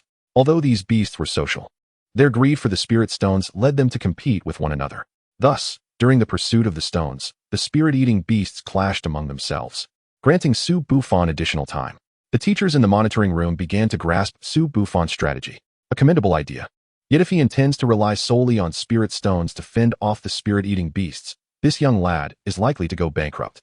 Most beast tamers of his age would be unable to afford such expenses. Even those from affluent backgrounds would hesitate to carry so many precious spirit stones. However, Su Bufan was different. Not only was he wealthy, but due to the advantages conferred by the Eye of the Divine, he had procured many spirit stones of varying grades. Su Bufan surmised that even if the number of spirit-eating beasts doubled, he could still afford the cost. Thus, Su Bufan began to showcase what it meant to be extravagantly wealthy. He hurled spirit stones as though they were worthless, even calling upon Tang Yuan to assist him in the task. After casting over 600 spirit stones, the rocky wall of the floating island was nearly cleared of the spirit-eating beasts. "Dofu, charge," Su Bufan commanded, and Dofu leapt over the rocky precipice, safely landing on the floating island. Although a few remaining spirit-eating beasts attempted to impede them, Dofu swiftly dispatched them. Chapter 67, The Mighty Gorilla King. At this moment, Su Bufan comprehended the exhilaration of obliterating an adversary as he and his companions successfully reached the floating island. Before them stood an enormous strength tree, yet apart from it, Su Bufan observed no other beasts on the island. Time was of the essence. They could not afford to linger, unaware of when the spirit-eating beasts might return. Thus, they commenced a frenzied collection of the fruits, not even needing to climb the tree, as they could gather countless strength fruits scattered beneath its boughs. Director, it is truly astonishing that they succeeded. The teachers in the monitoring room were full of admiration as they witnessed Su Bufan's actions from start to finish. Suddenly, one of the supervisors had a thought and addressed a fellow teacher. "Let them collect as many of the fruits as they can from the ground. But for those that remain unripe on the tree, have the Strength King keep watch. If those two little rascals attempt anything reckless, let the Strength King expel them from the island." During this time, Su Bufan and his companion continued to sweep up the strength fruits. Though they did not conduct a precise count, Su Bufan estimated that they must have gathered at least 1,000 fruits. According to his initial agreement with Lucky, he would secure over 600 fruits for himself. However, when Su Bufan began to distribute the fruits to Lucky, the latter hurriedly waved his hands in refusal. This success was primarily due to your spirit stones. Just give me 10%. Nevertheless, Su Bufan insisted on passing a spatial ring containing 40% of the strength fruits to Lucky. Before their arrival, it was agreed that no one would rely on another. Had it not been for you, we would never have discovered this floating island. As for those spirit stones, they are merely trifles. Just as the two were about to divide the strength fruits, Tang Yuan attempted to reach for a fruit from the tree. Just as he was about to make his move, a muscle-bound gorilla emerged from the treetops, leaping between Su Bufan, his companions, and the strength tree. The mighty gorilla king, dark and earth dual type, sovereign tier. Groggy from sleep. Upon seeing the information regarding this gorilla, Su Bufan was suddenly seized by an overwhelming sense of doom. No wonder there were no other beast tamers on the floating island. It was because there was a formidable creature residing here. The mighty gorilla king wasted no time, extending its hand to seize Su Bufan and his companions. Even something as soft as tofu would have no capacity for resistance against such a vast disparity in strength. However, just as Su Bufan braced for what he believed would be their imminent demise at the hands of the gorilla, the mighty gorilla king executed a great leap, carrying them to the edge of the floating island. Subsequently, the mighty gorilla king set Su Bufan and his companions down and gestured for them to leave the floating island at once. By this time, some of the spirit devourers had returned to the stone walls, yet under the oppressive presence of the mighty gorilla king, they clung to the walls as though paralyzed with fear. Although Su Bufan could not fathom the situation, it did not hinder him from swiftly fleeing with luck. As Su Bufan and his companion departed the floating island, the mighty gorilla king yawned and returned to the strength tree. The mighty gorilla king served as the guardian beast of the strength secret realm, entrusted with maintaining its normal operation. Yet, at that moment, Su Bufan and his companion were unaware of this fact and were merely delighted to have safely evacuated from the floating island. The entire practical examination spanned 5 days, and they had utilized less than a day for this venture. With such an abundance of strength fruits in their possession, Su Bufan and his companions need not worry about the practical examination any longer. The remaining time could be devoted entirely to exploring the strength secret realm. According to their supervising teacher, opportunities to access the secret realm would be scarce even after their formal enrollment. Therefore, Su Bufan was determined to extract every possible advantage from this practical examination. The source of his confidence lay in his companion, the humanoid navigator and treasure seeker, Luck. The reason for his remarkable gains upon entering the strength secret realm was chiefly due to Luck's guidance. Otherwise, Su Bufan knew all too well that he would never have stumbled upon the floating island without any prior knowledge. Regarding Su Bufan's proposal to explore the strength secret realm, Luck wholeheartedly concurred. While Su Bufan attributed their successful endeavors to Luck, Luck held a contrary perspective. Such fortuitous encounters had graced him many times, yet only a handful had been seized. With Su Bufan by his side, he felt no apprehension. All he needed to do was toss a branch, as Su Bufan would overcome the real challenges. Thus, with each party believing the other to be deserving of credit, their collaboration flourished harmoniously. With Su Bufan's protection, Luck was free from safety concerns, and he summoned the Fufu Mouse. Thus, they truly transformed into a treasure-seeking duo. The treasure-finding abilities of the Fufu Mouse, combined with Luck's fortune, rendered their subsequent explorations exceedingly fruitful. While others toiled in search of strength fruits, Su Bufan and his companions had already thoroughly scoured the vicinity of the safe zone. Throughout this period, they had not engaged in combat with any of the beasts within the strength secret realm, which left Su Bufan with a tinge of regret. As the final day approached, Su Bufan proposed that they venture deeper into the strength secret realm, away from the safety zone. Initially somewhat timid, Luck had grown to trust Su Bufan during their time together. Thus he generally acquiesced to his suggestions. Hence, they reverted to their previous method, allowing Luck to toss a branch to determine their path for the final day. However, this time, the branch yielded an unusual outcome. The branch, upon landing, stood upright like it had on their first day. Su Bufan briefly entertained the notion that there might be some opportunity above. Yet, after a moment of swaying, the branch fell over, pointing toward the eastern expanse of the strength secret realm. The teachers in the monitoring room could not help but wipe the sweat from their brows. These two youngsters were exceedingly uncanny. In the past 2 days, they had stripped the vicinity of the safe zone bare. One teacher chimed in, noting how the strength tree had finally produced a few divine fruits, which Luck had also detected, making his fortune quite astonishing. As the teachers turned their gazes toward the strength tree on the floating island, Su Bufan and his companion, albeit slightly perplexed, set off toward the eastern region of the secret realm. They progressed while humming a little tune, with the Fufu Mouse perched on Luck's shoulder. constantly twitching its nostrils in search of any potential treasures. Tangyuan, utilizing his agility, ventured ahead as a scout. Despite their arrival in the Strength Secret Realm, apart from the Spirit Devourers and the mighty Gorilla King, they had not encountered any other beasts directly. Chapter 68. The Young Thick Earth Battle Bear. Yet, Su Bufan did not let his guard down. Unless necessary for gathering materials, neither he nor Luck would stray far from Tofu. Su Bufan noted that while the quantity of materials decreased as they ventured further from the safe zone, the quality and age of the materials had significantly improved. However, along their route, they occasionally encountered trees within the Strength Secret Realm that had been severed in two. It was worth noting that on their first day, Su Bufan had attempted to cut down a common tree within the Strength Secret Realm, and it would have taken him an entire day to fell even one. Yet, along their path, fallen trees lay scattered everywhere. Su Bufan understood that a powerful beast might lurk nearby. To verify his suspicions, an intense battle erupted before them. Driven by curiosity, Su Bufan stealthily approached alongside Luck. In an instant, Su Bufan recognized the two combatants as distinct types of beasts: Armored Dragon Lizard, Earth type, Radiant Sun Tier, and Hunger. Thick Earth Battle Bear, Earth type, Radiant Sun Tier, in a weakened state. Su Bufan was astonished to witness a half-dragon beast during this examination. Furthermore, he was witnessing a battle between two Radiant Sun Tier beasts. Generally, an Armored Dragon Lizard would not attempt to hunt a Thick Earth Battle Bear of equal tier. Similarly, as a formidable predator, the Thick Earth Battle Bear would not be easily outmatched by the Armored Dragon Lizard in combat. Most importantly, the Thick Earth Battle Bear was renowned for its toughness. If the Thick Earth Battle Bear sought to flee, the Armored Dragon Lizard would be unable to stop it. Thus, it was rare for an Armored Dragon Lizard to engage in such a losing endeavor. However, today, the Armored Dragon Lizard appeared exceptionally famished and had encountered a weakened Thick Earth Battle Bear. What puzzled Su Bufan was that even in its weakened state, the Thick Earth Battle Bear should still have been able to escape from the Armored Dragon Lizard. Yet, despite being driven back by the attacks of the Armored Dragon Lizard, the Thick Earth Battle Bear showed no intention of fleeing. After the Thick Earth War Bear sustained its injuries, the blood that flowed from its wounds only served to further incite the Armored Dragon Lizard, whose initial reservations were completely overwhelmed by its ravenous hunger. With a fierce onslaught, it tore a chunk of flesh from the Thick Earth War Bear and swallowed it whole. However, given the immense size of the Armored Dragon Lizard, this solitary morsel did little to quell its hunger.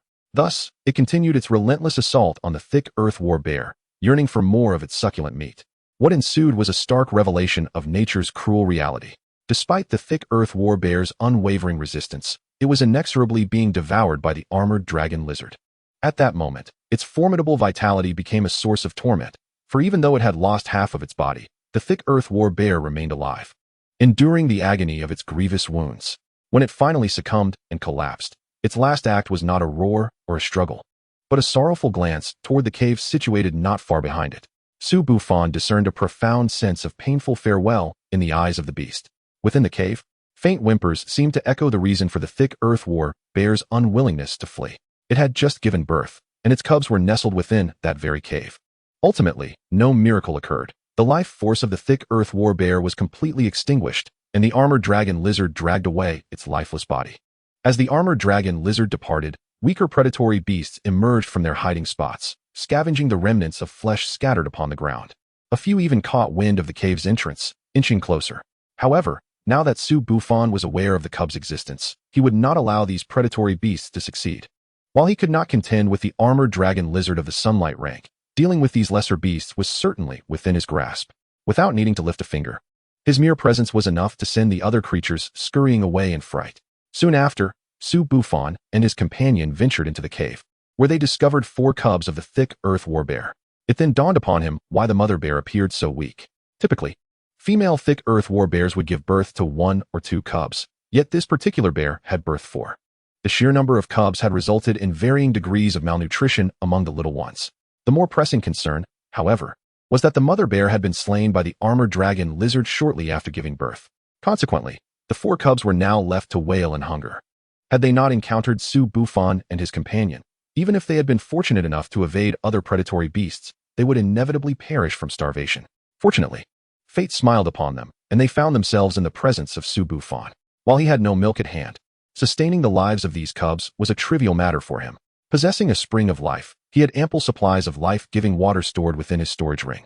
By diluting a drop of spiritual essence with the life-giving water and adding some blood contributed by friendly beasts they had encountered, he concocted a simple emergency nutrient solution. Although it could not replace maternal milk, it was more than sufficient to sustain the 4 cubs. Once they were well fed, the little ones fell into a deep slumber in the embrace of Su Bufan and Lucky. Su Bufan noted that Lucky seemed quite fond of the little creatures. And since these cubs were a fortunate acquisition, he proposed they share the responsibility equally, 2 cubs each. Although it was evident that Lucky was pleased by this suggestion, his expression darkened as he pondered something. Subsequently, he surprised Su Bufan with an unexpected question regarding the financial implications of raising 2 cubs. Given Lucky's impressive luck, Su Bufan had instinctively assumed he must be financially secure. However, Lucky confided that despite his fortunate circumstances, he was, in fact, penniless. He had previously attempted to sell materials he stumbled upon, resulting in a windfall, but circumstances had led him to lose that money in no time. Several enterprises had sought his expertise due to his luck, yet every company he had joined ultimately faced bankruptcy. Thus, when Su Bufan proposed sharing the 2 thick Earth War bear cubs, Lucky expressed uncertainty about his ability to care for them. Chapter 69, A Life and Death Escape. Upon hearing Lucky's words, Su Bufan was taken aback. It seemed paradoxical that someone with such extraordinary luck would experience such financial misfortune.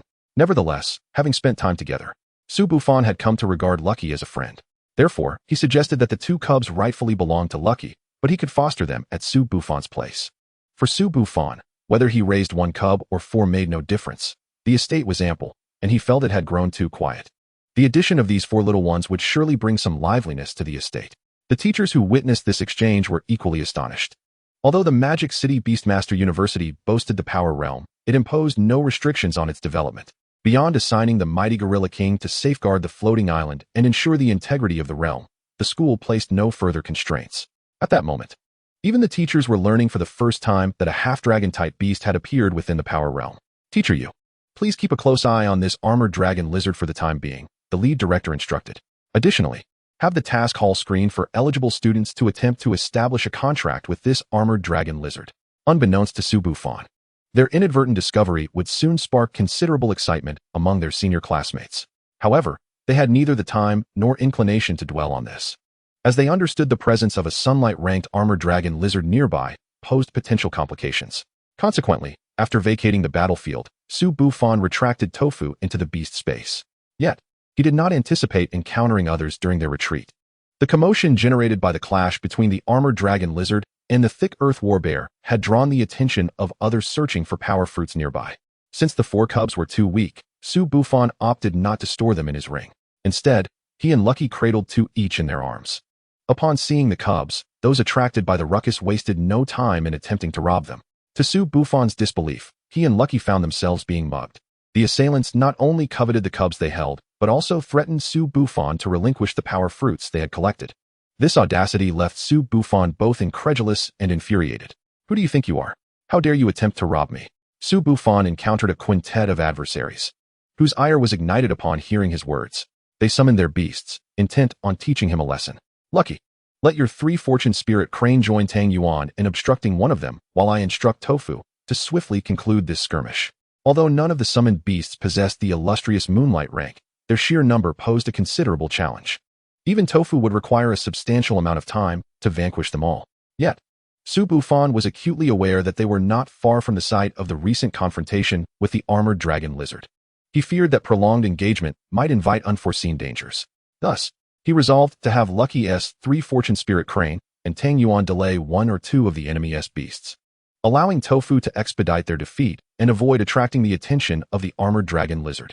Initially, the 5 adversaries exuded confidence, reveling in their perceived superiority. However, the moment Tofu made his appearance, the smiles that adorned their faces evaporated. Wait, if I were to claim that my previous statements were but a dream, would you believe me? The leader of the quintet, sensing that Su Bufan and his companions were formidable, contemplated a more conciliatory approach. Yet, Su Bufan was a man of remarkable audacity, having dared to seize the twin-born dragon child coveted by many powerful individuals in Stone City. Now confronted with brazen attempts to rob him, he would not easily let them off the hook. It seemed inevitable that a confrontation was at hand. Though Su Bufan offered no reply, the leader's gaze met Su Bufan's, and he grasped the unspoken message. Run. This command was directed at Lucky, who had already sensed a twinge of danger in his heart. Thus, Tofu promptly launched into the air, carrying Su Bufan and Lucky with utmost speed. The three fortune spirit crane followed closely behind with Tang Yuan, swiftly ascending to a safer altitude. Meanwhile, the band of robbers remained oblivious to the unfolding events, mistakenly believing that Su Bufan and his companion fled in fear of them. In truth, their assumption was only partially correct. While fear did propel Su Bufan and his companions to flee, the true source of their apprehension was not the quintet.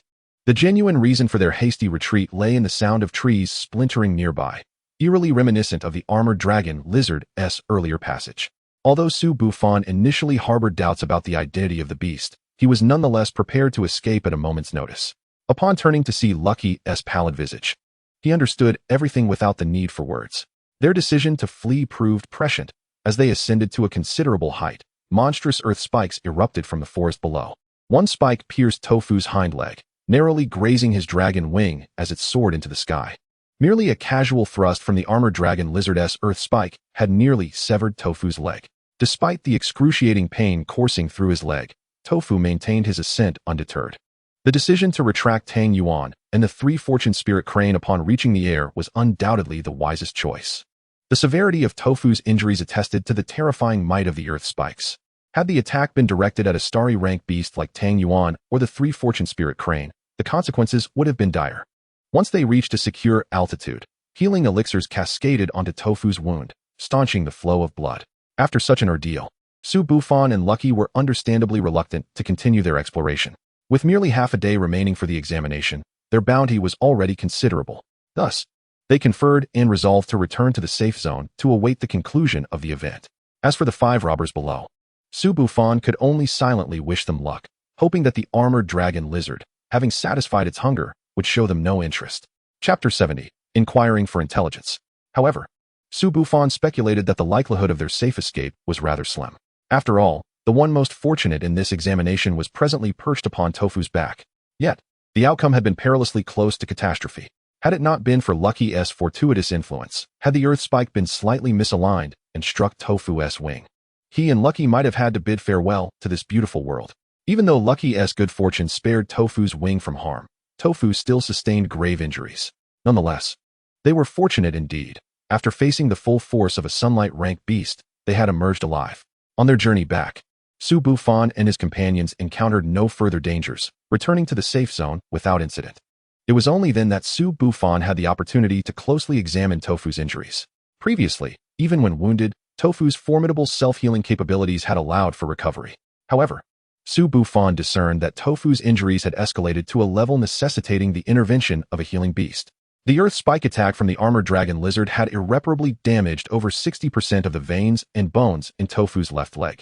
Although the blood flow had been staunch thanks to Tofu's resilience and Su Bufan's medicinal aids, it was imperative to seek a healing beast to guide Tofu's bones and veins back to health.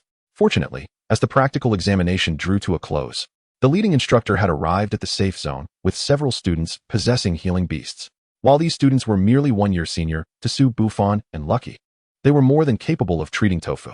Being among the first to return to the safe zone, Su Bufan conversed with a senior student once Tofu's injuries were treated. While Su Bufan could ascertain the uses of the monster strength fruit through his divine eye, he was unaware of its market price due to the absence of any vendors in the outside world. This time, he and Lucky had acquired numerous monster strength fruits. And since each beast could only consume a limited quantity, no more than 10, this indicated that a substantial portion of the fruits in Su Bufan's possession could be sold. Thus, he sought to glean the market value of the monster strength fruit from the senior student, enabling him to determine how best to handle this bounty. Believing that his rapport with the seniors would facilitate this inquiry, Su Bufan discerned the attributes of their beasts with a single glance. He thus offered each senior a small pouch of elemental pearls corresponding to their beast's attribute as a token of gratitude for their assistance in healing Tofu.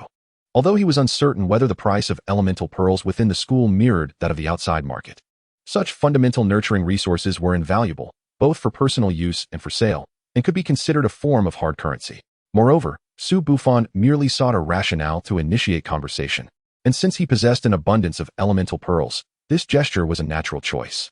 His strategy proved effective. Before he could pose his questions, a senior enthusiastically began discussing the practical examination with him. Junior, if my guess is correct, your examination this time revolves around the quest for the mystic strength fruit.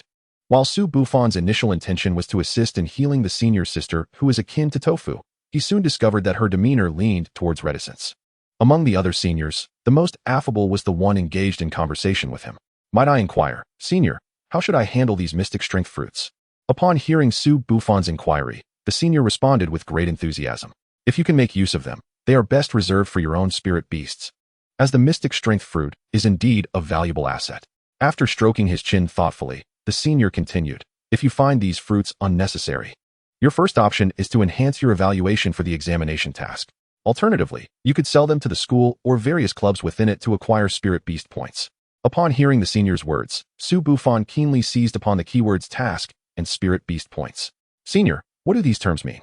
The responding senior then recalled that Su Bufan and his peers had not yet formally enrolled, and thus proceeded to enlighten him on these common school terminologies. Spirit beast points can be regarded as the currency within the institution.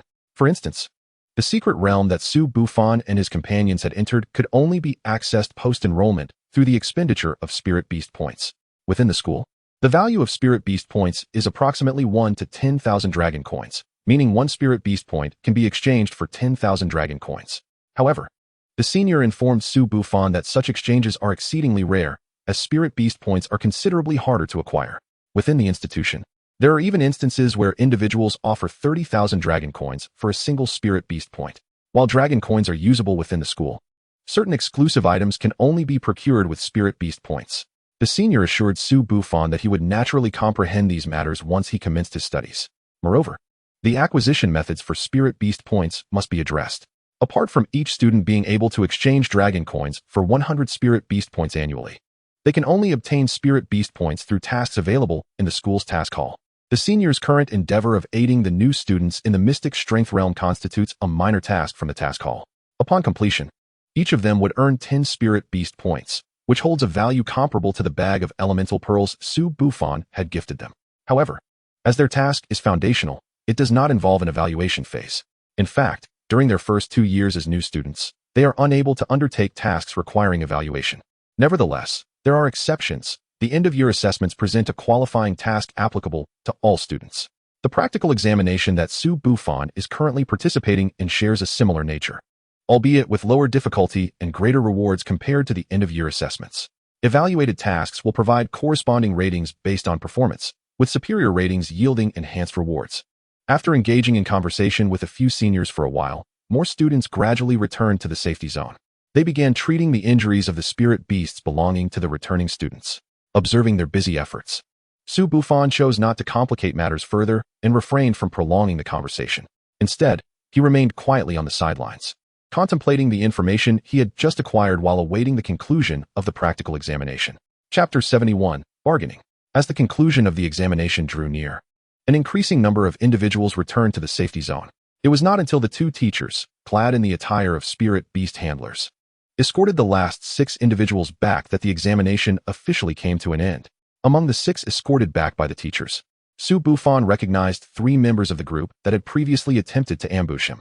Although these 3 bore no visible injuries, their silence and pallid expressions suggested that their spirit beasts might not have fared as well, while it appeared that the teachers had intervened to preserve their lives. Su Bufan surmised that the teachers merely ensured their survival, leaving their spirit beasts to face a grim fate. With everyone accounted for, the leading teacher guided them out of the mystic strength realm. Once all had exited, the teacher announced the conclusion of this examination. Subsequently, the teacher introduced the concept of spirit beast points to the group and outlined the criteria for assessment. For this practical examination, acquiring 3 mystic strength fruits constituted a passing grade, granting 100 spirit beast points. 7 mystic strength fruits would qualify as excellent, awarding 300 spirit beast points. Additionally, the school was willing to purchase any mystic strength fruits in their possession for 20 spirit beast points each. The teacher further informed them that they could opt to retain the mystic strength fruits and trade them with various clubs after the semester commenced. Su Bufan internally scoffed at the teacher's remarks. Through discussions with the seniors, he had learned that the clubs within the school were not ideal trading partners. Anyone seeking to conduct transactions with these clubs would likely find themselves at a disadvantage. Thus, if one truly wished to trade mystic strength fruits, the school itself would provide the most favorable terms, especially considering the enticing offer of 20 spirit beast points. According to the seniors, the typical price for mystic strength fruits within the school hovered around 18 spirit beast points. However, the school was now presenting them with a generous offer of 20 spirit beast points. It should be noted that even the clubs could only offer a maximum of 21 spirit beast points. while others debated whether to sell their mystic strength fruits. Su Bufan, having gained insight into the situation, approached the leading teacher alongside Lucky. The school was offering a preferential rate, allowing each of them to sell a maximum of 200 mystic strength fruits, with the remainder up to their discretion. Upon meeting Su Bufan and Lucky, the teacher did not even lift his gaze, promptly conveying the school's directive. Su Bufan was taken aback by this unexpected turn of events. He had acquired 690 mystic strength fruits, while Lucky had secured 460. Initially, they had agreed to retain 100 each and sell the remainder to the school. However, Su Bufan never anticipated the school would impose such an arrangement.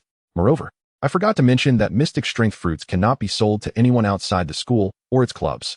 The teacher displayed an expression of dilemma. How about this? I recall that you have a surplus of mystic strength fruits. If necessary, I shall authorize a price of 17 spirit beast points each. With no limit on quantity, Su Bufan, upon hearing the teacher's proposal, was left speechless, astonished that the school could engage in such questionable dealings. No need. We shall only sell 200, and the rest we will manage ourselves, sparing you the trouble, teacher. The teacher refrained from further comment and handed Su Bufan a card. This is a spirit beast point storage card. A drop of blood will bind it to your identity. Its operation and usage are akin to a storage ring. You can verify the spirit beast points on your own.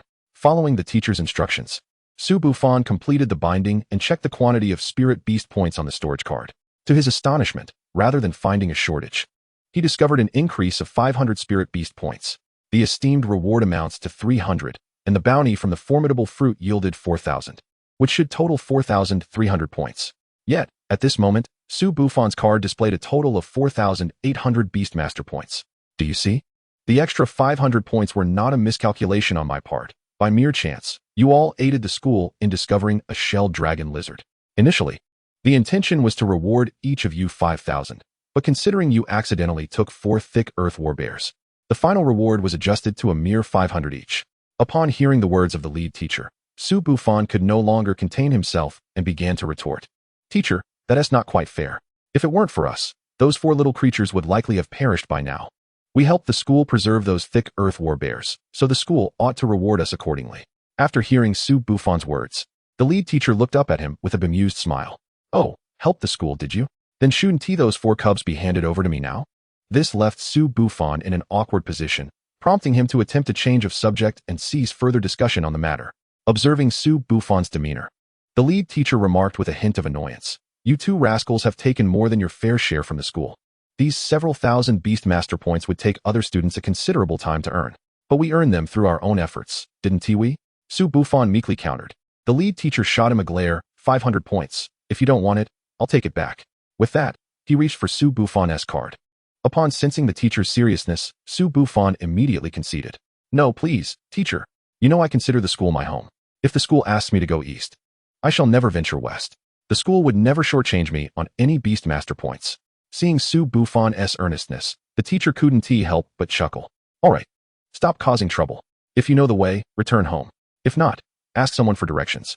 Make sure to stay home properly. Classes begin in a week. Su Bufan, indeed familiar with the route, bid farewell to the teacher and, accompanied by Lucky, made his way to the school gate.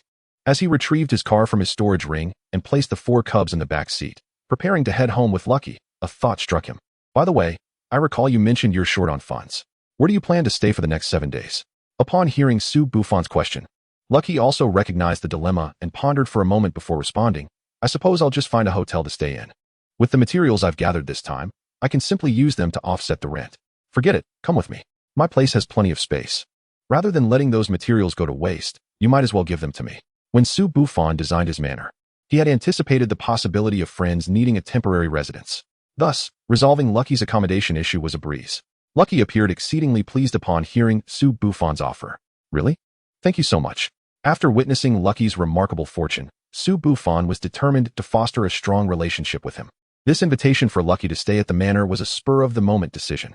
He recalled the compass he had obtained earlier, which contained information about creating a paradise on Earth. Su Bufan was unsure how such paradises were manifested on Blue Star, but on Earth, the legendary paradises required not only a conducive environment, but also a measure of serendipity. By inviting Lucky to reside in the manor, Su Bufan hoped to see if Lucky's fortune might bring about any delightful changes to the estate.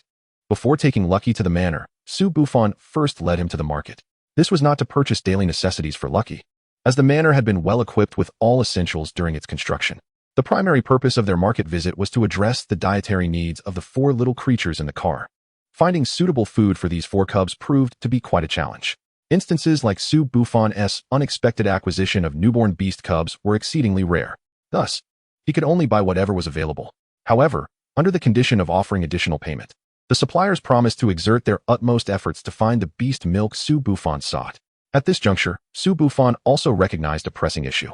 Although he had achieved financial independence through the elemental clams, his methods of converting wealth into resources were overly simplistic. Each time he required materials, he was reliant solely on the suppliers in the market, which consumed a significant amount of his time. Moreover, his current means of acquiring wealth was limited to the elemental clams, and over time, this would inevitably draw attention. The optimal solution to his predicament was to establish a trading guild. With a guild, he could more efficiently manage the elemental pearls and clams in his possession. Through the guild, he could forge an extensive network of connections, facilitating the procurement of the materials he required. If Su Bufan could create a guild with a prominent reputation within the industry, it would also yield numerous hidden benefits. The experience in Stone City demonstrated that mere wealth could not resolve every issue. However, when wealth is coupled with status or power, the equation transcends the simplicity of 1 + 1 = 2. If Su Bufan could elevate himself and the guild's name across the 5 districts, his words could wield considerable influence. Nonetheless, Su Bufan faced the immediate challenge of how to establish a guild. After all, he was a novice in this regard, possessing no relevant experience whatsoever. Should he begin by scouting for talent gradually, or should he directly recruit individuals from other guilds? Each phase required meticulous contemplation on Su Bufan's part. However, it soon dawned upon him that extracting talent from the vast sea of people was nearly impossible for him at this time. With the school term about to commence, he would lack the time and energy to sift through countless candidates, and he certainly did not have the patience to start from scratch. Those who built their empires from the ground up did not do so out of a genuine desire to begin anew, but rather because they had no choice. At present, if Su Bufan were to sell all the materials he had obtained from the formidable realm, coupled with the wealth he had accumulated through trading elemental pearls, he could nearly bypass the initial accumulation phase of establishing a guild. Of course, there was an even simpler route, directly purchasing an entire or partial stake in an already established guild. However, even if Su Bufan could locate such a guild, the funds he possessed were insufficient. Merely acquiring a fraction of a guild's shares would not suffice. Su Bufan needed to ensure he owned at least 1/3 of a guild's shares to secure management rights and direct the guild for his purposes. Yet, the cumulative conditions for this endeavor were exceedingly harsh. Typically, shareholders of guilds that met Su Bufan's criteria would be reluctant to sell their stakes unless the guild faced a dire financial crisis or was on the verge of closure. However, should such a scenario arise, even if Su Bufan poured all his available funds into it, he would still be unable to remedy the situation. Although he could exchange his twin dragon seeds for a guild, he knew that if he dared to present the seeds today, the Lord of Stone City would likely be at his doorstep by tomorrow. Thus, while it may seem that Su Bufan had several paths to choose from, in reality, he was left with but one. However, recruiting talent is indeed a skillful endeavor. Su Bufan's utmost desire is to directly entice a capable supervisor from a business association, one who would bring along their entire family and a complete operational system, along with the relevant personnel, to join him. Yet, should such a scenario transpire, Su Bufan surmised that the supervisor's original employer would likely be enraged, tearing him and the supervisor apart.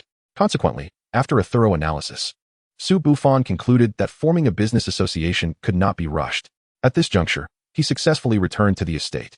Upon disembarking, he casually gestured towards a small building to the left of the villa. "Lucky, you will reside in that small building. All daily necessities are provided inside, and there will be someone to clean every morning. If you can cook, there is a cold storage at the back of the villa stocked with nearly all market ingredients. If you cannot cook, you may order takeout or join me for dinner in the evenings." Lucky was utterly astounded by the scale of the estate. While Su Bufan cradled 4 small creatures, preparing to take them to the garden, along with Tofu and the others. "Oh, by the way, Lucky, you should come too. Let Fufu Mouse and the others enjoy themselves as well. It will also allow me to observe any potential effects." Although Lucky was uncertain about what Su Bufan meant by effects, he followed him to the garden out of trust. This time, just when Lucky had managed to calm his mind, he was struck anew. Verdant hills and clear waters, fragrant grass like a carpet, intricately carved beams and painted rafters, all created an exquisite landscape. These 16 characters encapsulated Lucky's initial impression of the garden. Almost immediately, he was enveloped by an air rich with pure spiritual energy and vibrant life force. Su Bufan first released Tofu and Tangyuan, then threw a banana into the lake. Don't just stand there. Let Fufu Mouse and the others come out and stretch their legs. While Su Bufan took out materials he had previously purchased to construct a shelter for the four little ones, he beckoned Lucky. Hearing Su Bufan's words, Lucky, who had been momentarily dazed, summoned the three Fu-Ling cranes and Fufu Mouse. The moment they emerged, they were as captivated as their owner had been. Chapter 73, Collective Breakthrough. After a round of explanations from Lucky, they finally grasped the current situation. The next moment, overwhelmed by the incessant chatter from the two creatures, Lucky felt as though his head might burst. Master, heed my words. You must cling tightly to the big boss's leg. Master, I rarely endorse this gluttonous mouse's words. But this time you truly should listen. No wonder the big boss is so powerful. If I could live here every day, I would surely become formidable too. Gluttonous mouse, you think you can become powerful? You're useless wherever you go. What? I'll have Tofu burn off your bald patches. You dare. Lucky was genuinely at a loss for words. Fufu Mouse, due to his combat capabilities, held a deep admiration for strong and powerful beast tamers. Hence, upon first sight of Tofu, he recognized Tofu as his master. In Fufu Mouse's eyes, Su Bufan, Tofu's beast tamer, became the master of masters. The quarrel between the two creatures escalated, tension thickening the air. Seeing this, Lucky slapped his forehead in exasperation. Here we go again. The three Fu-Ling cranes and Fufu Mouse often engaged in playful bickering, which typically ended with Fufu Mouse receiving a good thrashing. Just as the two little creatures were on the verge of a scuffle, Su Bufan, having completed the new home for the four little ones, approached. So, what do you think of my garden? Upon hearing Su Bufan's inquiry, Lucky immediately engaged in enthusiastic conversation with him, causing the three Fu-Ling cranes and Fufu Mouse to abandon their plans for a fight. During their exchange, Su Bufan did not conceal the existence of the compass from Lucky, sharing his thoughts with him. After understanding Su Bufan's vision, Lucky, with a mindset of experimentation, accompanied Su Bufan to the center of the garden, where the compass was buried. As Lucky stood at the center point of the garden, Su Bufan sensed some form of change occurring within the garden. Although the flora remained unchanged, he felt an inexplicable vitality emanating from them. If previously these plants were merely plants, now they seemed imbued with a soul. Before Su Bufan could delve deeper into this phenomenon, a disturbance from the contract revealed that both Tangyuan and Banana were simultaneously beginning to break through.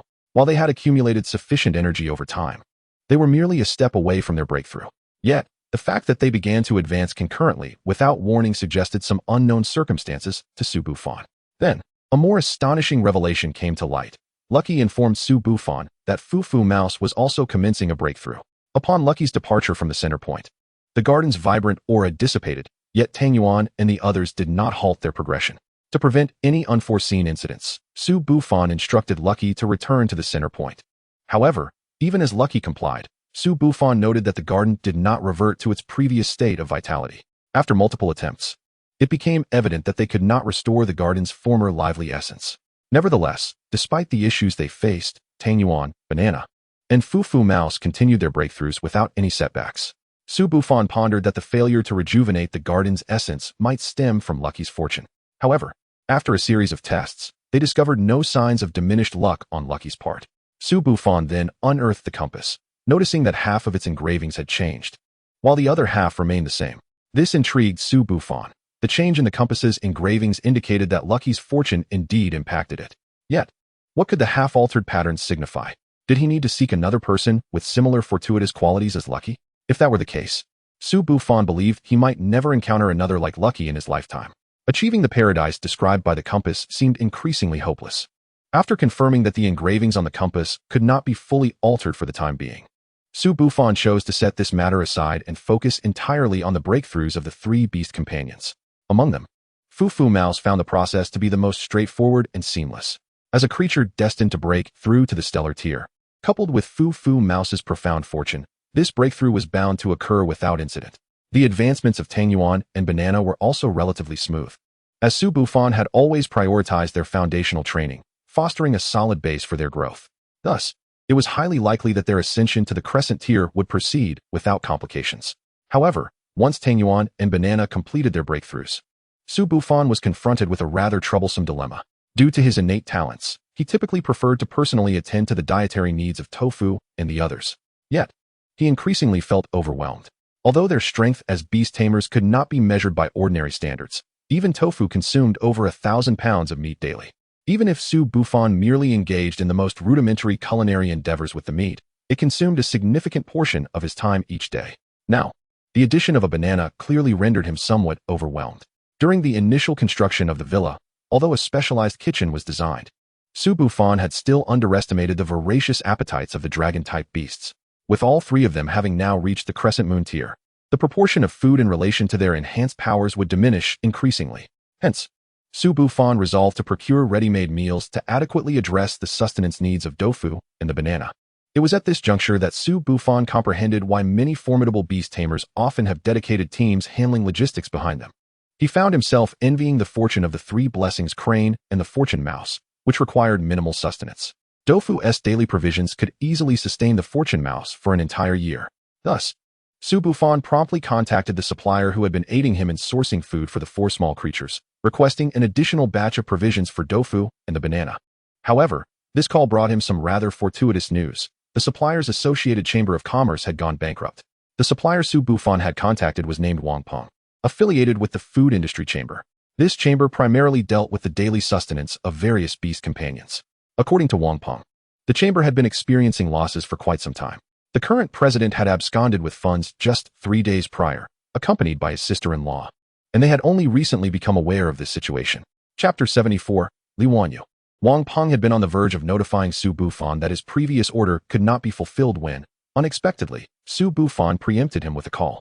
Upon hearing Wang Peng's words, Su Bufan nearly erupted in laughter. He had never anticipated that he would be caught napping while someone rushed to provide him with a pillow. Although the food industry chamber was not a particularly renowned establishment, it certainly was not a fledgling enterprise either.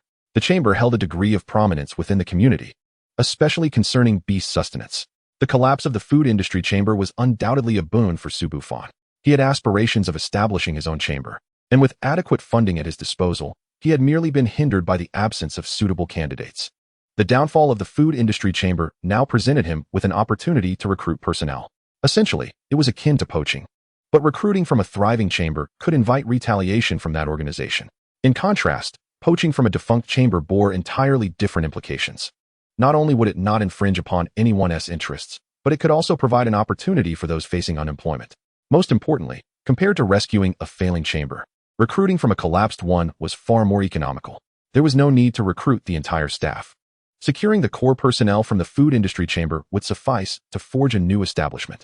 Without further ado, Su Bufan directly conveyed his intentions to Wang Peng, providing him with the address of his estate and requesting that he act as an intermediary to bring the current highest authority of the food industry chamber for a business discussion. From Wang Peng, Su Bufan learned that the individual with the most influence within the chamber was its manager, Li Wanyu. Furthermore, Wang Peng opined that it was highly unlikely Li Wanyu would agree to meet Su Bufan, given that the president's actions had precipitated a financial crisis leading to near collapse. At this moment, Li Wanyu would likely be exerting every effort to salvage the chamber. Realizing his initial assumptions had been overly simplistic, Su Bufan arranged with Wang Peng to personally visit manager Li in 3 days. During this interim, Su Bufan was far from idle. While he held faith in Li Wanyu's capabilities as a competent manager of a mid-sized chamber, he felt it imperative to thoroughly investigate her background. To ensure the accuracy of his information, Su Bufan even shamelessly requested assistance from Gucci to obtain all military-related documentation concerning the food industry chamber. From the military's reports, Su Bufan discovered that Li Wanyu was indeed a formidable woman, highly capable, and held in high regard by the military. Regrettably, her circumstances were unfortunate, as she had found herself entangled in the mess of the food industry chamber. Under the stewardship of the previous president, the chamber had flourished due to his adeptness in talent management. However, following the old president's untimely demise, his son took over the presidency. This new president, lacking both business acumen and experience, exhibited a narrow-mindedness that resulted in hostility towards Li Wanyu, fearful of her influence within the chamber. Consequently, a once prosperous establishment began a rapid decline, culminating in the new president's flight with the funds, effectively sealing the chamber's fate. Li Wanyu, being a person of deep loyalty and gratitude for the old president's patronage, had remained steadfast in her commitment to rescue the legacy of the chamber, even as it became increasingly evident to others that it was beyond saving. Upon reviewing the materials, Su Bufan felt a spark of realization. Li Wanyu was precisely the talent he had been seeking. She possessed both capability and integrity, and had it not been for the ineptitude of the new president, he would not have had the opportunity to recruit her. Furthermore, through the military's investigation, Su Bufan discovered that the new president was even more incompetent than he had previously imagined. Not only had his foolishness led to the downfall of the food industry chamber, but he had also failed to execute a proper embezzlement. The wealth of a mid-sized chamber, he had simply absconded with the liquid assets on the books, while the majority of the chamber's real estate remained intact. According to military estimates, if Li Wanyu were to liquidate 70% of the real estate, she could remedy all the financial disruptions caused by the liquidity crisis. Realizing the urgency of the matter, Su Bufan concluded that he could not delay. Should Li Wanyu indeed choose to handle the financial shortfall in such a manner, by the time 3 days elapsed, it would likely be too late. Consequently, Su Bufan set out with Dofu, driving directly to Wang Peng's residence. "Boss Su, why have you come so soon? Didn't we agree on 3 days?" Wang Peng was visibly astonished at Su Bufan's early arrival.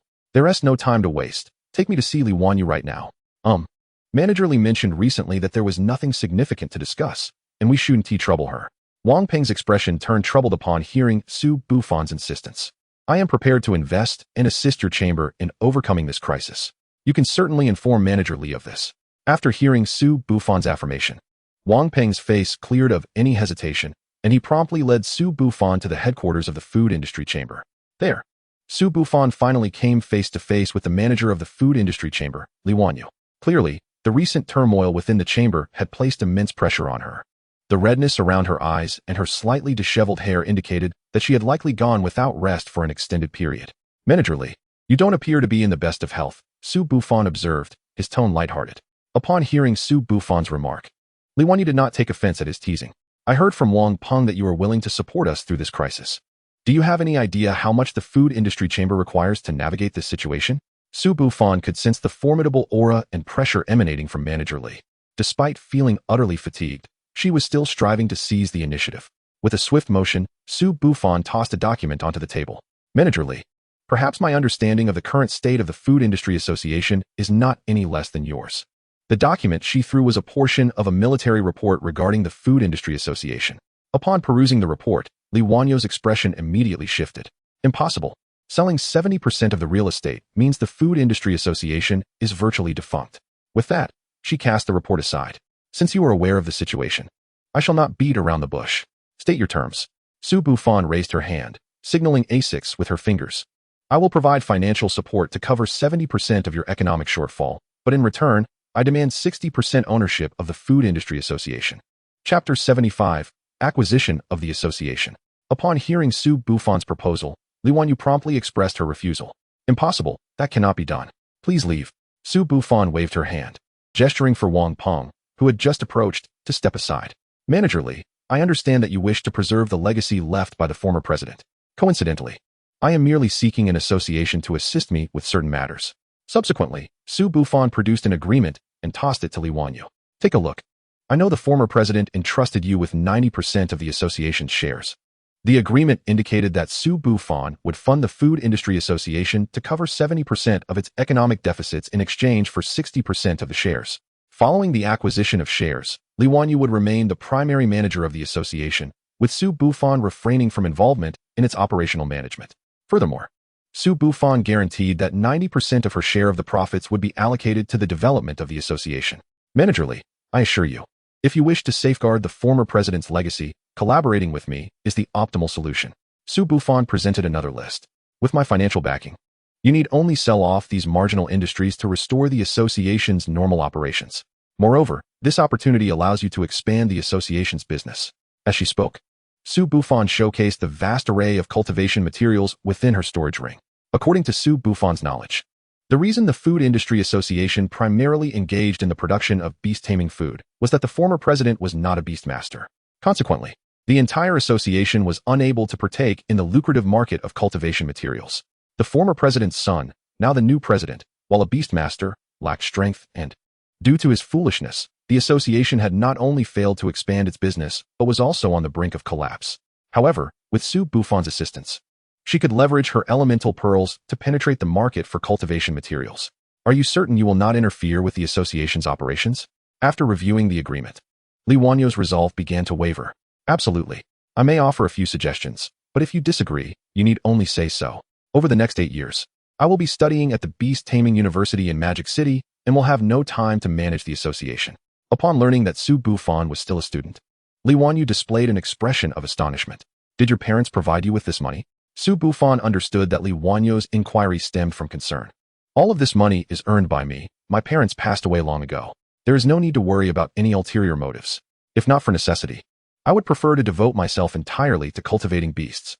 Upon hearing Su Bufan's words, Li Wanyu was thoroughly swayed, yet after contemplating for a moment, she shook her head.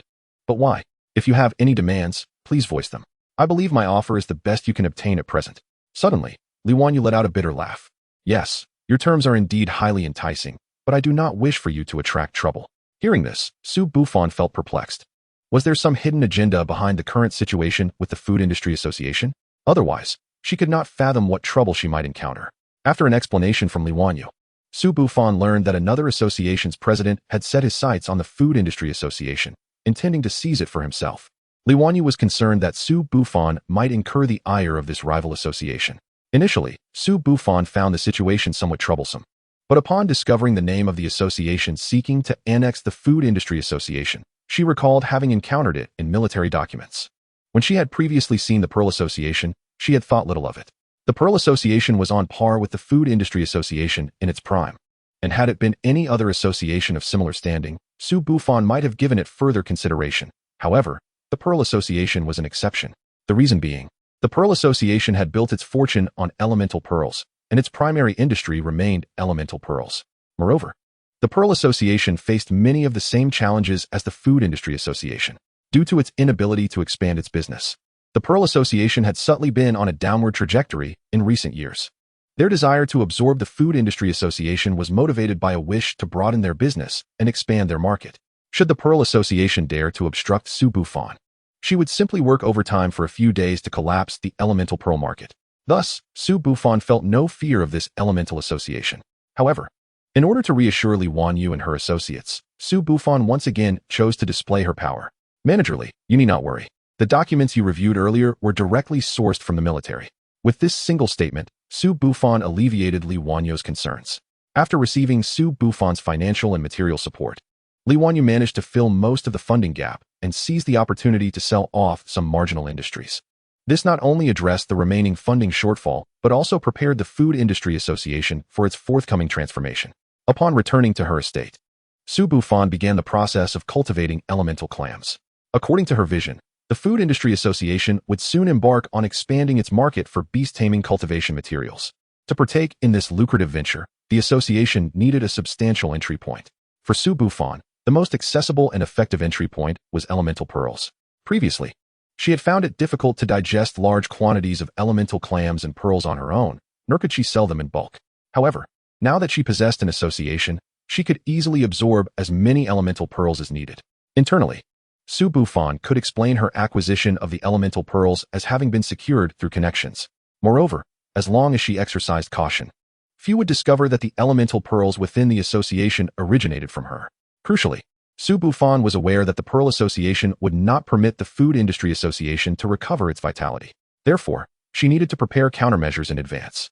The Pearl Association did not keep Su Bufan waiting long. Within 2 days, Li Wanyu contacted her to inform her that there were issues with the sale of the marginal industries.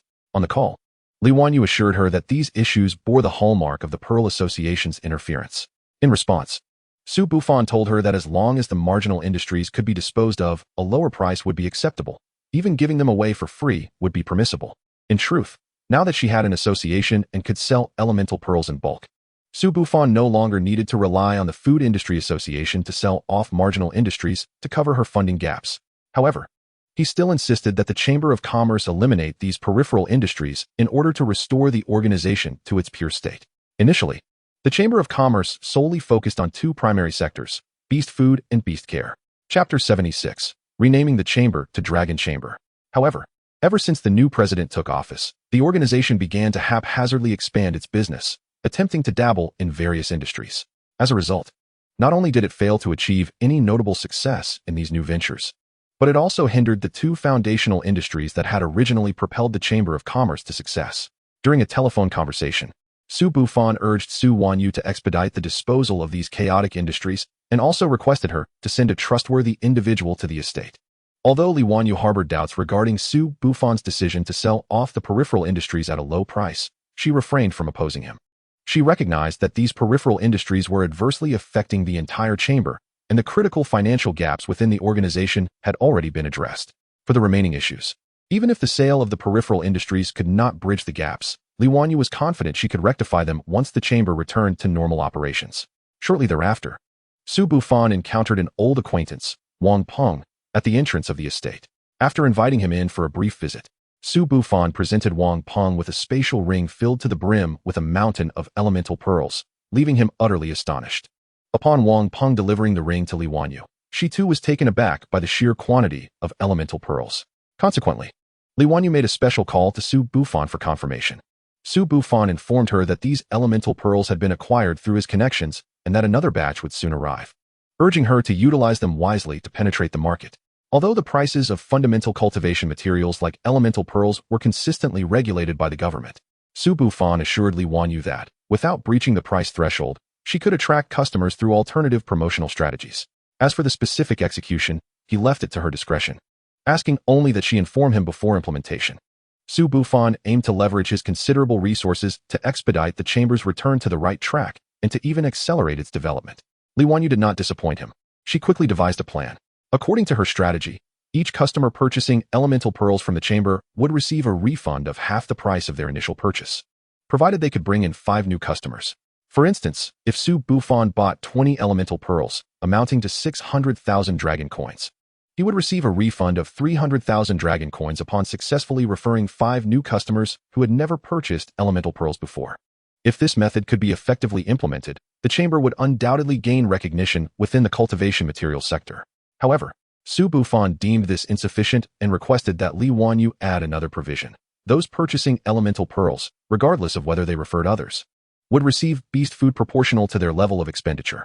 Furthermore, Su Bufan and Li Wanyu discussed the fact that the chamber had originally flourished due to beast food, hence its name.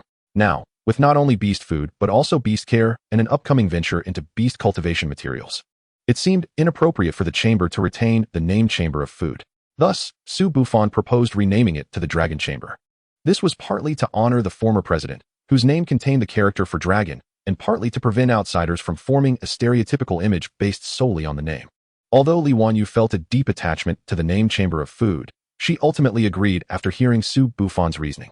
This was also a testament to Su Bufan's high regard for Li Wanyu. While she was deeply empathetic, she never allowed emotions to cloud her judgment. Determined to preserve the legacy built by the former president while also prioritizing practicality, she set the plan into motion. As the name Dragon Chamber began to circulate, it garnered increasing recognition. Under Li Wanyu's meticulous management, the entire operation of the Dragon Chamber ran smoothly, with Su Bufan merely providing elemental pearls from behind the scenes. Meanwhile, within the Pearl Chamber, the atmosphere was tense. Who could explain this situation? How had Li Wanyu suddenly regained her vitality? The Chamber of Food, or rather, now the Dragon Chamber. Where did all these elemental pearls come from? The president of the Pearl Chamber launched a barrage of urgent inquiries. Yet, faced with the president's questions, no one had the answers. Su Bufan's identity within the Dragon Chamber was also shrouded in obscurity, as per his request. Only Li Wanyu and Wang Peng were truly aware of who he was, with even their own members clueless about the resurrection of the Dragon Chamber. It was futile to expect outsiders to know. Seeing his subordinates behaving like ostriches, the president of the Pearl Chamber erupted in fury. "You useless lot, go investigate." Just then, an incongruous voice interjected, "President, I believe there's no need for an investigation. The Dragon Chamber has already regained its vitality. Knowing the reason would be of no consequence. Perhaps you should consider how our chamber should proceed." With that, a bespectacled man presented a report. The report indicated that since the Dragon Chamber had launched its promotional activities, the Pearl Chamber's daily revenue had plummeted dramatically. If this continued, the Pearl Chamber would undoubtedly face severe problems. The man's remarks struck a heavy blow to the president of the Pearl Chamber. At that moment, Su Bufan remained oblivious to the events transpiring within the Pearl Chamber. Tang Yuan and Banana finally achieved breakthroughs just before the start of the school year. To Su Bufan's delight, both Tang Yuan and Banana not only advanced to the Crescent Moon tier, but also exhibited new skills. Tang Yuan gained a new ability called Shadow Fong, which, like the ghostly hand thief, had 2 forms. The first form involved Tang Yuan manifesting energy fangs from its body, inflicting biting damage on the target. Upon hitting the target, the energy fangs would not only deal direct damage, but also inflict dark energy corrosion.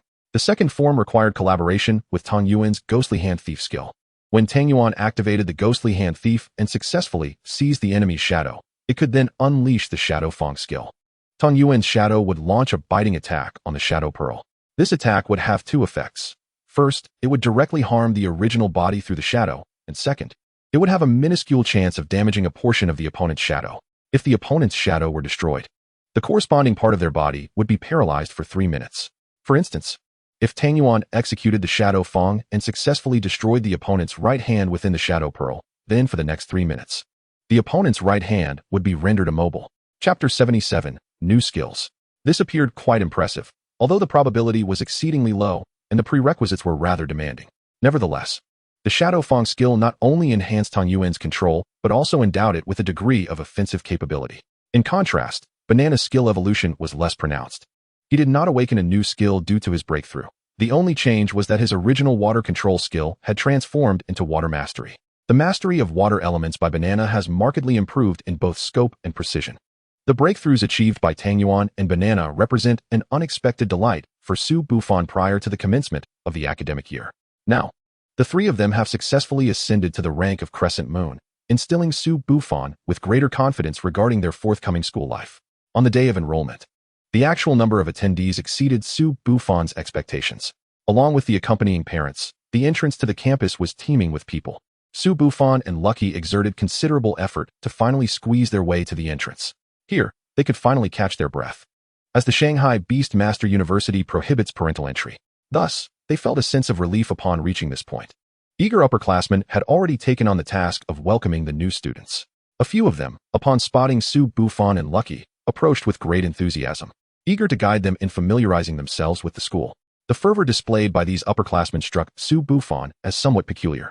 Nevertheless, he and Lucky did not decline the offer to become acquainted with the campus, although they were mindful not to waste too much of the upperclassmen's time. They casually selected one of them to serve as their guide. The chosen upperclassman appeared exceedingly pleased, while the others wore expressions of disappointment. Su Bufan couldn't help but ponder whether these upperclassmen were genuinely so eager to assist. As it turned out, no one offers assistance without ulterior motives. Not far from the school gate, the upperclassman revealed the true purpose of his visit. I recall that both of you participated in the practical examination at the start of the semester, so you must have some spare Beast Master points, right? Upon hearing this, Su Bufan understood that they had been awaited. These Beast Master points could be exchanged for Dragon Coins at the school, at the rate of 10,000 Dragon Coins per point. However, I have not completed my task, so I cannot exchange for Beast Master points at the moment. Su Bufan calmly listened as the upperclassman attempted to entice them. His words contained a mix of truth and deception. Had it not been for Su Bufan and Lucky's prior interactions with several upperclassmen in the realm of extraordinary strength, they might have truly fallen for his ruse. As the upperclassman spoke, he produced a certificate for exchange. With his mouth poised to make another offer, Su Bufan sensed that the main act was about to unfold. I have an urgent matter and desperately need Beast Master points.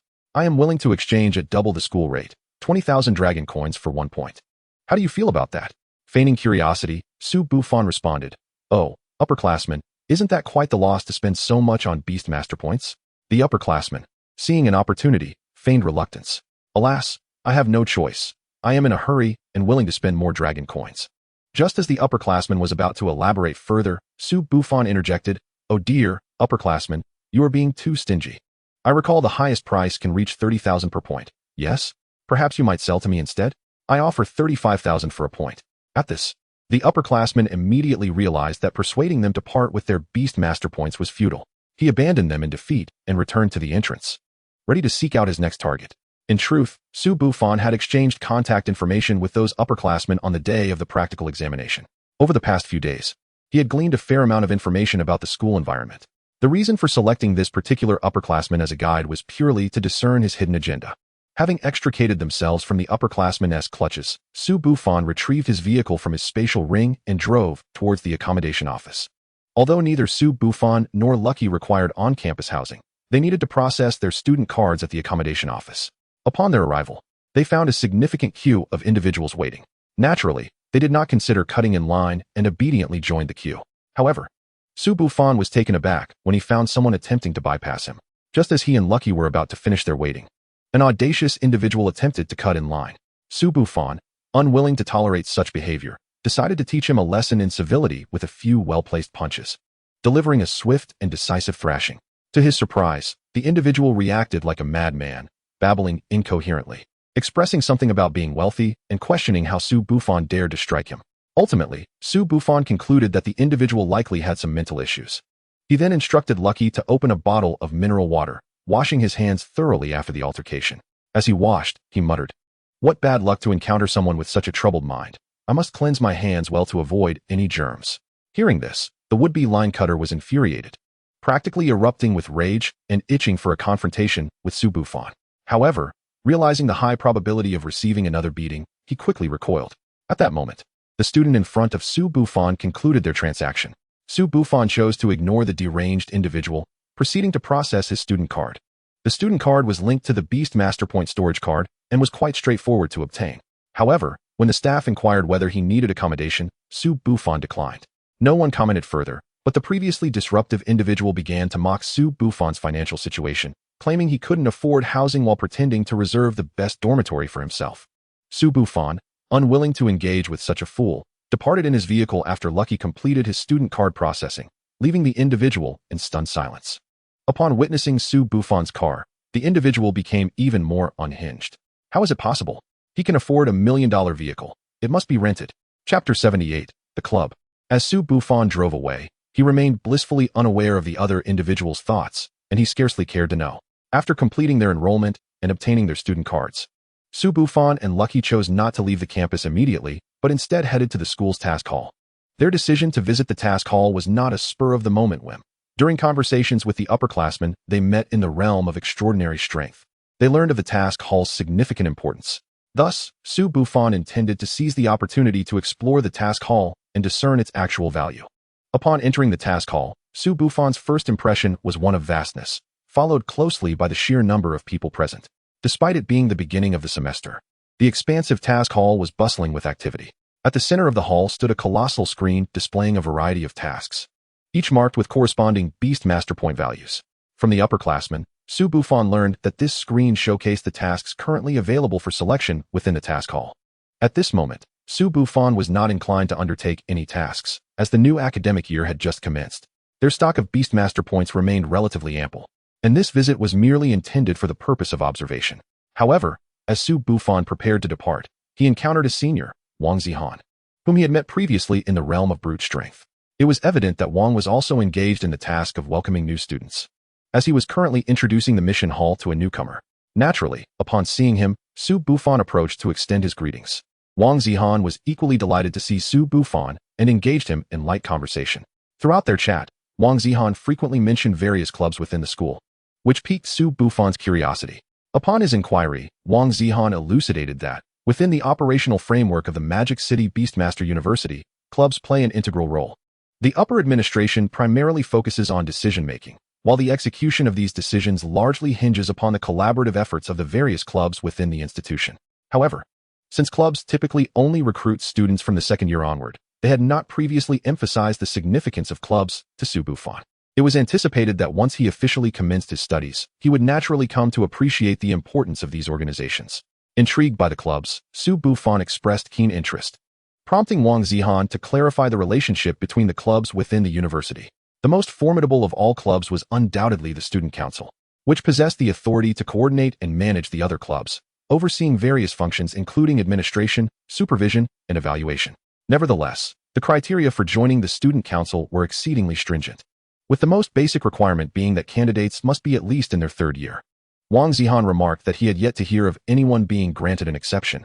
Following the Student Council were several other significant clubs, each of which held comparable strength and collectively ensured the smooth operation of the university.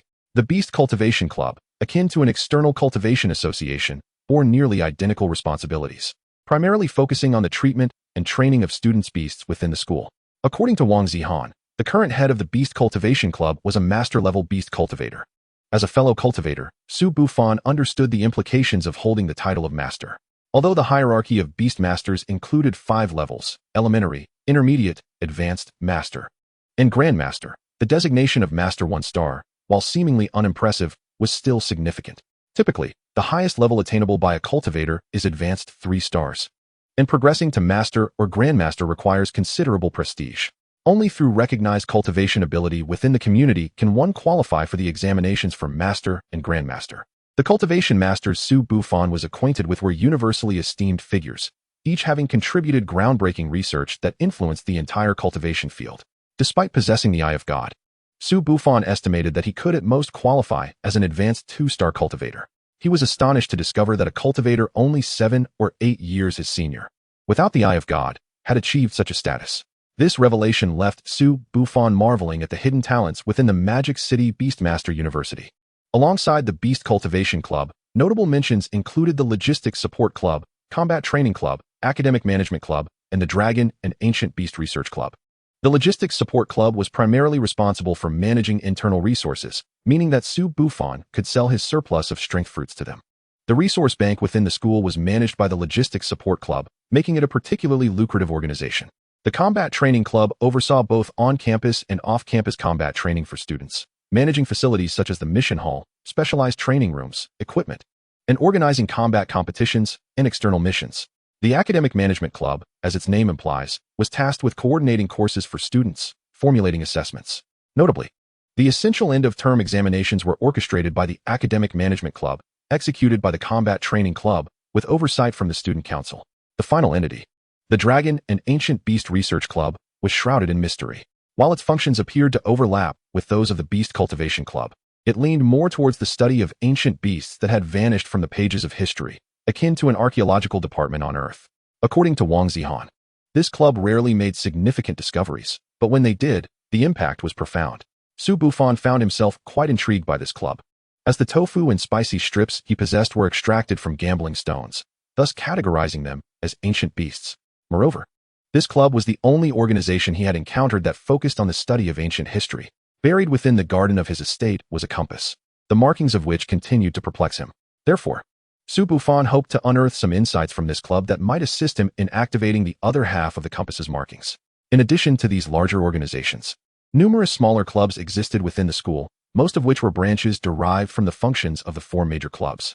For example, the Beast Cultivation Club encompassed the Beast Treatment Club, Cultivation Potion Club, and Forging Club, among others. The entire school was managed by the Student Council, which oversaw the 5 major clubs, each of which in turn managed its own smaller affiliates. This structure formed a pyramid-like management network, ensuring the seamless operation of the institution. It was precisely because of his conversation with Wang Zihan regarding the clubs that Su Bufan recalled his identity as a cultivator. Chapter 79, Source Power Training Room. Ever since he attained financial independence through the elemental clam, no longer needing to earn a living by cultivating beasts for others, Su Bufan had seldom employed his identity as a cultivator. Consequently, he had not considered pursuing further qualifications as a cultivator.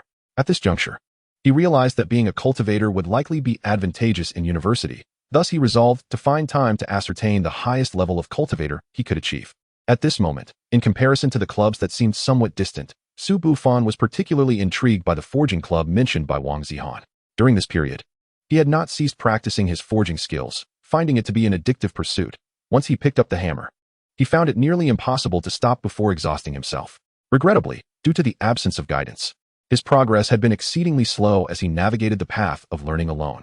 The sudden mention of a forging club felt as if it were tailor-made for him. Unfortunately, Wang Zihan promptly doused his enthusiasm, revealing that the forging club, like the others, only accepted students from the 2nd year onward. However, Su Bufan devised a strategy. While he might not be able to join the club, it did not preclude him from seeking advice from its members or instructors. Yet, once Su Bufan commenced his classes, he understood why clubs restricted membership to students in their 2nd year and above. The 1st year curriculum was overwhelmingly extensive. According to the academic plan, students were required to complete all foundational studies during their 1st year, resulting in a packed daily schedule for Su Bufan, filled with theoretical knowledge in the morning and practical training in the afternoon. While the theoretical studies were fundamental, they covered a remarkably broad spectrum. Although Su Bufan had encountered certain content in books, experiencing it in the classroom offered an entirely different perspective. However, what left a lasting impression on Su Bufan was the practical combat training conducted every afternoon. Initially, upon seeing the name, he assumed it pertained solely to beast taming. But he soon realized that this course encompassed not just taming, but also the beast tamers themselves. What was deemed high-intensity training back on Earth could only be considered a warm-up in their afternoon classes. According to the instructor, for the next 3 months, they would not only engage in fundamental strength and endurance training, but also delve into advanced disciplines such as combat and martial arts. Some students, unable to endure the rigors, directly questioned the instructor, arguing that such training was of no use to beast tamers. The instructor's response was straightforward, a swift blow to the mouth to deter pleas for mercy, followed by a strike to the legs to prevent escape. After subduing the questioning student, the instructor calmly remarked, "Do you see? Insufficient strength leads to defeat. While a beast tamer might not directly assist their beast, they certainly should not be a hindrance in battle."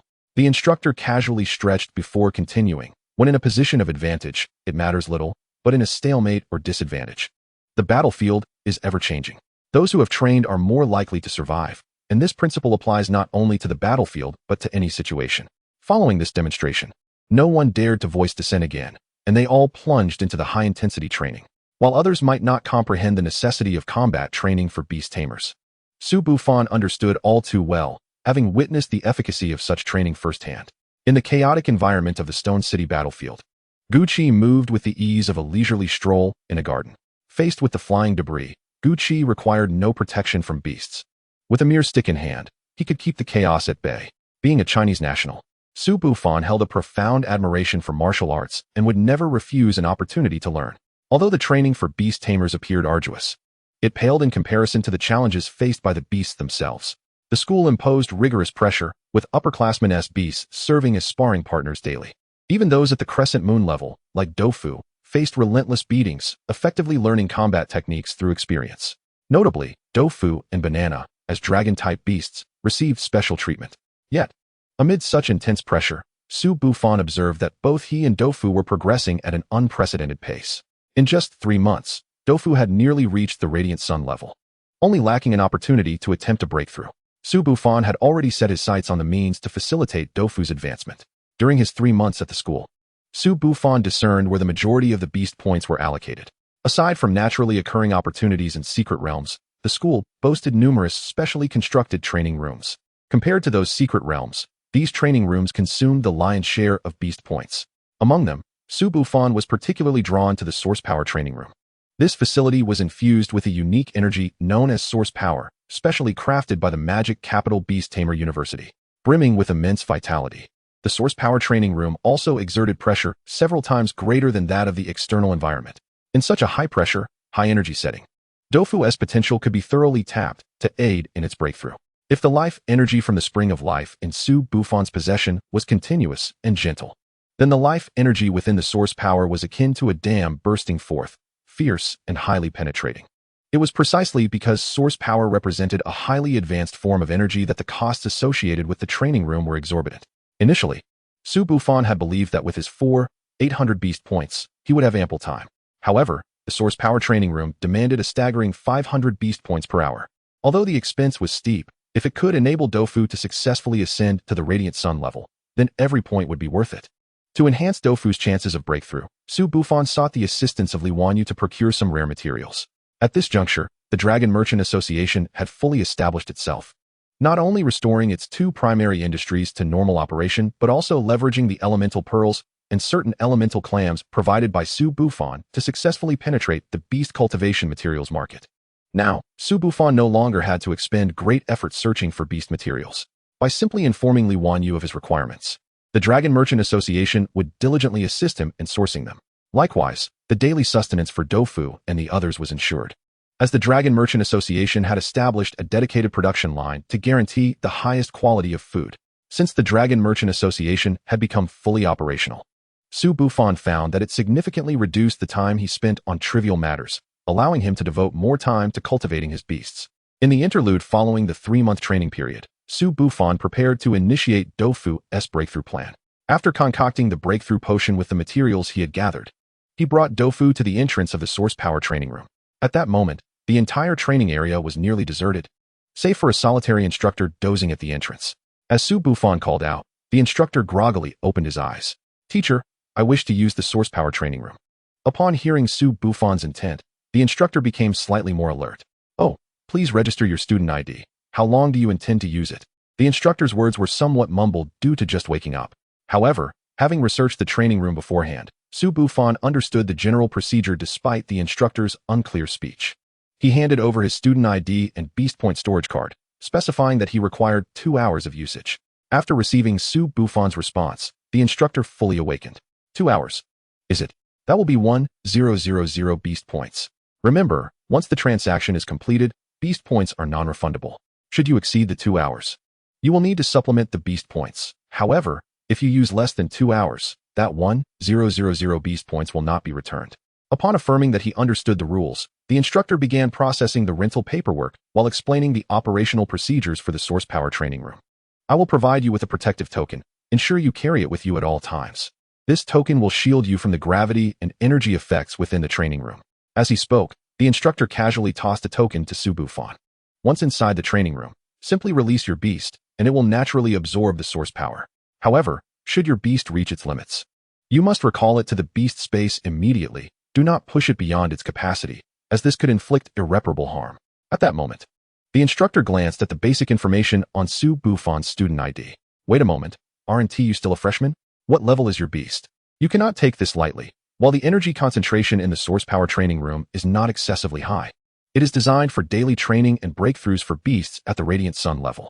With that, the instructor cast a skeptical glance at Su Bufan, doubting whether he had truly woken up or was merely joking with him. Su Bufan was well aware of the circumstances surrounding the source energy training room. Although it indeed aligned with what the registration teacher had described, there were exceptions. Dofu, being a dragon-type beast and a pure-blood true dragon, could not train in the source energy training room for extended periods like those of the Yaoyang rank. Nevertheless, it was still plausible for Dofu to achieve a breakthrough with the aid of the source energy training room. In his pursuit of stability, Su Bufan prepared not only the breakthrough potions, but also additional elixirs to enhance Dofu's adaptability to the source energy. Thus, even if Dofu had not yet reached the Yaoyang rank, Su Bufan was confident that, should Dofu fail to break through in the training room, he would not incur any harm. Su Bufan's method of proving himself was rather straightforward. He simply showcased his newly acquired advanced 2-star breeder badge to the registration teacher. This badge alone was sufficient to attest to Su Bufan's serious intent. Even before Su Bufan could articulate his plans, the registration teacher had already prepared the rental agreement for him. The source energy training room he rented was the Isan training room, which boasted the lowest energy concentration among all such facilities. Above Isan were the ER and E training rooms, and similarly, the A-level training rooms towered above the B-level ones. Given Dofu's current condition, coupled with the potions Su Bufan had prepared, it seemed that the Isan training room would be the most suitable venue for attempting a breakthrough. The Isan training room was not particularly spacious. From an external perspective, if Dofu were released within, it would likely struggle to turn around. However, the external dimensions were merely a facade, as the interior was indeed vast and intricate.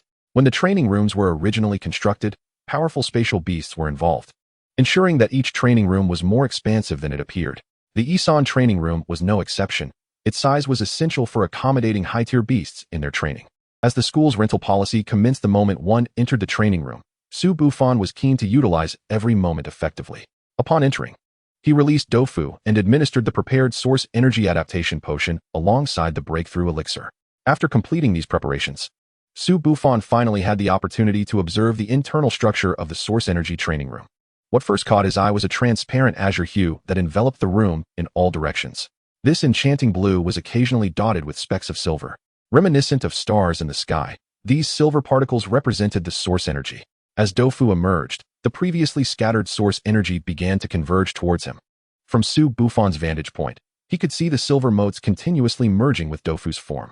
As the influx of silver light intensified, Dofu's aura grew increasingly potent. When Dofu's energy reached its zenith, the gathered source energy ceased to flow into his body, instead forming a delicate luminescent veil around him, akin to a peculiar silver egg enveloping Dofu entirely. Recognizing this as Dofu's initial foray into a breakthrough, Su Bufan anticipated the outcome would soon reveal itself. Under normal circumstances, a breakthrough to the Yaoyang rank would take at least 2 to 3 days. However, due to the assistance of the superior source energy, the requisite time was expected to be significantly reduced. Su Bufan estimated that results would manifest in approximately 2 hours. Thus began the most arduous 2 hours of waiting for Su Bufan. Yet, as the 2 hours elapsed, the anticipated scene did not unfold. Dofu had not successfully achieved the Yaoyang rank. However, he also had not failed, remaining in the same state he was in at the onset of the breakthrough. Faced with this situation, Su Bufan found himself at an impasse. Since Dofu's breakthrough relied on source energy, it was impossible for him to leave the training room during this period. Consequently, the duration they would need to remain in the training room hinged entirely on when Dofu would awaken. Whether it took 2 hours, 4 hours, 6 hours, or even 10 hours, Su Bufan had no choice but to wait. The sufficiency of beast points was no longer a concern for him, even if the number was insufficient. It would have to be addressed later. Fortunately, Dofu did not deplete Su Bufan's beast points. After an additional hour had passed, the source energy enveloping Dofu erupted in a dazzling display of silver light, dissipating into countless shimmering particles. Dofu's form re-emerged from within. He appeared significantly more mature, adorned with unique silver patterns across his expansive body. His already imposing size had further increased, with his sharp fangs and claws glistening ominously, exuding an aura of formidable power with every movement. Upon successfully breaking through to the Yaoyang rank, Dofu finally awakened his first innate talent. The talent was elegantly simple, bearing a singular name, Dragon. This talent conferred upon Dofu an extraordinary enhancement, amplifying his attributes by an astounding 200%. While the description of Dofu's talent in the eye of the divine was succinct, it stirred a tempest of excitement within Su Bufan. An increase of 200%, regardless of the aspect of the beast, represented a monumental augmentation. In Dofu's case, this meant that his dragon breath intensity, physical strength, and recovery speed would all experience a 200% enhancement. In essence, Dofu now possessed the strength of 2 dragons combined. Glancing at the time, Su Bufan noted that he had spent over 3 hours in the source energy training room. Given that the school's policy counted any duration less than 1 hour as a full hour, he decided to allow Dofu to solidify his newfound strength and complete a full 4 hours before exiting. When Su Bufan finally emerged from the training room, the clock struck precisely 4 hours, neither a minute more nor less. "You're out. Come and replenish your beast points," the registration teacher exclaimed with evident delight upon seeing Su Bufan. After Su Bufan entered the training room, the teacher had realized that newcomers like him were unlikely to possess beasts of the Yaoyang rank. Given that Su Bufan had paid the same amount of beast points to use the training room while drawing less energy than other users, the school was undoubtedly pleased to have someone like Su Bufan among its clientele. Dofu's successful breakthrough alleviated Su Bufan's concerns about the additional 1,000 beast points he had spent. In fact, if in the future, Tang Yuan and Xiangjiao could also achieve the Yaoyang rank for just 2,000 beast points, Su Bufan imagined he could wake up smiling in his sleep. With Dofu's successful breakthrough, Su Bufan decided to grant himself a brief respite, intending to rest for a couple of days. Although his mornings remained filled with classes, the conclusion of the afternoon practical training afforded him some time to recuperate. However, despite this brief holiday, Su Bufan continued to fulfill his daily responsibilities without omission. Additionally, he received an unexpected communication from Li Wanyu of the Dragon Chamber of Commerce. Regarding the Dragon Chamber of Commerce, Su Bufan, along with Qingnua, generally refrained from actively participating in the management of the association. Similarly, Li Wanyu adhered to Su Bufan's perspective and did not frequently reach out to him. The few instances of contact were primarily driven by internal decisions within the Dragon Chamber, during which they would consult Su Bufan for his insights. However, this time, Li Wanyu proactively contacted him not regarding any decisions, but to inform him of an upcoming auction. As the core city of the Qinglong district, Magic City hosts numerous auctions daily, rendering such events commonplace. Yet, the significance of this particular auction compelled Li Wanyu to reach out to Su Bufan, indicating it was not an ordinary affair. According to Li Wanyu, this auction was spearheaded by the Qinglong Chamber of Commerce in collaboration with several large enterprises. Her primary purpose for contacting Su Bufan was to inquire whether he wished to attend the auction. Upon learning about the auction's significance, Su Bufan decisively resolved to participate.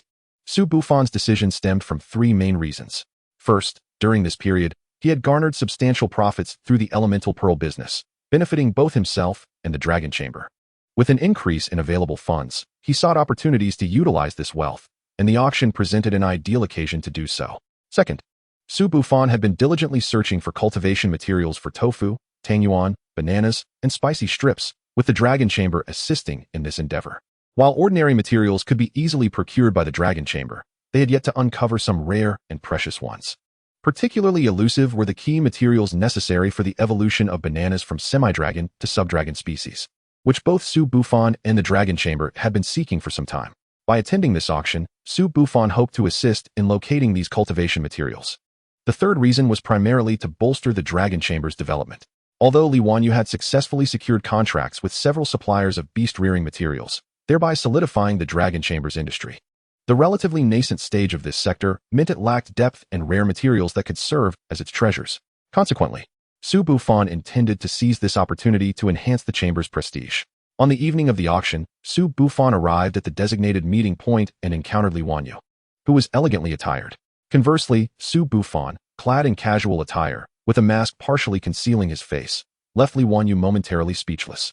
Nevertheless, upon Su Bufan's invitation, she joined him in the vehicle as they proceeded to the auction. Upon their arrival, Su Bufan casually stowed the vehicle and prepared to enter the venue with Li Wanyu. As she presented their invitation to the attendant at the entrance, he unexpectedly barred Su Bufan's entry. "I apologize, President Li, but in the interest of safeguarding the participant's safety, your driver must wait in the lounge," he stated. Li Wanyu was momentarily taken aback, but quickly regained her composure, chastising him with a hint of displeasure. "How dare you? This is a major shareholder of the Dragon Chamber, not merely a driver. Step aside." Li Wanyu's words were a prearranged script that Su Bufan had devised to conceal his identity. He had refrained from publicly announcing himself as the president, instead allowing Li Wanyu to take the forefront, leading others to believe she held that position. Given her recent management of the Dragon Chamber, she effectively exercised the authority of the president. Consequently, apart from Wang Peng, the internal staff were wholly convinced of Li Wanyu's status. Su Bufan was attending the auction as a major shareholder. However, the attendant, undeterred by Li Wanyu's assertion, continued to obstruct Su Bufan's entry, citing his inappropriate attire. This blatant targeting of them was evident even to the most oblivious. Without further ado, Su Bufan stepped forward, seized the attendant, and delivered 2 swift blows. After administering the strikes, he truly appreciated the value of his 3 months of practical training. In the past, he would have struggled to control his strength enough to inflict pain without causing unconsciousness. The satisfaction from his actions was palpable, and he unceremoniously discarded the attendant as if he were refused, then turned to address another attendant nearby. "Go fetch your manager and inform the one on the ground to cease these petty tactics. They are utterly pointless." He gestured towards the attendant who had been struck, whose swollen cheeks now bore a striking resemblance to that of a pig. The second attendant, upon hearing Su Bufan's command, cautiously made his way into the auction venue. Su Bufan then took a chair, positioning himself at the entrance, prepared to await an explanation. A few more guests arrived, and upon witnessing the scene, they too opted to linger and observe the unfolding drama rather than enter the auction. Before the manager could arrive, Su Bufan recognized 2 familiar faces. A specially modified armored vehicle pulled up at the entrance, from which emerged 2 men clad in military uniforms. "General Tai, it feels like ages since we last met. And Colonel Gu, you remain as distinguished as ever." The newcomers were Tai Linglong and Gu Qi, prominent officers stationed in Magic City from the Qinglong military district. Thus their invitation to the auction was expected. Upon Su Bufan's enthusiastic greeting, Tai Linglong and Gu Qi exhibited signs of confusion. It was then that Su Bufan recalled the mask he had crafted to obscure his identity. To clarify, he promptly added, "The egg I traded with you recently should have hatched by now, correct?" Upon hearing this, the 2 men instantly recognized who he was. "Oh, it's you. But what brings you here?" In response to Tai Linglong's inquiry, Su Bufan recounted the entire sequence of events. With an abundance of funds. "I initially intended to explore the realm of commerce, yet I never anticipated encountering such obstacles." Su Bufan sighed deeply. "General Tai, you represent the military. The Qinglong Chamber operates within the business sphere, and I, modestly, claim to belong to the political realm. If the Qinglong Chamber fails to provide me with a satisfactory resolution today, I shan't shy away from making a formal complaint." The onlookers around them were taken aback by Su Bufan's words, and the lack of rebuttal from Tai Linglong only stirred their intrigue further. Originally on the brink of collapse, the Food Industry Chamber of Commerce experienced a miraculous revival overnight. Not only that, but within a remarkably short period, it rebranded itself as the Dragon Chamber of Commerce and began to soar to unprecedented heights. It was evident to all that the resurgence of the Food Industry Chamber could not have been achieved solely through its own efforts. There had to be significant assistance from behind the scenes. Yet, none could have anticipated the magnitude of support that the chamber received. The benefactor not only possessed connections within the government, but also appeared to share a close rapport with General Long of Teeling. Consequently, those in the crowd who harbored ulterior motives towards the Dragon Chamber quickly abandoned their schemes. Meanwhile, a servant who had previously collapsed in agony suddenly fainted, leaving it unclear whether it was due to pain or fear. At that moment, the manager responsible for the auction belatedly arrived. Upon his entrance, he immediately sensed an unusual atmosphere in the room. He had rushed over after receiving a frantic complaint from a servant, who claimed that a disturbance was occurring at the auction's entrance. However, to his astonishment, he discovered that the alleged ruffian was engaged in a friendly conversation with General Long, indicating a surprisingly amiable relationship between them.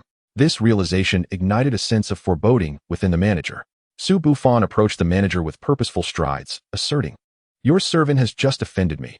You best provide a reasonable explanation, or I shall be compelled to file a complaint with the Ministry of Finance." Upon uttering these words, Su suddenly recalled something. I almost forgot to introduce myself. I am the largest shareholder of the Dragon Chamber, a distinguished solar beast master, and a high-ranking 2-star breeder.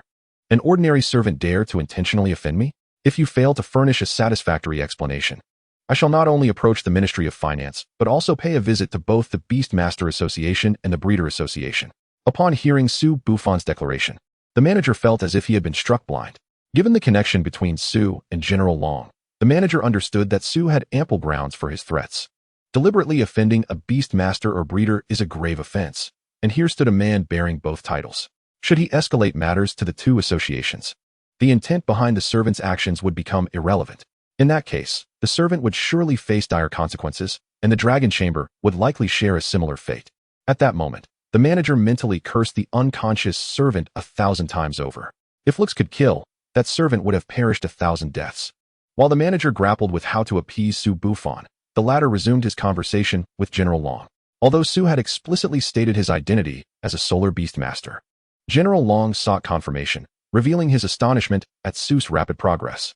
He recalled that during the Beast Master entrance examinations, Su's companion, Dofu, had only recently ascended to the Crescent Moon tier, yet less than 6 months later, Dofu had successfully advanced to the Solar tier. As the auction commenced, Su Bufan's remarkable ascent in the realm of Beast Masters piqued General Long's keen interest. Following the events of the evening, Su had also gained a clear understanding of General Long's influence within Modu. Hence, he expressed his willingness to assist in nurturing General Long's Phoenix-type beast, Huiaro. While the two conversed amiably, the manager was drenched in cold sweat, anxiously wiping the beads from his forehead. Observing the manager's distress, Su Bufan realized that he would not receive a satisfactory answer anytime soon. To avoid delaying the auction, he granted the manager additional time to ponder. With that, he stepped over the fainted servant and entered the auction hall, all the while relishing the irony of the situation. I wear casual attire by choice, while you are compelled to wear formal attire. As long as I wish, your formal wear shall serve only as my footstool. The earlier commotion had not disrupted the proceedings of the auction. Prior to this event, Su had only attended one auction in Yenzhou, and today's auction dwarfed that experience in scale. Items that had been the focal point in Yenzhou were merely ordinary offerings here. The first item presented was particularly intriguing, a patterned egg. As the egg, roughly the size of a child's head, was unveiled, Su felt his heart skip a beat. He mused to himself, could it be that such a powerful auction would begin with a dragon egg? Not only did Su entertain this thought, but many attendees also regarded the egg as a potential dragon egg. However, the auctioneer's subsequent remarks clarified the egg's true nature, dispelling the notion that it was a dragon egg. This revelation momentarily eased Su's apprehension. Had it indeed been a dragon egg, the competition for it would have been far more intense than anticipated. Though the egg was not a dragon egg, it did possess draconic lineage. It was the offspring of a male half-dragon beast, the poison fire dragon snake, and a female king-tier snake beast, the flame king snake. Thus, the life within this egg bore a trace of dragon blood. Even if the creature that hatched was not a dragon beast, it would have a significantly higher chance of evolving into one compared to other snakes. Moreover, given that both parents were high-tier beasts, even if the hatchling never evolved into a dragon beast, its potential remained unquestionable. Upon learning that the egg was, in fact, a snake egg, Su's interest waned. Dragons are often associated with indulgence, as are snakes, and given that the poison fire dragon snake had evolved from snakes into dragon beasts, it was almost certain that the egg would hatch a snake. At that moment, Su had neither the need nor the capacity to forge a new contract. Even if he could, his first choice would undoubtedly be the twin dragon offspring. By the time he sought to contract a new beast, he would surely possess the means to find something superior to this little snake. Thus, the value of this snake egg appeared rather meager in his eyes. Nevertheless, Su still placed a bid, for while it was almost certain that a snake would emerge, miracles can occur. Furthermore, although he had no immediate use for it, the egg represented a commendable product for the Dragon Chamber. Although the Dragon Chamber did not currently engage in the trade of beasts, acquiring this snake egg could enhance its reputation. Crucially, regardless of the egg's ultimate outcome, there was no risk for Su. Should a dragon-type beast hatch, it would be a substantial profit. If a snake-type beast emerged, the worst-case scenario for Su would simply be a financial loss. Given the efficiency with which the elemental clams in his estate generated wealth, the matter of profit was inconsequential. Moreover, since this was a snake egg, it was unlikely anyone would risk everything for it. Thus, competition for this first item would be relatively mild, as each participant harbored a personal threshold.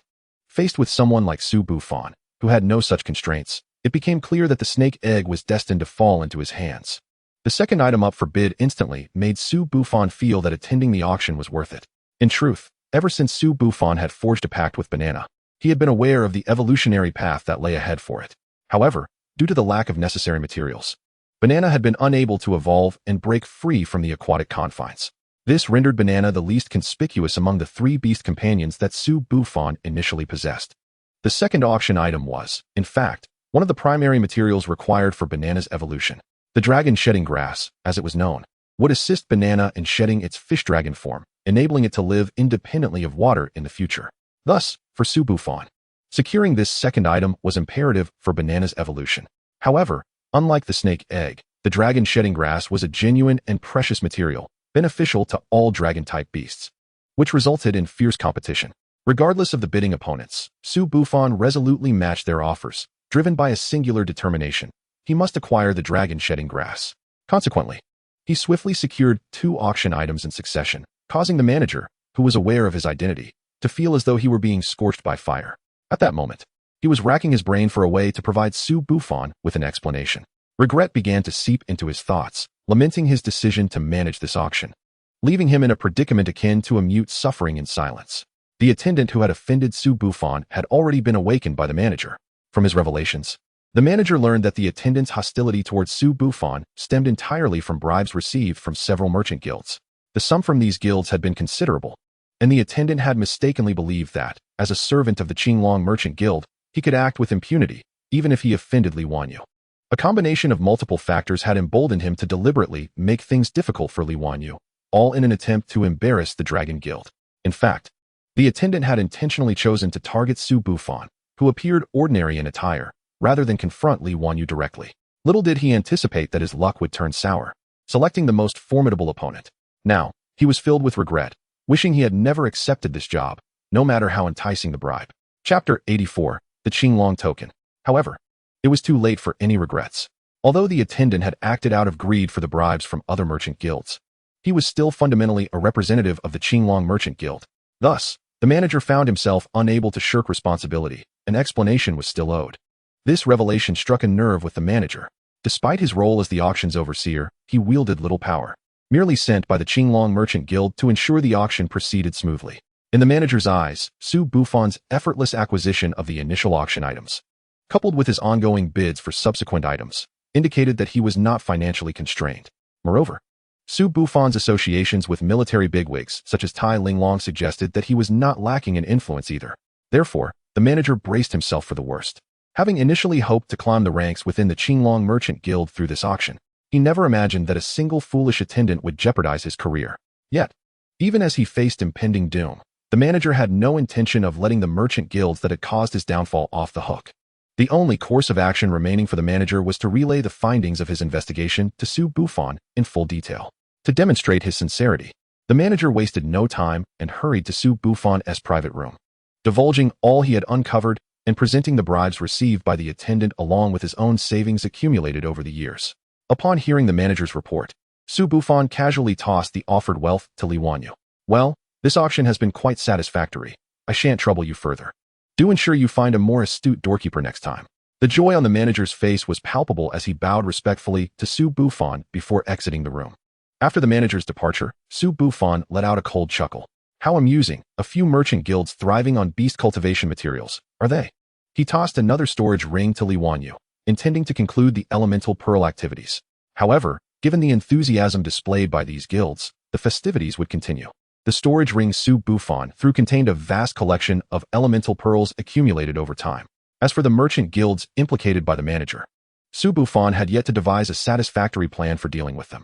Although to the outside world he appeared shrouded in mystery and closely allied with military figures like Tai Linglong, he was acutely aware that intervening in disputes between merchant guilds would be complicated, even with the backing of his parents' names. His dealings with Tai Linglong had been limited to a single transaction. While he sensed a willingness from Tai Linglong to cultivate a friendship, this did not grant him the authority to leverage that relationship against the guilds. Nevertheless, it would be premature to say he was entirely without recourse. From the list of guilds provided by the manager, Su Bufan noted that all were primarily engaged in the business of beast cultivation materials. He understood their intentions clearly. They sought to conspire together to monopolize the lucrative market for beast cultivation materials, unwilling to share the spoils with the Dragon Guild. In light of this situation, Su Bufan was prepared to engage with them in their game. After all, elemental pearls formed the bedrock of the beast cultivation materials trade, and Su Bufan possessed an abundance of them. Initially, Su Bufan had aimed to leave room for future interactions, opting not to sever ties completely. Apart from the initial promotional activities to attract attention, the elemental pearl trade conducted by the Dragon Guild had been no different from that of other guilds. However, it now seemed that Su Bufan had been overly lenient. Had they approached him openly, he would have regarded them with greater respect. But their choice to employ underhanded tactics warranted a more ruthless response. As long as the elemental pearl trade did not interfere with other operations, Su Bufan remained indifferent to the pricing of the pearls. With his discerning eye, acquiring pure spiritual energy was an effortless endeavor for him. Others attempting to replicate his profitable methods would find it impossible. The cost of nurturing elemental clams with pure spiritual energy far outweighed the eventual profits. Now, Su Bufan was eager to observe how long they could withstand the pressure, particularly the Pearl Merchant Guild that relied heavily on elemental pearls for its operations. During the period Su Bufan formulated his counter-strategy, he did not neglect his participation in the auction, occasionally making bids and acquiring various items. After reviewing the compensation offered by the auction manager, Su Bufan discovered some genuinely valuable items among them. Coupled with his own acquisitions, the foundation of the Dragon Guild began to solidify. However, no further items of interest to him appeared until 3 small wooden tablets were brought to the auction stage. Although Su Bufan was unaware of the purpose of these small wooden plaques, he could sense that the atmosphere in the room had grown fervent due to their presence. It was likely that many attendees were already familiar with the origins of this auction item, yet allow me to formally introduce these 3 Qinglong orders. Upon hearing the words Qinglong order from the auctioneer's lips, Su Bufan instantly recognized its significance. Among the beast masters of the Qinglong district, hardly anyone is oblivious to the Qinglong order. It represents an extraordinary opportunity, serving as the key to unlock a hidden realm.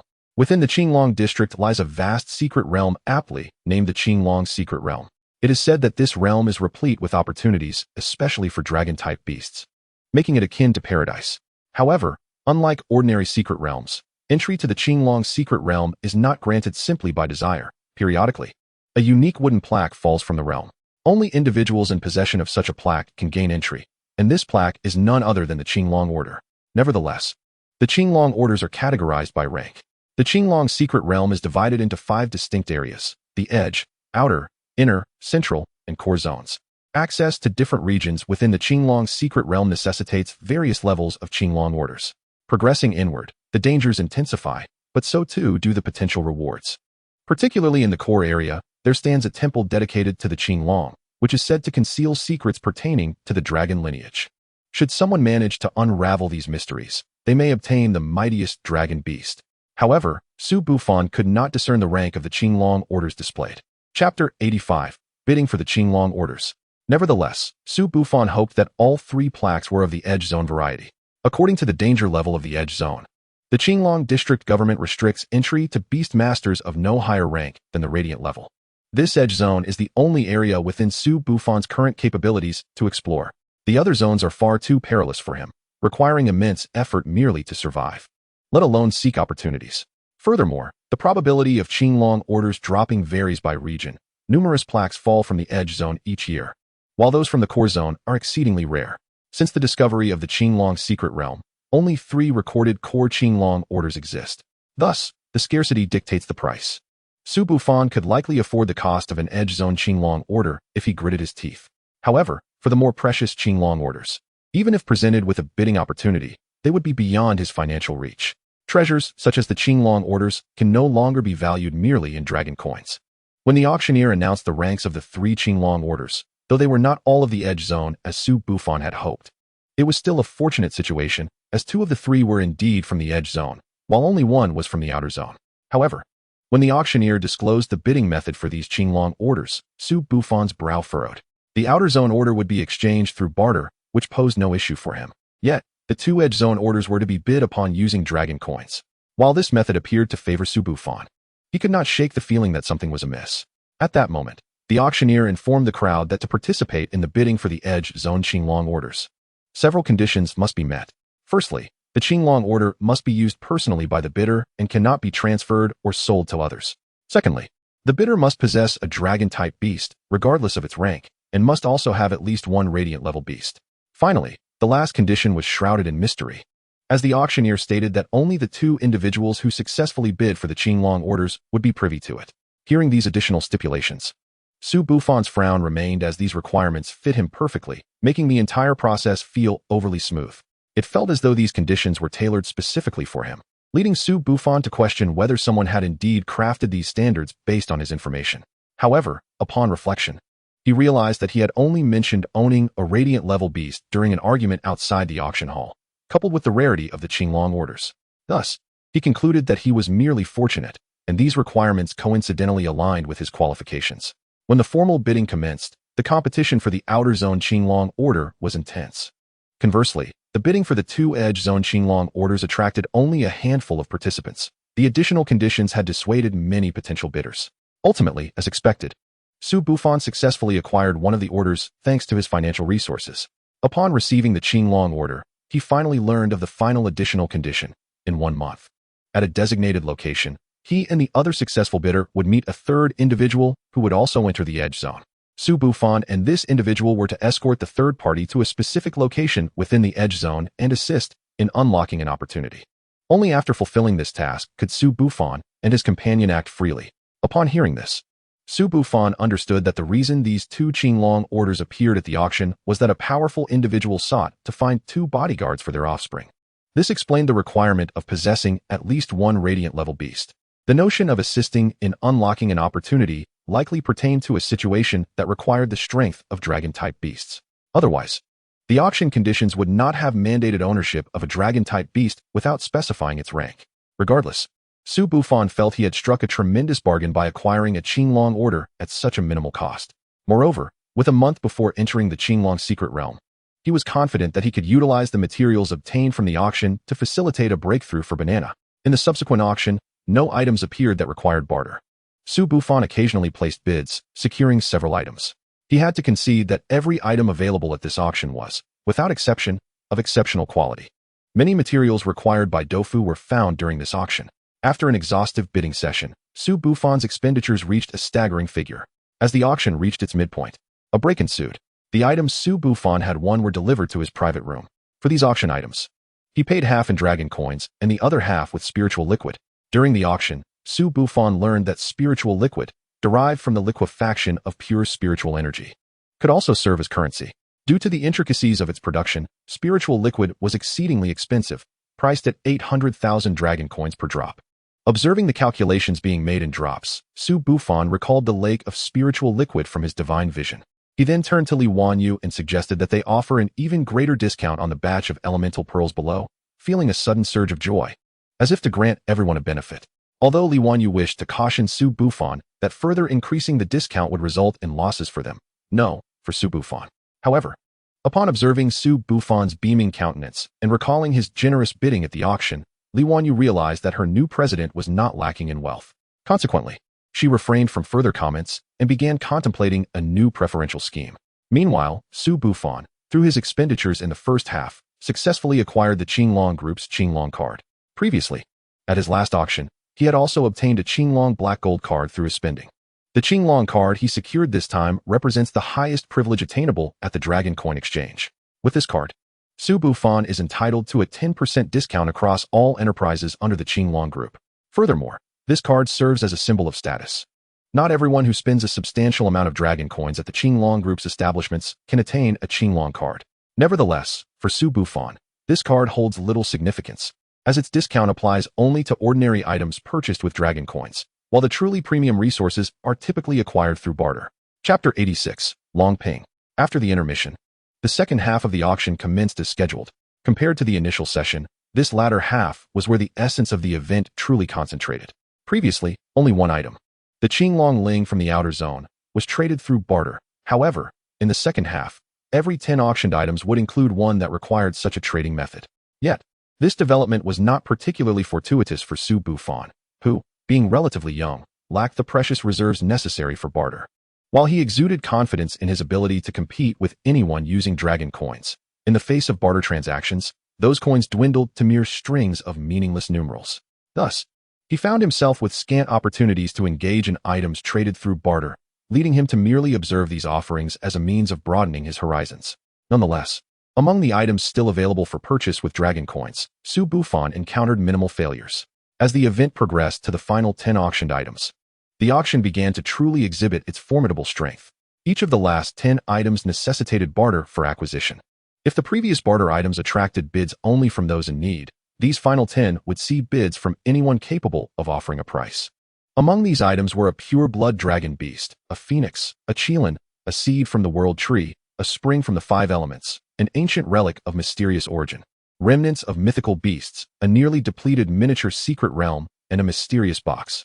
In truth, after the spring from the 5 elements, Su Bufan found himself somewhat perplexed by the auctioneer's descriptions of the remaining 4 items.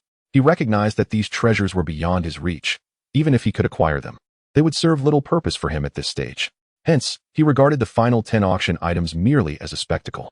When the last mysterious box was successfully claimed, the auction concluded on a triumphant note. After settling his remaining auction fees, Su Bufan encountered Tai Linglong once more at the entrance, who was engaged in conversation with another individual. Upon glimpsing this person's visage, Su Bufan immediately recognized him. Since his return from searching, he had familiarized himself with the profiles of notable figures in the Demon City. While he did not intend to ingratiate himself with them, he aimed to acknowledge their presence to avoid offending anyone. The individual beside Tai Linglong was not merely a prominent figure. He could be considered a titan in the Demon City.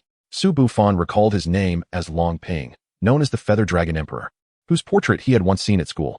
Out of respect for the two formidable individuals, Su Bufan decided against interrupting their conversation, intending to wait until they finished before discussing matters related to his daughter's beast cultivation with Tai Linglong. However, much to his surprise, Tai Linglong spotted him first and beckoned him over. Although Su Bufan had wished to maintain decorum, he could not decline Tai Linglong's invitation, especially as Long Ping showed no signs of objection. Thus, Su Bufan approached, momentarily removing his mask out of respect while greeting Long Ping. Upon seeing Su Bufan's face, Long Ping recognized him as well, having attended the college entrance examination event in which Su Bufan participated. After some casual conversation, Su Bufan inquired when he might assist Tai Linglong with the cultivation of Tai Yuru's beast. At this point, Long Ping learned that Su Bufan was, in fact, a high-ranking 2-star cultivator. As their discussion continued, Tai Linglong suddenly began recounting an incident that had occurred at the auction's entrance. Upon hearing this, Long Ping expressed some annoyance, as he had been instrumental in facilitating the auction's organization.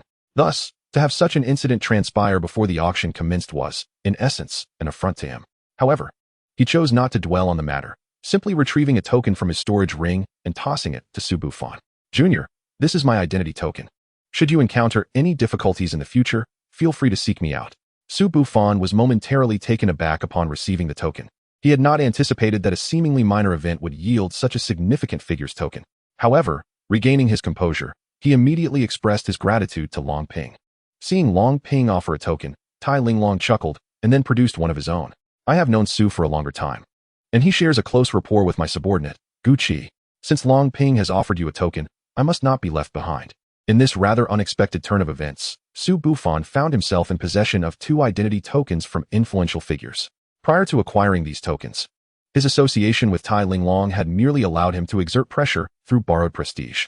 However, now, with the tokens from both Long Ping and Tai Linglong, these 2 individuals could genuinely be regarded as Su Bufan's formidable backing. Su Bufan had not anticipated such serendipity. To him, this auction was no longer simply an event, but rather a fortuitous encounter. After receiving the tokens, the 3 engaged in further conversation before Su Bufan, at Tai Linglong's behest, took his leave. Following his departure, Tai Linglong gestured to Long Ping. "You, my friend, I suspect your reason for presenting a token was not solely due to Su Bufan's predicament at the auction's onset." In response to Tai Linglong's teasing, Long Ping merely smiled faintly. "Indeed, I sense that this young man is no ordinary individual. I am keen to cultivate a relationship with him and see if he might remain in the Demon City in the future." Hearing Long Ping's words, Tai Linglong nodded in agreement. There is something about this young man that suggests he harbors a monumental secret. His future accomplishments will surely rival ours. Long Ping was taken aback by Tai Linglong's remark. While he knew Tai Linglong held Su Bufan in high regard, he had not expected such lofty praise. It was worth noting that both of them were among the most esteemed figures in the Qinglong district, in terms of both power and status. It is quite astonishing that Tai Linglong would believe that Su Bufan's future achievements would not fall short of their own.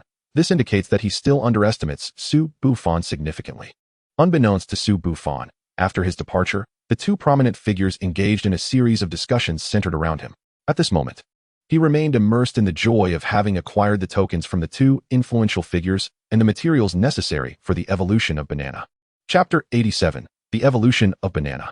Since Tai Yuru's beast cultivation would require a few more days, Su Bufan decided to utilize this interval to complete Banana's evolution. Otherwise, Banana would remain constrained by its identity as a spirit dragon carp, unable to make an appearance except on specific occasions. Regrettably, during the auction, despite assisting Tang Yuan in locating several useful materials, the evolution materials for Tang Yuan were still lacking one crucial primary ingredient. Therefore, Tang Yuan would have to wait until Su Bufan returned from the Azure Dragon secret realm to gather all the materials. In preparation for Banana's evolution, Su Bufan invested a considerable amount of resources. If it weren't for the elemental clam, which granted him boundless wealth, the cost of assembling these materials would likely lead even a powerful beastmaster like Gucci to financial ruin. However, this set of materials would only enable Banana to advance from a half-dragon species beast to a sub-dragon species beast. With a stroke of luck, it might even ascend to the Radiant Sun tier. Nonetheless, Su Bufan harbored no lofty expectations. He earnestly hoped that the evolution process would proceed without any mishaps, lest Banana evolve into a pseudo-dragon species, which would surely give him a headache. That said, while the materials for Banana's evolution were indeed challenging to procure, setting up the environment for its evolution proved to be relatively straightforward. Within the estate, aside from the large lake in the garden, Su Bufan had specifically constructed an indoor swimming pool for Banana's breakthrough or evolution. This indoor pool would serve as the venue for Banana's evolution. Su Bufan merely needed to add 10 tons of spiritual liquid to the pool. While the cost in dragon coins was indeed substantial, it posed no burden for Su Bufan. This was precisely why he had built the indoor swimming pool. Adjusting the spiritual energy concentration of the lake in the garden suitable for Banana's breakthrough would have been a painful expense, even for Su Bufan. Each painstakingly collected material was fed into specialized equipment and, after purification, was utilized by Su Bufan to concoct potions. Throughout the preparation process, Su Bufan felt his potion-making skills becoming increasingly proficient. He had sensed this improvement when preparing breakthrough and adaptation potions for Tofu. Su Bufan attributed this enhancement to his elevated breeding skills and the rigorous training he underwent at school, which improved his self-control. By the time Su Bufan completed the potion, Banana had been waiting in the swimming pool for nearly 2 hours, and signs of shedding scales were beginning to appear on its body. This was due to Su Bufan having fed Banana dragon molt grass prior to potion preparation. After further assessing Banana's condition, Su Bufan poured the prepared potion into Banana's mouth. Subsequently, Banana would commence a gradual evolution, and Su Bufan had to remain by the poolside without a moment's respite to ensure that the surrounding spiritual energy concentration could support Banana's transformation. With this entire procedure underway, Su Bufan felt quite confident in Banana's successful evolution.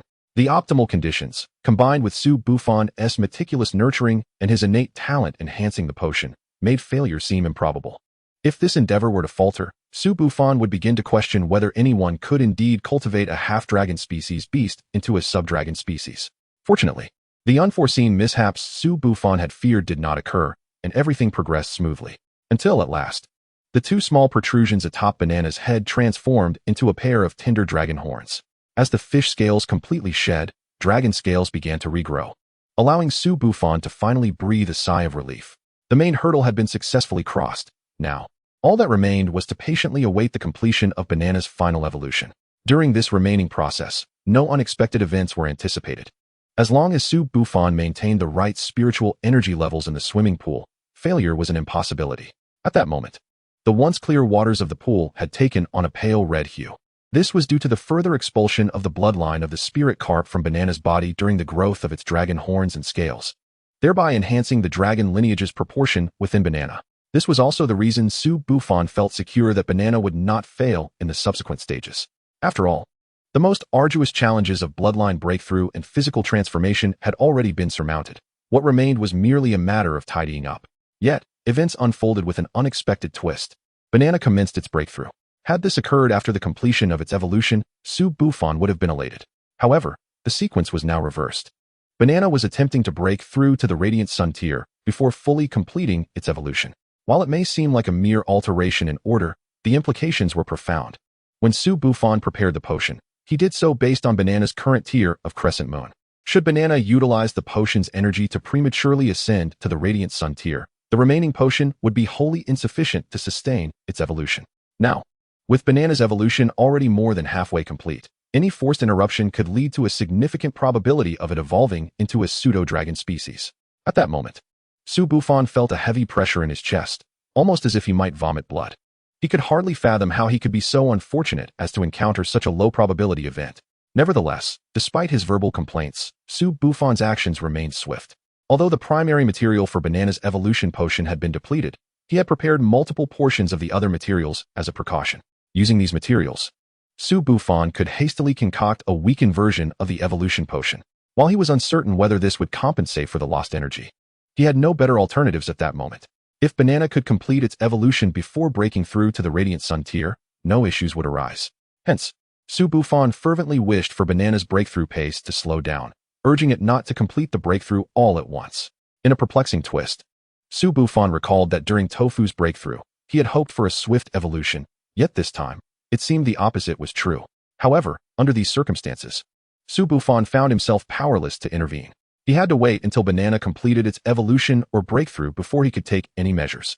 Acting rashly could disrupt the delicate balance, potentially resulting in even worse outcomes. Initially, Su Bufan believed that events were progressing smoothly and that he could afford to relax a bit. However, with this new development, he was compelled to remain vigilant, closely monitoring Banana's condition. As time ticked away, Banana's evolution approached its conclusion. The original fishtail was shedding, slowly morphing into a dragon tail. This sight filled Su Bufan with joy. He estimated that within half an hour, Banana would complete its evolution. Chapter 88. The Nine-Feathered Colorful Phoenix. In contrast to Banana's evolution speed, its breakthrough speed was, after all, slightly faster. A powerful aura suddenly erupted from Banana. Ultimately, Banana broke through to the Radiant Sun tier ahead of schedule. Had it only been delayed by 10 more minutes, it could have completed its evolution first. Regrettably, the current reality is that the Banana has achieved a breakthrough yet remains stagnant in its evolution. The once promising dragon tail, which had nearly completed its transformation, has begun to regress towards a fish-like shape. Witnessing this, Su Bufan felt a profound sense of helplessness. He had anticipated a smooth progression, only to find himself compelled to exert greater effort. Without delay, Su Bufan hurled a carefully concocted, weakened evolution potion towards the Banana. Once the Banana ingested the potion, Su Bufan immediately focused his attention on observing the changes in its tail. If the weakened potion proved effective, it would be a cause for celebration. However, should it fail, Su Bufan would need to contemplate his next course of action. Fortunately, the weakened evolution potion did not disappoint Su Bufan. Upon consumption, the regression of the tail came to an abrupt halt, and the remaining untransformed portion began to shift towards the dragon tail configuration. Yet, it appeared that the potency of the weakened potion was somewhat lacking, resulting in a rather halting final metamorphosis of the Banana's tail. Ultimately, although the evolution was successfully completed, the tail, having relied on the weakened potion, appeared somewhat sparse. Nonetheless, this did not detract from the efficacy of the evolution. In a few months, the Banana's tail would return to its former glory. With the successful evolution, the Banana was finally able to venture beyond the water, utilizing its innate spirit-gathering talent. The Banana could now condense spiritual energy into ethereal clouds around itself, allowing it to float gracefully through the air, resembling a creature gliding through mist. The evolved Banana bore a striking resemblance to the divine dragon from Su Bufan's past life myths, though its dragon horns atop its head appeared somewhat juvenile. And it possessed only 2 dragon claws beneath its abdomen, each with 3 digits. After its evolution, the Banana transformed from a spirit-gathering dragon carp into a sacred spirit dragon, firmly stepping into the realm of subdragon beast mastery. Coupled with the Banana's breakthrough to the Radiant Sun tier, this evolution, albeit fraught with challenges, ultimately yielded abundant rewards. Moreover, the Banana acquired a new skill named Sacred Spirit Light. Despite the inclusion of the term light in its name, this skill bore no relation to light attributes. Rather, it was a bona fide water-based skill. Additionally, this skill fulfilled a critical need within Su Bufan's team for healing and support. Upon employing Sacred Spirit Light, the Sacred Spirit Dragon bestows a spiritual seal upon allied forces, enhancing their damage output while accelerating their spiritual energy recovery. Each beast can accumulate 1 seal every 10 minutes, allowing the Banana to control the eruption of these seals to heal its allies. The magnitude of the healing depends on the number of seals present during the eruption. Currently, the Banana can simultaneously manage up to 9 seals, enabling it to either concentrate 9 seals on a single beast or distribute them among multiple allies. In Su Bufan's view, the Sacred Spirit Light skill was nothing short of perfect, significantly enhancing their team's sustainability in battle. He had initially pondered the Banana's future role, With Dofu already excelling in frontline combat and the prospect of Leishub coming into play, he considered that if the banana were to develop similarly to Dofu, their team's combat capabilities would reach unprecedented heights. Fortunately, the banana not only avoided following Dofu's path, but also surprised Su Bufan in a delightful manner. However, after this surprise, Su Bufan was overtaken by an overwhelming fatigue. Having gone several days and nights without rest for the sake of the banana's evolution, he suddenly felt the weight of exhaustion wash over him. Without further ado, he collapsed beside the swimming pool and fell into a deep slumber. Upon awakening, well rested, Su Bufan realized that the day he had agreed upon with the Tealing Dragon had arrived. After a quick wash, he hurried to Tealing Dragon's residence, where Guqi had long awaited his arrival. Rushing against time, he finally reached Tealing Dragon's home just before the agreed hour and encountered Tai Yuro along with the subject of this cultivation session in the garden. It was then that Su Bufan discovered that the egg had hatched into a 9-feathered color phoenix. Although he had previously inquired about it after the auction, Tealing Dragon had remained coy, withholding direct information from Su Bufan.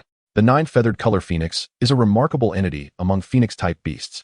Upon its birth, it boasts 9 feathers of varying colors, thus earning its name. Each feather bestows the 9-feathered color phoenix with a distinct attribute, which means that initially, it possesses mastery over all 9 attributes. However, despite its impressive appearance, the more attributes the 9-feathered color phoenix possesses, the weaker each individual attribute becomes. Thus, when embodying all 9 attributes, its combat prowess is nearly non-existent. Even in its adult form, it may struggle against a common goose on Earth. As the 9-feathered color phoenix progresses, it sheds 1 feather with each tier advancement, randomly losing 1 attribute while enhancing the strength of its remaining attributes by 100%. If the 9-feathered color phoenix can reach a stage where it retains only 1 attribute, that attribute will receive a staggering 900% enhancement. Upon witnessing this 9-feathered color phoenix, Su Bufan felt a pang of regret, realizing that its actual value surpassed that of the land and the life spring he had traded. Nevertheless, having completed the transaction, Su Bufan would not entertain any thoughts of reversal. While the 9-feathered color phoenix held greater value, the life spring offered him more substantial benefits at present. Costliness does not equate to quality. What truly matters is suitability. Evidently, Tealing Dragon was equally invested in the 9-feathered color phoenix's well-being, as he had prepared a Phoenix Morning Wudong tree for it. The Phoenix Morning Wudong tree, akin to Leishub, is a plant-type beast. However, unlike Leishub, it cannot detach from the Earth's embrace. Regardless of how high it ascends in rank, the Phoenix Morning Wudong tree remains rooted in place, nurturing avian beast bloodlines throughout its lifetime. Due to its rarity, few would expend great effort to seek out a Phoenix Morning Wudong tree unless they were a beast master with top-tier avian beasts. At this moment, Su Bufan observed that the 9-feathered color phoenix had already reached the stellar tier. He found this unsurprising, given Tealing Dragon's status. It would not be unusual for the 9-feathered color phoenix to have attained the crescent moon tier without concern for its future development.